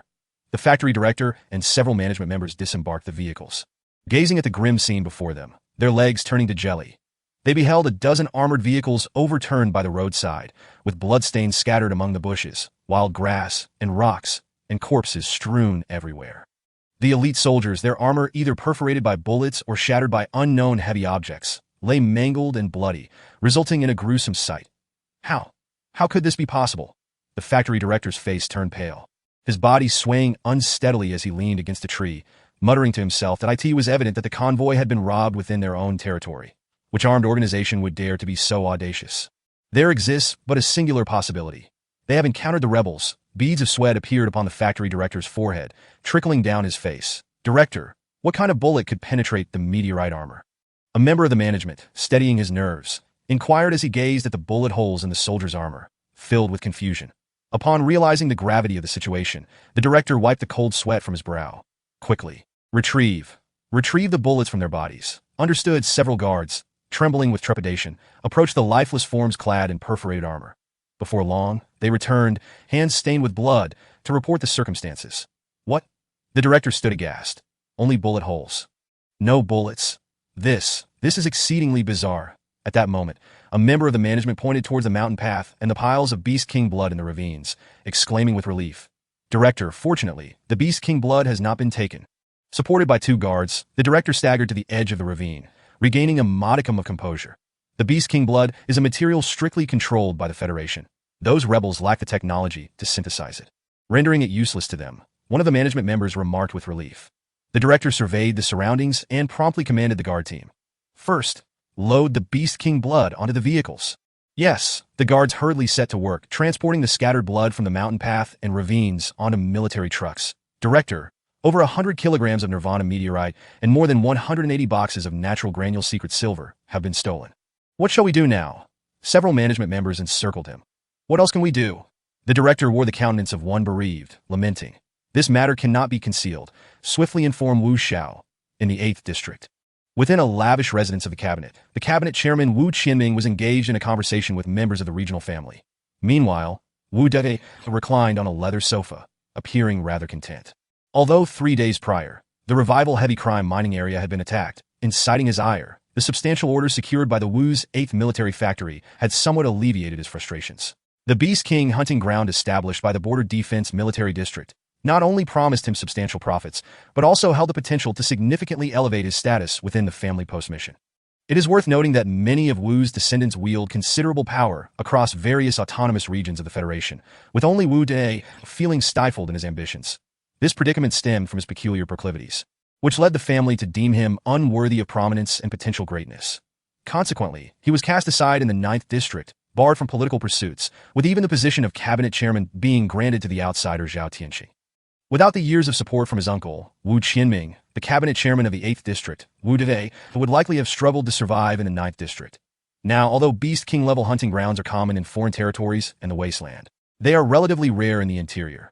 The Border Defense Military District's Beast King hunting ground, primarily led by the 37th Army, essentially equates to Wu Dagui's personal venture.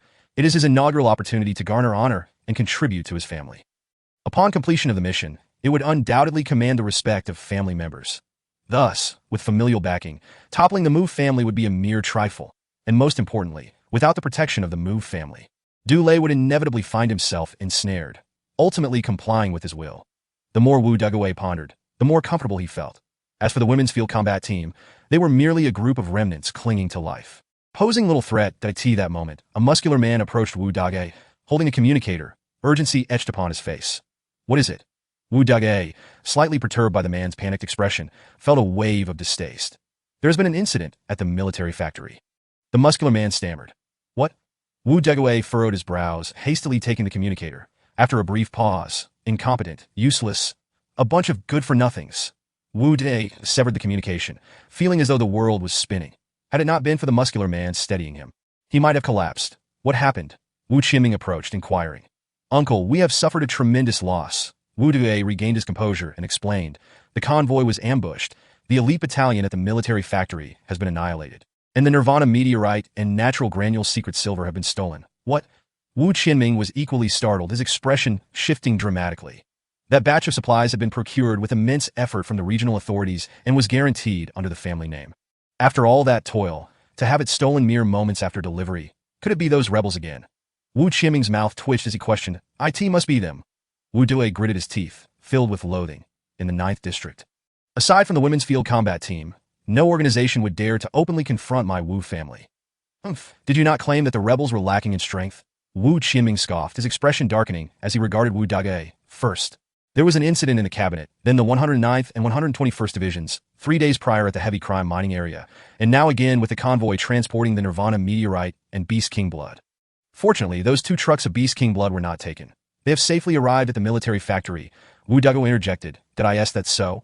That does mitigate some losses. Wu Qinming's tone softened, feeling slightly relieved. While that batch of Nirvana meteorite and natural granule secret silver was of considerable value, he believed he could find a way to acquire more. However, the Beast King blood was another matter entirely. It required an application to the blood bank of the regional authority, with numerous military-industrial groups in line. That it was uncertain when they would be able to obtain another batch. Presently, the Border Defense Military District's Beast King hunting ground had been reported to the regional authority, and an all-out assault was imminent. Most importantly, there were many schemers within the Wu family, and numerous eyes were watching. For the sake of Wu Dage, to prevent his sister-in-law from facing disdain, Wu Qinming had consistently shielded him. As a result, he had offended many within the family, with countless members eyeing his position as chairman with avarice. Thus, the mission at the hunting ground was of paramount importance. Should there be a failure at such a critical juncture, it would not only spell the end for Wu Dage within the family, but might also jeopardize Wu Qinming's position as cabinet chairman in the 8th District. The fact that the Beast King blood was not stolen was a stroke of luck. As for the Nirvana meteorite, I shall devise another plan. Wu Qinming's brows knitted tightly. Though his heart burned with fury, he endeavored to restrain himself. He knew that this was not the time for anger. They needed to resolve the pressing issues at hand. That detestable remnant dared to launch repeated assaults against the Wu family's power. They were courting death. I swear, I will eradicate them utterly, hanging their corpses upon the city walls. Wu Due seethed, his expression twisted with rage. Especially that little wretch. I shall see him flayed alive, his body torn asunder. And the Mu family, a scene of exuberance unfolded before them. Hurry, everyone, be swift. These are precious treasures. Pass me a box. And me. The transport vehicle halted beside Sky Number 1, as the female soldiers eagerly assisted in transporting the Nirvana meteorites and natural granules of secret silver.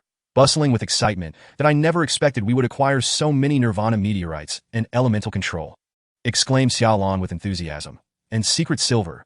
Just yesterday, I was fretting over running out, yet today we managed to secure 185 boxes.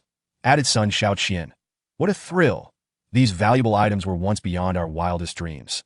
And now they come so easily. It all comes down to our captain's wise decisions. Indeed, we previously targeted the time beasts, reaping time as our spoils. Now that our combat focus has shifted, so too have our rewards. This clearly indicates that the Wu family is overflowing with wealth. In the future, we can simply seize what we lack. I quite like this method. It's exhilarating and utterly thrilling. Commanders such as Su Ning, Zhao Fei Feng, Ding Xiang, and Ni Miao Miao animatedly gestured and spoke, each brimming with excitement. Xiang took a drag from her cigarette, chuckling in disbelief. A bunch of little rascals. You really think of yourselves as bandits. Yet, her mood mirrored that of Su Ninger and the others. She too relished this form of robbery. 121 ml of elemental control. Our Women's Field Combat Regiment has essentially gained 121 new sets of intelligent battlesuits. How splendid, Ganting remarked, casting a glance at the distant Du Fei, reflecting, the captain truly cares for his sisters. He is indeed a treasure. More than a treasure. The sisters have become utterly dependent on him.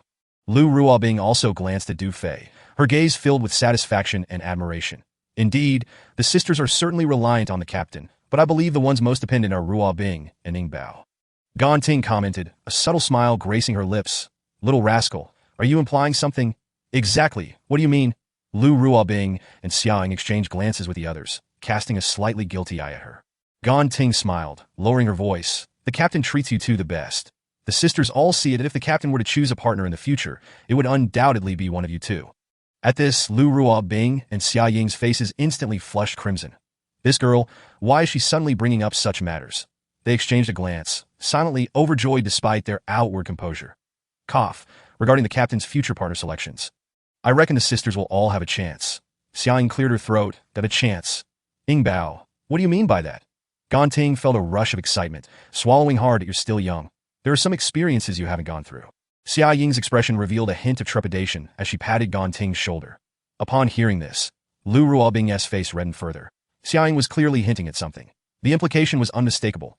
If the captain were to select only one or two partners. Who could bear it? Ding, Affinity 200. Ding, Affinity 200.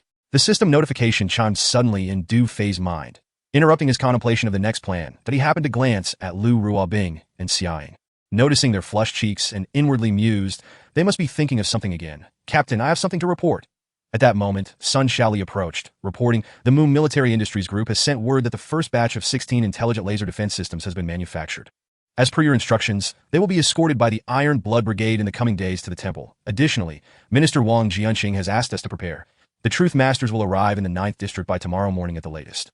Understood. Inform Minister Wang that he only needs to manage the various officials on his end. There is no need to worry about the rest. Yes, Sun Shaoli responded. Then continued, moreover, just now, the monitoring room intercepted a conversation between Wu Degay and the Wu family's 8th military factory. Would you like to go over? Du Fei nodded, waved to Lu Ruobing and the others, and headed directly to the monitoring room. Upon seeing this, Lu Ruobing and the other commanders followed closely behind. On the Eternal Warship, in the monitoring room, Du Fei soon entered with Lu Ruobing and the others.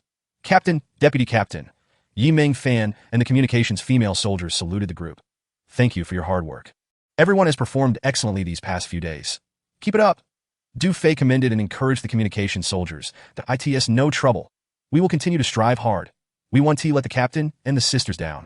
Receiving the captain's praise, Yi Ming Fan and the communication soldiers felt a surge of happiness. Captain, here is the recent interception of the conversation between Wu Degay and the 8th military factory. Yi Ming Fan said, opening a folder as an audio clip played. Wu Degay's furious voice filled the room. Soon, the call log concluded. Lu Ruobing furrowed her brows and immediately instructed the communication soldiers to access the Tianyan website. Indeed, in a prominent position, a news item was rapidly gaining traction. This news was the bounty announcement published by the 24th Army of the Fortress Military Division. TSK, Wu Degay really thinks highly of us. Our Women's Field Combat Regiment has become quite renowned across the district. 10 million hours. This is likely the highest bounty in the history of the 9th District. It seems we need to give Qin Ming Han and the others a heads up. They must be cautious from now on. Indeed, there are too many factions and armed organizations eager to profit, especially with such a staggering bounty. Lu Ruobing, Xiaoying, Xiaolan, and others nodded in agreement. Captain, I have a question. Wai Yiming Fan looked at Du Fei and asked, if the Wu family's 8th military factory is transporting the discarded Beast King blood back, can they really produce meteorite ammunition? Before Du Fei could respond, Sun Shaoqian laughed. Without elemental control, what can they possibly produce? I see. Yi Ming Fan's expression brightened. The Border Defense Military Division is likely waiting for the Wu family's factory to deliver. This will certainly be entertaining. Du Fei smiled without speaking. Lu Ruobing and the other commanders looked at Du Fei, their admiration genuine. Wu Degay was likely to be in for a rough time. Captain, from what Wu Degay indicated, there will be more Nirvana meteorites sent to the Wu family's 8th military factory. Should we? Xia Ying's sentence trailed off, as Gan Ting's eyes sparkled with greed. We should continue to seize.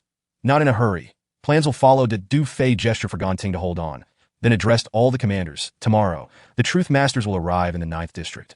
Let us focus on this matter first. Afterward, he instructed Yi Ming Fan, from now on, in addition to monitoring the Wu family's influence and protecting Qin Ming Han and the others, keep a close watch on the situation along the regional borders. Understood, Captain, Yi Ming Fan replied. Then, in light of the Truth Master's arrival, Du Fei began assigning tasks to the other commanders. Sun Shaoqian, Talia, here. Tomorrow, set aside your current tasks. Once the Truth Masters enter the 9th District border, I will need you both to accompany me on a mission. Yes, Sun Xiaoqian and Talia exchanged excited glances. Ding Xiang.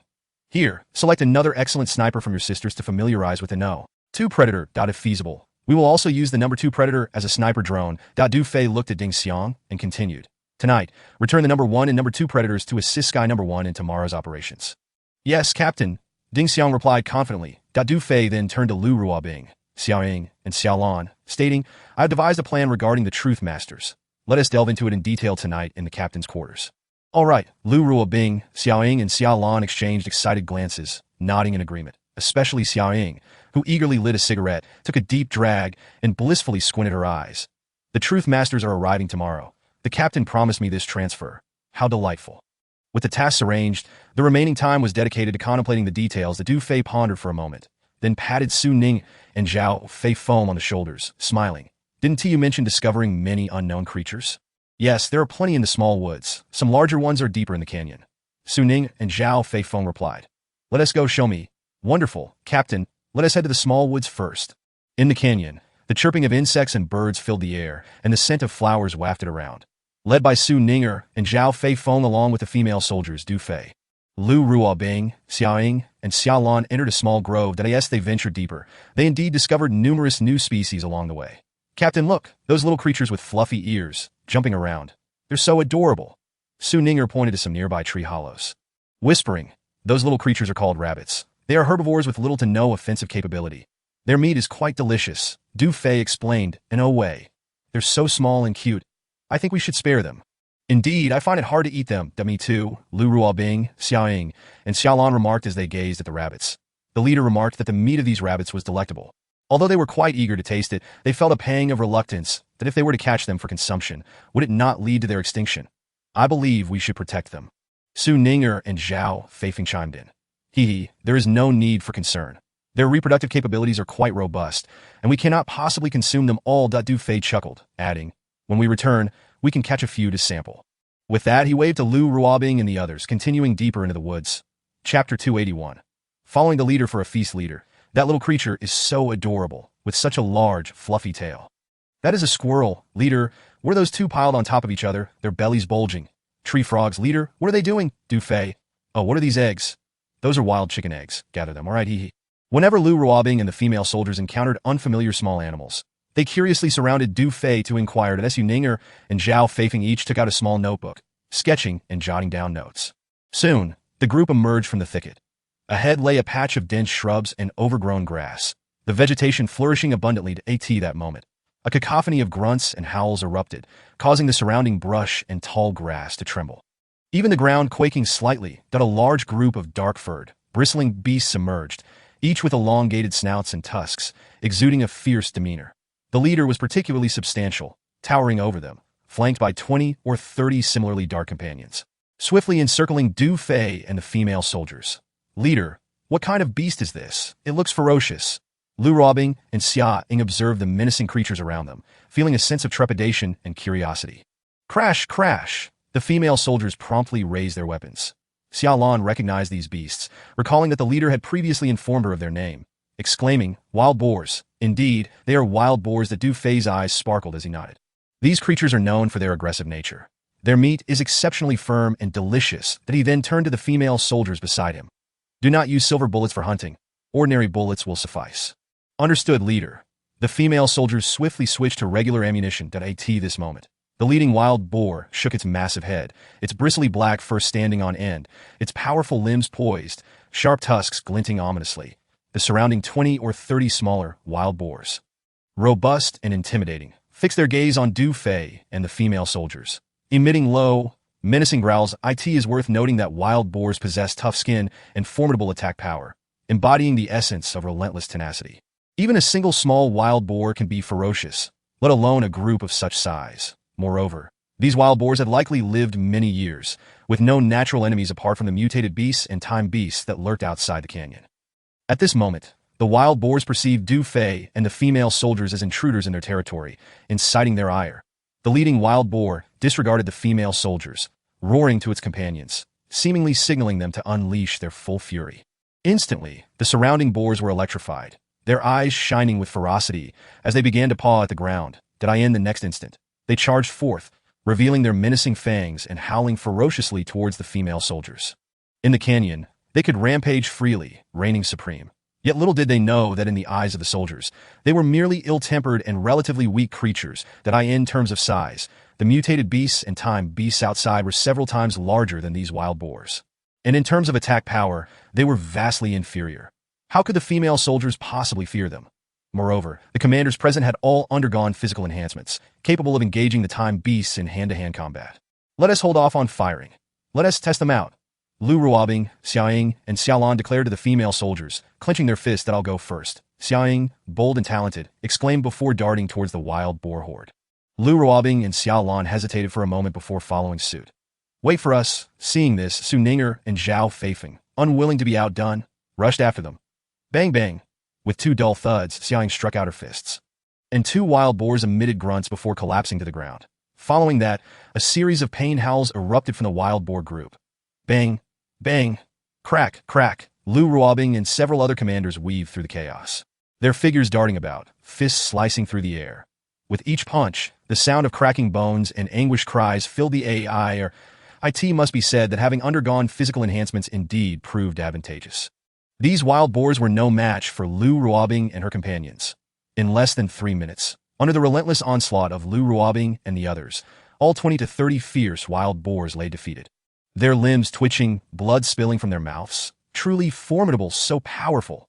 The physical enhancements are astonishing. I'm so envy upon your arrival. You may seek out an administrator named Hussein. Very well, let us keep in touch. Meanwhile, an event of significance is unfolding within the confines of the Revival City that in the office of the management department at Outpost 83, a corpulent middle-aged man sat with his legs crossed, a cigar clamped between his teeth, listening intently to a report from a guard. Director, as per your instructions, Hussein and his band of miners have all been apprehended. None have escaped, reported the guard. Ha ha ha, splendid. Well done. The middle-aged man laughed heartily, his eyes narrowing into slits as he mused aloud. The new district chief will be arriving shortly. This shall count as a remarkable achievement on my part.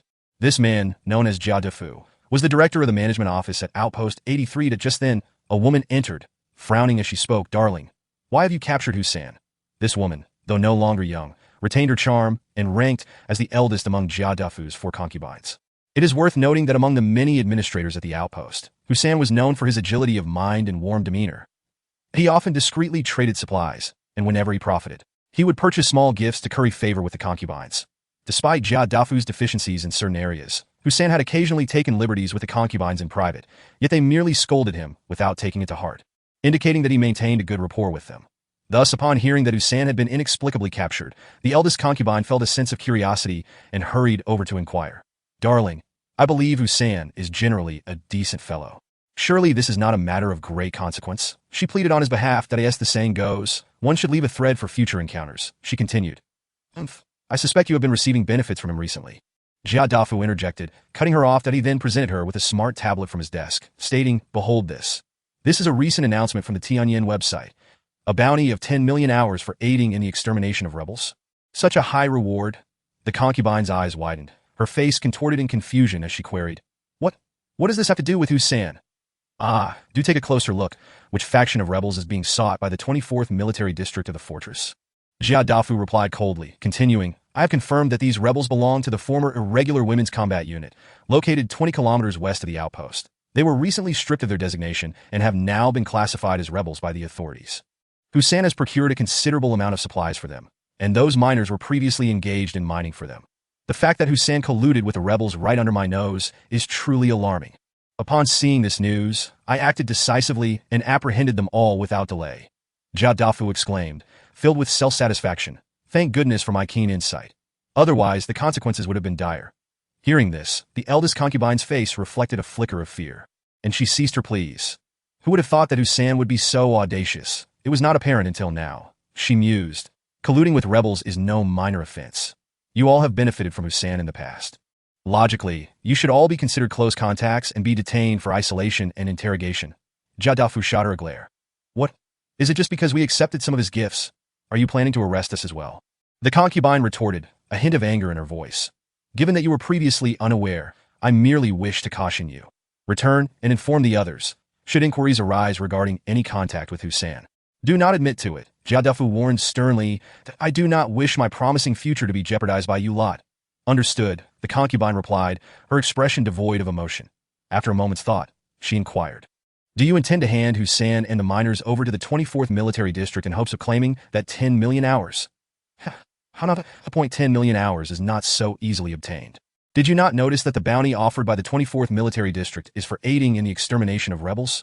Jia Defu sneered, then added, Husan and the miners merely colluded with the rebels. Even if I were to hand them over to the 24th Military District, it is uncertain whether a reward would be forthcoming. And no reward. Then what do you plan to do with Husan and the others? The eldest concubine, feeling perplexed by Jia Defu's relaxed demeanor, pressed for clarification. To be frank, there have been some shifts in higher-level positions recently. The previous district chief has been removed, and a new district chief is being parachuted in.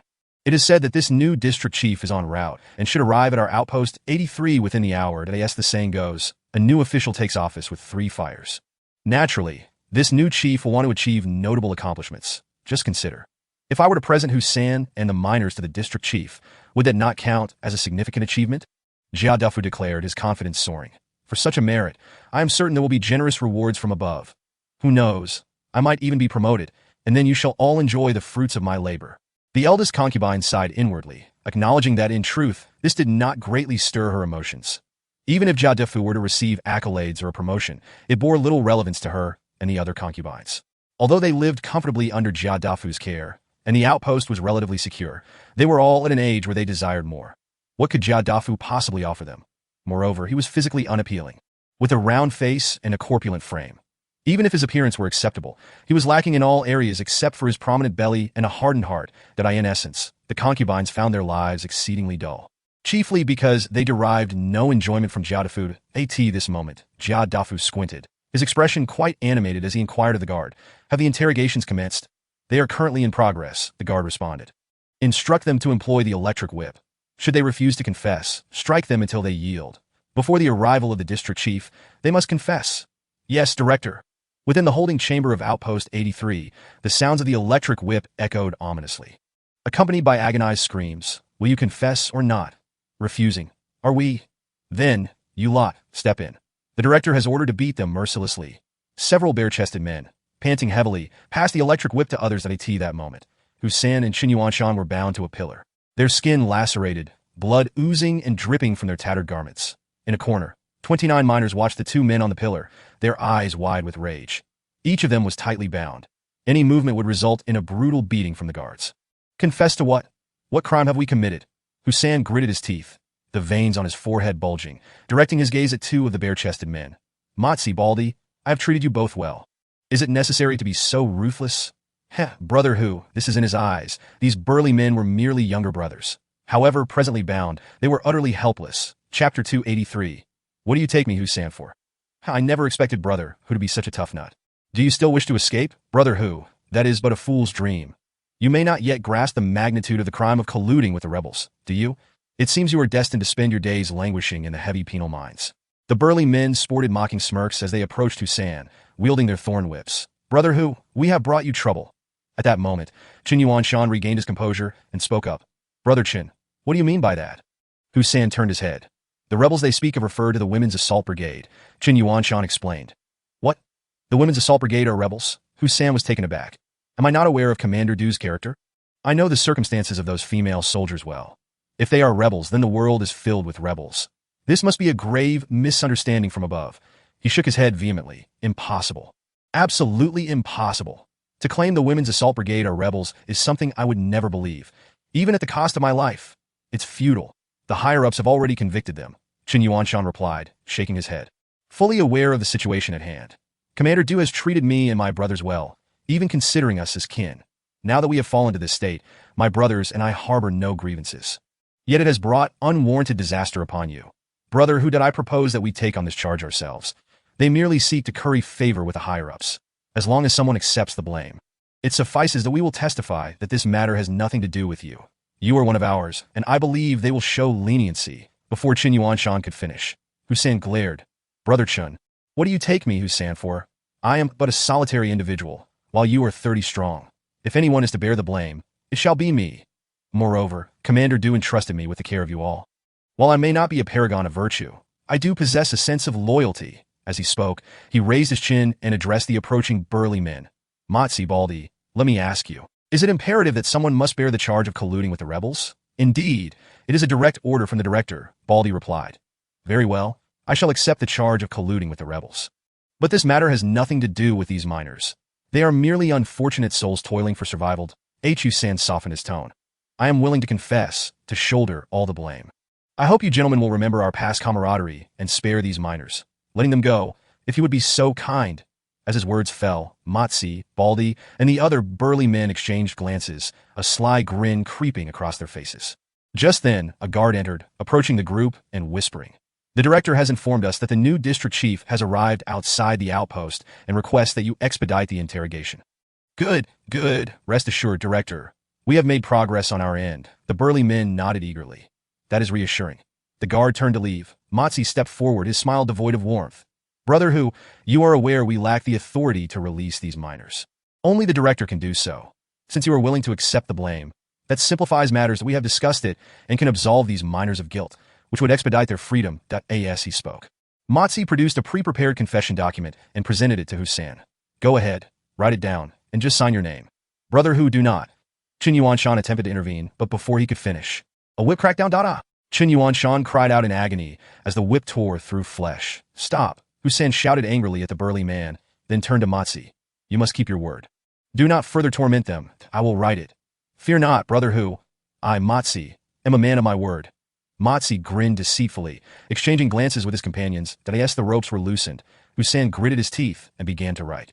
Before long, the confession was complete, and after signing his name, Hu-san was bound once more. The next moment, haha, go inform the director that Hu-san has confessed. Matsi laughed triumphantly, then turned his attention to Qin Yuanshan and the miners. His expression shifting. Now it's your turn. All of you better write a confession as well. Matsi, what do you mean? Hu-san shot up, roaring. How can you still consider yourself human? You are nothing but a beast. Crack, another whip lashed out? Ah, Hu-san screamed, gritting his teeth in pain. Chapter 284. The arrival of Chun Chingahe. What credibility can you speak of with someone as good as dead? Huh? Matsi, Baldi, and the other burly men erupted into laughter. I curse your very existence. Hu-san's forehead throbbed, veins bulging as he ground his teeth in fury, wishing to break free and exact vengeance upon these scoundrels. Qin Yuanshan and the miners shared in this deep-seated rage, their eyes reflecting helplessness and despair. Meanwhile, outside Outpost 83, the wheels rolled and dust billowed. Boom, boom, boom.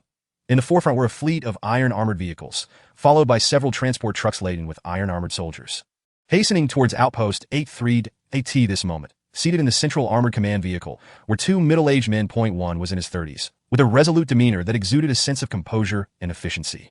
He was none other than the newly appointed commander of the Imperial Guard, Su Zhong. The other man appeared to be in his 40s, with a somewhat gaunt face, giving off an air of calmness intertwined with refinement.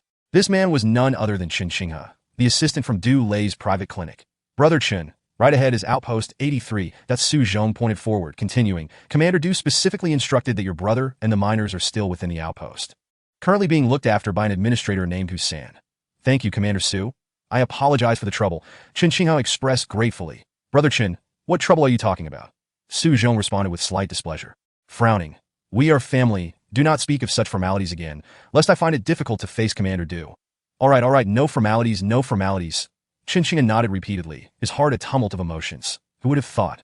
As a mere surgical assistant in a clinic, he would find himself in the city defense department as an official in his lifetime. Even more astonishing was that, after so many years, he still had the chance to reunite with his brother. Ever since he had been summoned by the Minister of the Supervisory Department, Wang Jianqing, and after a confidential discussion, it felt as though he had been dreaming. One could only say, Du Fei was truly remarkable. In just a few short months since leaving Rejuvenation City, he managed to orchestrate such a monumental upheaval. Grateful to Brother Lei for not forgetting his life-and-death brother, Chen Qinghe was filled with mixed emotions. The 9th District had undergone a transformation. Now that he had been entrusted with such a significant responsibility, he was determined to contribute his utmost for Du Fei, even at the cost of his own life. Soon, the armored convoy approached Outpost 83. On the walls, a team of guards, binoculars in hand, stood frozen in shock. What am I seeing? My goodness, a complete fleet of iron equipment. That is the Imperial Guard. Could it be? The Imperial Guard holds such high status, and they are coming to our little outpost. What are you all standing around for? Quickly, open the gates. Hurry, let us move. the guards at Outpost 83, flustered, scrambled to open the main gate. Salute! The guard stood at attention, saluting the Imperial Guard with precision. The next moment, boom, boom, boom. The convoy of iron-armored vehicles and transport trucks filled with iron-armored soldiers surged through the gates of Outpost 83, heading directly towards the administrative office. At the administrative office, the scene to welcome the new district chief had been meticulously arranged to make the welcoming ceremony more grandiose. Jia Defu had specifically instructed a few concubines to stand by the side. Clad in sheer skirts adorned with images of airplanes, artillery, and tanks, they appeared both fashionable and alluring. With everything in place, Jia Defu, accompanied by over 20 administrators, stood respectfully awaiting. Chapter 285. A reunion of brothers at this moment. The fleet of iron-armored troops slowly approached. Hiss, the Imperial Guard. Could it be? What is the identity of this new district chief? To be escorted by the Imperial Guard. Jia Defu and the other administrators gaped in astonishment. One must understand that when the previous district chief made inspections, they were typically accompanied by the ordinary guard of Rejuvenation City. Even that was quite impressive.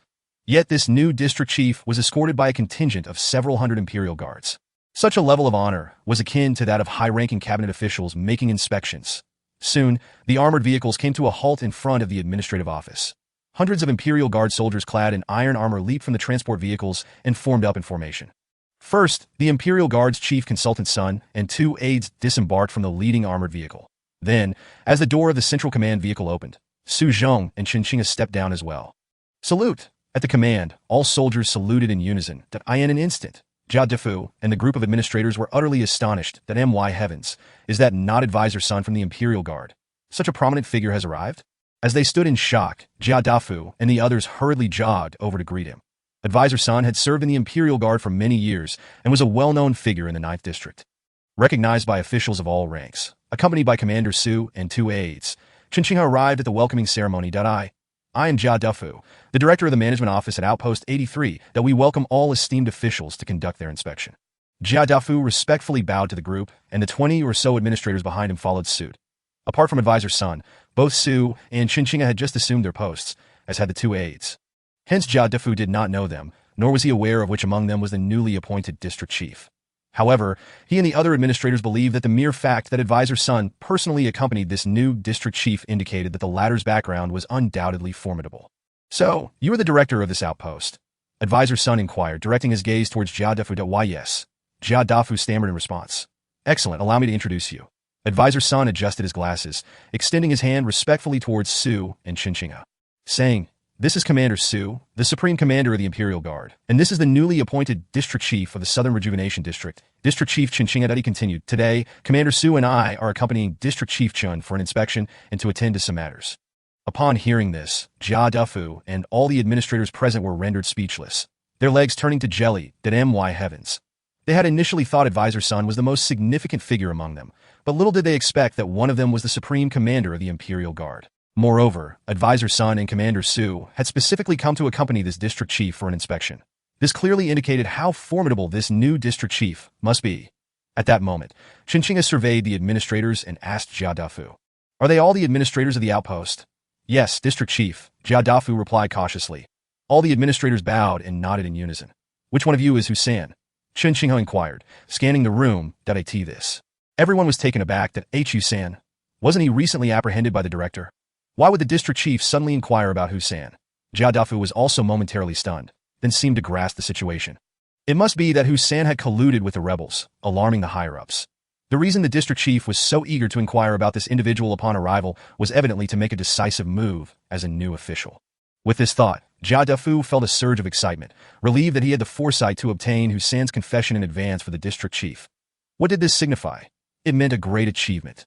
In that instant, he envisioned a grand door inscribed with the words "Brilliant Future" swinging open, allowing him to ascend to greatness. Meanwhile, Qinchinga noticed that all the administrators were exchanging blank stares.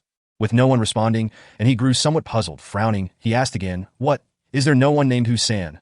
Jia Defu hurriedly replied, Yes, there is such a person, but I have already captured him. What? Qinchinga was taken aback. Looking at Jia Defu, You have captured Husan? Su Zhong, Advisor Sun, and the 2 aides also turned their attention to Jia Defu, their brows furrowing in unison. Yes, District Chief, he affirmed, seeing the unusual expressions on the faces of the esteemed officials present. Jia Defu felt a surge of joy and continued, Husan has colluded with the rebels, committing crimes against humanity and the Federation. After interrogation, he has already confessed. Saying this, he took a confession document from the guard and respectfully handed it to Qin Xinghe. Furrowing his brow, Qin Xinghe accepted the confession, while Su Zhong and advisor Sun hurriedly leaned in to take a glance. "Where is Husan now?" Su Zhong asked in a low voice, in response to the commander. "Husan is being held in the outpost detention room, along with a group of miners who are his accomplices that we are currently interrogating them," Jia Dafu answered, bowing with a sycophantic demeanor, then added proudly. "Rest assured, esteemed officials, those lowly peasants should soon confess." Upon hearing this, Qin Xinghe, Su Zhong, advisor Sun, and the two aides were all taken aback. "Vice Commander Liu, Vice Commander Zhao, yes, hurry to the detention room and bring everyone over," advisor Sun commanded immediately. "Understood." The two aides responded, signaling to a unit of the Imperial Guard. "Third Company, come with us." In the next moment, the two aides led a squad of Imperial Guards, swiftly boarding vehicles. Vroom, vroom, vroom. Several transport vehicles roared to life, tires screeching against the ground, speeding towards the outpost detention room. At this moment, all the administrators present watched the rapidly disappearing convoy with confusion, unable to comprehend the intentions of these esteemed officials. Jia Defu, too, was somewhat bewildered, wondering if the officials intended to bring Husan and the others over for an on-site interrogation. After pondering, Jia Defu forced a smile reminiscent of a blooming chrysanthemum and bowed, saying, "Esteemed officials, there is no need to trouble the Imperial Guard, that if you wish to interrogate those lowly peasants on site, just give the order, and I can send someone to bring them." "Silence," advisor Sun rebuked sharply. Glaring at him, Jia Defu broke out in a cold sweat, hastily retreating to the side. Instantly, the atmosphere turned silent, with the sound of a pin drop audible. All the administrators and the accompanying ladies dared not breathe a word. They could not fathom why advisor Sun had suddenly lost his temper at Jia Defu. Furthermore, the expressions of the district chief and Commander Su appeared quite grim, which was somewhat intimidating. Jia Defu cautiously wiped the sweat from his brow, feeling somewhat dazed. What was happening? It seemed he had not done anything wrong. Where had things gone awry? Approximately 10 minutes later, vroom, vroom, vroom, the transport vehicles returned. Qin Xinghe, Su Zhong, and advisor Sun turned their gazes towards them. Involuntarily narrowing their eyes, from a distance, they could see that one of the transport vehicles was filled with miners, their clothes tattered, and their bodies covered in blood. Soon, the vehicles came to a halt. Soldiers helped the miners down one by one. Report, everyone from the detention room has been brought over, including several interrogators. Two aides ran forward and reported, "Is everyone unharmed?" Su Zhong inquired. "Fortunately, we arrived in time. Those miners were being subjected to severe torture, but they are currently out of danger," Vice Commander Liu responded. Su Zhong and advisor Sun exchanged glances, both feeling relieved. Meanwhile, Qin Xinghe's face grew taut as he searched among the miners with a look of urgency. Soon, a weathered face came into view, and he trembled. Chen Yuanshan. Among the miners, Chen Yuanshan lifted his head, first stunned, then his eyes widened. "Brother!" In the next moment, Qin Xinghe hurried over, supporting Chen Yuanshan as he examined the numerous wounds adorning his brother's body. In an instant, tears blurred Qin Xinghe's vision as his lips quivered. "Yuanshan, you have suffered. Brother, it really is you to what happened." Chen Yuanshan stammered in excitement. He first glanced at the fully armed Imperial Guards around him, then at Qin Xinghe, feeling as though he were in a dream. "Yuanshan, with your brother here, everything will be all right. Everything will be all right." Qin Xinghe reassured, patting the back of his brother's hand, that he then slowly turned around. His expression suddenly turning cold, a flicker of murderous intent erupting beneath his cultured and refined exterior. He scanned all the administrators present, ultimately fixing his gaze on Jia Defu. In that moment, silence enveloped the scene. All the administrators felt as though they had been struck by lightning, collectively petrified. What a shocking revelation.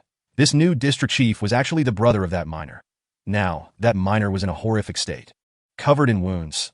This was a direct result of Director Jia Defu's orders. It was over. This time, Director Jia was surely doomed. As the administrators were reeling from the shock, they instinctively turned their gazes towards Jia Defu. "Oh no!" Jia Defu's face turned pale, beads of sweat forming on his forehead, feeling as though he had plunged into an ice-cold abyss, his blood running cold. This was far too sudden. The new district chief is the brother of that miner. Who could have anticipated such a twist? He had initially thought that interrogating those miners would be a significant achievement, but who could have foreseen such a calamity? Now, having offended the district chief, what could be done? "District chief, it's a misunderstanding, a complete misunderstanding." Jia Defu trembled, slapping himself twice in a fit of panic, and continued, "It's all my fault for being blind and not recognizing that this miner." "Oh no, this gentleman is your brother." As he spoke, he pointed to several burly men who had been brought over by the Imperial Guards, explaining, "District chief, this misunderstanding was caused by these subordinates of mine. I will ensure they face severe punishment. Upon hearing this, the previously bewildered, burly men finally came to their senses. Thud thud. The bloodied whips they wielded fell to the ground, and they lost all their former ferocity, their legs turning to jelly. Upon hearing Jia Defu's words, they all became exceedingly terrified while simultaneously feeling a surge of indignation. Director, we cannot be blamed for this. Wasn't all of this ordered by you? Indeed, we are merely executing orders. Before the few bare-chested men could finish their words, Jia Defu shot them a fierce glare. Shut your mouths. He then feigned a pitiful expression and bowed to Qin Qinghe, saying, District Chief, it is now evident that your brother and those miners have been wronged. This entire situation is a result of my negligence that I beseech your forgiveness. I swear my loyalty to the Federation and to you is unwavering. However, Husan is indeed colluding with the rebels. The evidence is irrefutable, and I leave his fate in your hands. Jia Defu pointed at the injured Husan among the crowd, and after speaking, he secretly observed Qin Qinghe's expression, thinking that perhaps Husan's collusion with the rebels would serve as a means to atone for his sins. Qin Qinghe ignored Jia Defu and, with a stern face, walked towards the crowd, stopping in front of Husan. Brother, Husan is innocent. Please do not make things difficult for him. The reason he wrote a confession was to save us. Qin Yuanshan hurriedly stepped forward and recounted how they had been subjected to severe torture in the detention room, and how Husan had taken the blame for the miners, among other occurrences. After listening, Qin Qinghe took a deep breath. He patted Husan's shoulder and, filled with gratitude, said, Thank you for taking care of my brother and the others. You have suffered. No, it was nothing. Husan stammered, flustered in the presence of such a high-ranking official. Qin Qinghe smiled at him, turned around, and nodded at Su Zhong and Advisor Sun the next moment. Bring them in, Advisor Sun commanded without hesitation, gesturing. Arrest this management office's director, Jia Defu, and those few assailants, and take them to the detention room. Yes, a squad of soldiers swiftly sprang into action, immediately apprehending Jia Defu and the few bare-chested men. Jia Defu shouted in terror, My lord, this is a misunderstanding. It's all a mistake. Crack. A soldier swung the butt of his rifle and struck Jia Defu on the forehead, knocking him unconscious on the spot. Two soldiers then dragged him away, tossing him onto the transport vehicle. The other bare-chested men were utterly terrified that we are innocent. My lord, we are wronged, among them. One with pockmarks and a bald man shouted their innocence. Before they could utter another word, two soldiers swung their rifles at their mouths. Crack, crack. With their front teeth shattered, the pockmarked man and the bald man were left bleeding profusely, their voices silenced. The remaining bare-chested men, initially ready to protest, quickly fell silent upon witnessing the soldiers' brutality, obediently boarding the vehicle. As the soldiers barked commands, the few bare-chested men were soon loaded onto the transport vehicle. Vroom vroom. The vehicle roared to life, heading back towards the detention room of the base. Chapter 286. Surviving great calamities brings great fortunes with Jia Defu, the director of the management office at Base 83, and the few bare-chested interrogators taken away. All the administrators present felt a chill run down their spines, trembling in fear, afraid to utter a sound. That it was clear that Jia Defu was finished. It was no joke. The newly appointed district chief held authority over the 4 bases in the southern part of Revival City and had the power to appoint or dismiss all management office directors. Jia Defu's fate was seen as entirely normal in the eyes of all administrators. That high-ranking officials of the Federation often wielded immense power, capable of dismissing subordinates without reason, merely based on their mood.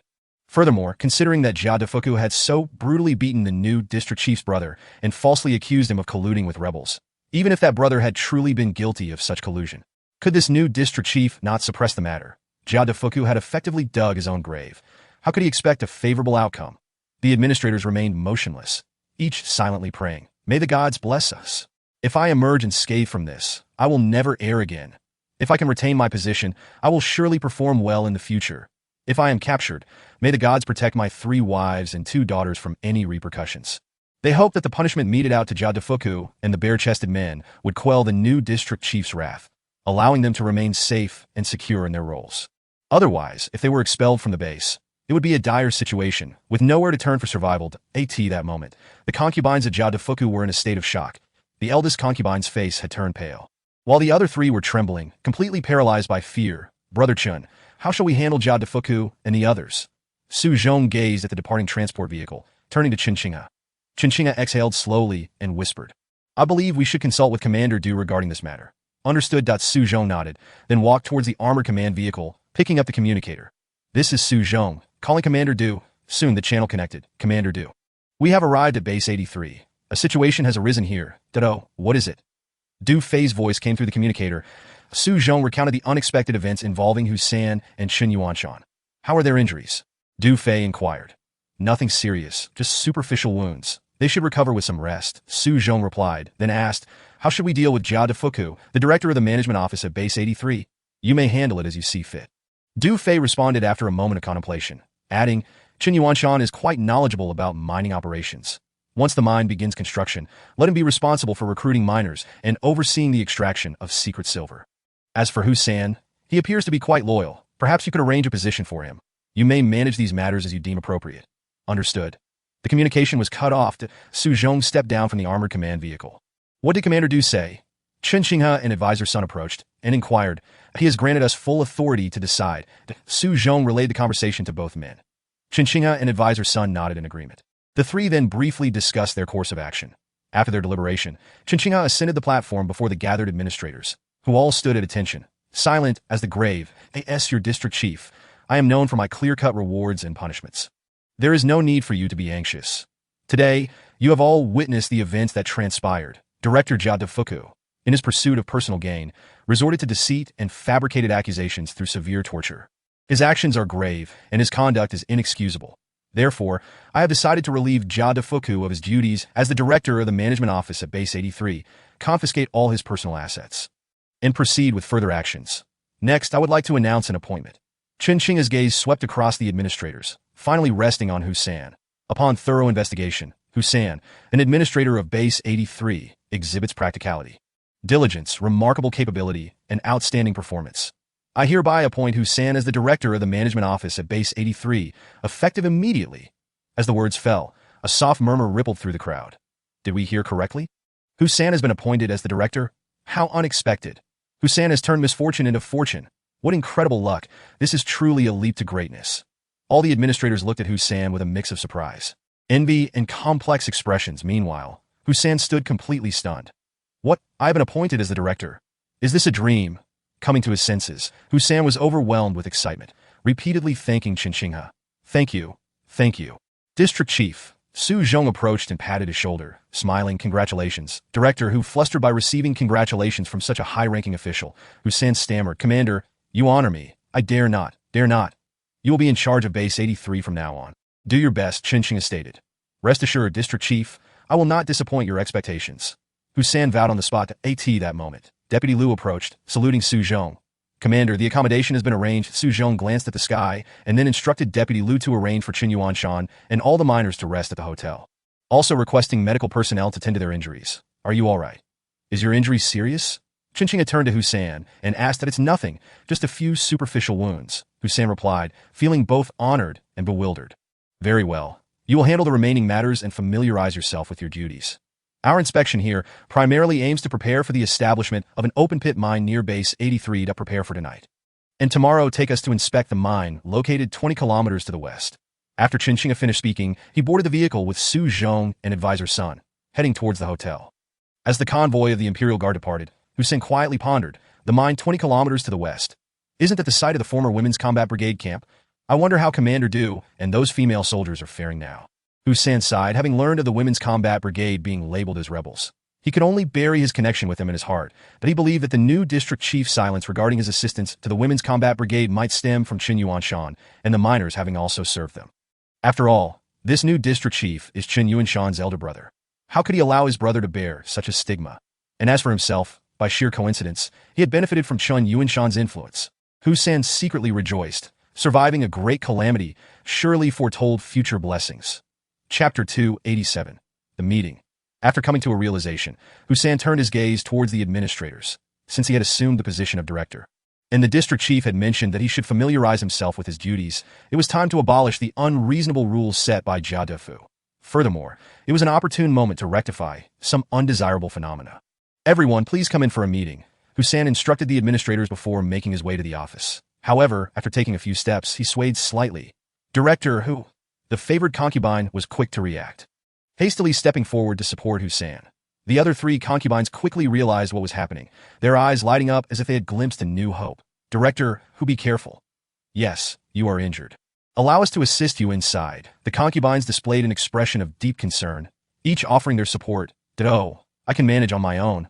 Despite his protests, the fragrant breeze enveloped him, causing Hu San's heart to flutter. He then spoke with a serious demeanor. Let go, everyone, and maintain some decorum. Nevertheless, he was still assisted into the office by the concubines. The office of the management department was quite spacious, divided into two sections. The outer area for meetings and work, and the inner area serving as the director's lounge. Once seated, Hussein maintained a stern expression. However, he did not overly reprimand the concubines, as their relationship had always been amicable that it's nearly dark. And I have a meeting to conduct, so you may wait in the lounge for now, he instructed, pointing towards the lounge. I will address your matters after the meeting concludes. The concubines exchanged glances, their hearts filled with apprehension, but they obediently retreated to the lounge. That moment, the administrators gradually entered, taking their usual seats around the conference table. They awaited the new director's directives, some of them fidgeting nervously. Their faces paling, the administrators whispered among themselves. Hussein surveyed the room and spoke up. It appears everyone is present, so let us proceed with a brief meeting. To be honest, I never anticipated becoming the director. This is due entirely to the district chief's recognition. Now that I occupy this position, it is only fitting that I serve selflessly and honor the district chief's trust, he continued. All of you are my colleagues, and I am well acquainted with each of you. I am fully aware of your strengths and weaknesses. The saying goes, a new official should ignite 3 fires. Therefore, I shall forego pleasantries and announce 2 matters of importance. First, all unreasonable regulations established by Jiadafu are hereby abolished. Second, we will rigorously address certain undesirable behaviors, with severe cases resulting in expulsion from the base.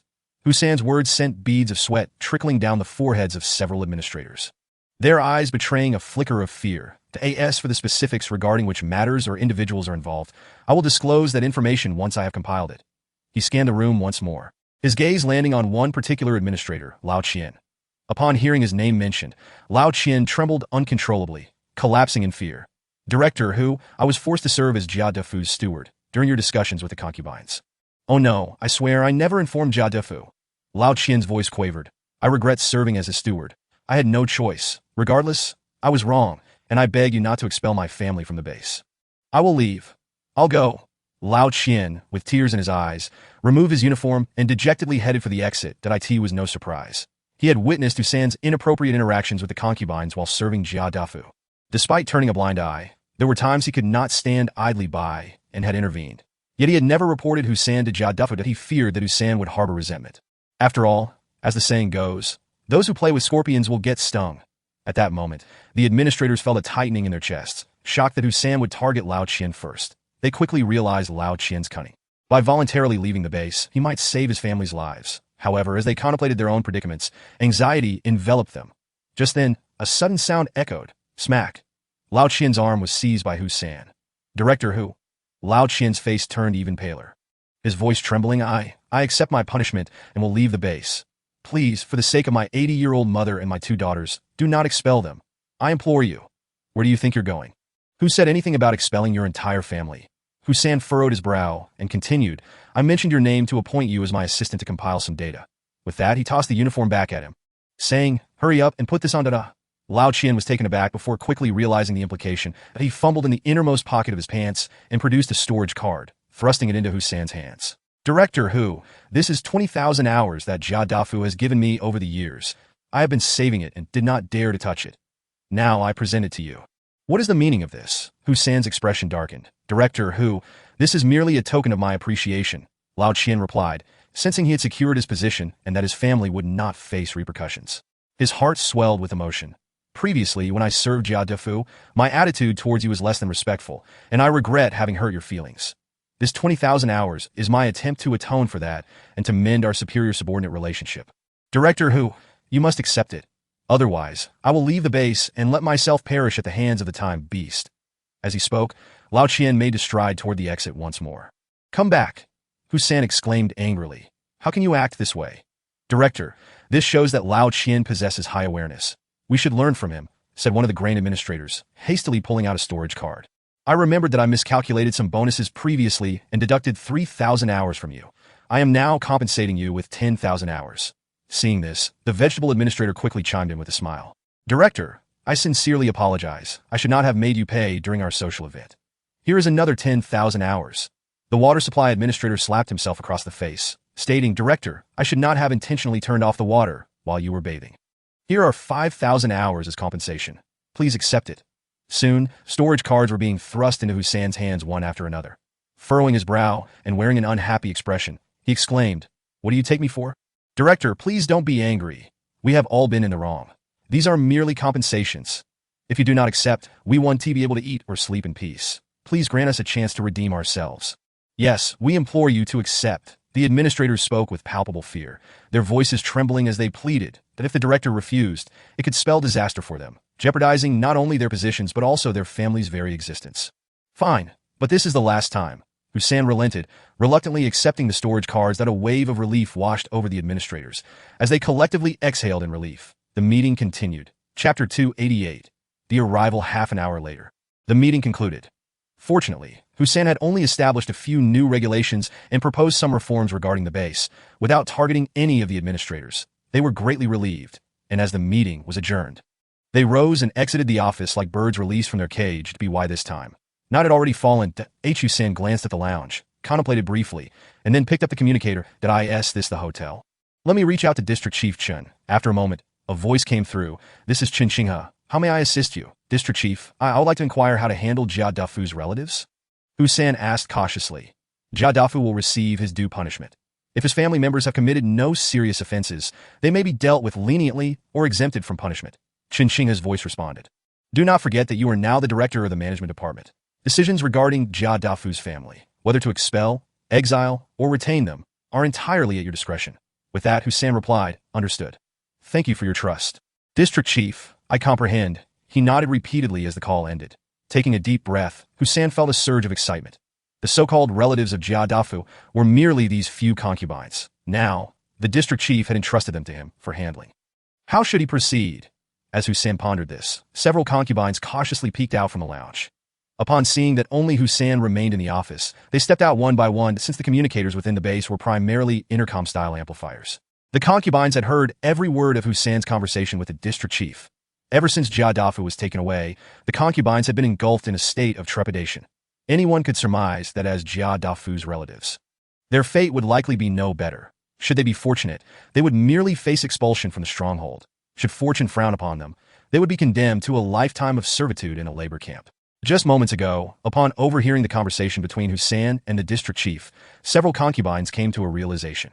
Their fates now rested firmly in Hussein's hands, with life and death hinging entirely on his decisions.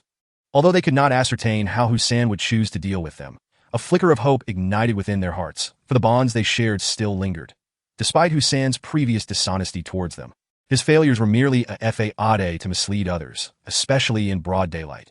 Furthermore, they had subtly suggested evening strolls in the small grove, yet it was Hussein's lack of courage that thwarted any potential rendezvous. "Director Hu, have you concluded your meeting?" The concubines approached cautiously, their demeanor exuding utmost respect. Hussein grunted lightly, clutching his wound and inhaling sharply. Having just been appointed as director, he had previously been consumed by excitement. But now, as his emotions settled, the pain surged forth. "Oh dear. Director Hu, your wound is still bleeding." The eldest concubine, quick-witted, gestured toward the inner cabinet. Quickly, Lao San, fetch the first aid kit. Let us tend to Director Hu's injury. All right, the third concubine responded nimbly, scurrying to retrieve the medical supplies. "Director Hu, allow us to treat your wound." "Lean in this direction, yes, just like that. Those despicable scoundrels, how could they inflict such harm upon Director Hu?" Indeed, witnessing so many injuries is truly disheartening. Fortunately, none seemed to have struck vital areas. The concubines diligently bandaged Hussein's wounds. The Hussein, rendered speechless, found his head resting amidst their soft, fragrant presence. Alas, human hearts are tender. Perhaps it was best to keep them around for observation. Should any of them prove disobedient in the future, they could be cast out to feed the beasts. As night descended, a squad of soldiers emerged from the detention room, bearing several corpses, unmistakably those of Jia Dafu and his hulking companions. The commander ordered their disposal into the ravine. Understood. Booming sounds echoed as transport vehicles departed the stronghold, en route to a nearby gorge. It is essential to note that Su Zhong was not a man of mercy. He was acutely aware that it was often the insignificant who perpetrated the worst deeds, that he would not allow anyone to disrupt Commander Du's plans. Not even the minor players, since Commander Du had granted him authority. He would handle matters in his own way. It was a night devoid of slumber. At T Stronghold 83, an unprecedented tension blanketed the atmosphere. Despite the deepening night, all administrators found themselves restless, repeatedly jolted awake from nightmares. Likewise, Hussein remained sleepless, his wounds reopening time and again. The following morning, at the Women's Field Combat Brigade, in the Canyon Base, Inside the monitoring room of the Eternal Warship, a female communications officer fixed her gaze on the screen, her eyes narrowing slightly. Report. An unidentified device is poised to enter Zone 9 from the direction of the greater area, and it has automatically connected to our network. Track it continuously and maintain close surveillance. Yimeng fans swiftly switched multiple feeds from the 6th district border to the main screen. Before long, one of the feeds displayed a small black dot. A fighter jet? Could it be a truth speaker from the greater area? Yimeng fan felt a surge of excitement, promptly reporting through her earpiece. Commander, a Vulture fighter jet has appeared in the airspace bordering Bayhan City and Zone 6. And it is heading toward Zone 9. In the open area of the canyon, within the Sky Dome 1 cabin, Du Fei, Talia, Sun Qianqian, and several female communications officers were already prepared for action. It has arrived. Du Fei smiled calmly, issuing orders to the commanders via his earpiece. Proceed as planned. Understood, Commander. Predators 1 and 2, prepare for action. All crew members, stand by. In the command vehicle, the commanders, including Lu Ruobing, sprang into action. Activate signal tracking and head toward the Bayhan City and Zone 6 border. Yes. Sun Qianqian responded, in the next moment. With a whoosh, the Sky Dome 1 ascended slowly, and in an instant, vanished into the clouds. Chapter 289. Lure in the airspace at the border of Zone 6 and Bayhan City, a new model Vulture fighter jet soared through the clouds at approximately 900 kilometers per hour. Inside the rest cabin, a woman clad in a black robe sat on a sofa, eyes closed in meditation. Surrounding her were 12 burly male attendants, all equipped with meteorite weaponry, each exuding an aura of formidable prowess. This black-robed woman was a member of the conservative faction within the Qiling organization, a truth speaker nurtured by the Knight family of the greater area's time-space city. Among the 4 sisters of wind, rain, thunder, and lightning, she was the 4th, known as the Electra Princess. Report, my lady, we have now entered Zone 9, and we anticipate reaching Revival City in approximately 4 hours. A crew member approached, bowing to deliver the news. The Electra Princess replied, barely lifting her eyelids, dismissively waving her hand at the crew member. The time-space city was nearly 30,000 kilometers from Zone 9, spanning over 20 autonomous regions. Although the new model Vulture fighter jet had undergone modifications, it still relied on reactive material for power, with a maximum cruising speed of merely 1,100 kilometers per hour, less than Mach 1, having departed from the time-space city for a full day and night. The Electra Princess was utterly bored in her eyes. Zone 9 was a desolate wasteland, akin to a slum. Were it not for the desire to gain favor before the ruling official, Yi Long, she would have no inclination to venture into such a forsaken place. Beep! Beep! Suddenly, a suspicious marker appeared on the radar screen in the cockpit. What is that? It isn't an invisible winged beast. It appears to be an aircraft. Right in front of us, in the cockpit, the crew members furrowed their brows and peered ahead. Soon, through the cockpit windshield, their eyes widened in astonishment as they spotted a Vulture fighter jet, markedly distinct in appearance, flying at a similar speed just ahead of them. Report, my lady, we have detected an anomaly ahead. A crew member swiftly grabbed the communicator to report. Approximately 1,000 meters ahead, we have identified a first-generation Vulture fighter jet. First-generation Vulture fighter jet? The Electra Princess opened her eyes, a slight frown forming on her brow. While encountering a Vulture fighter jet in Time-Space City or in foreign territories would not be surprising, how could such a wretched place possess a Vulture fighter jet, and a first-generation one at that? In the next moment, a realization struck her. According to reports from the Zone 9 Monitoring Department, the ruling official's daughter, Yi Huanxiao, had been abducted along with her aircraft by rebel forces at that time. Yi Huanxiao was aboard a first-generation Vulture fighter jet. Could this be the lady's aircraft? Instantly, she felt invigorated and promptly made her way to the cockpit. Lady, look. That is indeed the first-generation fighter jet. Upon the Electra Princess entering the cockpit, a crew member pointed forward. The Electra Princess focused her gaze, her pupils constricting sharply. Was that not the lady's aircraft? This Vulture fighter jet's design was distinct from other first-generation models, having been awarded to the Knight family by the Elder Council as a recognition of their formidable achievements and unmatched honor, although it appeared to have been recently repainted with a layer of metallic paint. The Electra Princess recognized it immediately. Lady, it seems to be preparing to descend. A crew member noted, quickly pursue it. Do not let it escape. A glimmer of excitement ignited in the Electra Princess's eyes. Who would have thought that upon entering Zone 9, she would stumble upon the lady's aircraft? Yes, the crew members responded, accelerating to chase after it. Within Sky Dome 1, the cabin was abuzz with activity.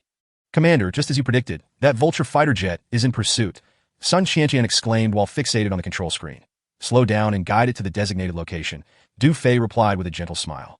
Understood, Commander. Sun Qianqian nodded, reducing speed and beginning to descend toward a remote mountainous area near Bayhan City. Whoosh, whoosh, amidst the clouds, Sky Dome 1 glided leisurely ahead, while a new model Vulture fighter jet trailed closely behind. It should be noted that the pursuing Vulture fighter jet's maximum speed was less than Mach 1, whereas Sky Dome 1, with its modified power system utilizing 6 energy crystal power slots, maintained a normal cruising speed of 2.75 Mach, equivalent to over 3,300 km per hour, with a maximum cruising speed reaching 3.6 Mach. Thus, in terms of power, Sky Dome 1 could easily distance itself from the new model Vulture fighter jet by several streets. At that moment, the new model Vulture fighter jet's engine was belching blue flames as it operated at full throttle, yet it remained unable to catch up to the Sky Dome 1 ahead. Soon, Sky Dome 1 descended sharply, revealing a landscape of undulating mountains and steep peaks below. As it flew at low altitude, rocks and dense forests rushed past. The new model Vulture fighter jet closely followed, refusing to relent. Suddenly, Sky Dome 1 slowed down again, descending straight into a mountainous area. My lady, the first-generation Vulture fighter jet has landed in the valley below and has vanished from the radar screen. A crew member reported, puzzled. Pursue it and conduct a search, the Electric Princess commanded. Yes.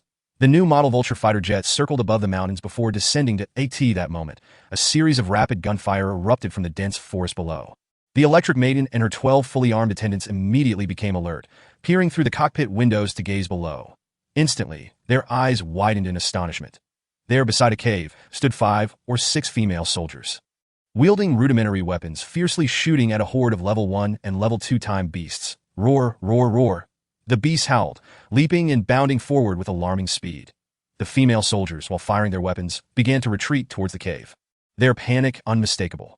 Not only were their weapons primitive, but the ammunition they utilized appeared to be rather ordinary, making it evident that even dealing with level 1 time beasts posed a considerable challenge for them. However, this was not the crux of the matter. The focal point was one particular woman, barefoot and adorned with a silver mask that obscured the upper half of her face, leaving only her eyes visible. She was tall and striking, with a curvaceous figure, fair and luminous skin, and a pair of pointed ears extending from either side of her head. An elf. The Electric Maiden was taken aback, her eyes betraying a surge of excitement and exhilaration. A genuine elf. Chapter 290, Sniper Strike.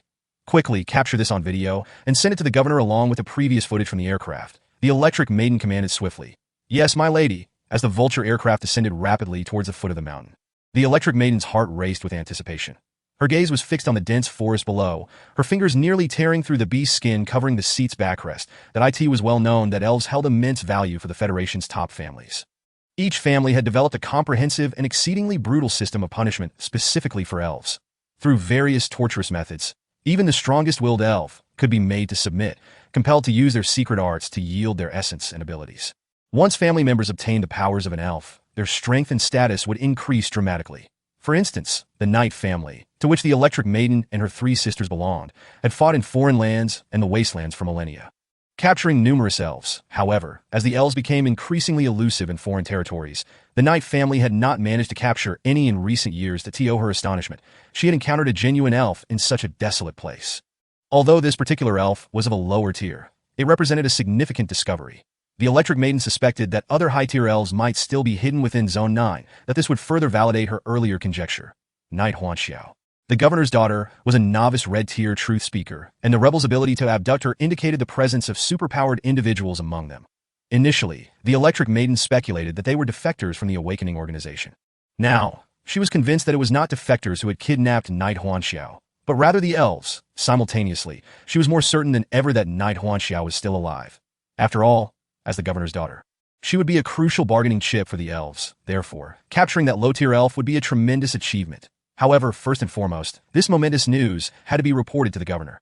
The Electric Maiden's face shone with indescribable excitement as she mused to herself about her extraordinary fortune. Soon, the Vulture aircraft landed in a clearing within the forest. My lady, the video has been successfully transmitted, reported a crew member. Excellent. The Electric Maiden steadied her emotions and instructed, call the governor immediately. Yes, in the next moment. The crew swiftly connected to Governor Night Long's exclusive channel. My lady, I have entered Zone 9, and I have made a significant discovery. This is exceptionally good news. What discovery? Speak, came the calm voice of Governor Night Long through the communicator. I have discovered a genuine elf. I just sent you a video segment. My previous conjecture was correct. I am certain that the young lady is still alive. It was the elves who abducted her, likely intending to use her as a bargaining chip. My lady, the signal is quite poor. Rest assured, I will rescue the young lady and capture those elves alive. Before the Electric Maiden could finish, the signal abruptly cut off. Report, the network has suddenly lost connection, that the crew member informed. Ignore that. Focus on the task at hand, and I will deal with the elf. You all take care of the other female soldiers. Remember, they must be captured alive. The Electric Maiden, brimming with impatience, waved her hand to everyone. Move out immediately. Yes. Whoosh. The surrounding air rippled as the hatch opened. The Electric Maiden donned her meteorite armor and, along with her 12 attendants and 4 crew members, leaped from the aircraft. They quickly spread out, encircling the front. She had already seen that the elf and the female soldiers wielded exceedingly primitive weapons and ammunition. Not to mention the Electric Maiden's mastery of truth-speaker arts, the attendants, clad entirely in meteorite gear, would find it effortless to capture those female soldiers. Talia, your task is complete. At that moment, a voice echoed in the headphones. Lu Ruabings. Understood. The beautiful elven woman turned to her fellow female soldiers and smiled, saying, Our performance is over. Those fellows have all been lured away from the Vulture aircraft, with a wave of her hand. She commanded retreat. All right, several female soldiers nodded in unison, then turned to the advancing level 1 and level 2 time beasts, casually tossing a few silver bombs that we won't play with you anymore. Boom, boom, with successive explosions. The beasts let out anguished cries, dirt and flesh scattering in all directions. Without delay, Talia and the female soldiers swiftly retreated into the cave. Meanwhile, the Electric Maiden and her 12 attendants, along with the 4 crew members, had already encircled the cave. Hunters 1 and 2 prepare. Exclude the true speakers. All others are to be eliminated. Yes, Ding Xiang and another sniper responded in unison. The next second, bang, bang. 2 vibrating gold sniper rounds shot forth from the air. 2 of the attendants were instantly shot in the head, collapsing to the ground without a sound. What is happening? The Electric Maiden froze, staring at the 2 lifeless bodies nearby. The remaining attendants immediately went on high alert. It seems their helmets were penetrated by the bullets. Unbelievable. What kind of bullets are those? Upon noticing the bloodied holes in the helmets of the 2 fallen attendants, the Electric Maiden and the rest gasped in shock. My lady, we have a sniper. One of the crew members, regaining composure, looked around nervously at the surrounding trees. Conceal yourselves. Stay alert. The Electric Maiden quickly took cover behind a rock, casting an incredulous glare at the crew member. As if to say, is this not obvious?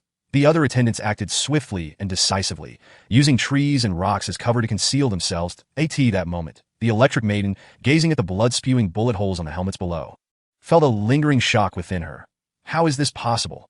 In the instant those 2 attendants were sniped, she had activated her abilities, yet she could not sense the enemy's presence, though she was a red-tier truth speaker. Her foundation had been solidified over centuries, placing her among the elite of the truth speakers. The Electric Maiden believed that it was exceedingly rare for an enemy to silently eliminate 2 of her attendants within her perceptual range. Of course, unless it was a member of the Venom organization. Moreover, the 2 attendants were clad in meteorite armor. What kind of bullets could penetrate such metal, aside from the superweapons of the Anomaly organization? The Electric Maiden's thoughts were shaped by her background in the greater region. That it was well known that the Federation was home to 3 mysterious organizations: the Awakening Organization, the Venom Organization, and the Anomaly Organization. The Awakening Organization consisted of truth speakers, female, possessing the ability to discern the truthfulness of others' words, utilizing their charming voices to compel or psychologically suggest commands to others, even manipulating their actions. That a small number of low-tier truth speakers served prominent families within the Federation, while the majority of high-tier truth speakers served the upper echelons or shadowy powers of the Federation. The Venom Organization comprised assassins, female, renowned for their lethal assassination techniques and finishing moves. They possessed unparalleled willpower, quick reflexes, and particularly composed minds, endowed with exceptional logical analysis skills. They rarely accepted contracts, but when they did, their success rate was 99.99. That this organization operated covertly, appearing like a dragon without a trace, serving no particular faction and belonging to a mercenary nature. The Anomaly Organization consisted of technological geniuses whose computational and memory abilities were extraordinary, boasting super-intelligent brains. This organization focused on gene analysis, the cultivation of beast and human embryos, and the development of various unconventional weapons, serving the shadowy powers at the top of the Federation. Could it be the Venom Organization? The Electric Maiden furrowed her brow, deeply perplexed. Unless a member of the Venom Organization had acquired a superweapon from the Anomaly Organization, it would be impossible to eliminate her 2 armored attendants silently. However, as she pondered, she found this notion unlikely. Although the Venom Organization operated on a mercenary basis, their assassination targets were held to incredibly high standards. Targets deemed unworthy would not be accepted, regardless of the commission offered. The Electric Maiden, along with her attendants, and even the entire Knight family would not qualify to warrant the Venom Organization's intervention. In an instant, The electric maiden dismissed her previous thoughts, feeling a chill run down her spine as she warily scanned the surrounding forest. If it were not the Venom organization, then the situation became exceedingly perplexing. Little did she know, the enemy hovered silently in the air, concealed within 2 stealth drones that at this moment. The Electric Princess was too preoccupied to dwell on anything else. Her gaze fixated on a nearby cave, her eyes gleaming with avarice. The allure of that pink-level sprite was simply irresistible to her, and she felt compelled to seize it. You, go inspect the bullet holes on the armor and ascertain what kind of projectile pierced it. She commanded one of her crew members. Yes, the rest of you, charge into the cave. The order had barely left her lips when bang. A sniper bullet whizzed past her neck with alarming speed. Plop, the crew member, who was preparing to investigate the bullet holes, was struck directly, collapsing to the ground. Instantly, bang, bang, bang, a relentless barrage of sniper bullets rained down from above. In an instant, blood splattered and screams echoed, those concealed among the boulders and trees. Some hit in the chest, others shot in the head, fell one after another into a pool of blood that in less than 2 minutes, aside from the Electric Princess, all 12 of her fierce and competent attendants, along with 4 crew members, a total of 16 souls, had been ruthlessly gunned down. What on earth is happening? The Electric Princess gazed at the disarray of corpses surrounding her, her heart gripped by a sense of dread. Just then, a voice announced, "Welcome to your demise." As the words fell, Du Fei emerged from the cave, clad in intelligent battle gear. The Electric Princess turned sharply, her eyes flashing with an eerie blue light. Upon recognizing the man in the pitch-black combat suit, she immediately barked, "Halt, kneel." Du Fei let out a cold chuckle, not pausing, but advancing straight towards her. The Electric Princess froze momentarily, sensing something amiss. Who is this person? Why is he immune to the effects of a truth spell? Did he just say welcome to my arrival? Her internal confusion deepened. After pursuing that first-generation vulture fighter into this mountainous area, all her attendants had been mercilessly slain. The implication of his words was painfully clear. He had been waiting for her all along. In an instant of realization, the Electric Princess understood. This was a trap. Her eyes narrowed with rage as she pulled the trigger of her weapon. Rat-tat-tat-tat, rat-tat-tat-tat. Several clips of meteorite bullets were unleashed towards Du Fei in a frenzy. However, the next second, as those meteorite bullets struck Du Fei, they lost all momentum, cascading harmlessly to the ground. The Electric Princess ceased firing. Utterly stupefied, whoosh, an apparition lunged at her. She felt a sharp pain in her wrist, and with a clatter, her weapon fell to the ground. The Du Fei retracted his battle suit, standing coldly before her. The next moment, the electric helmet was violently yanked off her head, and before her shocked expression could change, she felt a large hand with a purple mark grip her throat. Ugh! In that instant, the Electric Princess's body trembled violently, her eyes widening in disbelief. The Fairy King. She immediately sensed an overwhelming and vast mental power, akin to the presence of a sovereign. The oppressive force made her spirit quiver, and she trembled uncontrollably. Impossible! This cannot be happening. Legends say the Fairy King has long ceased to exist. Yet, this sovereign mental power is undeniably real, not an illusion. At this moment, she felt as if she had plunged into a terrifying abyss. Finally realizing that Area 9 was no ordinary place, the Electric Princess's face paled as she stammered, "Who are you?" You need not know that Du Fei's voice was frigid as he spoke. A dazzling purple light began to emanate from the palm pressed against her neck. "No, please, don't kill me. I can be your servant. I can be your bargaining chip. You have already captured Yi Hanxiao. You could use me as a hostage to negotiate with the Yi family." The Electric Princess seemed to have lost her soul, her eyes wide with extreme terror. "I beg you, spare me. I do not wish to die." The elf you once tortured pleaded for mercy in the same manner. "Did you spare her?" Du Fei's cold laughter echoed. "As for your desire to be a servant or a bargaining chip, you are far from qualified." With that, a flash of purple flickered in his eyes, and his hands suddenly tightened. Ugh! The Electric Princess's eyes brimmed with sheer terror as her body convulsed uncontrollably. Her pupils began to whiten and expand. Soon, her face lost its luster, her skin sagged, and she aged rapidly in quick succession. Her hair fell out, her eye sockets deepened, and her face became a canvas of wrinkles. In less than a minute, the Electric Princess had transformed into a mere skeleton. Crash! As Du Fei released his grip, the sound of shattering bones echoed from within the meteorite armor. Ding! Congratulations, host. You have gained an additional 436 years of lifespan. Ding! Congratulations, host. You have acquired the Red Level Fairy ability, Truth Spell. Friendly reminder. The Red Level Fairy's rank is too low. This ability is currently incompatible with the host and has been sealed within the host's Rose Gold Talisman, transferable to others. Chapter 291. The battle concludes successfully. With the system's notification fading, Du Fei exhaled, distinctly feeling a surge of crimson energy accumulate within the rose-gold talisman beneath his abdomen, just as before. Done. The female combat team was about to give birth to another red-level half-elf. Du Fei felt elated to AT that moment. On an open area at the foot of the mountain, the Tianxiong No. 1 ceased its cloaking mode, and the entire aircraft slowly became visible. As the hatch opened, Sun Xiaoqian leaned out. Then, unable to contain herself, she jumped down, only to realize something was amiss and hurriedly turned to cover her neckline. Oh my, Xiaoqian, you are so pale. Hurry and cover yourself. Ha! Laughter erupted from the commander's earpiece. You all. Sun Xiaoqian blushed, adjusting her clothing as she fiddled with her earpiece. Mengfan, delete that video from earlier. Huh? What pale? What to cover? Du Fei, a short distance away, was momentarily taken aback, due to the shared channel. He could clearly hear the laughter of the commanders and couldn't help but look at Sun Xiaoqian and ask, what happened? What video needs deleting? It's nothing. Sun Xiaoqian turned away, her collar now securely fastened to her chin, tightly buttoned. Then, she hurriedly shifted the topic, pointing at the Electric Princess's remains and inquiring, Captain, what level of Truth Master was she? Red level. Before Du Fei could respond, Talia, accompanied by several female soldiers, rushed over. Indeed, she was red level. Du Fei smiled.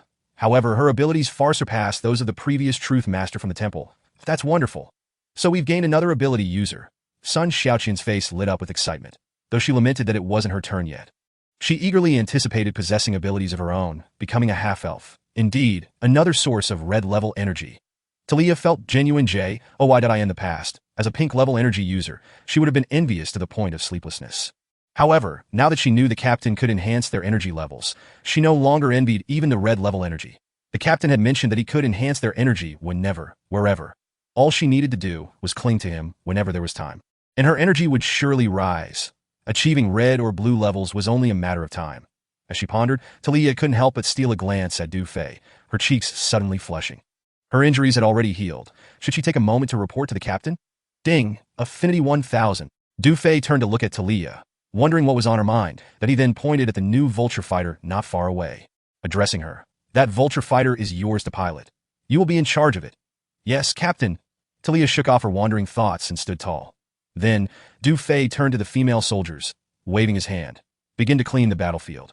Yes, sisters, let us get to work. Bring back all the vibranium projectiles, meteorite armor, and all weaponry. Soon, Talia, Sun Xiaoqian, and several female soldiers were bustling about. The female combat team, Canyon Base. Hooray! The battle has concluded successfully. We have gained another vulture fighter. After modification, it will be Tianxiong No. 2. The key point is that Truth Master is also a red-level energy user. Did you not hear the captain say, her abilities are far superior to the previous Truth Master? This will surely make Ying Bao ecstatic. Yes, the captain said this legacy is for Ying Bao. Rest assured, there will be many Truth Masters to encounter in the future. Yes, as long as they dare to come. We will ensure none escape. Next is Xiaolan, then Ganting, Sun Xiaoqian. In any case, I am so looking forward to it. A chorus of cheer erupted among the commanders and all the female soldiers, who eagerly calculated their rankings, anticipating their turn to inherit the legacy. Especially Ying, who clenched her fists in excitement, her breath quickening. Hey, that Truth Master is incredibly powerful. She could hardly wait for the captain to return and bestow the legacy upon her. You silly girl, look at how excited you are, Lu Ruobing chuckled, leaning close to Ying's ear, seriously advising. Although your physique has already been enhanced, I recommend you soak in the recovery pool first. Or you will. Lu Ruobing's voice trailed off into a whisper. Upon hearing this, Ying's face flushed. What you said about the legacy. How could that be? That's too absurd. Believe it or not, Lu Ruobing remarked. You can keep bluffing, but I certainly won't believe you. Xiaoying said this as she turned and dashed towards the rehabilitation pool in the living area. Lu Ruobing chuckled silently, thinking, that stubborn girl. So contradictory. Chapter 292. The secret bone at the junction of the 6th district in Beihan City. Amidst the foothills, Talia, Sun Xiaoqian, and several female soldiers were busily engaged in their tasks. They were acutely aware of the difficulty in removing the meteorite armor from the corpses. Reflecting on it now, they recalled how the elite battalion responsible for escorting the Wu Corporation's 8th military factory had struggled with those meteorite armors, which explained why the commander had opted not to take them. The complete armor before them was already a challenge to remove. One could only imagine the difficulty posed by those dented and bloodied armors battered by fists. Fortunately, the quantity was relatively small, totaling only 17 sets. When combined with those from the Truth Speaker, AT this moment, the surrounding dense forest rustled, as numerous level 1 and level 2 time beasts and mutated creatures caught the scent of blood and began to gather. They licked their lips, greedily eyeing the corpses, drooling in anticipation. Though they were impatient, none dared to approach, remaining at a distance. After all, just moments ago, a few audacious time beasts that had ventured too close had met their demise on the spot. This made the creatures realize the danger posed by the female soldiers. To savor the delectable feast, they had no choice but to exercise patience. Approximately 20 minutes later, the battlefield was nearly cleared. Reporting to the commander, the vibranium warheads have been fully recovered. All meteorite weapons, ammunition, and armor have been retrieved. The storage compartment of the new Vulture fighter jet was found to contain a wealth of high-quality living supplies. Additionally, we have seized 9 storage cards, amounting to over 23 million hours. Sun Xiaoqian and the other female soldiers reported, their faces alight with immense joy at having acquired such a remarkable amount of time. It was undeniable that these individuals, hailing from the greater region, were extraordinarily affluent. Excellent, a commendable harvest. Du Fei nodded in approval. Commander, take a look at this at that moment. Talia approached, extending her hand. This was found among the remains of that electric girl. Du Fei focused his gaze, furrowing his brow as he observed the black bone resting in Talia's palm. Without hesitation, he took it and examined it closely. The bone was riddled with small, honeycomb-like holes, subtly glimmering in the light. Strangely, the shape of the bone appeared to resemble the number 5. Commander, I believe I have heard my ancestors mention this type of bone before. Talia pondered for a moment before inquiring. Is it the secret bone? This reminder triggered a memory within Du Fei. After a brief pause, he nodded, affirming, indeed, this is a secret bone. Secret bones exist solely within the bodies of elves or half-elves. Only those elves or half-elves who oversee a significant vault would condense a portion of their bone into a numerical shape. Such beings hold high status, and the bone within them serves as the key to unlock the vault. Typically, a vault is managed by no fewer than 6 such elves or half-elves that access the vault. They must all be present simultaneously, utilizing their elven abilities to inject their respective passwords into the corresponding mechanisms through their secret bones. This information had been gleaned from the memories of the Elven King. Could it be that this electric girl was one of those who guarded the vault? What significant vault could it be? If the key holders are indispensable and the electric girl has perished, does that not render the vault inaccessible? Du Fei mused, feeling a twinge of curiosity. Never mind, I shall ponder this later, and he then stowed the black bone away and gestured to the female soldiers. Return to the base. Yes, Du Fei, Sun Xiaoqian, and 2 female soldiers boarded the Tianqiong No. 1. Meanwhile, Talia led the other female soldiers onto the new Vulture fighter jet. In the next moment. With a whoosh, the air currents stirred. As the hatch closed, Tianqiong No. 1 and the new Vulture fighter jet ascended slowly, swiftly heading towards the women's field unit's canyon base, escorted by Hunters No. 1 and No. 2, as soon as Du Fei and the others departed. A cacophony of roars erupted that a horde of time beasts and mutated creatures surged from the surrounding forest, pouncing upon the corpses. Before long, the beasts had devoured every morsel, scattering away. The foothills returned to silence. As if nothing had transpired, Tianqiong No. 1 glided slowly through the clouds. Due to the slower speed of the new Vulture fighter jet, Sun Xiaoqian had no choice but to reduce Tianqiong No. 1's cruising speed to below Mach 1, but the 2 female soldiers beside her gazed out the window, their expressions a mix of excitement and contentment as they watched the clouds roll by. They felt fortunate, as if they were floating like the clouds themselves. After all, they were undertaking a mission alongside the commander. They would surely boast about this to their sisters upon their return. In the rest area, Du Fei reclined on the sofa, resting his eyes while allowing a series of thoughts to flow through his mind. That it was imperative to note that the situation in the 9th District, while seemingly chaotic on the surface, was fundamentally under his control. His primary concern had been the possibility of the greater region's governor learning of his daughter's demise and launching a massive retaliation, even erasing the 9th District from the map. Fortunately, this recent plan had unfolded successfully, and through the electric girl, some false information had been relayed to the governor. For instance, the discovery of elves, the rebels' rudimentary weaponry, and that the governor's daughter had merely been taken as a hostage. Such information should stabilize the governor's response and perhaps even lead the greater region into a miscalculation. The Du Fei speculated that the electric girl's disappearance would undoubtedly prompt further actions from the greater region, possibly on a grand scale. Although the greater region might dismiss a mere autonomous region, the incident involving the governor's daughter warranted a response. Nonetheless, it was unlikely that the 9th District would suffer a catastrophic blow. Of course, this would test the governor's patience.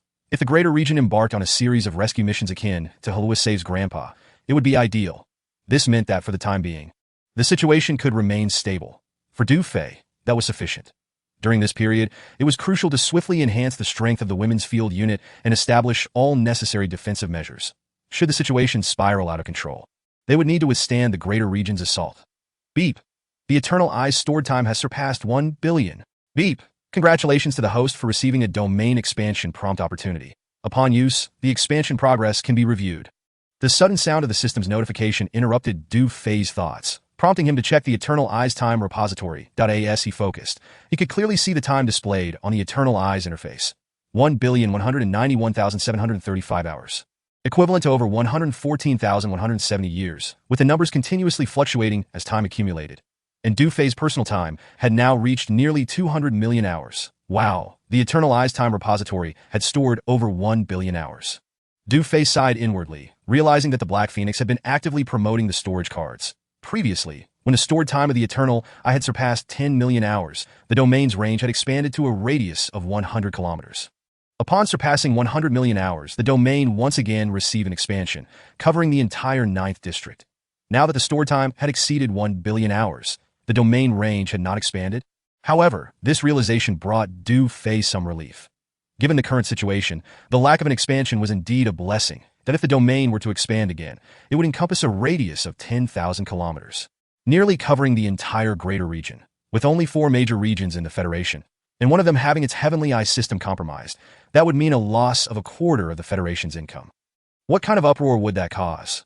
It would undoubtedly alert the Valong family, and the Women's Field Unit, along with humanity on this planet, would face dire consequences. Swarms of interstellar warships, advanced unknown weaponry.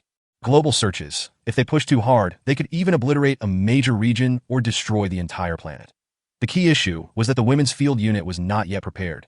They would have no opportunity to develop. Therefore, before achieving sufficient strength, a rapid expansion of the domain was far from ideal. This outcome was not what Du Fei desired. Beep. Would you like to use the domain expansion prompt opportunity? Yes. Du Fei declared resolutely in his mind. Beep. Congratulations to the host for acquiring the domain expansion prompt opportunity. You may review the expansion progress on the Eternal Eye interface. Chapter 293. Domain expansion prompt as the notification sound faded.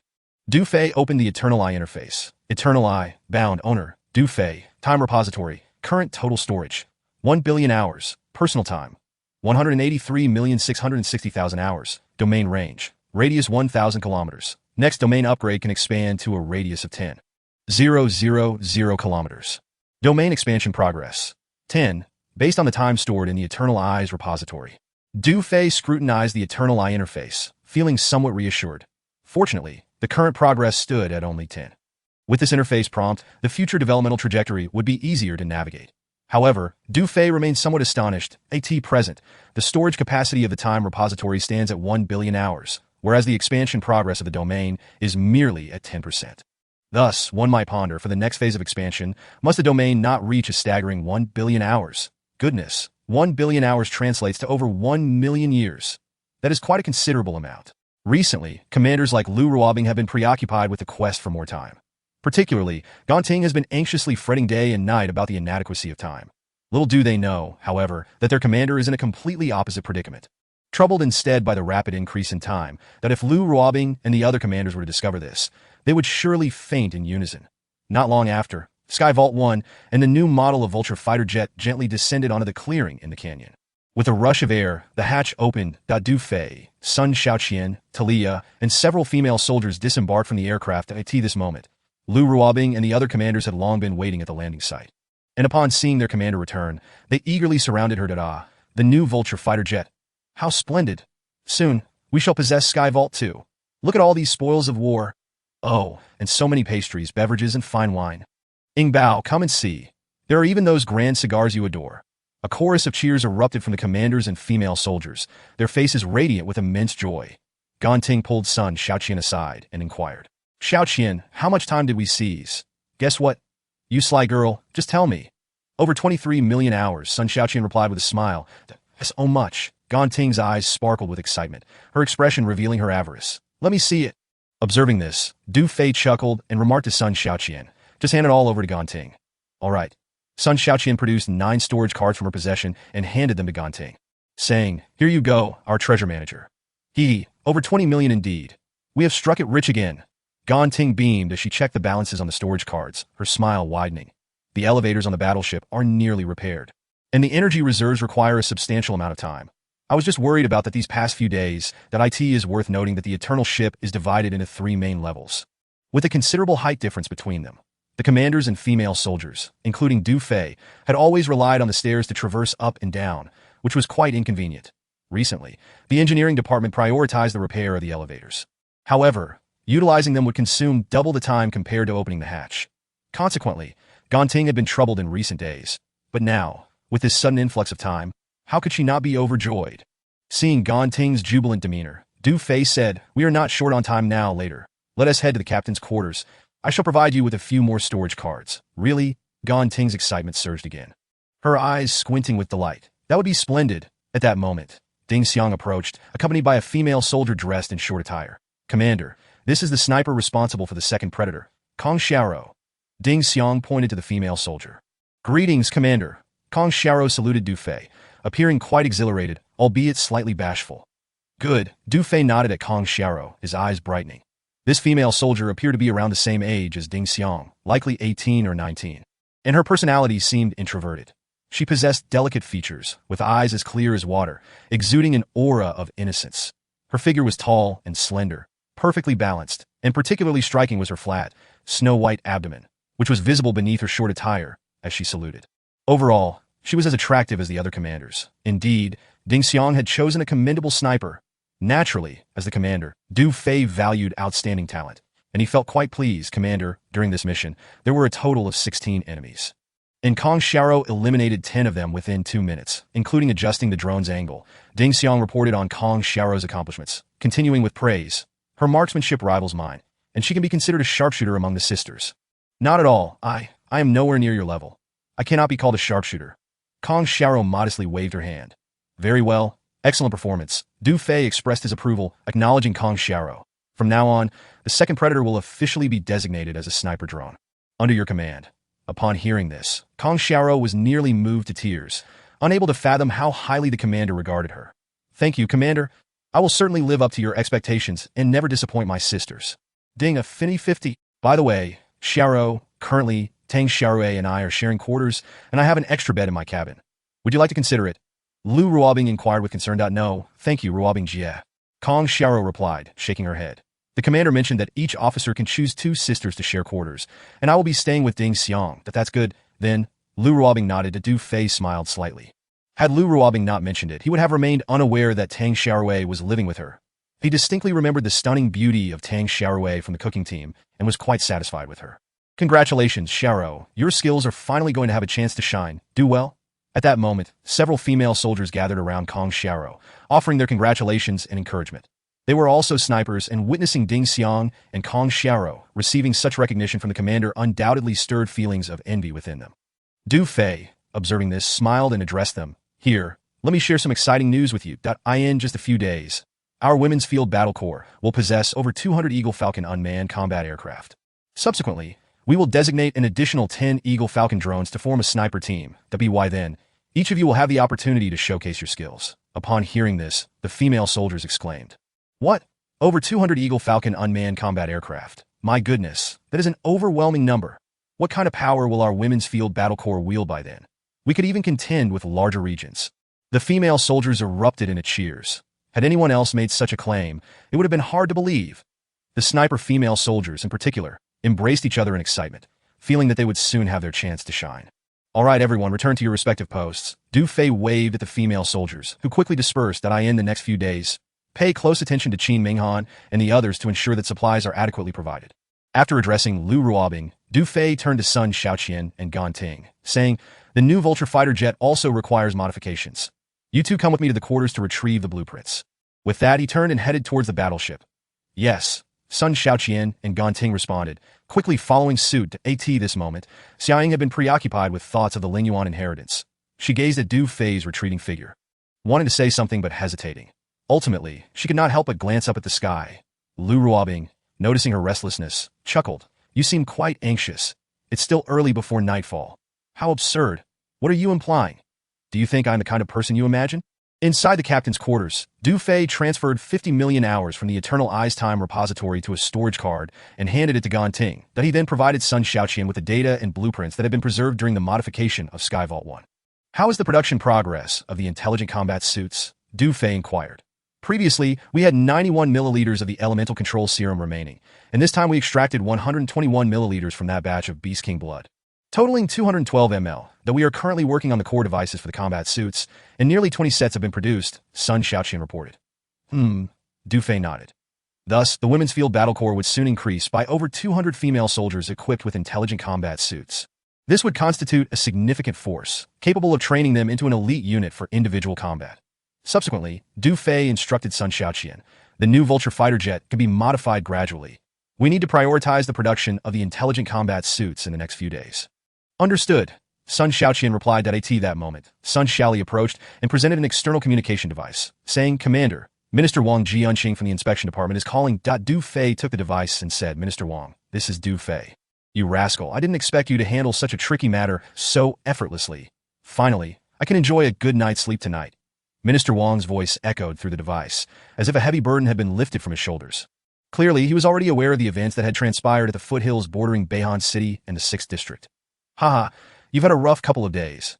I appreciate your efforts, Du Fei responded. It's nothing. My old bones can still withstand a bit of turmoil. You need not worry about the inspection department. After adjustments, all key personnel are now trustworthy. Minister Wang briefly outlined the current situation in the inspection department. Then stated, I just received some news. Not long ago, the 24th Army of the Fortress Military District sent personnel to the Corps Archives Management Office to retrieve the files of the Women's Field Battle Corps that had been deactivated. Additionally, they entered the Infant Care Center to review some infant lineage codes and related data that I suspect they will take further action soon. So you all should exercise caution. Yes, the words fell.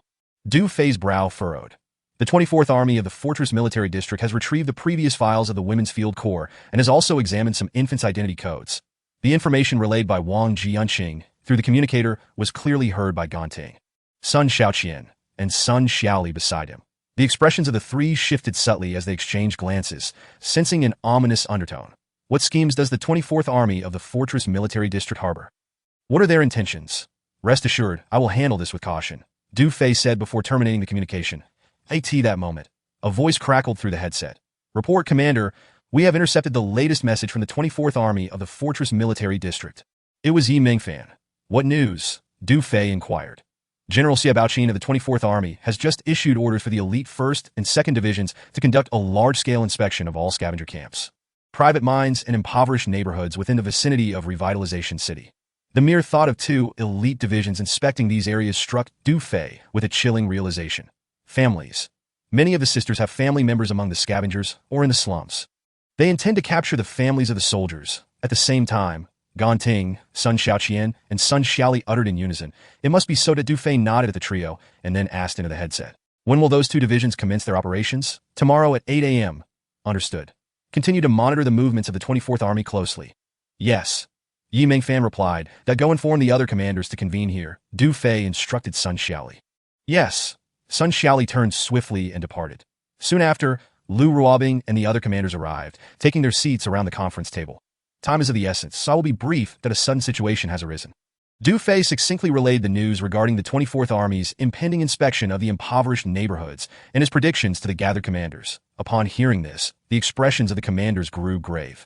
As the concerns they had previously harbored had finally materialized, Commander, most of the soldiers in our Women's Field Corps are test tube babies. However, 1/3 were born naturally, Lu Ruobing remarked as she looked at Du Fei. Their families are scattered, some are homeless, and they essentially lack stable communication devices that may be impossible to notify them in time. I have considered this issue before, Du Fei said, pondering for a moment before raising his head. Now, I will announce the overall mission. First, compile a list of soldiers who have families, clearly marking the addresses or areas where their families reside, and then send it to Yi Mingfan. All Eagle Eye drones are to be recalled, including the Predator 1 and 2, to focus on guarding the marked areas. Additionally, send a copy of the marked areas to Su Zhong, who will lead the guards to assist Chen Qinghe in these areas under the pretext of mining operations to provide shelter for all the impoverished. During this time, all drones must be combat-ready and prepared to engage targets at a moment's notice. Du Fei's voice rose. Since the 24th Army intends to coerce us through such means, let us seize this opportunity to eliminate their 2 elite divisions. As his words echoed, Du Fei's gaze swept around the room. In that instant, all the commanders nodded gravely, their spirits ignited with fervor. Inform the soldiers that they need not worry. Starting tomorrow, their families may be taken in alongside some of the impoverished. Given the current complexities in Revitalization City, housing the impoverished may prove cumbersome. Chen Qinghe will locate the soldiers' families based on the shelter registration list and prioritize their placement at Base 83. ensuring they need not worry about food and accommodation. Once Chinching's plan is implemented, they will work as miners in the construction of the mithril mine. Naturally, those who are capable will work, while those too old to labor may temporarily use the site as a retirement haven. Moreover, the rehabilitation pools in the air raid shelter living quarters will be reopened, allowing them to benefit from therapeutic treatments. Subsequently, as the situation stabilizes, based on the desires of the soldiers' families, they may either remain in the mining area or be relocated to Revitalization City. The Du Fei finished speaking, and a profound silence enveloped the room. His arrangements for the soldiers' families were remarkably thorough, addressing even the finer details. Noticing the silence, Du Fei furrowed his brow and looked at the assembled commanders. What is it? Do you find this arrangement unsatisfactory? In the next moment, one commander exclaimed, I believe the arrangements made by the commander are exceedingly comprehensive. This completely alleviates the sisters' concerns. Indeed, their families will no longer suffer. This is akin to falling into a nest of prosperity. Yes, the ailments they have endured and the radiation they have suffered will be eradicated, allowing them to become completely healthy. Once we inform the sisters of the commander's decision, they will surely be so elated that they won't sleep for 3 nights. The commander is truly benevolent towards the sisters. Long live the commander. Ding, affinity 200. Ding, affinity 200. Ding, affinity 200. Ding, affinity 500. Ding, affinity 1000. The system notification rang out continuously. Du Fei felt a surge of joy, recognizing 2 of the figures. The 500 affinity points were from Lu Ruobing, stemming from her acquisition of the spiritual source inheritance. That it goes without saying that the 1,000 affinity points were naturally from Talia. The affinity generated by elves is indeed significant. A mere exchange of daily pleasantries yields results far greater. A smile spread across Du Fei's face. At this rate, the core of the airborne fortress should be redeemable soon, especially since there is still one red-level spiritual source yet to be inherited. In this moment, the commanders were not only jubilant, but deeply moved. They gazed at Du Fei, their eyes brimming with admiration and respect.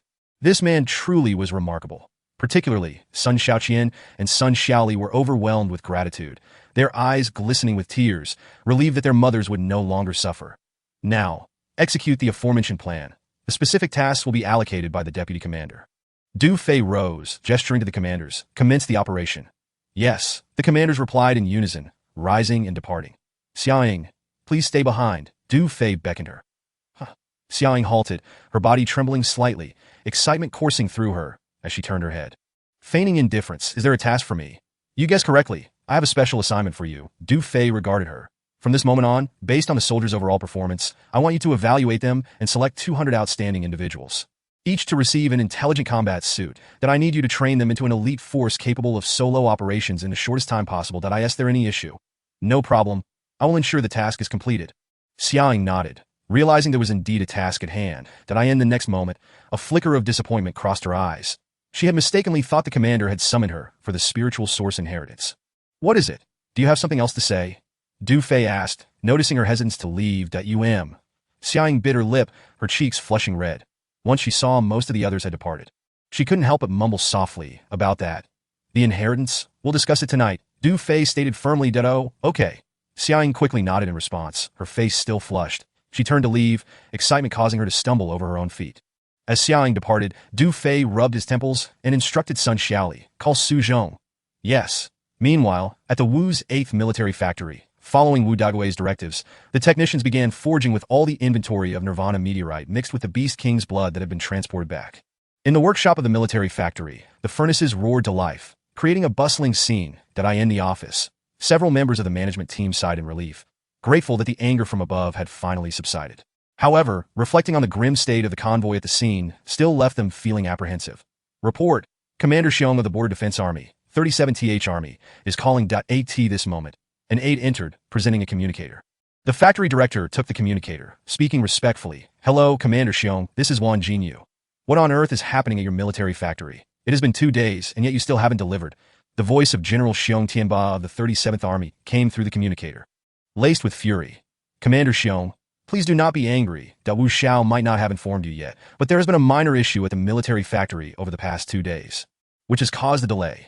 What did you say? A minor issue? For heaven's sake, do you not understand the significance of this hunting ground mission? Xiong Tianba roared, his voice filled with rage. We are set to launch a full-scale assault in 3 days, and we still cannot obtain the meteorite ammunition. Am I supposed to bite the fire scale, Beast King, with my teeth? Calm down, Commander. Tomorrow, at the latest, the delivery will be made. The factory director, Wang Jinyu, felt a bead of sweat trickle down his forehead as he solemnly promised. I swear on my life, if we cannot deliver by tomorrow, feel free to come and execute me personally. Fine, I will wait another day. You lot treat such a significant matter as a joke. This is utterly ridiculous. Xiong Tianba cursed vehemently before abruptly cutting off the communication.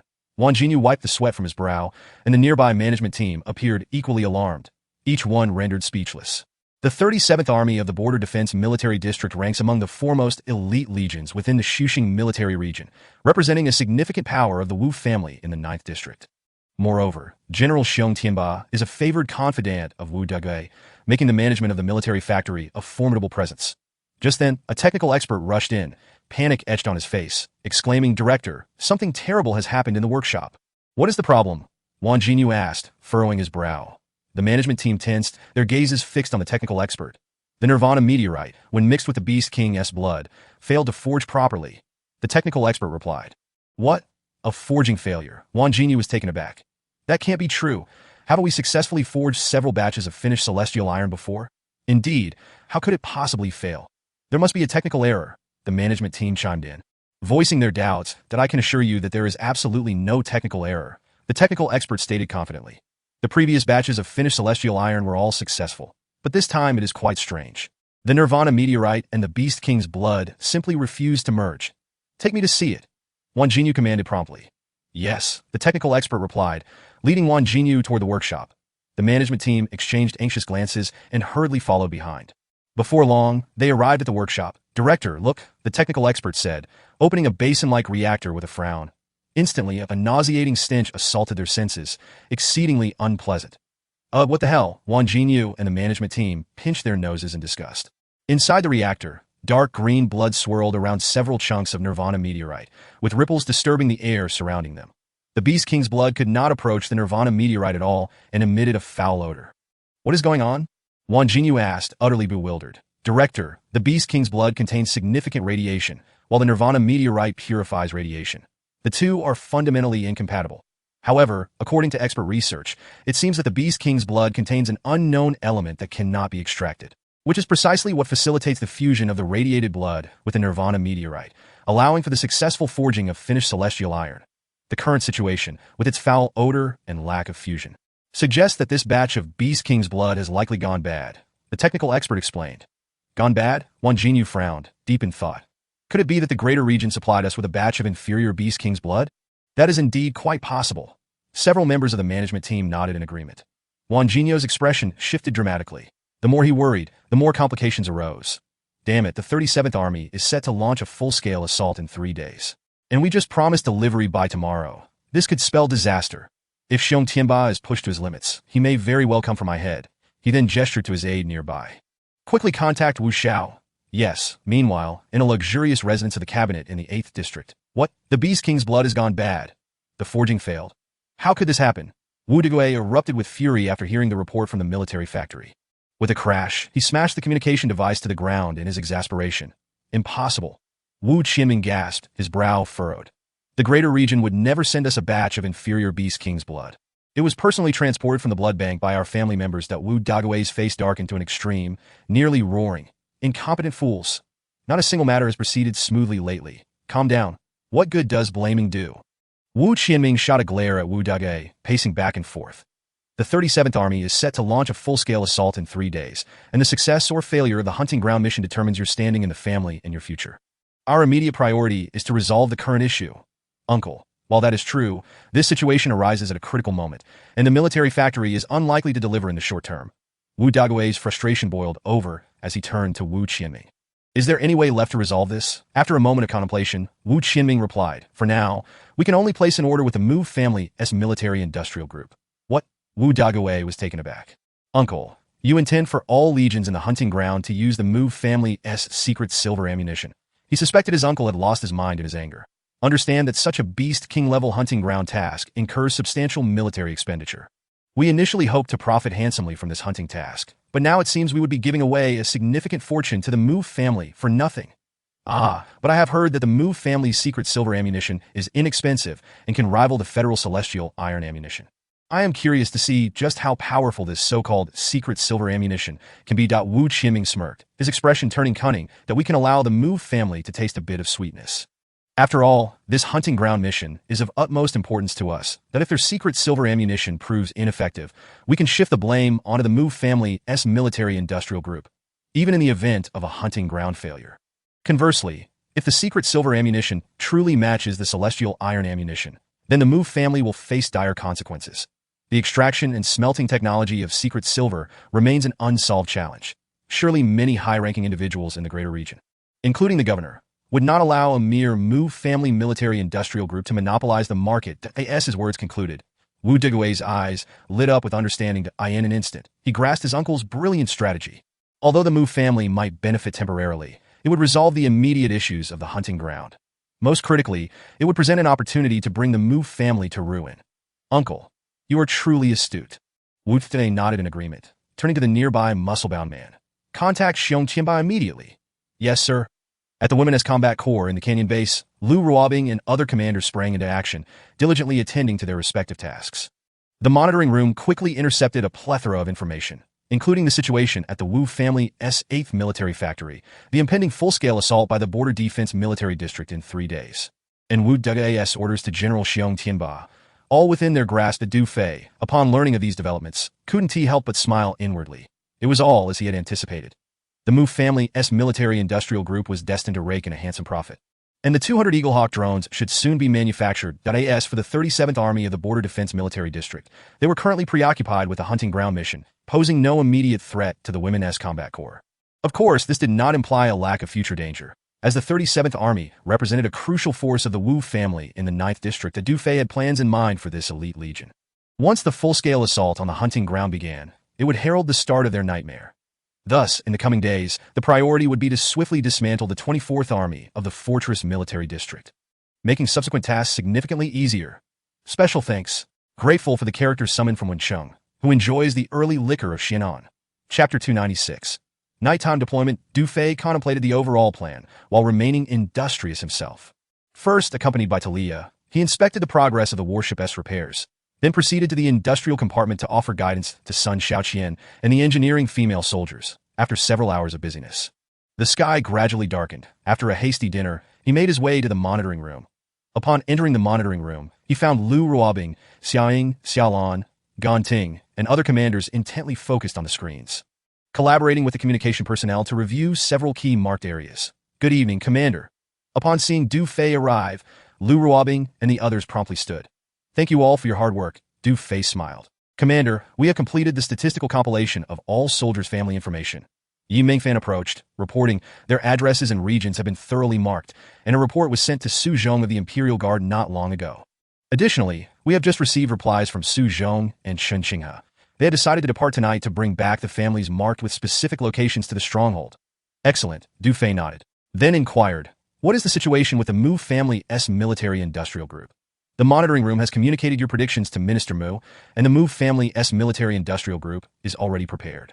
Furthermore, the first batch of intelligent laser defense systems is being escorted by the Iron Blood Brigade. The convoy has already set out and is expected to arrive at the temple by tomorrow afternoon. Good. Tonight, aside from closely monitoring the movements of the 24th Army of the Fortress Military District, keep an eye on the Iron Blood Brigade, and if they encounter any trouble, we must provide support at the earliest opportunity. Understood, Yi Mingfan replied. Gan Ting, how is the situation on your end? Du Fei turned to her .10 Eaglehawk drones, and 2 Predators have been fully deployed. They are now dispersed across various key areas for patrols. The bombing drones are also prepared and on standby, Gan Ting answered. Have the command centers of the 2 elite divisions been located? Not yet, Gan Ting replied, shaking her head slightly. Perhaps they have learned from the previous annihilation of the 109th and 121st Divisions, and have made prior preparations. That it seems that the 24th Army of the Fortress Military District is being quite cautious and vigilant, with their entire command center entrenched within a defensive stronghold. I suspect that the command centers of those 2 elite divisions are certainly not positioned in plain sight. They may well be constructed within the air raid shelters surrounding the Revival City. Du Fei smiled faintly. It appears they have become more astute, but that is of little consequence. The 2 elite divisions are essentially reinforced divisions, with a combined strength of approximately 60 to 70,000 troops. Even if only a portion is mobilized, they will inevitably be exposed under our watchful eyes. As he spoke, he instructed Yi Mingfan and the communication officers Tonight will be an insomniac night for you all. From this moment on, maintain close surveillance on the major thoroughfares within the revival area. Should you detect any legions marching towards the scavenger camp or the slums, immediately incapacitate all their communications and network signals. Understood. We will ensure the mission is accomplished. Yi Mengfan and the communication officers responded in unison. Ganting, coordinate with the drone unit and the monitoring Chapter 299. No matter how this battle is fought, it will result in loss. As the words fell, a chorus of murmurs erupted among the senior generals, their faces betraying dissatisfaction. Particularly, those legions that had previously placed orders with the Mu's military industry group fell into a deep silence. It is essential to note that the Border Defense Military District, primarily composed of the 37th Army, is also the main organizer of this hunting ground. Many of the legions do not belong to the Border Defense Military District. They are merely invited to assist in completing the mission, yet they stand to gain subsidies and rewards. For instance, the Southern Barbarian Army, with its 3 mobile divisions skilled in wilderness mountain combat, serves as a critical external support force for this hunting ground. Observing the silence among the generals, Xiong Tianba, though frustrated, found himself powerless, as he was the one who had insisted that all legions procure the meteorite munitions from the Wu military factory. He then turned his gaze to a dark-skinned commander beside him and spoke. General Cha, you have some connections with the Mu family. Perhaps you could take the lead. The dark-skinned commander, General Chagula of the Southern Barbarian Army, responded decisively. In that case, I shall inquire on behalf of General Xiong. With that, he waved his hand to summon an aide. After all, the Southern Barbarian Army was present to share the benefits, not to express discontent. Soon, the communication channel connected, where came the voice of Secretary Chenlong from the Ministry of Military Industry. Secretary Chun, this is Chagula from the Southern Barbarian Army. I need to speak with Minister Mu. Ah, General Chagula, please hold on, Secretary Chen replied courteously. Moments later, a voice emerged. I am Mu Qinshuan. Minister Mu, a situation has arisen. The Border Defense Military District urgently requires a batch of secret silver munitions that we can restore the previous orders and additionally increase the quantity. Chagula briefly outlined the urgent need for special munitions, omitting any mention of the Wu military factory's failure to deliver. Well, you can place the order directly with the Mu military industry group. However, I must inform you that the demand for secret silver munitions has surged recently, leading to a supply shortage. Mu Qinshuan's voice came through. Due to the scarcity of raw materials, prices have risen. If you wish to purchase at the previous rate, I fear it may no longer be possible. That a standard secret silver bullet is estimated to cost around 1,500 hours. What? 500 hours? Gasped Xiong Tianba and all the senior generals present, taken aback by the exorbitant price. Even Chagula doubted his ears. Minister Mu, wasn't the price of a standard secret silver bullet 300 hours previously? How has it suddenly escalated 5-fold? Well, there's no choice. The market is skyrocketing, and it is likely to increase further in the coming days, Mu Qinshuan chuckled. However, considering your position, I can arrange for the Mu Military Industry Group to offer you a price of 900 hours per bullet. That is still 3 times the previous price, Chagula exclaimed. General Chagula, this is the bottom line for the Mu Military Industry Group. It cannot go any lower. Very well. It is late, and I am too old for this hassle. Please consider your options. If you need the munitions, you may place the order directly. With that, Mu Qinshuan ended the communication. Chagula managed a wry smile and shrugged at Xiong Tianba. General Xiong, you heard it. The price of secret silver munitions from the Mu Military Industry Group has risen to a minimum of 3 times the previous rate. Damn it, this is outrageous, to demand 900 hours for a standard secret silver bullet. The Mu Military Industry Group is practically robbing us, Xiong Tianba fumed, his nostrils flaring in anger. Indeed, it is exorbitant. The Mu Military Industry Group is not merely asking for a lion's share. The price of a standard secret silver bullet now matches that of a meteorite cannonball. This is simply extortion. The generals of the 37th Army shook their heads in frustration, their spirits dampened. Meanwhile, the commanders of the legions that had previously canceled their orders were filled with regret. Damn it, a 3-fold increase? We should never have heeded the 37th Army's persuasion. Had we known the prices would soar this high, we could have profited immensely by merely trading a batch of secret silver munitions. Who in their right mind would still risk their lives in the hunting ground? What shall we do now? The adjutant asked. What can we do, even if we factor in subsidies and rewards? It won't suffice to cover the cost of munitions from the Mu Military Industry Group. Where am I to find such military funds? No matter how this battle is fought, we will incur losses. Xiong Tianba's eyes widened in irritation. Now, immediately contact Wu Xiao. Yes, General. Chapter 300. Unrest everywhere that night. Unrest reigned in every corner. To Su Zhong, Chen Xinghe, and Chief of Staff Sun led over 2,000 guards to various impoverished gathering places. They meticulously searched for the families of the female soldiers from the Women's Field Combat Brigade, following addresses and lists. Most complied out of fear, while a few uncooperative ones were forcibly taken. A small number of families without a fixed abode were marked by Chen Xinghe, who planned to conduct thorough inspections in those areas under the pretext of recruiting miners that as dawn approached. The tasks assigned by Du Fei had nearly been completed. After reuniting with the remaining guards, dozens of transport vehicles swiftly headed towards Outpost 83 without delay, in Area 8 at the Cabinet Mansion. Wu Qianming and his nephew Wu Dege also spent the night wide awake. They were already aware of the Border Defense Military District's procurement of secret silver munitions from the Mu Military Industry Group. The sudden price hike caught both uncle and nephew off guard, but it is crucial to understand that this hunting ground mission was initiated at Wu Qianming's behest, thus the substantial military expenses fell largely upon the Wu family. Previously, they had placed orders amounting to over 50 million hours, yet now they faced a bill exceeding 100 million hours. This was merely a portion of the orders. Fulfilling the entire hunting ground mission at such steep costs would deplete Wu Qianming's savings in Area 8. Even if the mission were completed with federal subsidies and family rewards, the losses would still be staggering. However, it was already too late to order meteorite munitions from the greater region or other autonomous districts. The Beast King had been disturbed, and a level 6 beast horde now roamed the hunting ground, exhibiting a savage and frenzied demeanor. The greatest taboo in hunting grounds is to encircle without attacking, which often leads to two scenarios. Either the legions face counterattacks from the Beast King and its horde, or the Beast King and its horde break through and relocate. Whichever scenario unfolds, it would be fatal for legions lacking special munitions, inevitably resulting in mission failure and wasted efforts. Most critically, the Beast King level hunting ground task had already been reported to the greater region, with implications for the Wu family's hunting honor. Moreover, many eyes within the family were watching. The uncle and nephew had no option to retreat, faced with the exorbitant prices of the Mu Military Industry Group's secret silver munitions. All they could do was curse in frustration, yet found themselves helpless. Notify Xiong Tianba to place an order with the Mu Military Industry Group. After a long period of contemplation, Wu Qianming gritted his teeth. Allocate 300 million hours from Area 8 for them. We must ensure the Mu Military Industry Group delivers within 3 days. What 300 million hours? Wu Dagewei was taken aback, exclaiming, "Uncle, that is an astronomical sum." He felt that his uncle was venturing far too deep, that if such a sum were to be paid to the Mu Military Industry Group, it would surely drain the entire cabinet's finances in Area 8. Indeed, 300 million hours is considerable, but you needn't worry. Wu Qianming chuckled coldly, adding, "I intend to make the Mu family pay dearly for their actions. All their assets will ultimately belong to us." "Uncle, do you have the confidence to pull this off?" Wu Dagewei asked, half convinced. "Rest assured, I have a plan in place. Just inform Xiong Tianba," Wu Qianming replied. Seeing his uncle's unwavering confidence, Wu Dagewei nodded and gestured to a nearby muscular man. "Connect me with Xiong Tianba." "Yes, sir." Thousands of miles away, as dawn broke in Area 9, the greater region still basked in the twilight, in the time-space city, at the governor's mansion, two individuals lounged on a luxurious beast-skin sofa that a middle-aged man in a black uniform sat. His face appearing somewhat stern and rigid, eyes betraying a hint of the eerie and dark, exuding an aura that was both sinister and composed. This man was the governor of the greater region. Yilong opposite him sat an elderly man with sunken eyes and gaunt cheeks, clad in a luxurious robe adorned with mysterious totems. The governor's respectful demeanor towards the elder elevated his status immensely. 3 women in black robes stood respectfully beside the sofa, all eyes glued to a large screen on the wall. The screen displayed a video sent back by the Electra Princess. Tat.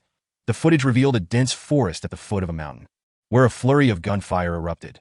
Near a cave, 5 or 6 female soldiers armed with rudimentary weapons were firing at a group of level 1 and level 2 time beasts. "Stop," with Yilong's command. The video froze. Among the soldiers, one woman stood out, barefoot and with the upper half of her face concealed by a silver mask, revealing only her eyes. This tall figure boasted a fair and translucent complexion, with pointed ears framing her head. "An elf!" exclaimed the 3 black-robed women, their faces alight with surprise and excitement. "Indeed, a pure-blooded elf." The elder nodded, excitement flickering in his sunken eyes. Chapter 301. The decision of the Yi family. As the elder's voice faded, the dignified Governor Yi Long respectfully addressed him. "Father, this is what I wish to convey to you. The 9th District is far more complex than we initially perceived. This elder, known as Yi Ning, is indeed Yi Long's father and a member of the esteemed council at the Federal Senate." "Indeed, it is no surprise," the elder replied, his cheeks slightly puffing as he nodded.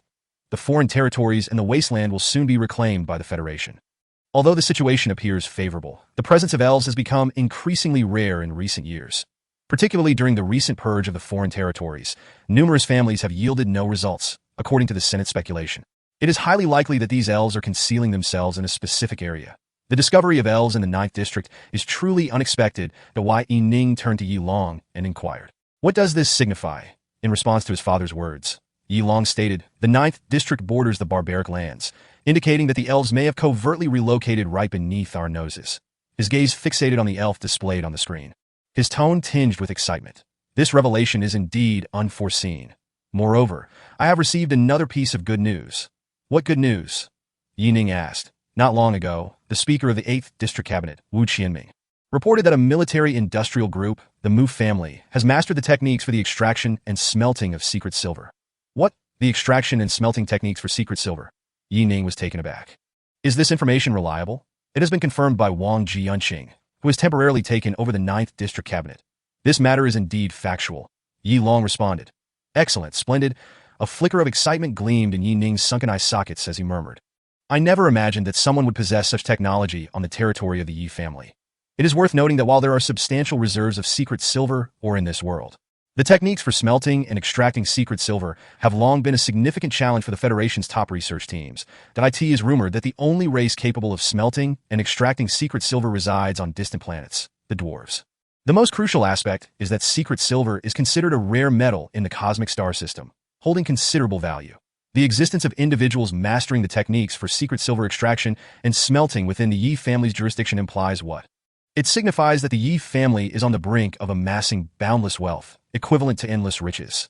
This is indeed a fortuitous development, that Yi Ning nodded. If this is indeed the case. Do not forget, this is the territory of the Yi family. You should know what to do. I understand that Yi Long inhaled deeply, reflecting solemnly. The matters concerning the elves and secret silver will be classified as absolute secrets. We must not allow other families to become aware. After speaking, he cast a glance at the 3 women in black robes beside him. The subordinates comprehend. The 3 women in black robes nodded in unison. In recent years, competition for seats in the Federal Senate has been fierce, leading to a gradual decline in the Yi family's standing at the top. The discovery of elves in the 9th District, coupled with the emergence of secret silver extraction and smelting technology, constitutes 2 monumental pieces of good news. After all, the 9th District belongs to the Yi family, if they can capture a substantial number of elves and gain control over secret silver technology. The Yi family will not only see a dramatic increase in wealth and power, but also a significant elevation in their status within the Senate. Of course, these 2 pieces of news must remain confidential. Otherwise, they will undoubtedly attract the covetous eyes of numerous top families within the Federation. In that moment, the 3 women in black robes revealed expressions of envy and jealousy. It seems that 4th sister Dianji is exceptionally fortunate. With just the news about the elves, she is bound to ascend rapidly in status to this moment. The foremost among them, Fengji, bowed to Yi Long and said, My lord, it seems that Dianji's previous analysis was correct. The elves must have abducted the young lady. However, since the information was relayed, Dianji has been unreachable, and I am somewhat concerned. Before she could finish, Yuji interjected. My lord, I share the same concerns as eldest sister Fengji. Currently, the Sky Eye system in the 9th District is malfunctioning, rendering the situation there unclear. Given the discovery of elves, it is likely that 4th sister Dianji cannot accomplish this task alone. Lei Ji followed suit and bowed. Indeed. My sisters and I are willing to venture into the 9th District to assist Dianji in rescuing the young lady, while simultaneously capturing those elves that we hope for your permission. As the 3 voices fell silent, very well. It is rare for you all to have such determination. Yi Ning nodded at them, then turned to Yi Long. Notify the officials and military regiments in the 9th District. Should anything happen to my beloved granddaughter, they shall all face dire consequences. Understood. Yi Long affirmed, then addressed Fengji and the others. I grant you permission to proceed to the 9th District. However, the inspection department has yet to restore the reconnaissance capabilities in the 9th District, rendering it akin to a blind zone. According to Wang Jianqing's report, Dianji has not yet arrived in Revival City and remains unreachable. It appears that the situation there may be rather complicated. He pondered for a moment before adding, Deploy the Night Legion stationed at the outer perimeter of the foreign territories to assist you in entering the 9th District. We must seize control of everything there. Furthermore, notify the neighboring autonomous regions of the 9th District to seal the borders. During this period, no one is permitted to enter or exit. Yes, my lord. Morning dawned upon the canyon base of the Women's Combat Brigade, welcoming a glimmer of light. Report. The families of the sisters have mostly been safely relocated to Stronghold Number 83. The voice of Yi Mingfan resonated through the earpiece in the command vehicle. Despite having gone a night without sleep, Lu Ruobing and the other commanders breathed a sigh of relief upon receiving this news. Excellent. At last, we have no lingering worries, Lu Ruobing responded, then spoke into the earpiece. Gone Ting. It is now 7:30 a.m. We have half an hour until the military district's operation commences. The next phase is yours. Understood. Inside the drone command vehicle, Ting nodded and commanded the female crew members. Maintain vigilant surveillance at all intersections. Upon spotting the two elite divisions, prioritize destroying their command vehicles to disperse their forces. Yes. The female crew members echoed in unison to the captain's quarters. Du Fei opened his eyes to find Xiaoying in a languid and content state. Her face adorned with a sweet smile as she remained blissfully unconscious that he couldn't help but chuckle to himself, reluctantly shifting her long legs off him. Glancing at the time on his wrist, he noted that there were still 20 minutes until the battle with the two elite divisions of the 24th Army in the military district. The next moment. Beep! One of the 14 hatches surrounding him opened. Soon, Du Fei placed Xiaoying in her designated chamber before returning to the captain's quarters that he sat on the sofa, eagerly opening the system interface. Instantly, his eyes widened. The changes in the data on the system interface filled him with uncontainable joy.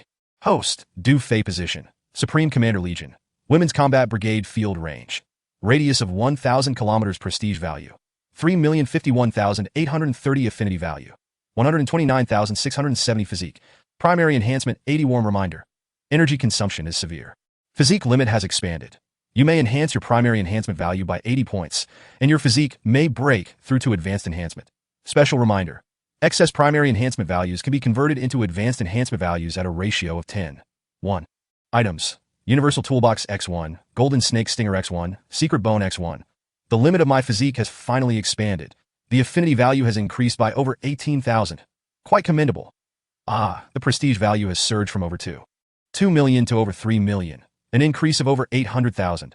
As Du Fei observed the various data, a hint of excitement graced his face. It is noteworthy that the affinity value generated by Xia previously hovered around 6,000. Yet after the enhancement of his physique, the affinity value has astonishingly surpassed 3 times that amount. Now that the affinity value has reached over 120,000, he is merely 70,000 away from redeeming the core of the airborne fortress. As for the dramatic rise in prestige value overnight, it likely stems from various sources, including the scavenger camp, Su Zhong's Imperial Guard, the Iron Blood Brigade responsible for transporting the defense system overnight, and the female soldiers of the Women's Combat Brigade, all contributing significantly to the prestige value. I wonder what it would be like to achieve advanced enhancement. Du Fei closed the system interface, feeling quite curious about advanced enhancement. After a brief wash, he opened the captain's door, preparing to head to the recovery pool to enhance his physique. Report. At this moment, Sun Xiaoli had long been waiting outside the door. Come in. Report, Commander. The families of the soldiers have been safely relocated to Stronghold number 83. All levels of command personnel are in position, and the battle against the 24th Army of the military district is about to commence. As Sun Xiaoli entered to report, her face lit up with joy. Additionally, the Mu family military group has just sent good news. The Border Defense Division's 37th Army has ordered 300 million hours of secret silver ammunition. Our 200 Eagle Falcon combat drones have commenced production and will be ready for use in 10 days. Good. This is indeed wonderful news. That a smile graced Du Fei's face. An order for 300 million hours is certainly substantial. It appears that the Wu family has invested heavily. This underscores the critical importance of the hunting task in Stone Scales Valley to them. Therefore, the next step is to ensure they incur substantial losses. Notify the monitoring room to keep a close watch on the movements in the Beast King hunting grounds of Stone Scales Valley. Yes, Sun Xiaoli responded, then inquired with concern. Commander, breakfast has been prepared for you. Would you like it brought over? No, I will head to the restaurant shortly. After Du Fei finished speaking, he exited the captain's cabin and made his way towards the rehabilitation pool in the living quarters. Sun Xiaoli watched the commander depart, then turned her gaze towards the bedroom area, her eyes widening in astonishment that my goodness, what a mess. She shook her head with a smile and walked over to begin tidying up. Is the commander so restless while sleeping? Is he dancing up there? Fortunately, this bed is made of alloy. What on earth is all of this? Sun Xiaoli furrowed her brow, muttering to herself that a few minutes later, she was heading towards the logistics department, clutching a pile of removed pillowcases and bed linens. At 8 in the morning, inside the command vehicle, Lu Ruobing and the other commanders stood at their respective posts, patiently awaiting news from the monitoring room. Ting, Ding Xiang, Kong Xiaoro, and the female crew members operated 10 Eagle drones, along with the number 1 and number 2 Predators, patrolling the major intersections within the Fuxing area. On board the Eternal Warship, in the monitoring room, Yi Mingfan and 12 communication soldiers were constantly switching between screens, closely monitoring the various military distribution areas of the 24th Army of the Fortress Military District. Soon, a communication soldier narrowed her eyes. Report. We have a situation. She quickly enlarged one of the screens. Yi Mingfan immediately approached it on the screen. A cluster of buildings appeared at the foot of the mountain. with rows of armored vehicles slowly emerging from a warehouse built against the mountain. That is the Wu family supply station, Yi Mingfan exclaimed, having clearly marked the Wu family's influence on the map. Report. Another warehouse located to the west of the Wu family supply station is also seeing a large convoy of armored vehicles depart, another communications soldier reported. Who would have thought that the Wu family supply station would actually be the garrison for 2 elite divisions? Yi Mingfan frowned. No wonder we have been unable to locate their command center. Those 2 warehouses built against the mountain were merely a facade, while inside lay 2 air raid shelters. Transmit the monitoring footage to the command vehicle. Yi Mingfan ordered. Understood. Inside the command vehicle, Lu Ruobing and the other commanders stared at the screen, their faces alight with excitement. The footage being transmitted showed a seemingly endless convoy of vehicles, diverging from 2 main roads and entering the mountainous paths. Judging by the numbers, there were at least 8 brigades, truly worthy of being 2 elite divisions, Lu Ruobing remarked. They are advancing in a network formation towards the scavenger camp and the slums, seemingly preparing to encircle us, Xiaolan noted. This is advantageous, as it allows us to strike them one by one. Lu Ruobing smiled slightly, then spoke in her earpiece. Ganting, how far is the nearest slum from the enemy? The closest distance is 160 kilometers. Ganting replied, adding, however, we can take the mountain path between the 2 locations. Excellent. Lu Ruobing nodded. Then let us select an appropriate combat location, demolish the mountain path, and cut off the routes of the various brigades. Then we shall engage them at our leisure. Understood. Ganting answered, then began assigning tasks to the female crew members based on the marching routes of the 8 brigades. Chapter 303. Advanced Physical Enhancement. Minutes later, once the 8 brigades of the 2 elite divisions had been identified and dispersed, Ganting swiftly assigned combat targets to the female crew members. Attention everyone, the enemy is currently advancing in 8 directions, forming an encirclement towards the slum area. The 2 central formations, based on their equipment configurations, should belong to the main brigades of Elite Division 1 and Division 2, while the 3 formations on the right and left belong to conventional mobile brigades. For the 2 main brigades in the center, we will need 4 Eagle drones for the attack, while the remaining 6 Eagle drones will engage the 6 mobile brigades. All bombing drones are to reach the surrounding area in advance. Once the battle commences, they must immediately destroy all mountain paths to sever the enemy's retreat routes. Predators 1 and 2 will provide random support, primarily targeting high-ranking commanders. Given the current speed of the 8 brigades, they are expected to enter the mountainous terrain in 30 minutes. Each crew member should focus on their respective targets and select the best ambush locations in advance. After 30 minutes, we will launch our attacks simultaneously. With her words concluding, the response echoed. Yes, Ding Xiang, Kong Xiaoro, and all the female crew members chorused in agreement, each maneuvering their drones to scout the combat locations and prepare. On board the Eternal Warship, in the Commander's living area, Du Fei soaked in the rehabilitation pool. Ding, Physicality 1. Ding, Physicality 1. Ding, Physicality 1. Ding, congratulations, Host Physicality has reached Advanced Enhancement. Ding, Physicality Enhancement has reached its limit. Further consumption is required to continue enhancement. As the notification sounded, a sudden roar echoed in Du Fei's mind, and his body trembled. He could distinctly feel a significant increase in his vision.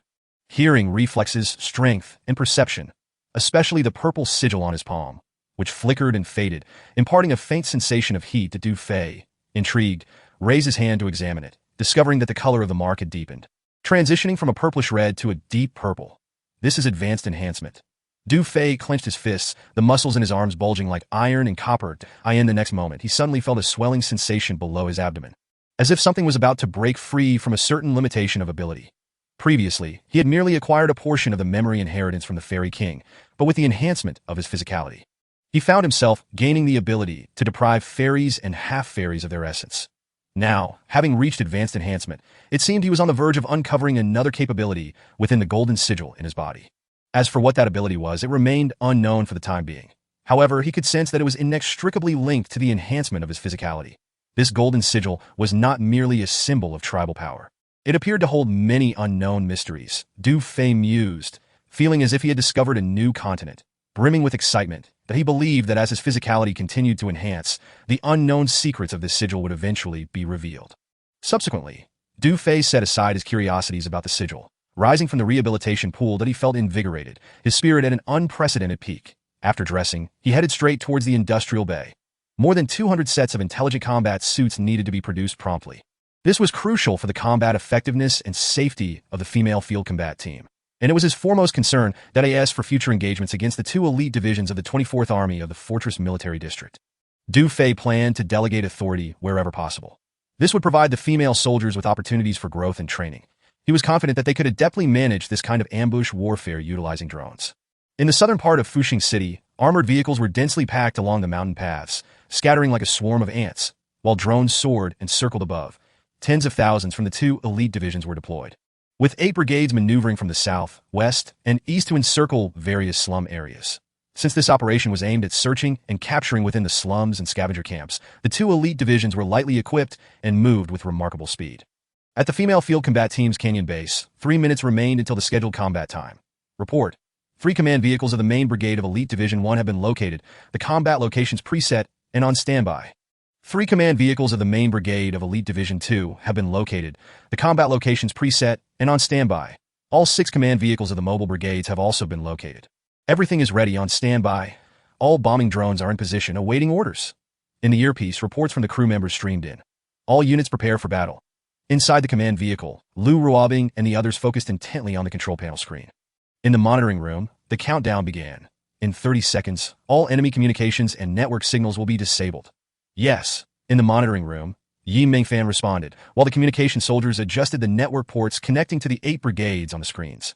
At the Fortress Military District's 24th Army Air Defense Outpost, 2 commanders were glued to the screen, which displayed real-time footage transmitted from the drones of the 8 brigades at that moment. One of the high-ranking officers, cigar in mouth, leaned back in his command chair, squinting as he exhaled smoke.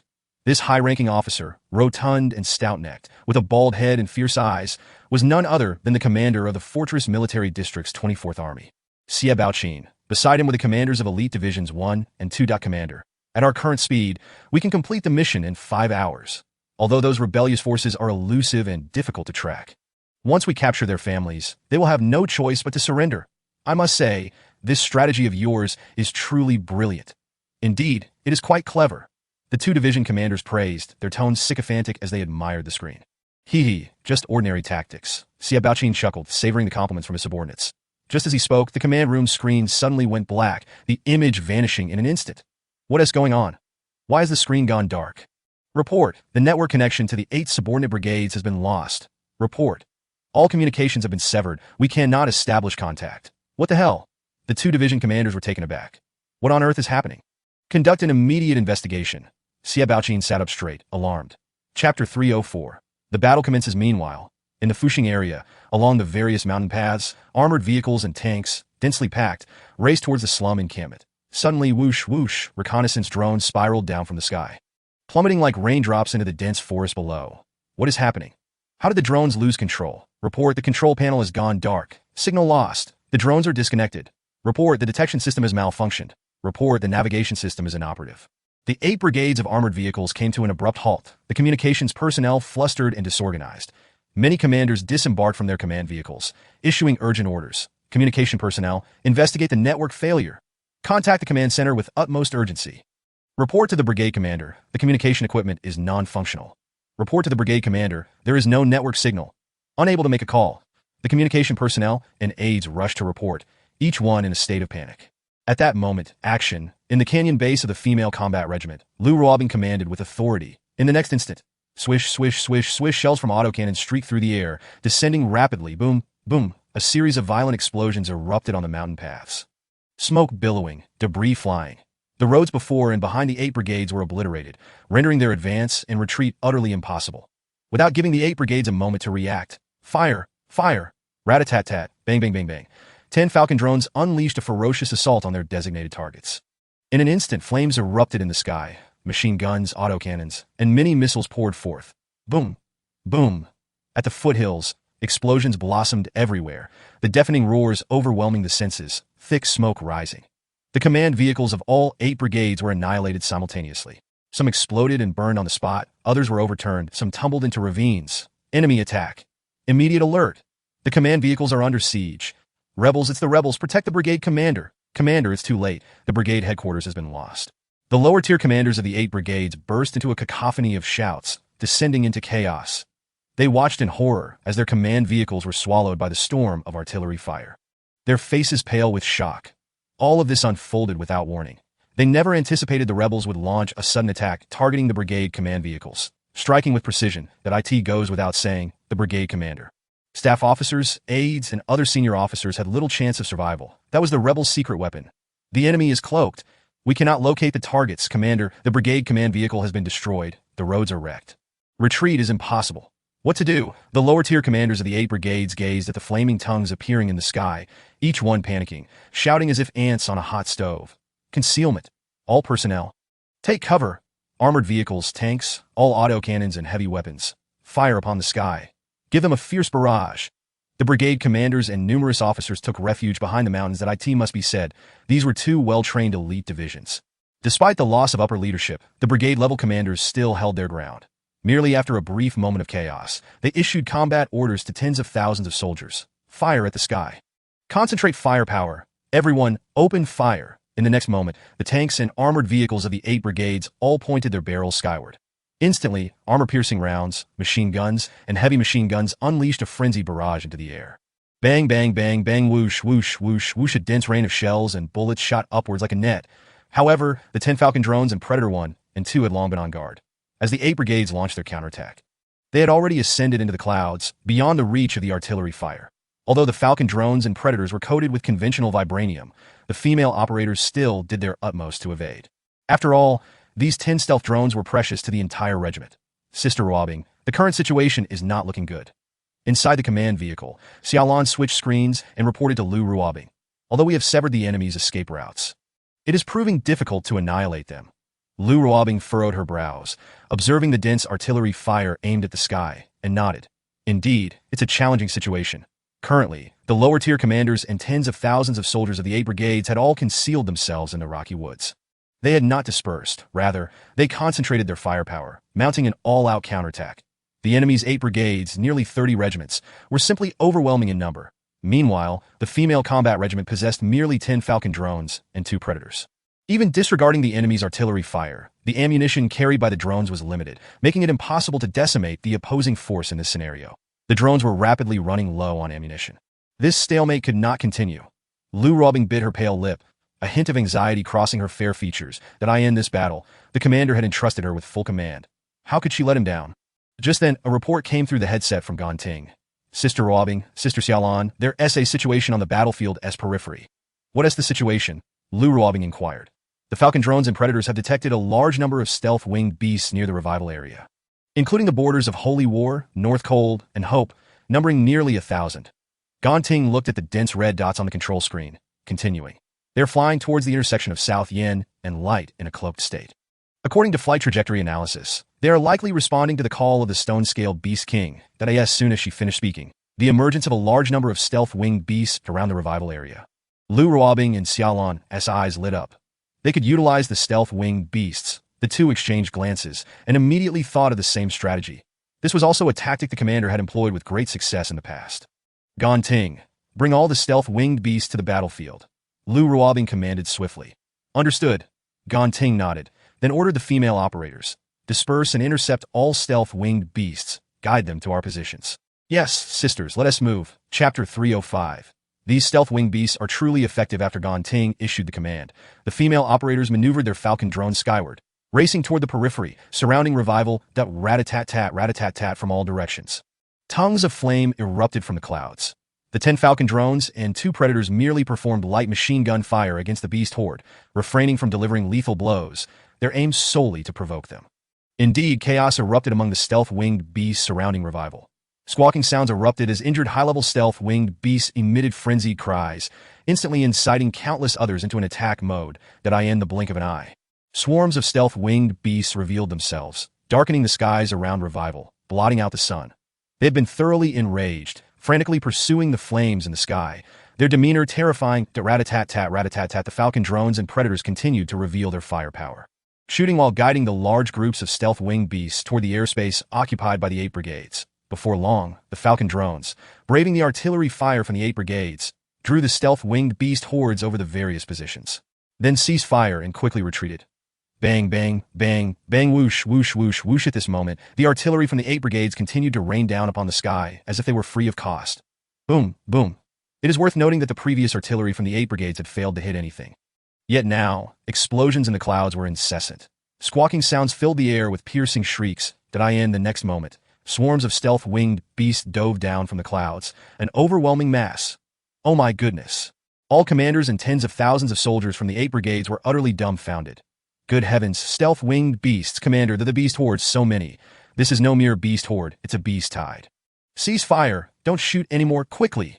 Quickly stop, find a cave to take cover. The brigade commanders of the 8 brigades were thrown into a panic, hastening towards safer shelters to preserve their lives. The commanders felt a mix of fear and confusion. Wasn't it just a defensive barrage aimed skyward?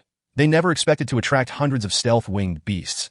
It is important to realize that ordinary ammunition cannot inflict fatal damage on stealth-winged beasts, especially since most of them are high-level beasts of LV4 and LV3 that although the 8 brigades had a large number of soldiers, they were as defenseless as a mantis attempting to stop a chariot in the face of the frenzied stealth-winged beasts. A small wave of stealth-winged beasts they could handle, but the key was the dense mass in the sky, with thousands present over the entire position. The commanders of the 8 brigade swore they had never encountered such a colossal horde of winged beasts in their lives. The orders had been issued, yet before they could find a safer hiding spot, it was already too late. Countless stealth-winged beasts flapped their wings, roaring and shrieking as they charged towards the positions of the 8 brigades. They had just endured a relentless series of attacks without identifying the source of their aggression, their anger simmering beneath the surface, and at last, it seemed they had finally pinpointed the true instigator. Bang, bang, bang. The sound of violent collisions echoed incessantly. In an instant, the armored vehicles and tanks stationed at the 8 brigade positions were overturned, chaos reigning across the mountain paths. Oh no, the higher-ups have all fled. We must run. Survival is paramount. Countless soldiers, witnessing their commanders retreating into the dense forest, abandoned their posts, fleeing towards the depths of the mountains. That moment, bang. A sniper round suddenly pierced the air, and a regimental commander fell to the ground.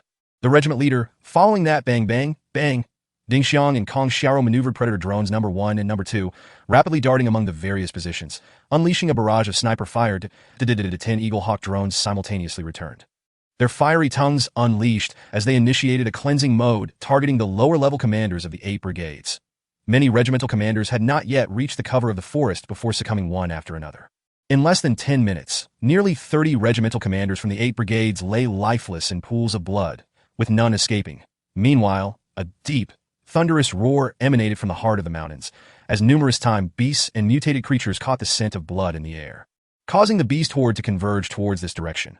This, in turn, incited the stealthy winged beasts into a frenzy, relentlessly pursuing the tens of thousands of soldiers that in an instant, the mountains were teeming with frantic soldiers discarding their helmets and armor, their cries echoing in despair. These stealthy winged beasts are truly formidable. Indeed, they have saved us a considerable amount of ammunition. Inside the command vehicle, Lu Ruobing and Xia Lan observed the disarrayed enemy forces. A glimmer of joy at the prospect of victory illuminating their faces. Deploy the bombing drones. Let us completely annihilate and dismantle the enemy. Yes. Whoosh, whoosh, whoosh, whoosh. The bomb-laden drones, eager to take flight, soared into the sky, speeding towards the mountain slopes. Whoosh, whoosh, whoosh, whoosh. Bombs rained down from the sky like droplets of rain, cascading relentlessly. Boom, boom. Explosions erupted everywhere. Rocks, soil, and trees shattered and scattered, under the continuous bombardment and the assaults of the stealthy winged beasts and the ground-dwelling time beasts. Tens of thousands of soldiers from the 2 elite divisions of the 24th Army Corps were instantly routed, fleeing into the depths of the old forest, aboard the Eternal-class battleship, in the vice-captain's quarters. Xia Ying stirred awake from her slumber, frowning as she glanced at the time on her wrist. The next moment, she gasped, realizing it was already 10 in the morning. How could she have slept so long? She sprang upright, quickly grabbing a piece of fabric beside her, murmuring as she dressed, I wonder if the battle has concluded. Chapter 306. A critical situation, Women's Field Combat Team, Canyon Base Point 10. Teneng. Hooray, we have triumphed. The 2 elite divisions have been eliminated. The battle is over. The mission has been successfully completed. Yes, we have not let our commander down. The commanders and all the female soldiers cheered with exuberance, the canyon reverberating with their jubilant shouts. The entire battle lasted merely around 2 hours, and the 2 elite divisions of the 24th Army Corps were utterly vanquished. It is important to note that in previous battles, the commander personally led the charge, leaving Lu Ruobing and the other commanders with little opportunity to contribute. However, in this encounter, the commander did not participate, and they independently completed the entire operation, utilizing the stealthy winged beasts to conserve a significant amount of ammunition, ultimately achieving victory. How could the commanders and female soldiers not be exhilarated? Alas, so many armored vehicles and tanks have been left strewn across the mountains, and we cannot recover them. There are still many weapons and ammunition. I estimate there are numerous storage cards. The resources and equipment from the two divisions represent a considerable bounty. Indeed, this has allowed some armed organizations or scavengers to reap substantial rewards. Commanders Ganting, Ding Xiang, and Kong Xiaoro disembarked from the drone command vehicle, each wearing expressions of regret. Lu Ruobing and Xiao Lan emerged from the command vehicle, exchanging knowing smiles upon witnessing the scene. No need to fret. The commander assured us that there will be plenty of spoils in the future. Lu Ruobing remarked with a smile. Exactly. As long as we defeat the enemy, we have achieved our goal, Xiao Lan added. Just then, a striking figure emerged from the battleship. Xia Ying, clad in a short outfit, her chest prominently displayed, appeared revitalized. Having overslept, she seemed somewhat anxious as she hurried towards them. The battle has ended. Upon reaching them, Xia Ying inquired of her comrades that it's over. We have wiped out the two elite divisions. A resounding victory. Lu Ruobing and Xiao Lan responded. Really? Xia Ying sighed in relief, a look of joy crossing her face. Wow. Those were two elite divisions. How did you manage that in such a short time? You don't need to worry about the details. Suffice it to say, the mission was flawlessly accomplished, Lu Ruobing replied, casting a sly glance at Xia Ying's figure and teasingly said, Oh, our Yingbao looks entirely different now. Xia Ying knew Lu Ruobing would not miss the chance to tease her. Rolling her eyes in response. Congratulations on reaching the red-level spirit source. Talia chimed in from the side that as soon as those words were spoken, a crowd of commanders and female soldiers gathered around. Wow, Yingbao looks radiant. It seems she has successfully obtained the commander's legacy. Our women's field combat team has gained another half-elf. I wonder when it will be our turn. There is no point in being anxious. It all depends on whether we encounter the truth speaker in the future. The group of commanders and female soldiers surrounded Xia Ying, their faces alight with envy. Ganting looked at Xiao Lan. Lan. The commander mentioned that you're next in line. Upon hearing this, Xiao Lan felt a surge of excitement, replying, According to the commander's order, you're next after me, and if we encounter a truth speaker, you will soon receive the legacy too. With that, she approached Xia Ying and pulled her aside, whispering, Sis, how do you feel after obtaining the elven legacy? Xia Ying paused for a moment, clearing her throat. Ahem. I feel great, that is so. Could you share the details of how you received the legacy? Xiao Lan's curiosity piqued. After all, she was next in line, and she was eager to know. While Xia Ying's face flushed, stumbling over her words. It's a bit complicated to explain. Let us discuss it later. Xiao Lan frowned at this. Sis, is the process really that troublesome? Xia Ying's face turned even redder. It wasn't that the process was troublesome. Normally carefree, she felt unexpectedly shy and unsure of how to explain it to her younger sister. Aboard the Eternal-class battleship, in the industrial bay, Sun Xiaoqian and the engineering female soldiers were diligently crafting intelligent battlesuits. Meanwhile, Du Fei was on the side, embedding energy crystals into the already completed sets and testing the intelligent battlesuits. Commander, we have completed 136 suits. There are 76 milliliters of elemental control remaining, and we should finish the entire batch in about 2 days. Sun Xiaoqian stretched and said to Du Fei, Thank you for your hard work. Du Fei smiled, then added, We mustn't neglect the modification project for the Vulture fighter jet. Understood. I will allocate some personnel and ask Ganting and Talia to assist. We will synchronize the work starting tonight. Excellent. Du Fei nodded at her, increasingly pleased with this capable subordinate. Report at that moment. Sun Xiaoli rushed in. Commander, the battle against the 24th Army Corps has concluded. The two elite divisions have been thoroughly defeated. The entire battle lasted 130 minutes, resulting in a resounding victory. Additionally, the Iron Blood Brigade has successfully transported the first batch of intelligent laser defense systems to the temple. Furthermore, just now, Minister Wang Jianqing from the Inspection Department relayed urgent news regarding large-scale operations in the 9th District, demanding a response from the commander. A critical situation. Du Fei frowned, addressing Sun Xiaoli. Connect me to the Inspection Department immediately. Yes, Chapter 307. Do you have confidence to handle this? Soon, Sun Xiaoli picked up the external specialized communicator and began calling the Inspection Department. Meanwhile, Lu Ruobing, Xia Ying, Xiao Lan, and other commanders appeared at the entrance of the industrial bay. They had all clearly heard Sun Xiaoli's report, and upon learning that the situation was somewhat urgent, they gathered around. All the commanders fell silent, intently watching Du Fei, anxious not to disrupt his train of thought. Commander, the channel is open. Sun Xiaoli handed the communicator to him. Minister Wang, this is Du Fei, he said into the communicator. Kid, the situation is escalating, Wang Jianqing replied gravely as soon as he received the communicator. What is going on? Du Fei inquired. We just received news that all borders surrounding the 9th District have been sealed off. From now on, the 9th District is completely isolated, and no one is allowed to enter or exit.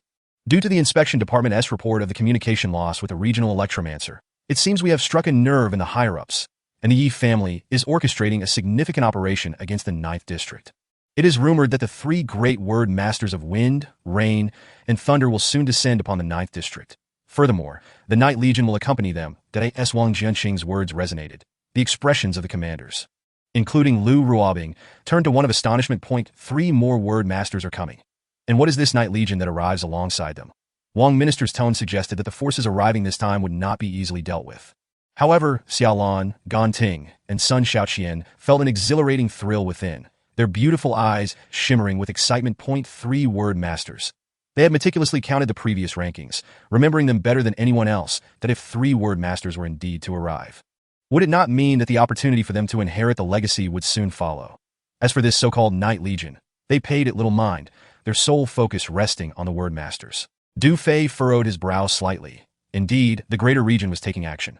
First, they sealed the borders, then dispatched legions to garrison the area, evidently preparing to conduct a thorough investigation of the 9th District.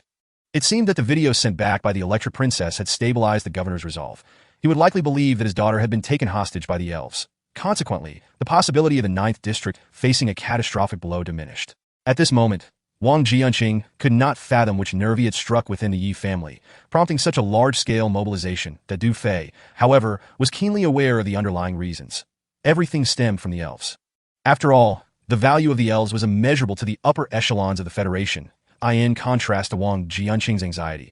Du Fei felt a quiet sense of relief that as long as the greater region's focus on the 9th District was not a full-on assault, but merely a garrison operation, everything would be manageable. The Night Legion. Is this legion particularly formidable? Du Fei inquired. According to the data, the Night Legion is one of the primary military forces of the Yi family, ranked among the top 500 in the greater region Sky Eye rankings. Classified as a comprehensive top-tier legion. Wang Jianqing's voice was somewhat heavy as he continued, stating, this legion comprises land, sea, and air divisions, constantly engaged in battles in foreign territories, equipped with exceptionally advanced weaponry. The army is outfitted with the latest tracked armored vehicles and various heavy weaponry. The Navy boasts a carrier battle group with missiles capable of precise inland strikes, and the Air Force is supplied with a multitude of new fighter jets, bombers, transport aircraft, and more. The Night Legion is an overwhelmingly powerful presence in land, naval, and aerial combat. Just now, I analyzed with Minister Mu that the Yi family's drastic actions likely stem from some objective concerning the 9th District. Moreover, shortly after the greater region's notification was issued, they ordered all legions in the 9th District to exert every effort to locate the governor's daughter, declaring that should any harm befall her, all officials and legions in the 9th District would be offered as sacrifices. However, from this order, it is evident that the greater region believes the governor's daughter is merely being held captive by the rebels, allowing the inspection department to conceal the truth for a few more days. Yet, under these circumstances, once the Night Legion arrives, they will undoubtedly seize control of the entire 9th District, and at that point, the truth may be impossible to conceal. Wang Jianqing recounted the current situation in one breath. Upon hearing this, Lu Ruobing and the other commanders fell into collective silence, all gazing at Du Fei. They too sensed the gravity of the situation. They had not anticipated that the greater region would dispatch a comprehensive top-tier legion encompassing land, sea, and air to the 9th District, that if they were to confront a legion like the 24th Army of the Fortress Military District, Lu Ruobing and her comrades would not have been daunted. Yet, the Women's Field Combat Regiment was about to face a top-tier legion ranked among the top 500 in the greater region Sky Eye rankings. That it must be understood that such legions hold a godlike status in any autonomous region. How could Lu Ruobing and the other commanders not feel apprehensive? After a moment of contemplation, Du Fei asked, Minister Wang, is there a precise time when the Night Legion will arrive in the 9th District? While the exact timing remains uncertain, it is said they have already begun withdrawing from the foreign territories, Wang Jianqing replied. After a moment's thought, he added, given the speed of a top-tier legion from rest, departure to arrival in the 9th District, the air and naval forces should take no more than 5 days, and even the ground forces should not exceed 10 days. Very well, understood. Du Fei nodded towards the communicator. You and Old Man Mu need not worry. The 3 word masters and the Night Legion will be handled by the Women's Field Combat Regiment. Calculating the time, we will be ready in due course with over 200 sets of active vibranium smart battle suits and 200 Eagle Hawk drones. Although the Night Legion is formidable, the equipment of the Women's Field Combat Regiment is no trifling matter. Since the borders of the surrounding autonomous regions have been sealed, we would not mind keeping them all within the 9th District. Kid, do you have the confidence to manage this? Rest assured, I've already devised some plans. That Du Fei responded affirmatively, then continued, currently, the inspection department's priority is to ensure that all military districts and officials in the various base cities cooperate fully to deploy the intelligent laser defense system in the 9th District. I have drafted detailed defense plans tailored to the defensive conditions of each base city, which I will send to you shortly. Once the defense system is established, I can guarantee that the 9th District will essentially become our domain. Chapter 308. What must come will ultimately arrive, Du Fei concluded his remarks. Excellent. Since you are so confident, I shall refrain from saying more. Just be cautious. Wang Jianqing said without further ado, I will now notify all officials and military leaders involved in the temple incident to convene a secret meeting tomorrow morning. These individuals are all in the same boat and can be considered our own.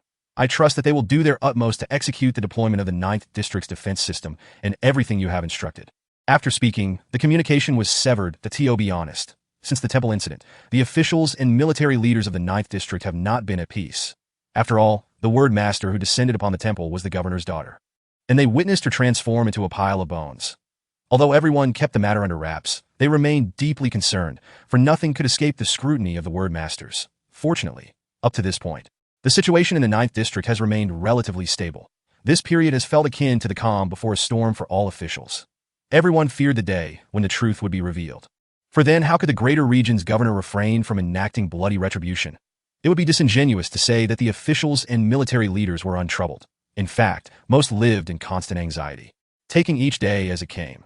Though this feeling was unpleasant, they had no means to change it, as each of their weaknesses lay firmly in Du Fei's grasp.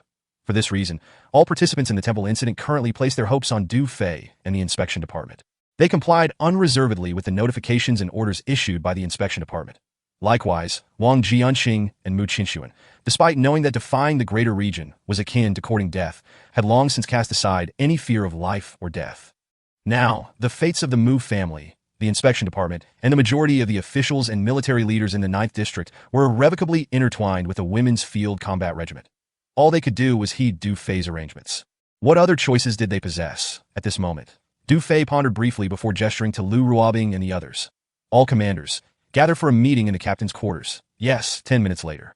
In the captain's quarters, all the commanders took their seats around the conference table. Du Fei surveyed the room and spoke.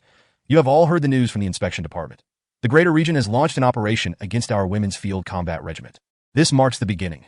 Simultaneously, it signifies that we will soon confront the greater region directly.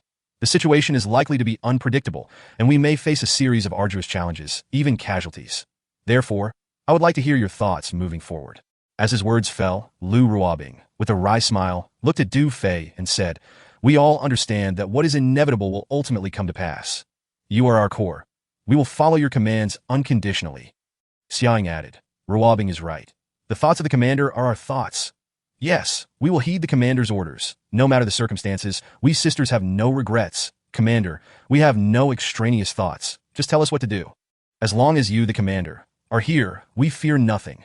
Not even the greater region, let alone the entire Federation. In an instant, all the commanders expressed their opinions. Faced with the encroaching forces of the greater region, they felt no fear. Their thoughts aligned seamlessly with the commander, fully committed to his arrangements. Excellent, Du Fei smiled, nodding at all the commanders. The scale of this operation by the greater region is substantial. All borders of the surrounding autonomous regions have been sealed. The Yi family of Time-Space City has dispatched 3 word masters and a top-tier legion, intending to conduct a carpet search against us. According to information from the inspection department, the Night Legion has withdrawn from foreign territories, and the land, sea, and air forces are gathering, expected to arrive in the 9th District within 10 days at most. In other words, we have only 10 days to prepare for the impending assault of this top-tier legion. However, during this period, we shall engage in 2 battles. The first at the Shilin Valley Beast King hunting ground of the 37th Army of the Frontier Defense Corps in 3 days. And the second against the 24th Army of the Fortress Military District. That MY plan is as follows. To eliminate both the 37th Army of the Frontier Defense Corps and the 24th Army of the Fortress Military District before the arrival of the Regional Legion. Concerning the 2 factions of the Wu family, we shall employ a strategy of blitz warfare, aiming for swift resolution, Du Fei declared, his tone turning grave. Next, I will assign you combat tasks and preparations for the coming days. As soon as he finished speaking, all commanders stood tall and attentive, awaiting their orders. Chapter 309. Heading to the temple, Lu Ruobing, Xiaoying, Xiaolon. Present. The 3 of them responded in unison. You 3 are responsible for all pre-battle preparations, particularly training the 200 elite soldiers recently selected into a formidable assault company within a short time frame. Understood. Yi Mingfan, present. You will monitor the Shilin Valley hunting ground of the 37th Army of the Frontier Defense Corps and the activities along the 9th District border 24/7. Understood. Sun Shaoqian, Ganting.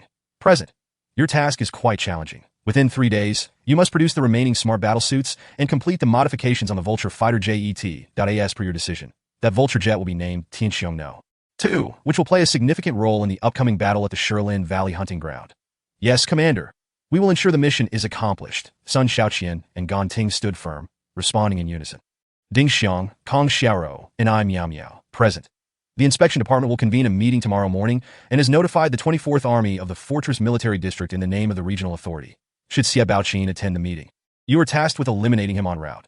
Understood. Su Ninger, Zhao Feifeng, Song Jia, present. You are responsible for supplying adequate provisions and ammunition to the guerrilla forces of Qin Menghan and Shotong, and additionally, you are to capture a batch of live fish from the base's pond to load on a Tianqiong No. 1. Understood. Talia, present. You are in charge of piloting Tianqiong No. 1. Once all preparations are complete, Su Ninger, Zhao Feifeng, and I will proceed to the temple. Understood, Commander. With all arrangements established, Du Fei waved his hand, dismissed. Immediately, the commanders exited the captain's quarters, springing into action to Du Fei plan to make an urgent visit to the temple. Considering that the Mu Military Industry Group was on the verge of delivering 200 Eagle drones, half of the Nirvana meteorite in the industrial compartment of the Eternal was already consumed. It would inevitably require a substantial quantity of conventional vibranium, and the remaining Nirvana meteorite would only suffice for coating this batch of Eagle drones that in other words, the supply of Nirvana meteorite would soon be inadequate. Du Fei contemplated that the vast expanse of pristine land surrounding the temple likely harbored significant natural reserves of Nirvana meteorite. Under conditions that minimally impact the ecological environment, it might be feasible to utilize some. Furthermore, the Iron Blood Brigade had already delivered the first batch of smart laser defense systems to the temple, awaiting installation and testing. With the total assault on the 37th Army of the Frontier Defense Corps imminent, it was prudent to deploy the defense system surrounding the temple during these 2 idle days. Notably, among those who arrived with the Iron Blood Brigade was a technical team from the Mu Military Industry Group. It would merely require exchanging a portion of energy crystals and directing them on installation and testing. Subsequently, once the remaining smart laser defense systems were transported to various base cities, the inspection department would lead them in deployment according to the defense layout. This way, Du Fei could avoid unnecessary errands, thus alleviating considerable hassle. 2 hours later, Su Ninger, Zhao Feifeng, and others captured over 500 live fish, all loaded into Tianqiong No. 1. Commander, as per your instructions, they are all lively and plump. Upon Du Fei's arrival at the storage compartment, Su Ninger approached and reported. Excellent. Du Fei glanced at the barrels, nodding with satisfaction. Among them were several female fish in spawning condition. Once these live fish were released into the temple's waters, it was believed that the aquatic industry in the 9th District would surely flourish in the near future. With everything in readiness, Du Fei reclined on the central sofa in the rest compartment, flanked by Su Ninger and Zhao Feifeng, both content. Let us depart. Yes, Commander. In the cockpit, Talia and several female crew members responded. Whoosh, the cabin doors sealed shut, the surrounding air shimmered, and Tianqiong No. 1 ascended slowly in the next moment. It entered stealth mode, swiftly heading towards the temple. At the temple, within a luxurious mansion, Sister Phoenix, Commander Du has departed. He will arrive in approximately half an hour. 2 female bodyguards rushed in, expressing their excitement. Notify Brigade Commander Chu and the other officials to head to the sacrificial square. Black Phoenix felt a surge of excitement. This man was finally arriving. Then, her cheeks flushed as she glanced towards the innermost bedroom. Turning to one of the bodyguards, she instructed, Schwer, stay behind and change the bedding for me. He understood, Sister Phoenix. The bodyguard replied with a smile, her expression indicating that she understood. Chapter 310. Reunion half an hour later. Commander, we have arrived above the temple's waters. Talia slowed the speed of Tianqiong No. 1 and deactivated stealth mode, that we are landing at the sacrificial square, Du Fei announced. Understood, boom. As the lake waters surged, the skylight atop the temple slowly opened. Tianqiong No. 1 emitted a blue glow, descending vertically through the skylight, revealing a bustling sacrificial square below. Without a doubt, Black Phoenix, Chu Jingxiong, and numerous officials had long awaited Du Fei's arrival.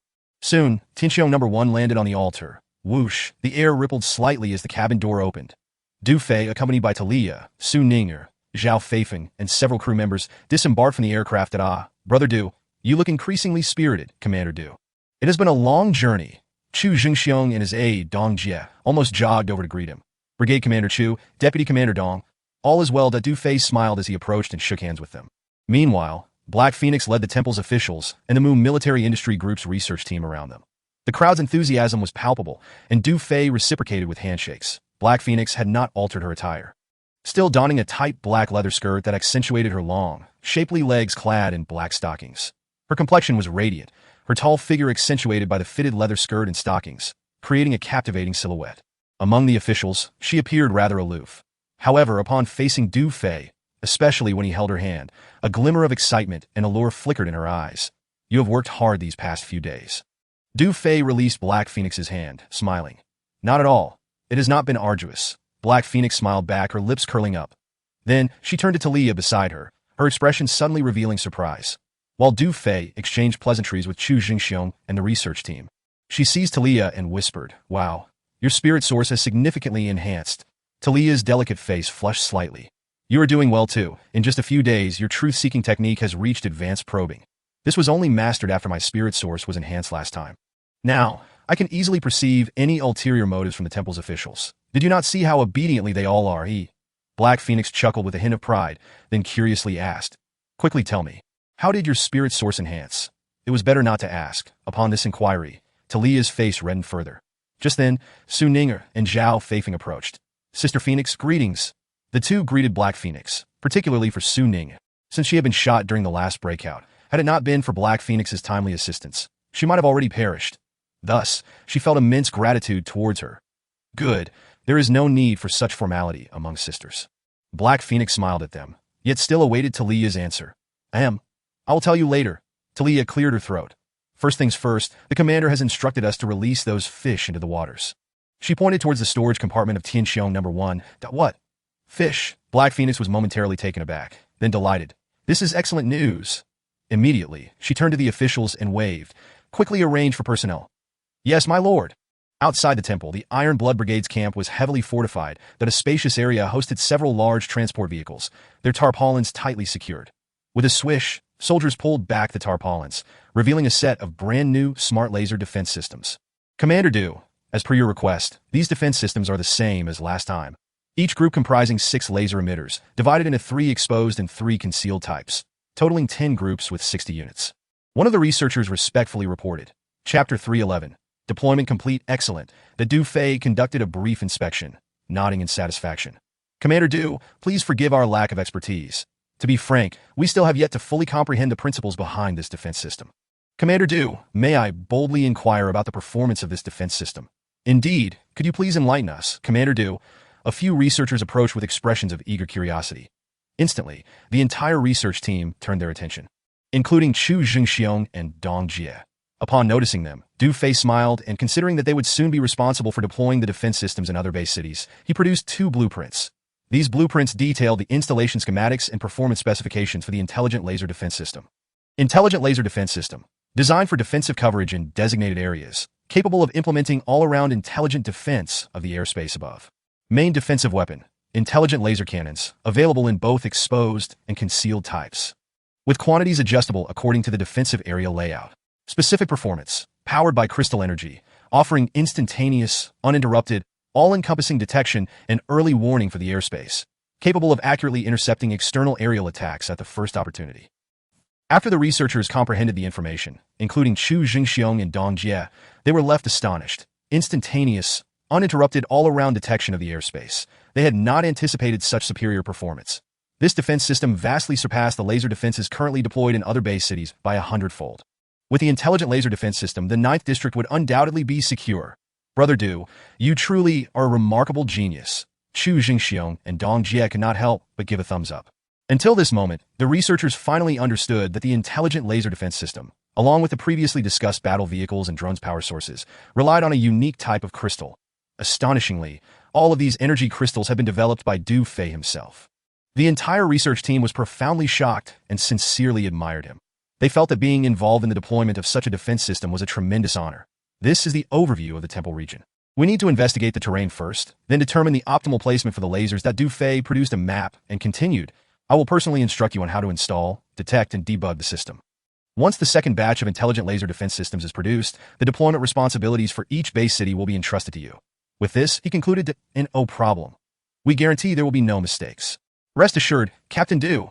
The entire research team nodded in unison. "Very well. Let us drive the transport vehicle over, and once we confirm the best location, we will proceed directly with the installation and debugging." Du Fei nodded at everyone, determined to complete the deployment of the temple region's defense system before nightfall. "Let's begin." Chu Jingxiong commanded. Yes, the soldiers swiftly mobilized the transport vehicles loaded with 10 sets of intelligent laser defense systems, heading towards the foothills surrounding the temple. The 10 sets comprised a total of 60 launchers, with 30 exposed and 30 concealed. Considering the interception range, they were not positioned within the temple region, but rather deployed in the surrounding mountains, cliffs, and dense forests. Subsequently, Du Fei led the researchers to conduct on-site inspections, calculating distances, selecting sites, and so forth. That he explained various precautions and taught them how to install and debug the system, fully immersed in the task. Hours passed until nightfall. After several hours of diligent work, the 10 sets of intelligent laser defense systems were finally deployed. Chu Jingxiong and Dong Jia led the entire research team back to the Iron Blood Brigade's base, while Du Fei, welcomed by 2 female bodyguards, returned to a luxurious mansion within the temple. Upon entering, he saw 2 women dressed in black robes setting the table with dishes that Su Ninger and Zhao Feifeng held hands, examining the ancient murals and ornaments adorning the room. Meanwhile, He Fengwang and Talia were whispering to each other nearby. Upon seeing Du Fei, both blushed simultaneously and ceased their conversation. He Fengwang turned and retrieved several bottles of blue liquor from the cabinet, placing them on the dining table with a hint of excitement. That it was evident that tonight would undoubtedly lead to a night of revelry.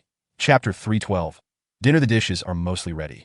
Let's commence the meal, He Fengwang said with a gentle smile. Upon hearing this, Su Ninger and Zhao Feifeng immediately turned and, upon noticing Du Fei's return, rushed over. Captain, we have tested the water quality in the temple's waters, and it is remarkably similar to that of our base's water pool, making it highly suitable for aquaculture. According to your instructions, all the fish have been released into this water area. The task is complete. The 2 beautiful ladies beamed with delight. Excellent. Thank you for your hard work. The Du Fei nodded in satisfaction and added, you must be famished. Let us begin dining. All right. With that, everyone took their seats, although the temple's offerings included only pork and some vegetables. The table was lavishly adorned with a variety of dishes. Sister Fengwang, why is this liquor blue? Su Ninger inquired, her curiosity piqued as she stared at the bottles. What kind of liquor is this? Zhao Feifeng echoed the question. That it's called Wanyu. He Fengwang replied, casting a casual glance at Du Fei. Talia, who had long noticed the blue liquor, found her heart racing despite being a pure-blooded elf. Ding, affinity value 1000. Ding, affinity value 1000. As the 2 system notifications chimed, Du Fei was momentarily taken aback, and the system interface materialized in his mind. Host, Du Fei position, Supreme Commander Legion, Women's Field Brigade domain range, radius of 1,000 kilometers, prestige value 305-6270, affinity value 132350, physique, advanced enhancement 6 items, universal toolbox X1, golden snake sting X1, secret bone X1. The affinity value had surpassed 130,000. In an instant, Du Fei closed the system interface. That he was merely 60,000 away from exchanging for the core of the airborne fortress, which excited him that he could almost envision the moment the Eternal class warship was launched. With some effort, he was confident that the affinity value would reach 200,000 by tomorrow. With this thought, Du Fei couldn't help but glance at the beautiful ladies around him. Su Ninger and Zhao Feifeng were momentarily excluded. Although they too had received the physique enhancement serum, they were only at the initial enhancement of 5. As for himself, his physique had reached advanced enhancement, making it somewhat inappropriate that to garner more affinity value. He would need to focus on He Fengwang and Talia, as practical experience had shown that the elf's robust physique generated an immense affinity value. Soon, dinner commenced. He Fengwang, Talia, Su Ninger, and Zhao Feifeng joyfully dined with Du Fei. The 2 female bodyguards busily attended to everyone, refilling dishes and pouring drinks. The entire hall of the mansion was filled with laughter and warmth. The meal lasted a full 2 hours, and by the end, 5 or 6 empty bottles of the blue liquor littered the floor. The Wanyu liquor was consumed almost equally by everyone. He Fengwang and Talia seemed unaffected, while Su Ninger and Zhao Feifeng were flushed and thoroughly intoxicated. The 2 women, with dazed eyes, waved their hands repeatedly, exclaiming they could no longer continue. In truth, Su Ninger and Zhao Feifeng were quite exhilarated. The opportunity to be out with the captain filled them with a certain anticipation. As night fell, they wondered how Sister Fengwang had arranged for the captain's rest. Perhaps it was the effect of the Wanyu liquor that stirred a flicker of hope within them. Wishing that the captain could stay next door, bolstered by the alcohol, Su Ninger tilted her head, just about to ask He Fengwang about the arrangements. However, He Fengwang and Talia exchanged blushing smiles with their elven abilities. How could their thoughts remain concealed from Su Ninger and Zhao Feifeng, who were already inebriated? Ninger and Feifeng are quite tipsy. Please assist them in resting, He Fengwang said with a gentle smile to the 2 female bodyguards. Understood. The 2 bodyguards nodded and promptly helped Su Ninger and Zhao Feifeng out. In the hall, only He Fengwang, Talia, and Du Fei remained. Chapter 313. The underground palace. Soon after, the 2 female bodyguards returned. Sister Fengwang, Ninger, and Feifeng have been settled. This mansion was once the residence of the temple's priest, and due to the previous arrival of the oracle, the governor's daughter, that priest, as the highest authority of the temple, had made a grievous error that he had chosen to stand alongside Zhao Tianxing, the cabinet minister, and was subsequently eliminated by a drone's barrage.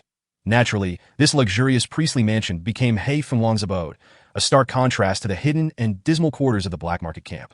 It was akin to paradise. The mansion boasted numerous rooms, and as Su Ninger and Zhao Feifeng had envisioned, He Fengwang, considering them as her sisters, had arranged for them to stay in the adjacent room, which could accommodate 2 people. Talia, however, had a room to herself. Very well.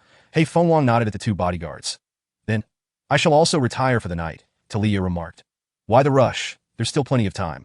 He Fengwang smiled, noticing that Du Fei seemed to be lost in thought. Why do I feel like the captain isn't even slightly tipsy? She continued. Hearing this, Du Fei snapped back to attention and asked, Have you completed the task assigned to you? It was worth noting that prior to their arrival, Du Fei had instructed Sun Xiaoli to assign a task to He Fengwang to ascertain the storage quantity and specific locations of the Nirvana meteorites in the temple. After all, the Nirvana meteorites were of paramount importance to the Women's Field Brigade at present. The remaining Nirvana meteorites aboard the Eternal-class warship were merely sufficient to coat 200 Hawk drones provided by the Mu Military Industrial Group. What occupies Du Fei's mind the most is the Eternal-class warship, that if the core of the aerial fortress were to be exchanged tomorrow, and the Eternal-class successfully activated, then the issue of defense would become paramount. It is essential to note that the Eternal class is constructed from tungsten alloy, with its protective shield formed by activating this special material. However, it previously fell due to the assault of various powerful families within the temporal galaxy, suffering attacks from the Joint Fleet's dark particle cannons and microparticle beam rays, resulting in its crash and complete destruction of the core device. What does this indicate? It indicates that the Valen family also possesses such advanced weaponry. Therefore, even if the Eternal-class warship is restored and activated, it would still face the same fate against the dark particle cannons and microparticle beam rays, which are high-tech weapons. Thus, in order for the female combat unit to have the capability of self-preservation in future battles, the defense system of the Eternal class must be upgraded, specifically through the use of active vibranium. However, considering that the entire length of the Eternal class is 5.6 kilometers and its width is 2.1 kilometers, the required surface coating would necessitate an enormous quantity of active vibranium, and the demand for Nirvana meteorites can only be imagined. How could Du Fei not be concerned? The task you assigned can only be said to be half completed, which I intended to inform you later. The Black Phoenix retracted her smile and spoke softly. Half. Du Fei looked at the Black Phoenix, a look of confusion on his face. Yes. The Black Phoenix furrowed her delicate brows and continued, In fact, I have also been quite puzzled recently that in such a vast area of the temple's pure land, there must be a considerable amount of Nirvana meteorites. However, since my arrival, I have scoured the entire region and have not found even a single piece of Nirvana meteorite. Upon inquiring with subordinate officials, they, due to their insufficient authority, were entirely unaware of the existence of Nirvana meteorites. That it was not until the afternoon that I pardoned a close guard of the previous priest and learned from him that there exists a sealed underground palace beneath the temple altar.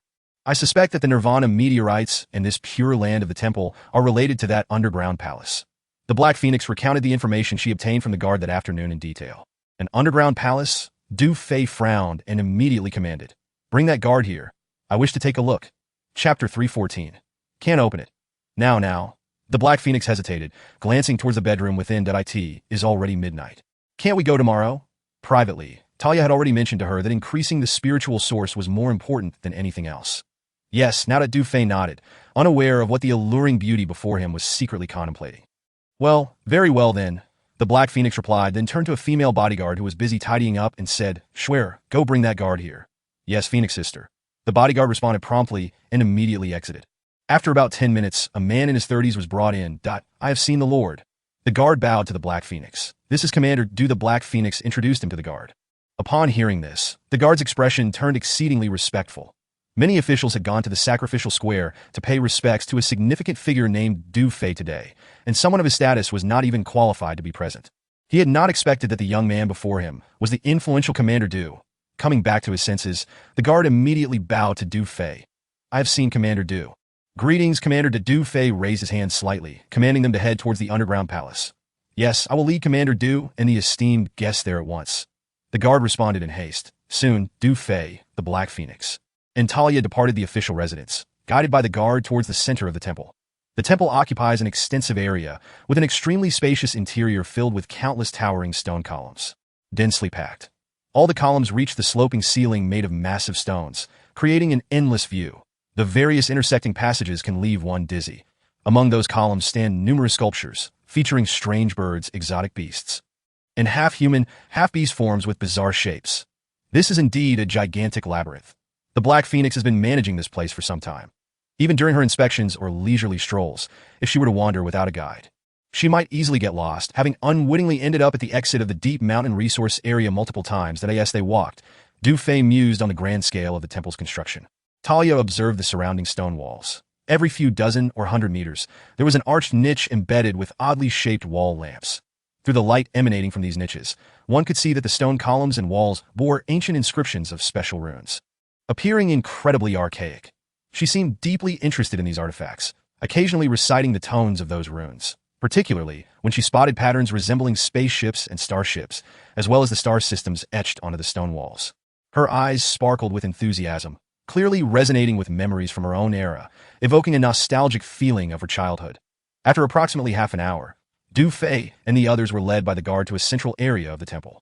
On the ground lay a disc-shaped pattern made of black stone, surrounded by 4 sculptures.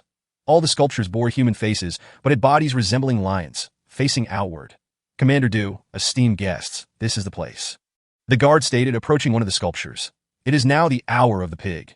We should activate this first." After speaking, he turned a hidden mechanism at the base of the sculpture, then proceeded to activate the mechanisms of the other sculptures in turn. In the next moment, a low humming sound reverberated. The ground trembled slightly as the 4 sculptures began to turn slowly from the outside, sequentially facing the disc-shaped pattern. With a series of clicks, the disc-shaped pattern sank, forming a staircase that led directly underground. "Commander Du, this is the underground palace of the temple," the guard declared. Du Fei nodded, signaling the guard to lead the way. The group descended the staircase, walking nearly 100 steps until they arrived at a massive door. The door was crafted from a special metal, appearing remarkably heavy, and over the years it had neither rusted nor dulled in luster. "Open it," Du Fei commanded the guard. The guard hesitated, then smiled wryly. "Commander Du, this door cannot be opened. Whenever I accompanied the previous priest here, it was merely to clean the keyholes." "Cannot open? Merely to clean the keyholes?" Du Fei approached the massive door, unable to suppress his frown that he observed 5 keyholes on the door, with 4 smaller ones surrounding a larger one in the center. A glint of azure light flickered in Talia's eyes as she exclaimed, "Commander, this is a secret bone lock." Chapter 315. Just give it a try. As Talia's words fell, Du Fei was momentarily taken aback. Secret bone lock. It reminded him of a battle that had taken place days earlier at the border between Zone 6 and North Cold in the foothills. That battle not only yielded red-tier spiritual sources and a Vulture-class fighter jet, but also uncovered a piece of secret bone from the remains of the Electra Princess. Secret bones exist solely within the bodies of high-ranking elves or half-elves, who condense a specific bone within them into a numerical shape. These elves or half-elves often guard an important treasury, and the most secure method of protecting it is through a secret bone lock. The bone within such an elf or half-elf serves as the key to unlocking the treasury. Typically, a treasury is protected by several elves or half-elves possessing secret bones. When the treasury needs to be opened, they must all be present and use their respective secret bones to inject their numbers into the corresponding keyholes via their spiritual sources. Du Fei surveyed the 5 keyholes on the massive door. This meant that in order to unlock the colossal door to the underground palace, all 5 guardians of the treasury must jointly activate it. After a brief moment of contemplation, a black bone appeared in Du Fei's hand. The surface of this bone was dotted with numerous small circular holes resembling a honeycomb, faintly glowing. The entire bone took the shape of the number 5. It was indeed the secret bone he had obtained from the remains of the Electra Princess. He wondered silently whether this secret bone served as the key to the underground palace before him. I might as well give it a try. Logically, since this secret bone was condensed by the Electra Princess, it would need her to personally release her spiritual source to activate it. However, Du Fei, as the Elf King, could entirely replace the Electra Princess in activating the secret bone since he had absorbed all of her spiritual abilities. The next moment, a surge of warmth emanated from the rose-gold emblem on Du Fei's abdomen, and a layer of purple light enveloped his palm, causing the secret bone to tremble in his grasp. Both the Black Phoenix and Talia widened their beautiful eyes. Feeling a bit dizzy, in that instant, they sensed the potent and pure power within the commander. No wonder, such an immense force. Just a mere fraction of it could exponentially amplify any elf's spiritual source. Meanwhile, the guard nearby trembled all over, hastily prostrating before Du Fei, not daring to make a sound. Such power is reserved for great regional truth speakers. He had witnessed it during his time with the former priest, and thus understood the rules and decorum. Soon a miracle occurred. As the purple light faded, the secret bone in Du Fei's hand shot forth a beam of light towards the massive door. The door trembled slightly, and the last of the 5 keyholes gradually sunk, revealing a hollow shape of the number 5.3 seconds later. It reverted to its original form. Clearly, due to the other 4 keyholes remaining unresponsive. Only one was assuredly activated. "Commander, I didn't expect," Talia exclaimed in awe, staring at the keyhole of the massive door, "that the Electric Princess's secret bone would actually be the key to this underground palace." Indeed, Du Fei nodded, feeling a surge of excitement within. Before stowing the secret bone away, did he merely approach this with a trial-and-error attitude, not anticipating that this secret bone would indeed be the key to the temple's underground palace. "Captain, this door is secured by 5 secret locks, which implies that the palace is guarded by 5 individuals. The Electric Maiden is one of them, so the others. Indeed, I trust you have already deduced the answer." Observing Talia's animated expression, Du Fei smiled and remarked, "According to the cabinet's records, the Electric Maiden has 4 sisters, who belong to the conservative faction of the Qi Ling organization. They are the Wind Maiden, Rain Maiden, Thunder Maiden, and Electric Maiden, all loyal to the ruling Knight family. The 9th district is under the Knight family's domain. Naturally, the temple falls under their jurisdiction." Upon hearing this, the Black Phoenix suddenly understood. "I see. The underground palace is overseen by the 4 masters of wind, rain, thunder, and electric." However, she paused, slightly puzzled. There are 5 keyholes, yet they only account for 4 individuals. Talia furrowed her brow, glancing at Du Fei. Having a clue is sufficient. As for the 5th guardian, capturing one alive should reveal the answer. That Du Fei's gaze drifted to the largest of the 5 keyholes, and he instinctively suspected one person, the master to whom these 4 sisters were loyal. The regional governor, Yilong. However, this was merely his conjecture, and only the impending battle would confirm that it is getting late. "Let us retire for the night," Du Fei declared. "Agreed." The Black Phoenix and Talia replied in unison, exchanging a glance that caused both their faces to flush. Chapter 316. The core of the aerial fortress temple residence, around 3 in the morning. Ding, affinity 500. Ding, affinity 1000. Ding, affinity 3000. Ding, affinity 3000. As the final system notification echoed, Du Fei's mind filled with the system interface. Host, Du Fei position. Supreme Commander Legion. Women's Field Corps domain radius. 1000 kilometers reputation. 308290 affinity. 181550 physique. Advanced enhancement 6 items. Universal Toolbox 1. Golden Serpent Spike 1, Secret Bone 1. 18,000, with nearly 2,000 remaining to reach 200,000. Du Fei scrutinized the affinity section, his brow slightly furrowed.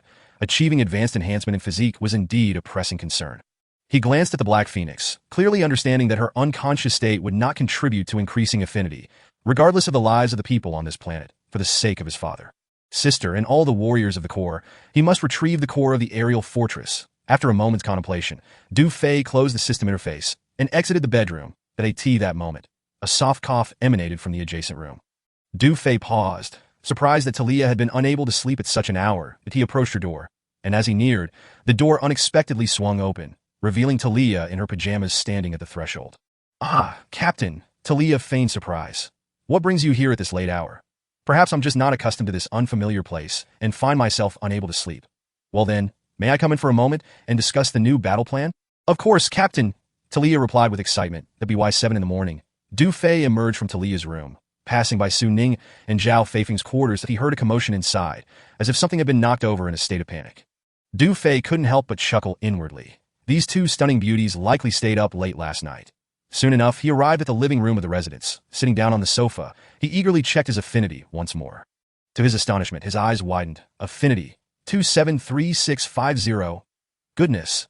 It had surged from 18,000 to over 27,000, an astonishing increase of nearly 100,000. He could not help but marvel at Talia's value. Du Fei was elated. However, his physique remained at Advanced Enhancement 6, without the usual notifications of severe energy depletion. It seemed that to achieve further enhancement in physique, he would need to exert himself considerably. Setting aside those thoughts for the moment, the priority was to exchange for the core of the aerial fortress. In the next instant, he directly accessed the technology repository. Dragonthorn Cruiser, design blueprint requires 100,000 reputation. C-Class Intelligent Guard, mechanical product blueprint requires 80,000 reputation. B-Class Intelligent Guard, mechanical product blueprint requires 150,000 reputation. A-Class Intelligent Guard, mechanical product blueprint requires 30,000 reputation. Real Guard, intelligent mechanism. Female, product requires